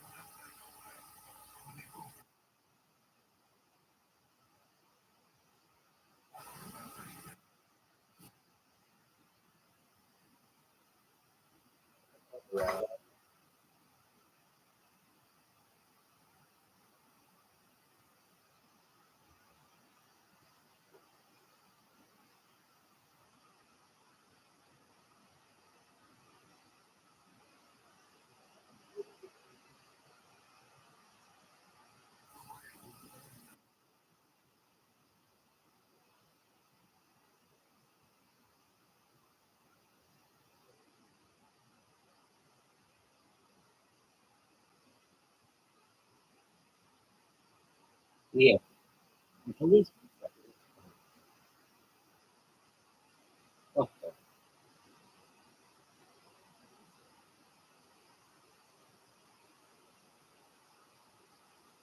the mini golf marathon continues. No, dude, quit it. Then work through it. You got another hour and 10 minutes to go, big dog.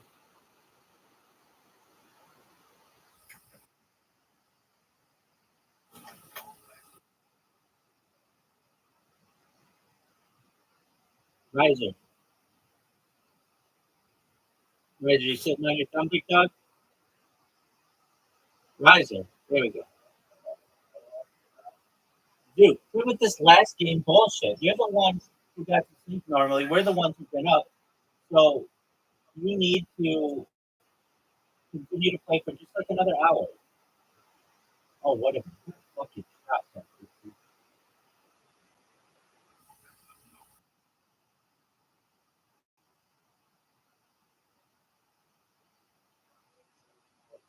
Anyone's chance of getting up.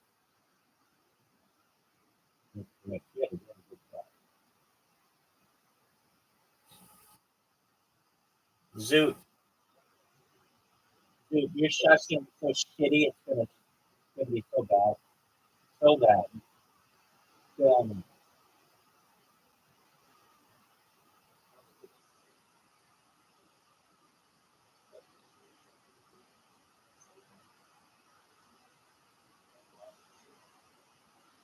Go, baby.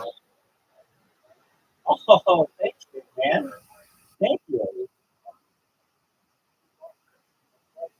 What were you trying? What were you trying to do? What were you trying to do? It didn't work.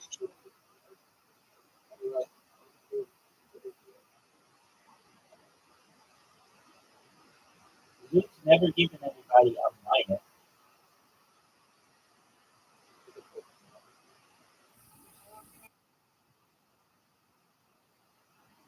Rabbi's taking over. I do really well. I go like I'll get a bunch of wins, and then I'll have one hole where I get. Go ahead. Uh,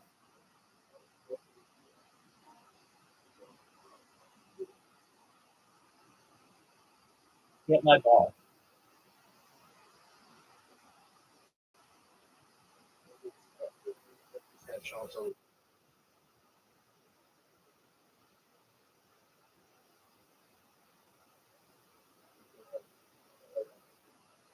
Real big dog.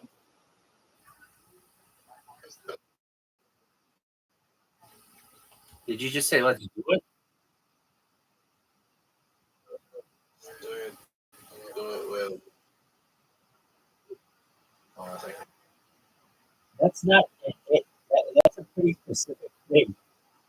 When people say let's do it, that means let's have sex.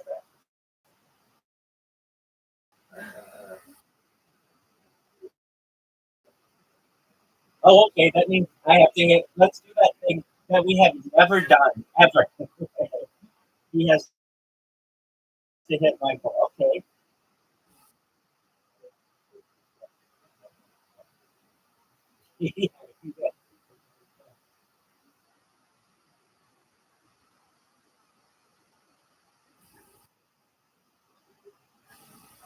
Okay. Your first time ever going there, Riser. What happened?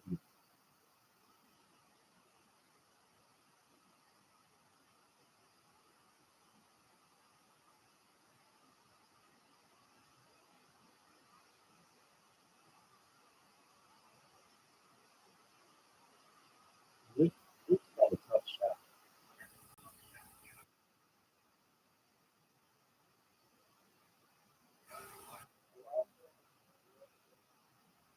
Can't think we should.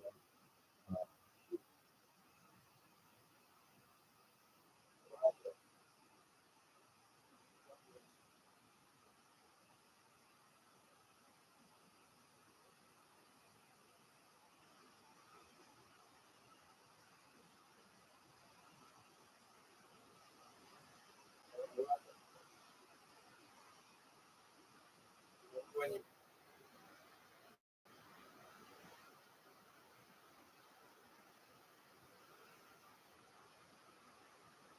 were right. I do.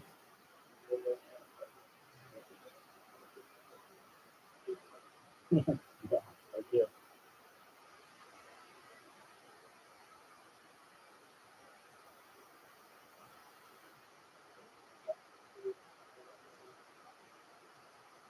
Not a lot of time casting. Better shoot it.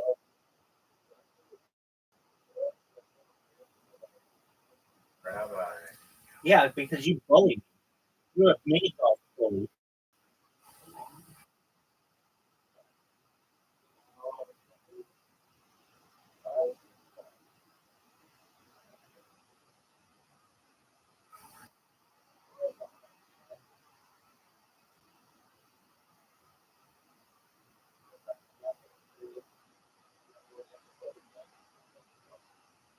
He got his ball. Water bumper. Wrong ankle. What are you doing? What are you water bumper? Riser.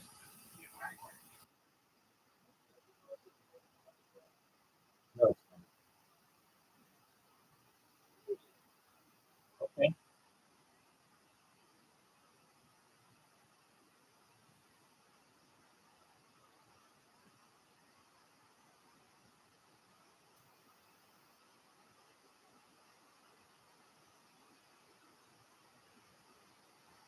Oh,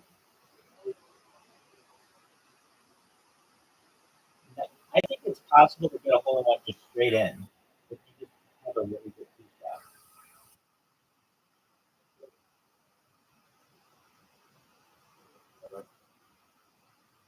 Dude, I'm in the hole now.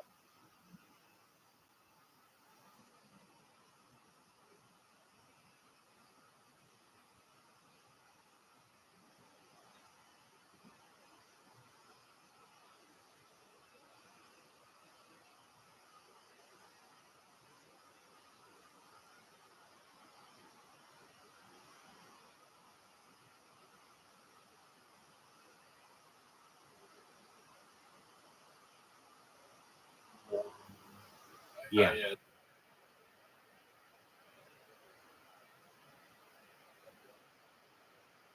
You still have an easy water bump on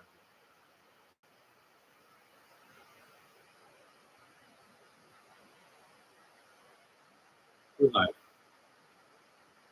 Way too hard.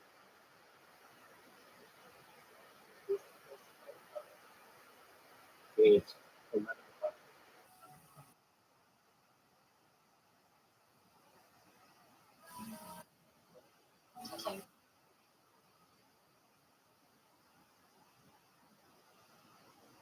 I like how Zoot has just become a Pacific time zone follower. Yes. All right. That was a terrible, terrible shot.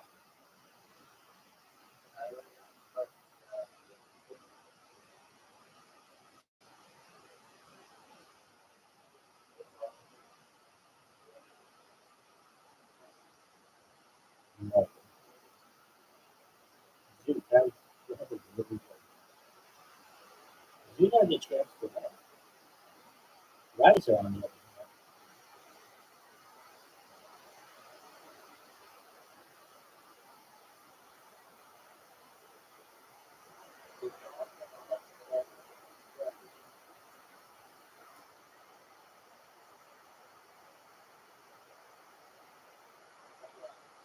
What up, dog?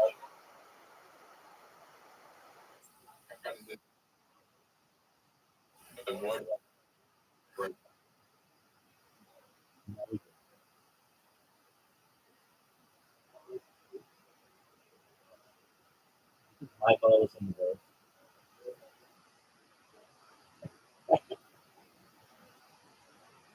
Oh, that's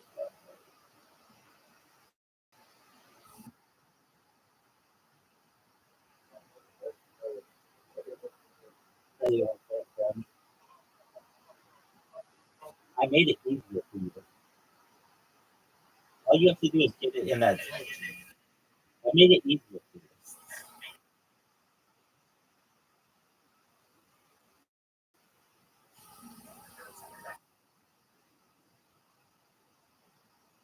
What a shot.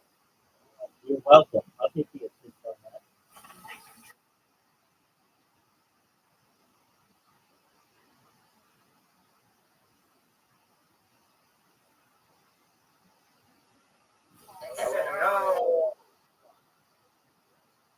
What happened, Riser? My dog. Take my dog. Okay. We can do that. I could just resign. Don't resign.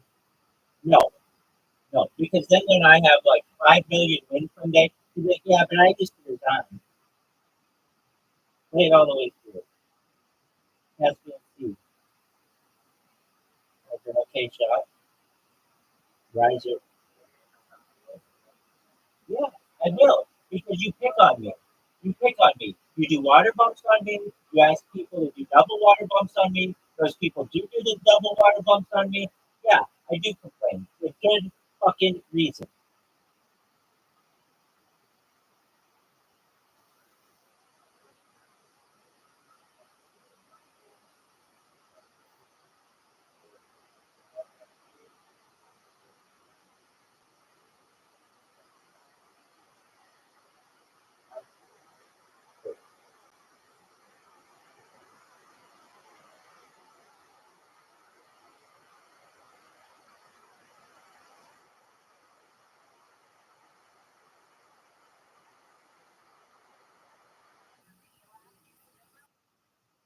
Well, he's a fucking.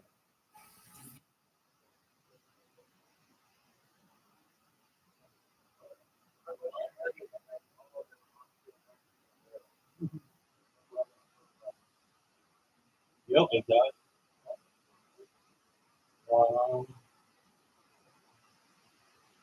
Oh yeah. I didn't, I didn't realize that. I had to leave. I'm gonna get 2 points right here. So long as Riser. Is there one of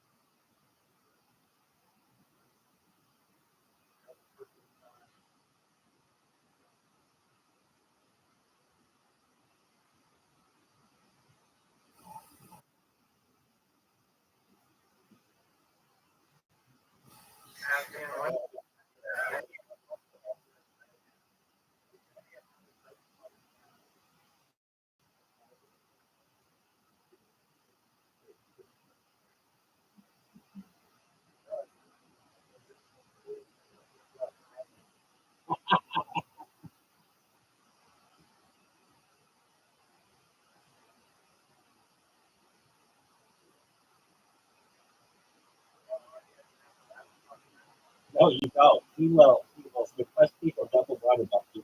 Fuck this hole.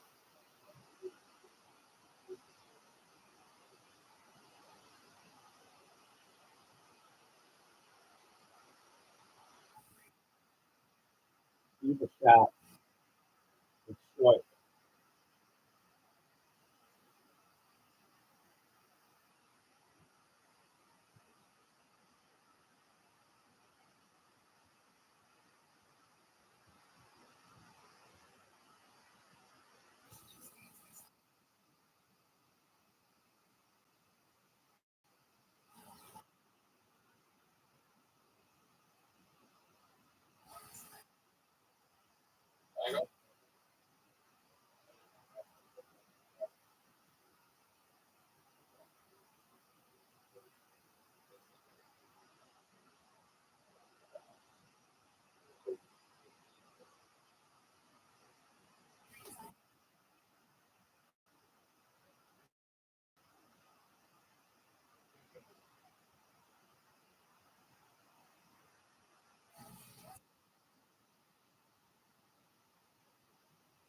Thank you.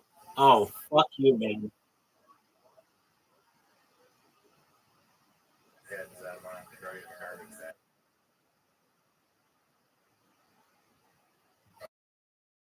South Carolina.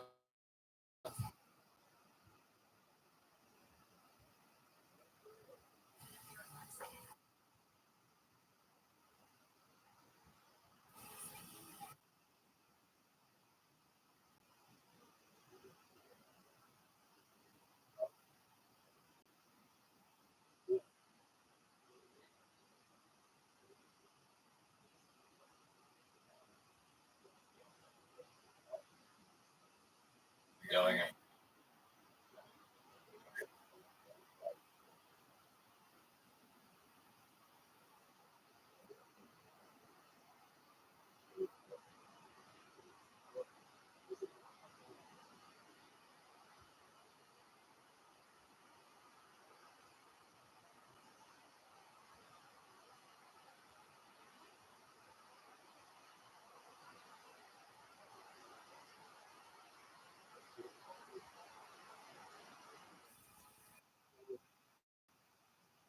she wasn't. It was a girl? Was she hot? There could be hot trash, man.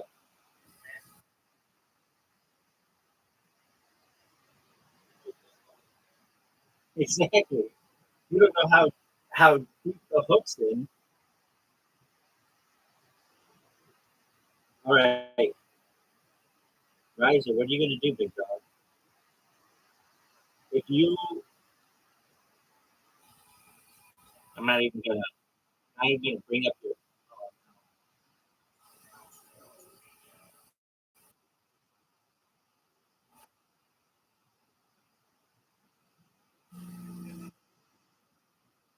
Look at that shot.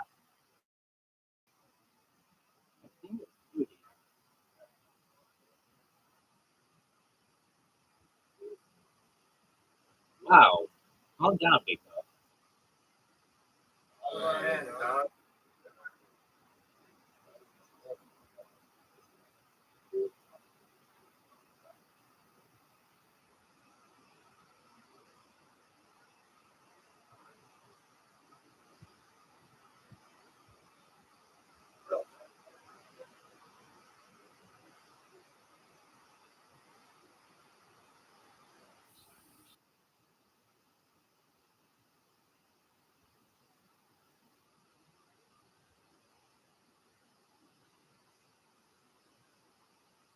Yet another amazing thing.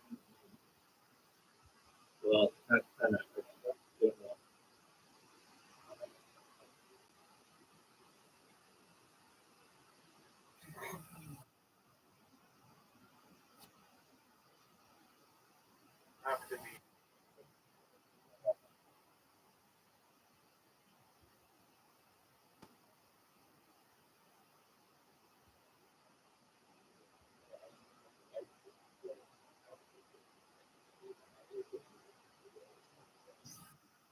Yeah, that's not correct, but okay.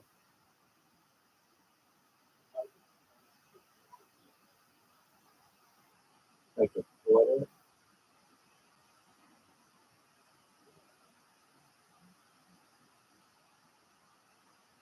I don't know. I don't really rather be good. Like it's generally Muslim who do it perhaps at a birthday.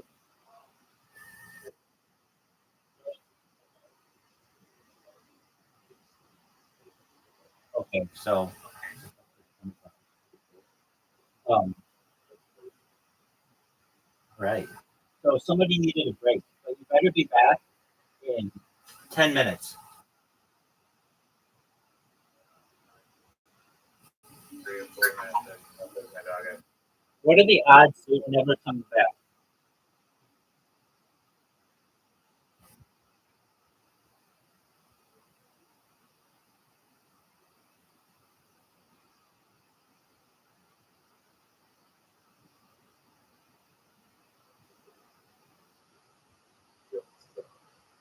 How you living, Pimp? What's good in your neck of the woods?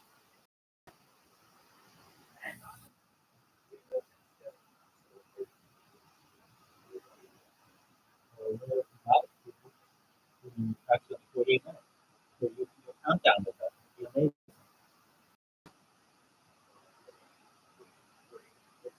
Weird dog. So you get fucked up? You get any action from chicks?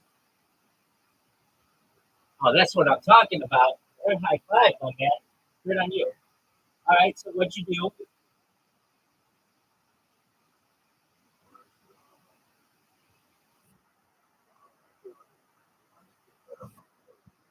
All right, let's get down to brass tacks.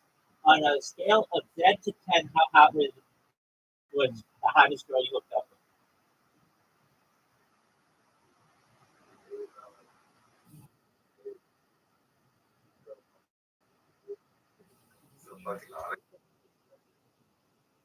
You're serious? You get a number?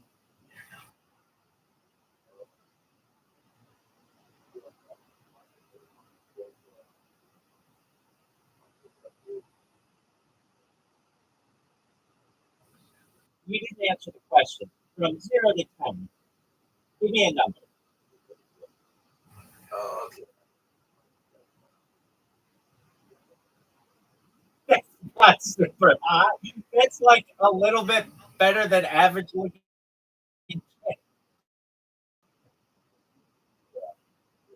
But that's cool, man.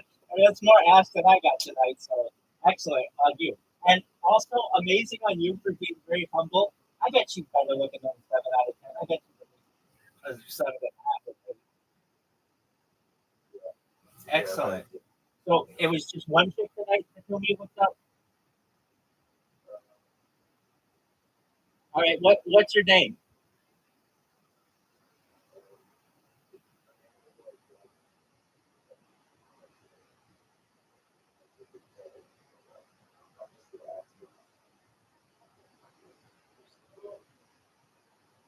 No, dude, that's a bad move after you already made out with this chick or fucked her or whatever you did. But then ask her what her name is. Here's a better move. Here's a better move. What is the correct spelling of your name? Because it shows that you care about her, that you want to spell her name correctly. And it doesn't make you look like a douche who doesn't know her name.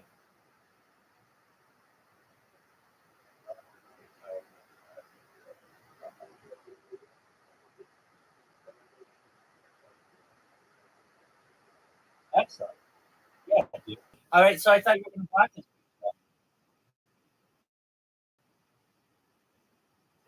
I thought you were going to block her. All right. Yeah, get her. Oh, you still want a boner? Okay, well then you need to get her name. It'd be really sweet. Just be like, hey, just want to make sure I spell your what's the correct spelling of your name? I want to make sure I get it right.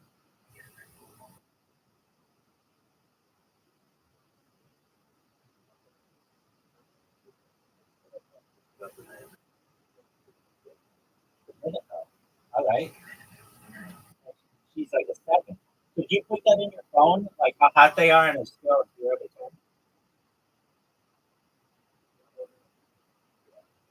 Okay, good. You use the notes section of your phone and like any important things you put in there about it. That's what you got to do, my man. So basically, right now, while you still have the memory somewhat fresh in your head, remember what you did. And I mean, you don't have to be like, hey, I made out with this chick, but just be like, met this chick at New Year's Eve 2025. You can even be like, yeah, we made out or whatever. Got to get the correct spelling of her name. She's a 7. You have to, because shit, things never get hot and heavy with this chick. You don't want to go through your phone. She's like, you thought I was a 7? So you might So, so what you can do, on the keyboard, how above the numbers there is a symbol, like above the letter or the number 4 is like the money sign, and the number 3 is the pound sign, and the number 2 is the at symbol. So just use that. And then you just know, like, a girl is a 7 is like an ampersand. And if she, you got to remember your own little code. But then if she ever gets in your phone, it's gonna be like, you think I'm a 7? No, baby, you're an ampersand. That's and. That means I want to make you part of me.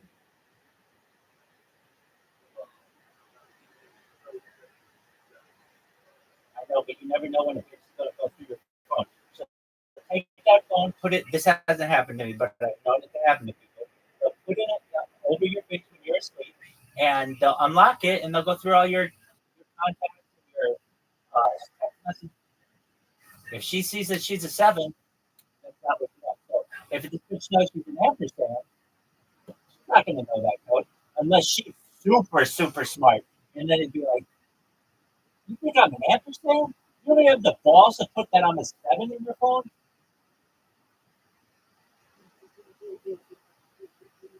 Okay, so are you dead set on her being a 7?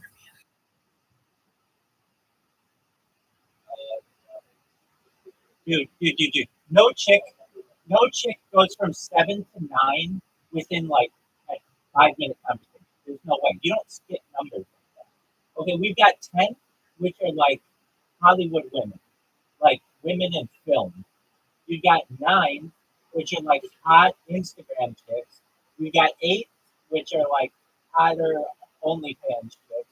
We got 7, which are like pretty hot girl next door. We got 6, which is like pretty good looking, okay looking chick. We got 5, which is average, and nobody pays attention to anything close.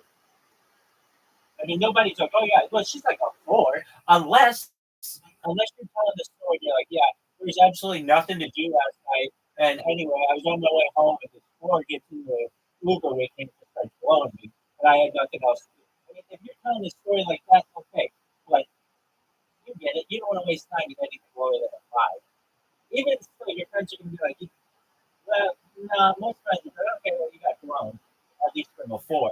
But if you're working in like the 3, the 2, or the 1 zone, there's something like this. There's something majorly wrong with this. So it's not, but she can't go from 7 to 9. If anything, it'd be an 8. I know. All right. So does she have a good personality?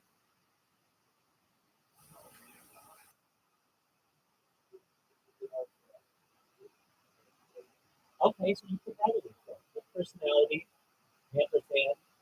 The what'd you talk about?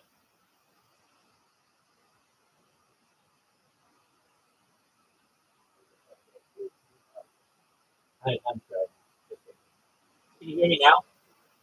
Yeah, I am lagging. Just a moment. I'm just restarting it. You'll be able to hear me better. With Dominica, what did you talk about with Dominica?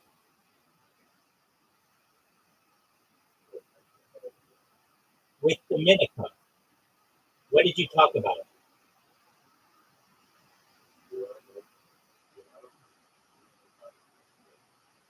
All right. So did you make out with tongue?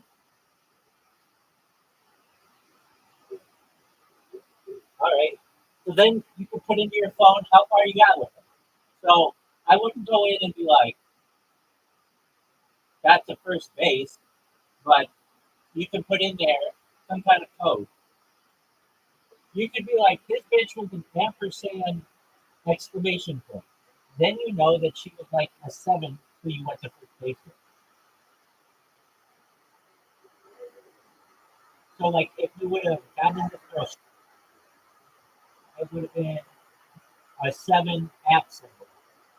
If she would have blown you, or you'd be like a 7 hashtag. And if you went all the way, that's a $7 sign, which just totally makes sense. I mean, when you're backing up tons of chicks, you got to have a little bit of a code. Do you know that Robert F. Kennedy Jr. has a black book, and it had at least 40 chicks just in his black book that his wife found? Now, if you look at my phone, I've got tons of chicks. I got more than 40 chicks in there, but I didn't come up with these codes until later on in my life, and so a lot of times I'll just have a random. I got probably 12 different chicks named Sarah in my phone. No last name, no notes. I have no idea where these pictures are from or how I met them or whatever. But so I'm just telling you, it's a good idea to document. Exactly. All right, so where'd you go with Dominica? Was it a party, a bar?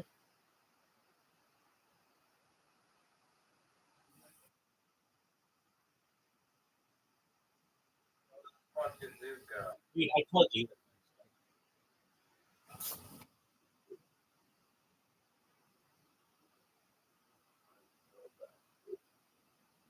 You're back? So you weren't you had gone somewhere? Like you hadn't hooked up with a chick in a while? Well, I was gonna say, usually a seven doesn't get you there. Oh, okay. Because usually a seven isn't gonna get you out of the doldrum.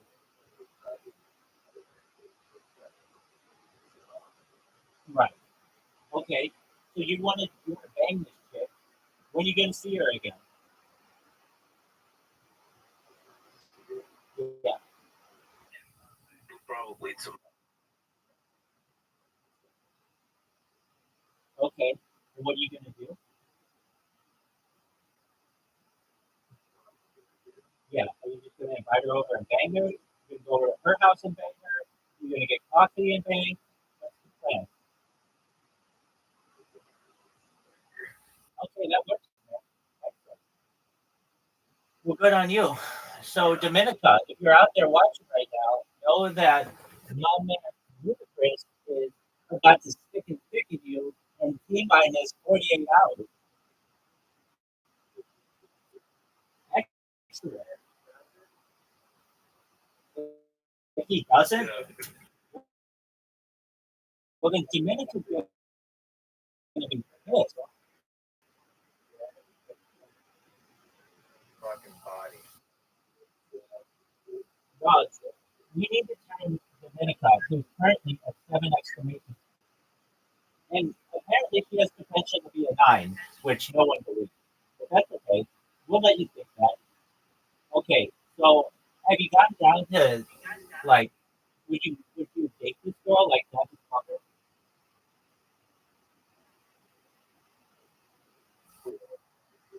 Yeah.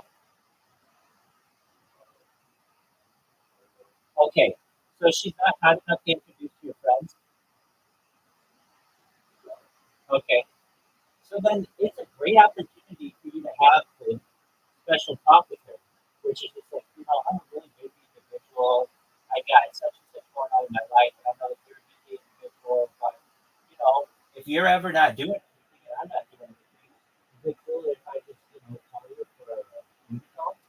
And then you got basic friends with benefits. Like, geez, sevens are perfect for friends with benefits. That's why sevens were invented.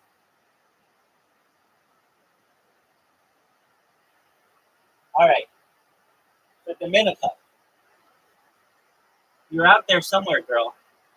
You've got a potential friend with benefits, and she's probably saying to her friends, girls, I met this guy, like this guy. And I already listed him in my phone with a 7 exclamation point. I don't know if I want him to meet all of you because he's just, 7. So I might just end up hooking up with her regular. Wait, somebody's yelling in the background. Riser, what are you saying?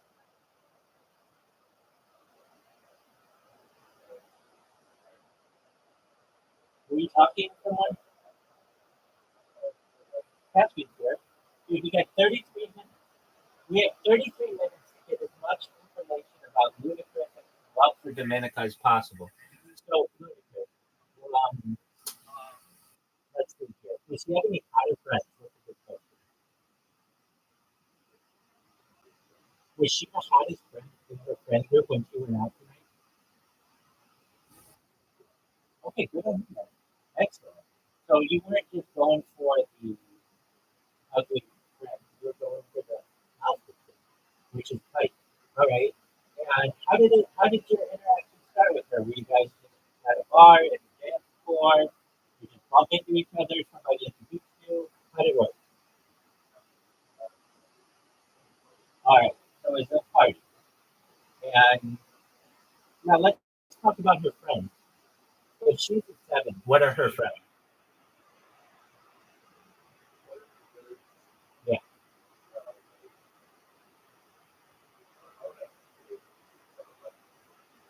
Oh, these bitches are bad. No. None of these are having relationships, so probably just like everybody. Were any of them whores? One. Okay. I mean, that happens. They always have to have that one sometimes, unless they're going out with power, power groups with just like 9s and 10s. They're basically tough to write. All right. So, you-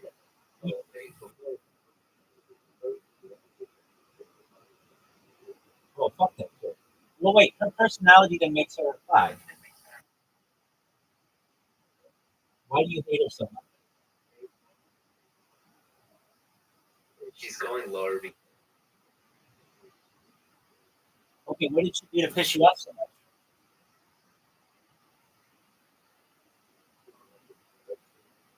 Oh, you had to tell us this story. What's going on? What happened?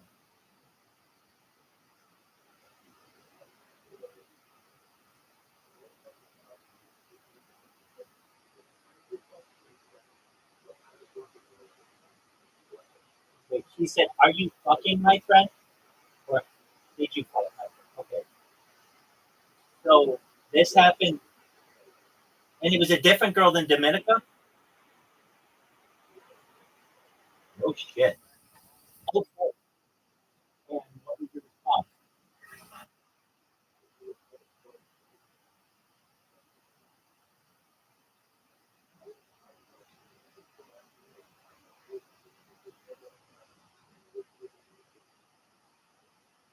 Okay. So let's see here. So Dominica is kind of a bitch. Wait, here's why. Not because of any of that, but Dominica is friends with the bitchy girl who's friends with some other chick who you were fucking, and Dominica knows that you were fucking the bitchy girl's friend. Usually, there's like guy code, like I mean, generally, bros before hoes kind of a deal, and she's not doing that. She's not saying hoes before bros. She's saying you before this other chick. So that's tight. All right. So, was it true? All right. How do you think she found out? Yeah.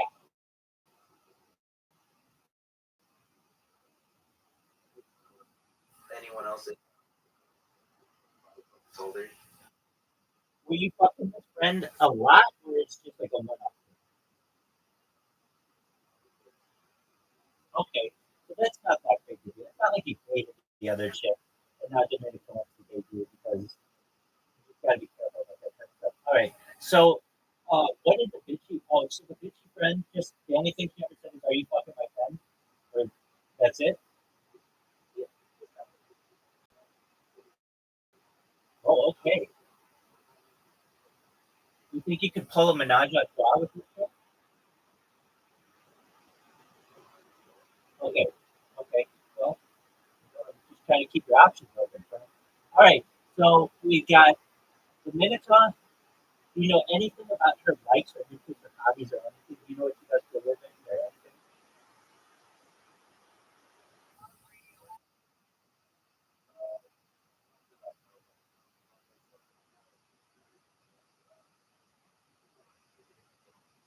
Okay. right? You met her 3 days ago, but you never said, hey, what do you do for a living? Do you have her Instagram? I don't want it, but I'm just asking for you. No, you don't have her Instagram. You'd be able to find it, but you have enough mutual friends that just haven't been one of the friends, and you'll be able to know everything you want about the store, right? Unless you're super private. Okay, so that's a huge opportunity for you. I mean, you don't care about it that much, but all right. So we got January 2nd. We got a hot date at her house. Are you? I think you turn this chick into a friend with benefits, and I think you have that conversation. It's really important to just be honest with people. I know I talk a big game, and a lot of it's joking, but it's really important to communicate to her what your wants and desires are. And so I think you can say it beforehand, but I think you could break her heart. So if you guys, like, you make it seem like you're gonna fuck her and marry, but then when you're done, basically, I mean, it's kind of a you can make her aware, like, hey, I'm just willing to put things on the table with you.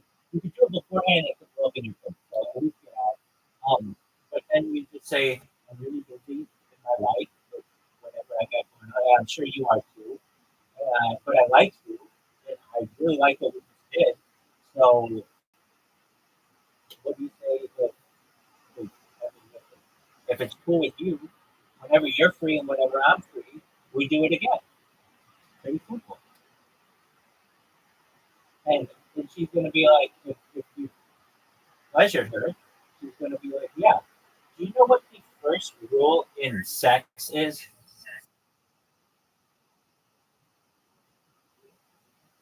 No, it's not to me. It's to every alpha male in the world. Make sure she comes first. If you come first, you're never gonna see this girl again. She's gonna talk to all her friends about how your stuff is a lover. But if you make sure that she orgasms before you do, you're made. This bitch is fucking married. That's the biggest fucking thing.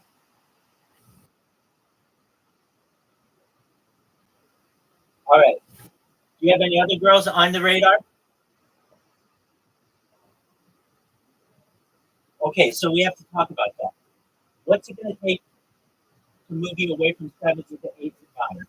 I'm not saying tens are even possible at this point. Those bitches are going for athletes and things like that. But eights and nines are possible. You got some game. So, do you know any eights and nines who are single?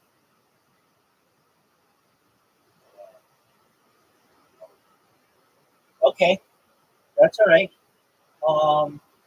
It's difficult to meet eights and nines and that elusive 10 because depending on where you are and all of those things. So getting a seven doesn't sound like it's too bad in your world or in wherever you are. And it'd be one thing to be like, oh yeah, I go to bars and there are eights, nines, and tens all over the place, but it doesn't sound like that. So, but Dominica, I don't know. What if you hit it off with her? There's no way you would date this chick.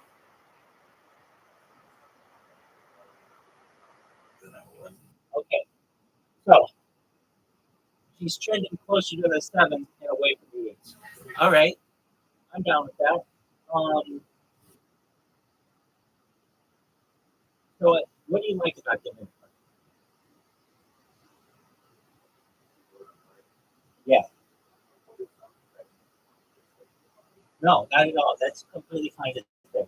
She's a butterface. You like everything about her butterface. Okay, that works. I mean, everybody's got something. Okay, so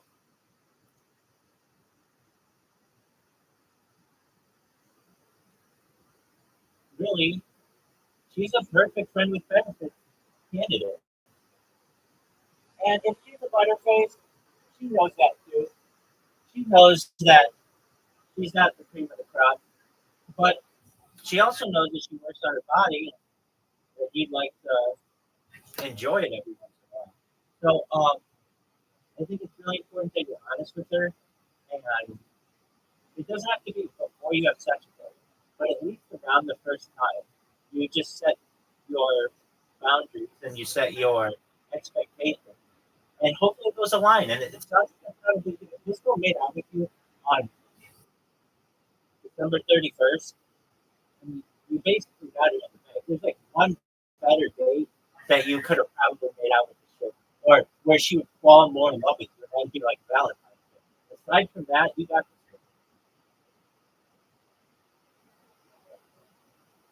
That's how I see it. I'm a straight shooter. What do you want me to say? All right. And then you move on. I mean, if you go on Tinder, are there eights, nines, and tens available or no? Okay. Okay. Or they want money. That's what I hear. Okay. Well, you can. I guess you just find another seven. But, I think you'd be happy with an eight. Just a girl with a pretty face and a nice body. I mean, I think we'd all be happy with an eight. I think that's what everybody wants, right? Because the ten's going to run away on you. A nine may just do that every other point, but it might stick around. All right. Um, does Dominica have any friends who you would also want to hook up with? Like, you already hooked up with the bitches, that one bitch who's a friend. Anybody else like that?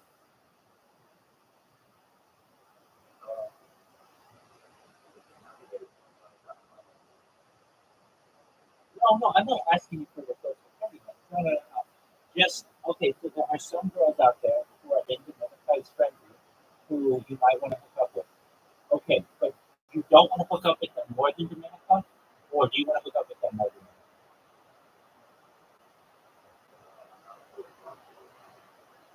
No, what I mean to say is, um, who do you want to hook up with more?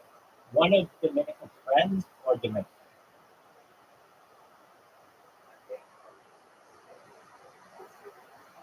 Okay, so, but there was something there though. Is there another chick who you have a thing for in your friend group?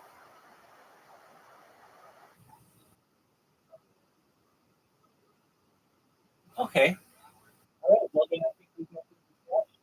Dominica is a friend with benefit, and she's a good looking friend with benefit. Friends with benefits can really range from like 5 to 7. I mean, you could get 8, 9, to 10. You don't get those kids. So that's good. And does Dominica know she's getting fucked January 2nd?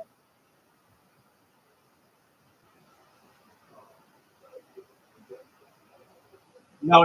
She knows. She knows if you fuck the other friend, she knows that you're down to pound. So, um, you know, she's she's preparing herself.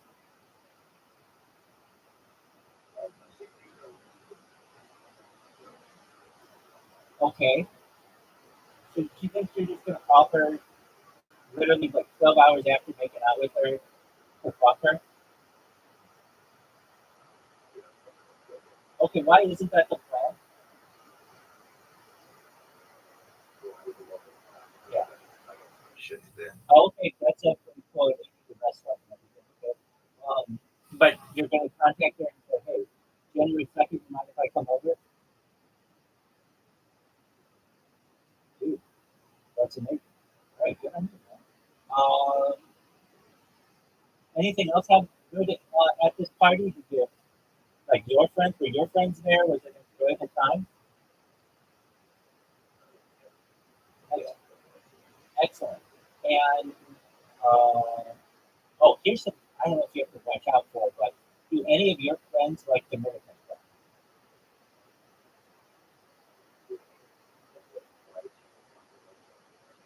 Um, well, because if you have a friend who likes one of Dominica's friends and they start dating, then Dominica's gonna want to start dating you and do like double dates and shit. Like that. And then also, um, you got to be on the lookout. I mean, there's not like a bunch of chicks here. Maybe there are. I don't know. But basically, like you've already had sex with one of Dominica's, like friends of a friend, and we already talked about you like kind of one of another friend. So if you throw another dude in there, you're going to end up perhaps like kind of shitting in your own punch bowl. You want to kind of keep those guys out. Does that make sense? Like basically, if you're fucking like a bunch of chicks in a group, you don't want to have your friend get in there because that's just going to mess things up. He's going to have a bad breakup with one of them, or he's going to fall in love with one of them, or fall in love with the Dominica. You want to keep those guys out. I mean, basically, like if we were studying animals on the Serengeti, you'd be like you'd be like the lion, and you don't want other lions fucking up the pride. You want to make sure that you're the alpha there, if you maintain that status. I'm not saying that you won't, but if you have if your guy friends are in there fucking all the other friends, then there's the potential that your friends could fall in love with Dominica, your friends could fall in love with one of those other kids, and one get into a relationship, and then that's going to fuck up your friend's relationship, potentially, depending on how mature you are. But you think she wants to date you? You're full of shit. She wants to date you. You kissed her on fucking New Year's Eve.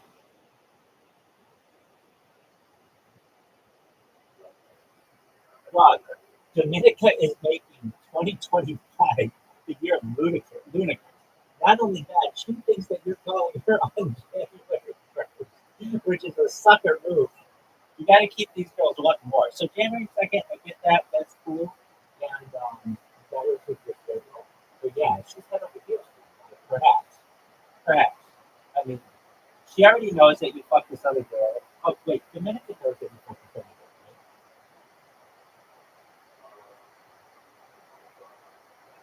right? Oh, God. God, Dominica knows. Dominica knows that this bitchy girl with the big mouth is going to tell her.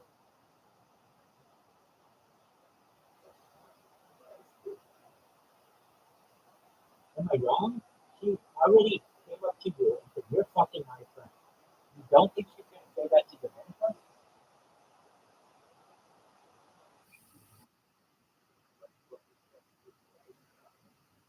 Well, unless you bought this woman a beach home, you didn't drive her well. How did you drive her? What did you give her? Really? That's a funny move. But that's not enough. That might keep her quiet for a week, but you're kind of a sucker. Now you just gave away $200 to this bitch, and she's still going to tell her friend anyway.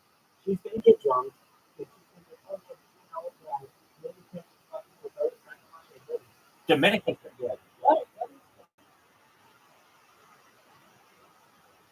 Now, oh, she's going to die. All right, I mean, that works. But then if you're going to look like a jackass if Dominica ever hangs out with their friend, and Dominica's going to be like, hey, Winifred said that you guys never hooked up, and the bitchy girl with the big mouth said that you did. Did you hook up with him? She's going to say that. And because then she's going to have something on Dominica. And then Dominica's going to be like, hey, Winifred, why did you lie to me? You said that you had hooked up with her. So what I would say is, and then the girl with the big mouth is going to say, "Yeah, Ed gave me $200 to stay quiet about it." So you you're not comfortable. You're fine. You just don't say anything to Dominica. And when Dominica, if she ever brings it up to you, you say, "I gave the girl with the big mouth $200 for something totally separate, and I'm with you. I'm not with that other girl. That's why I didn't bring it up because she doesn't matter to me. You're the one who matters to me."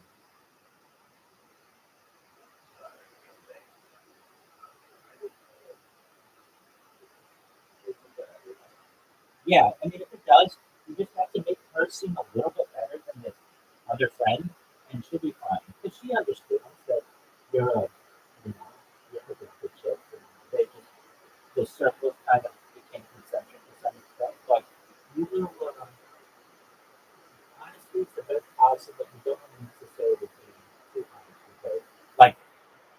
on your January 2nd date before having hooked up with her. You say, hey, I want you to know that I hooked up with you. You don't want to say what you want to do January 2nd is go to her place, you make sure she orgasms. I'm serious about that. If you remember anything that I said, she comes first. That's once you get that, once you ensure that she has orgasm, you're fine. Then you do whatever you want. You come in the store 1,000 times if you want. But I'm telling you this: if you come in her 1,000 times and then she orgasms, you are a beta male for her. If you make her orgasm just the first time, and then you can come as many times as you want. You don't even have to come. I mean, you should, but you don't even have to. You could seriously just make her orgasm the first day or whatever, the first, second time, January 2nd or whatever, and it's pretty cool. And then she knows that she's got dick that she likes that's consistent that can make her orgasm whenever she wants. Basically, in her phone, you just become Duke to make her orgasm before anything else. She doesn't have to work hard. She doesn't have to play games. She knows what she can. But if you don't, if you just like get drunk and get stupid or whatever, and you come first, you're like, oh, well, oh, sorry, whatever, you're fucked. You're just going to be diminished in her eyes. And I want her to, really what I want for this relationship is for you both to be happy with that. And I should tell you that I frankly am just burning time for another 11 minutes until it's midnight. But, um, but yeah, I mean, you've got you're in a nice position right now. Let's just put it that way. You're in a nice position. So, friends with benefits is an amazing thing. And if she's down for it, then you've got great results for 2025. You can't be bad.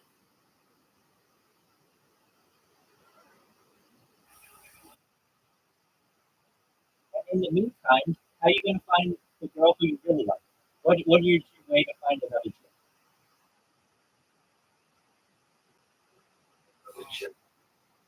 Yeah, I mean, okay, so you're not looking for a relationship or what?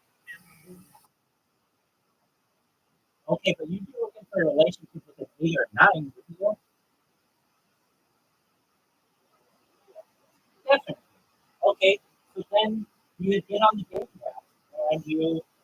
I mean, I know they've changed since I've used them, but I was thinking of the reason why I was so good at dating apps that I dated girls who were working for Tinder, which their parent company is Match.com, and the way that I was able to do it is I had auto swipers on a bunch of different cell phones that basically just swiped in the direction that I needed it to swipe. And so basically, like every single chick in Southern California was in my inbox within a couple of days. And then you just pick from the list. Now, I know you can't do that as easily anymore because they'll ban you if you can swipe every chick right. So you, every once in a while, swipe from 4 to the left. But then, shoots and stars with some 8s, 9s, and I mean, you might get that at least a 10. And of course, you're going to date those chicks. So basically, you got your regular pussy that you get with the friend with benefits, and then you shoot some stars with 8, 9, and 10. Because that's how you get strategy. Excellent. You're going to have a one amazing 2025. You've already started better than most people. You already at least got to first base in 2025, so that's not too bad. Oh, let me ask this: uh, the when it hit midnight or whatever, did you kiss any other girls? Oh, okay, even better, man. Good job. So you only kissed Dominica. And that was it. Good on you. So yeah, but trust me, he's making 2025 the year of ludicrous. She thinks that you're gonna call her. Does she know that you're not gonna call her? She doesn't. She's expecting you to call January 1st. Not a call, a text. You're right. You're not calling. Exactly. Yeah. No, what are you, like 50? Yeah. Nobody's first time calling it. So we got sent her the text on the second, like the night of the first quarter.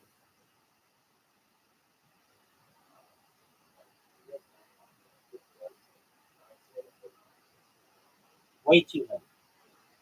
I think that's too late. That makes you look like you're just going for a booty call, which you are, but you want to make them feel a little bit more special. I think.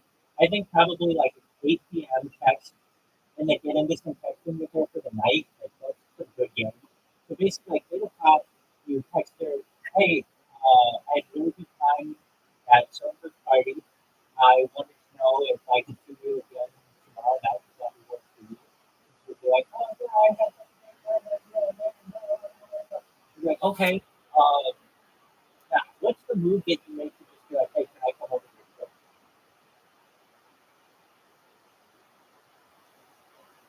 Yeah, because it's not an alpha move to go to a girl first, which is incorrect. Because I understand that's not possible.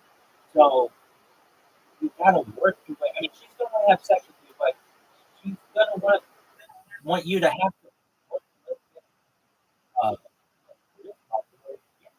she just doesn't open up her house to everybody. That means she's got to clean, she's got to laundry, all kinds of other shit. So I don't know. I don't think it's a bad idea. Like, it's, like probably the easiest way. I think we could probably pull this off in her house. Do you have Netflix?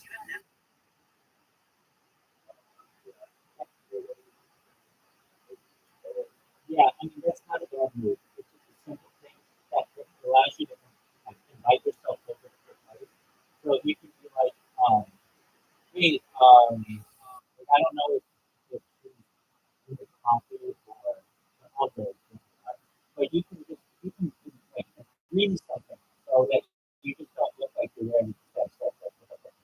So you're like, hey, I have a good time with you. I didn't know if I could see you again tomorrow night. And like, are you free? She'd be like, yeah. Okay. Um, it's a difficult one to just be like, hey, do you want to just Netflix and chill at your house? Like if it were your house, like you were bringing her to your house, it's game over. But you got to get past that. You got to prepare. So you can say, uh, would you, I mean, you could say, there's a bunch of stuff you can do. You could take her to coffee and then go back to her place. But that's again, if I may ask, why did you think this is good?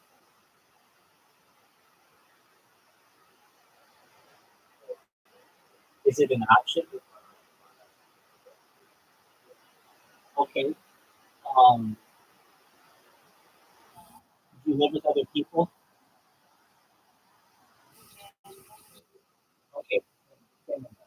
Okay, so then you can, I think that's a good move. You can say, I'd like to see you again. Um, what are your thoughts on you bringing coffee over to you and then like this?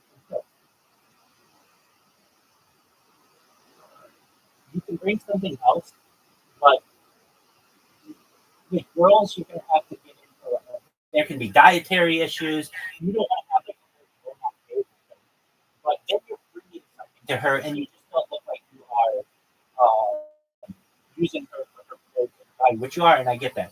So you say, I, like,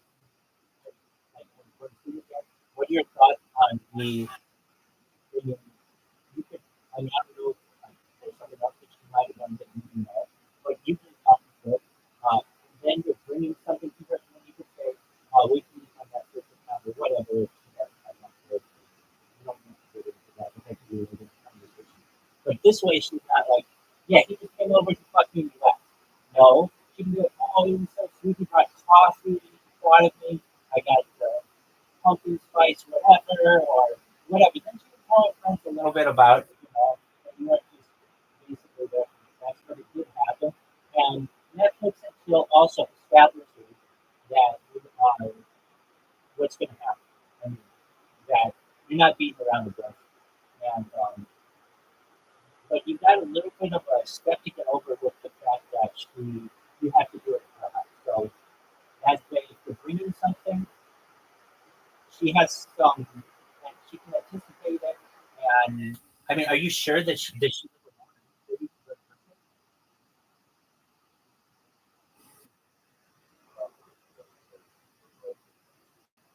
okay, perfect, perfect. So then, yeah, we got some good coffee, and we have to sell your place. Like, that's a really simple thing, but you're bringing something. You know, it's just not like, it's Netflix and chill at her house. Just bringing her a little something. It's going to be very positive for you. So, yeah, you gotta do it. And then we take it to the first. And then from there, you can establish it any way you want. Hey, this is really fun. I'd like to see you again, and maybe it can be more serious. Or this is really fun. I'm really busy. I'm a really busy person as well. But whenever you're free, whenever I'm free, what are your thoughts on doing this again? Like establishing this type of communication, and I feel going to be very beneficial to you long term. Then you're not going to look like an asshole in front of her. You're also going to you're going to look cool. I think you look cool by doing this. So I mean, it's up to you to look certain things. I think if you do 10 o'clock a little too late, she's going to want to text with you a little bit. Maybe not, but at least something you're going to want to be like, okay, so what do you want from Starbucks? And she'll be like, oh, I want whatever latte. Okay, cool. And like, you have any, you can look into any things that, you have to deal with that. Like, she'll tell you, hey, lactose intolerant or whatever. Okay. So, we are about to do a countdown. In fact, we are about 30 seconds away from 25. Yeah, exactly. I was literally just talking to people from time to time. I never talked to people about their relationships this long. But the reason why was because just one time we had so 10, 9, 8, 7, 6, 5, 4, 3, 2, 1. Bingo, bango, bongo. Happy 2025, everybody.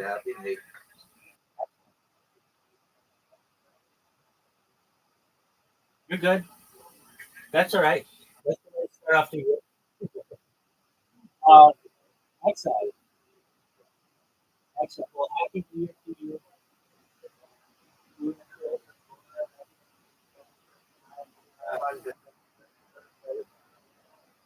1019. 1019. Thanks, big dog. Excellent. Did you hear how late Ludacris is going to get on June 2nd?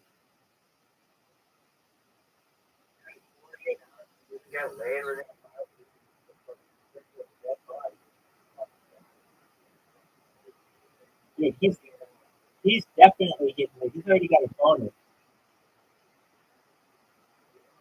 Excellent. He's talking to this guy. All right. So Ludacris, um, I've got a couple devices I got to get like restarted. I restart my streams every 12 hours, but it was good to get to know you a little bit better. And then I'm gonna go to bed because I am really tired. I've been up like all night. But come back and tell us how it went, and hopefully you guys have good things with in a couple of days. Sound like a plan? Excellent. And don't you go falling in love with this kid. I don't want to hear on January 3rd that you're getting married on February 14th. Okay?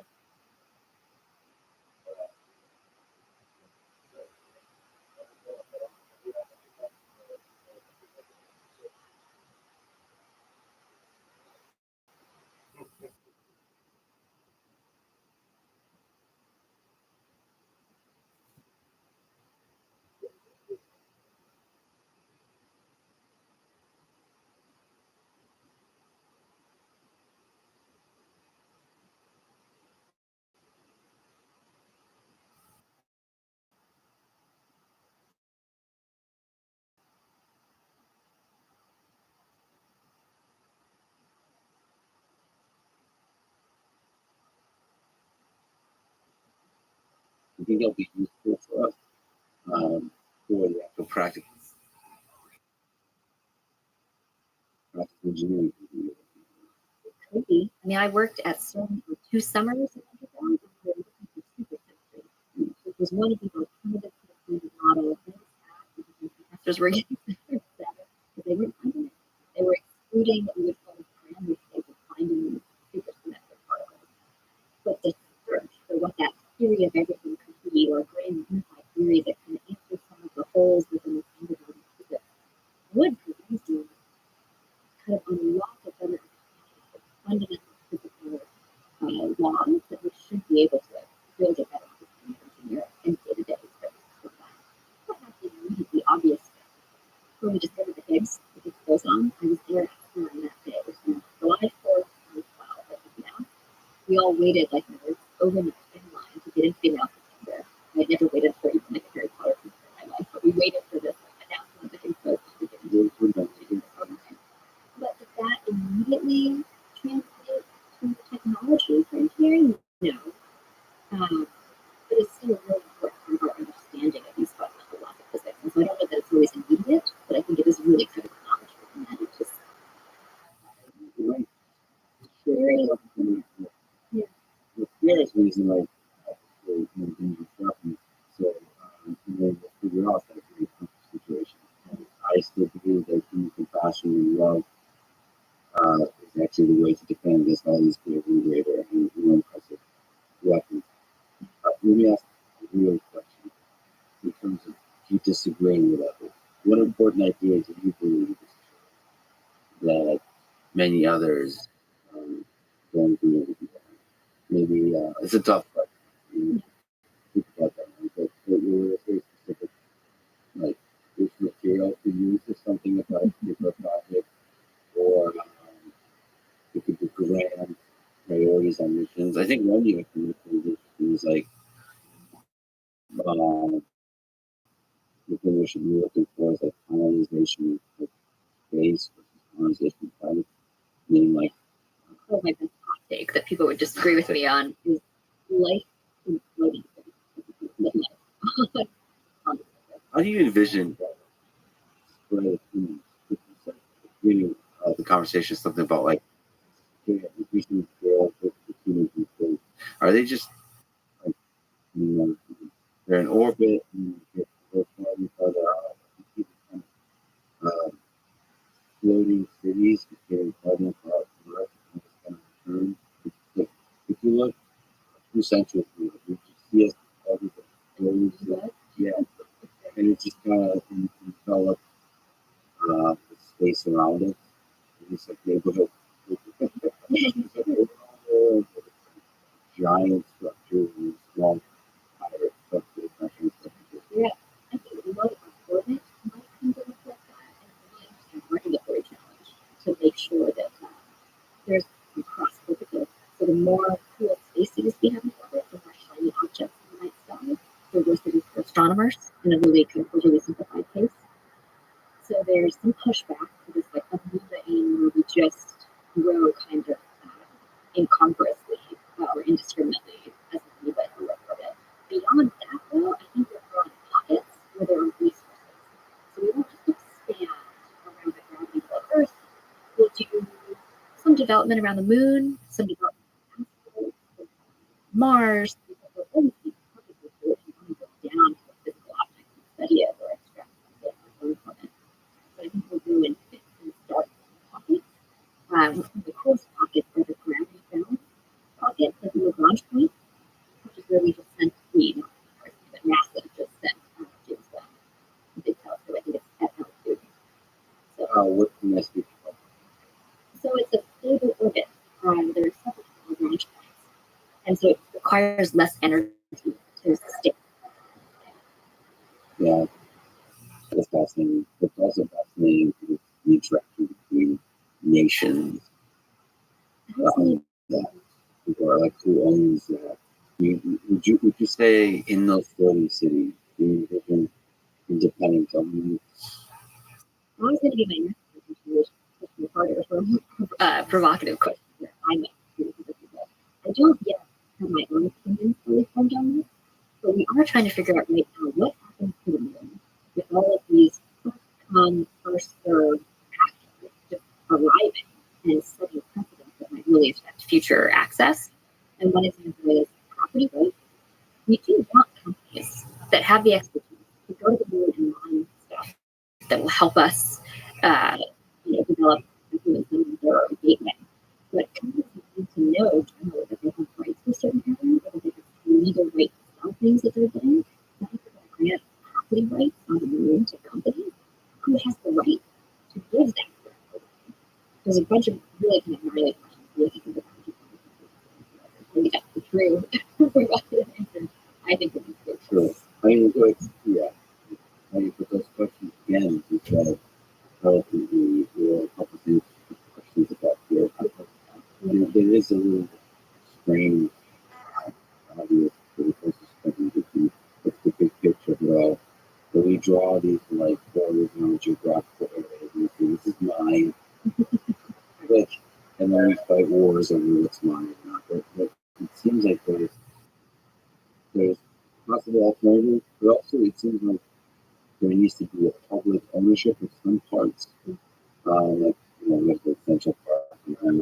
There's something like preserving the other. That's kind of into the anthropocosmos, the long kind of a mouthful. But this notion of anthropocene, we have a lot of common problems. How are we treating the Earth? How are we going to treat and live in space? How can we be responsible stewards of the space commons? And I would love to see an approach to the moon that is commons-based, that it's hard to know who would be the protector or the enforcer of that. And which is a real big problem early. There's a lot of companies sort of working on models, working on space.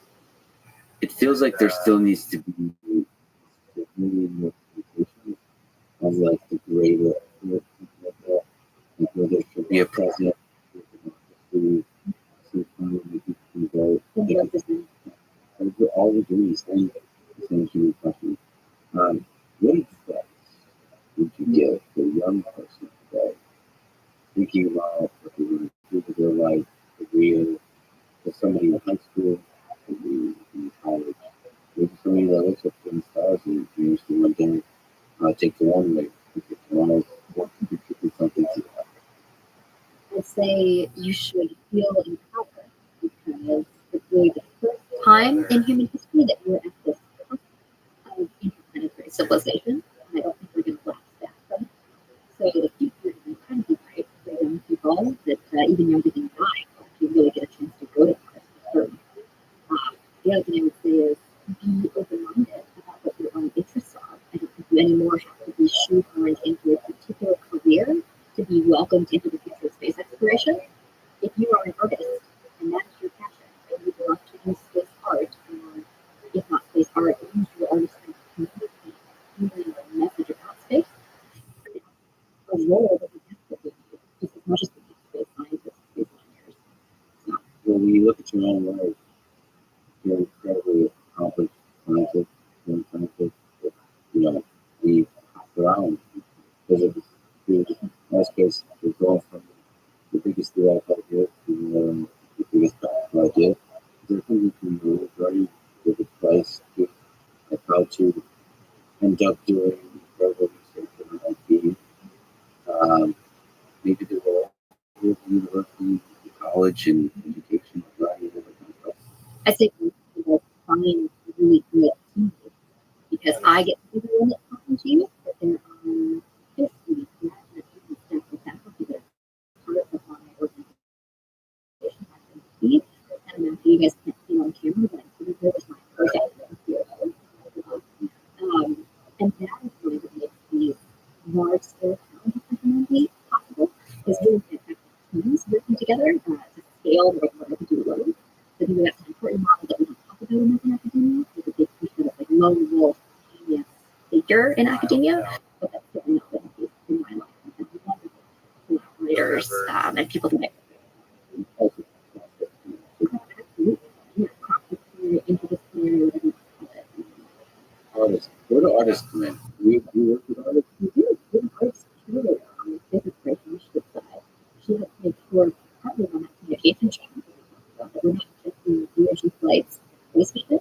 or that we take our artifacts of this sci-fi space feature to museums and galleries and exhibits. She pushed me to make sure that we did so. She pushed me for our first ISF mission. I was just gathering all the engineering payloads that I wanted to support for the students to fly and create an element. She said, maybe we should do an open call internationally for artists to send something to ISF. And we found out it was the first time. We were the first ever international open call for artists to go to the ISF. And that was such a shame. An artist bringing a perspective that I might not have thought about. Yeah, that's awesome. So when you look out there, like the flame of human consciousness, there does seem to be something quite special about that. Well, first of all, what do you think it is? What consciousness? What are we trying to preserve? What is it about humans that should be preserved? Or life here on Earth? And what gives you hope to try to expand it out farther and farther? Like, what makes you sad for the life? I think we're a remarkable species that we are aware of our own thoughts. We're meta-aware of our own thoughts and ourselves. We're able to speak on a podcast about us, about our friends, about I think that is a really special gift that we have been given as a species, and it is worth to expanding our circles of awareness. So we're very aware because of Earth issues. We've become a little bit more aware of the fragility of our special place it is when we go to the moon and look back. What would it mean for us to have a presence and our purpose in life as an interest of species or events of species? I think it's a really profound opportunity for exploration for the sake of exploration, a real gift for the human mind. Yeah. For anything like curious creatures, you do believe you might one day become interconnected. So there's Time from now, we have a long discussion to get that far. for this. Any other ridiculous questions on top of that? What do you think is the meaning of life? This individual life, real life, which unfortunately has to come to an end as far as we know for now. And how we life here together. Is there a lot? We just let our curiosity. Is there a single kind of surviving purpose now, or is it true of this? I certainly feel this is not something but just more of a human soul again. I certainly feel some sense of purpose and meaning in my life. I think a version of that was a very local level with a family, which is kind of this whole conversation and big grand space exploration things. But you asked me this question, my first thought is look really not what family producing but then there's also another purpose, like another version of the meaning in my life that is trying to do good things for humanity. So that sense that we can be individual humans, we have our local meanings, and we can also be global humans. Because someday, like Star Trek Utopia, we'll be global citizens. I don't know if that sounds too naive, but there is, I think, that need for meaning and purpose of your life that's bigger than yourself. Looking at something that's bigger and grander than just yourself. The deepest meaning is from local biological reproduction movement, and then it goes to the engineering, scientific, what is it, that corporate company unit that can actually produce and compete and interact with the world. And then there's the giant human unit that's struggling with pandemics and together struggling against the forces of nature to kill us. There'd be nothing like alienation to unite. I can't, your work is incredible to me. Thank you for everything you've done. It's a huge honor to spend your time with you. I can't wait for what you do in the future. Thank you for representing MIT so beautifully. So much. Thank you. Thank you so much for having me. It's been an absolute pleasure. It's a great conversation. Thanks for listening to this podcast. Please check out and now let me leave you with the word. The Roman stones. There is no easy way from earth to the sky. Thank you for listening. I'd love to see you.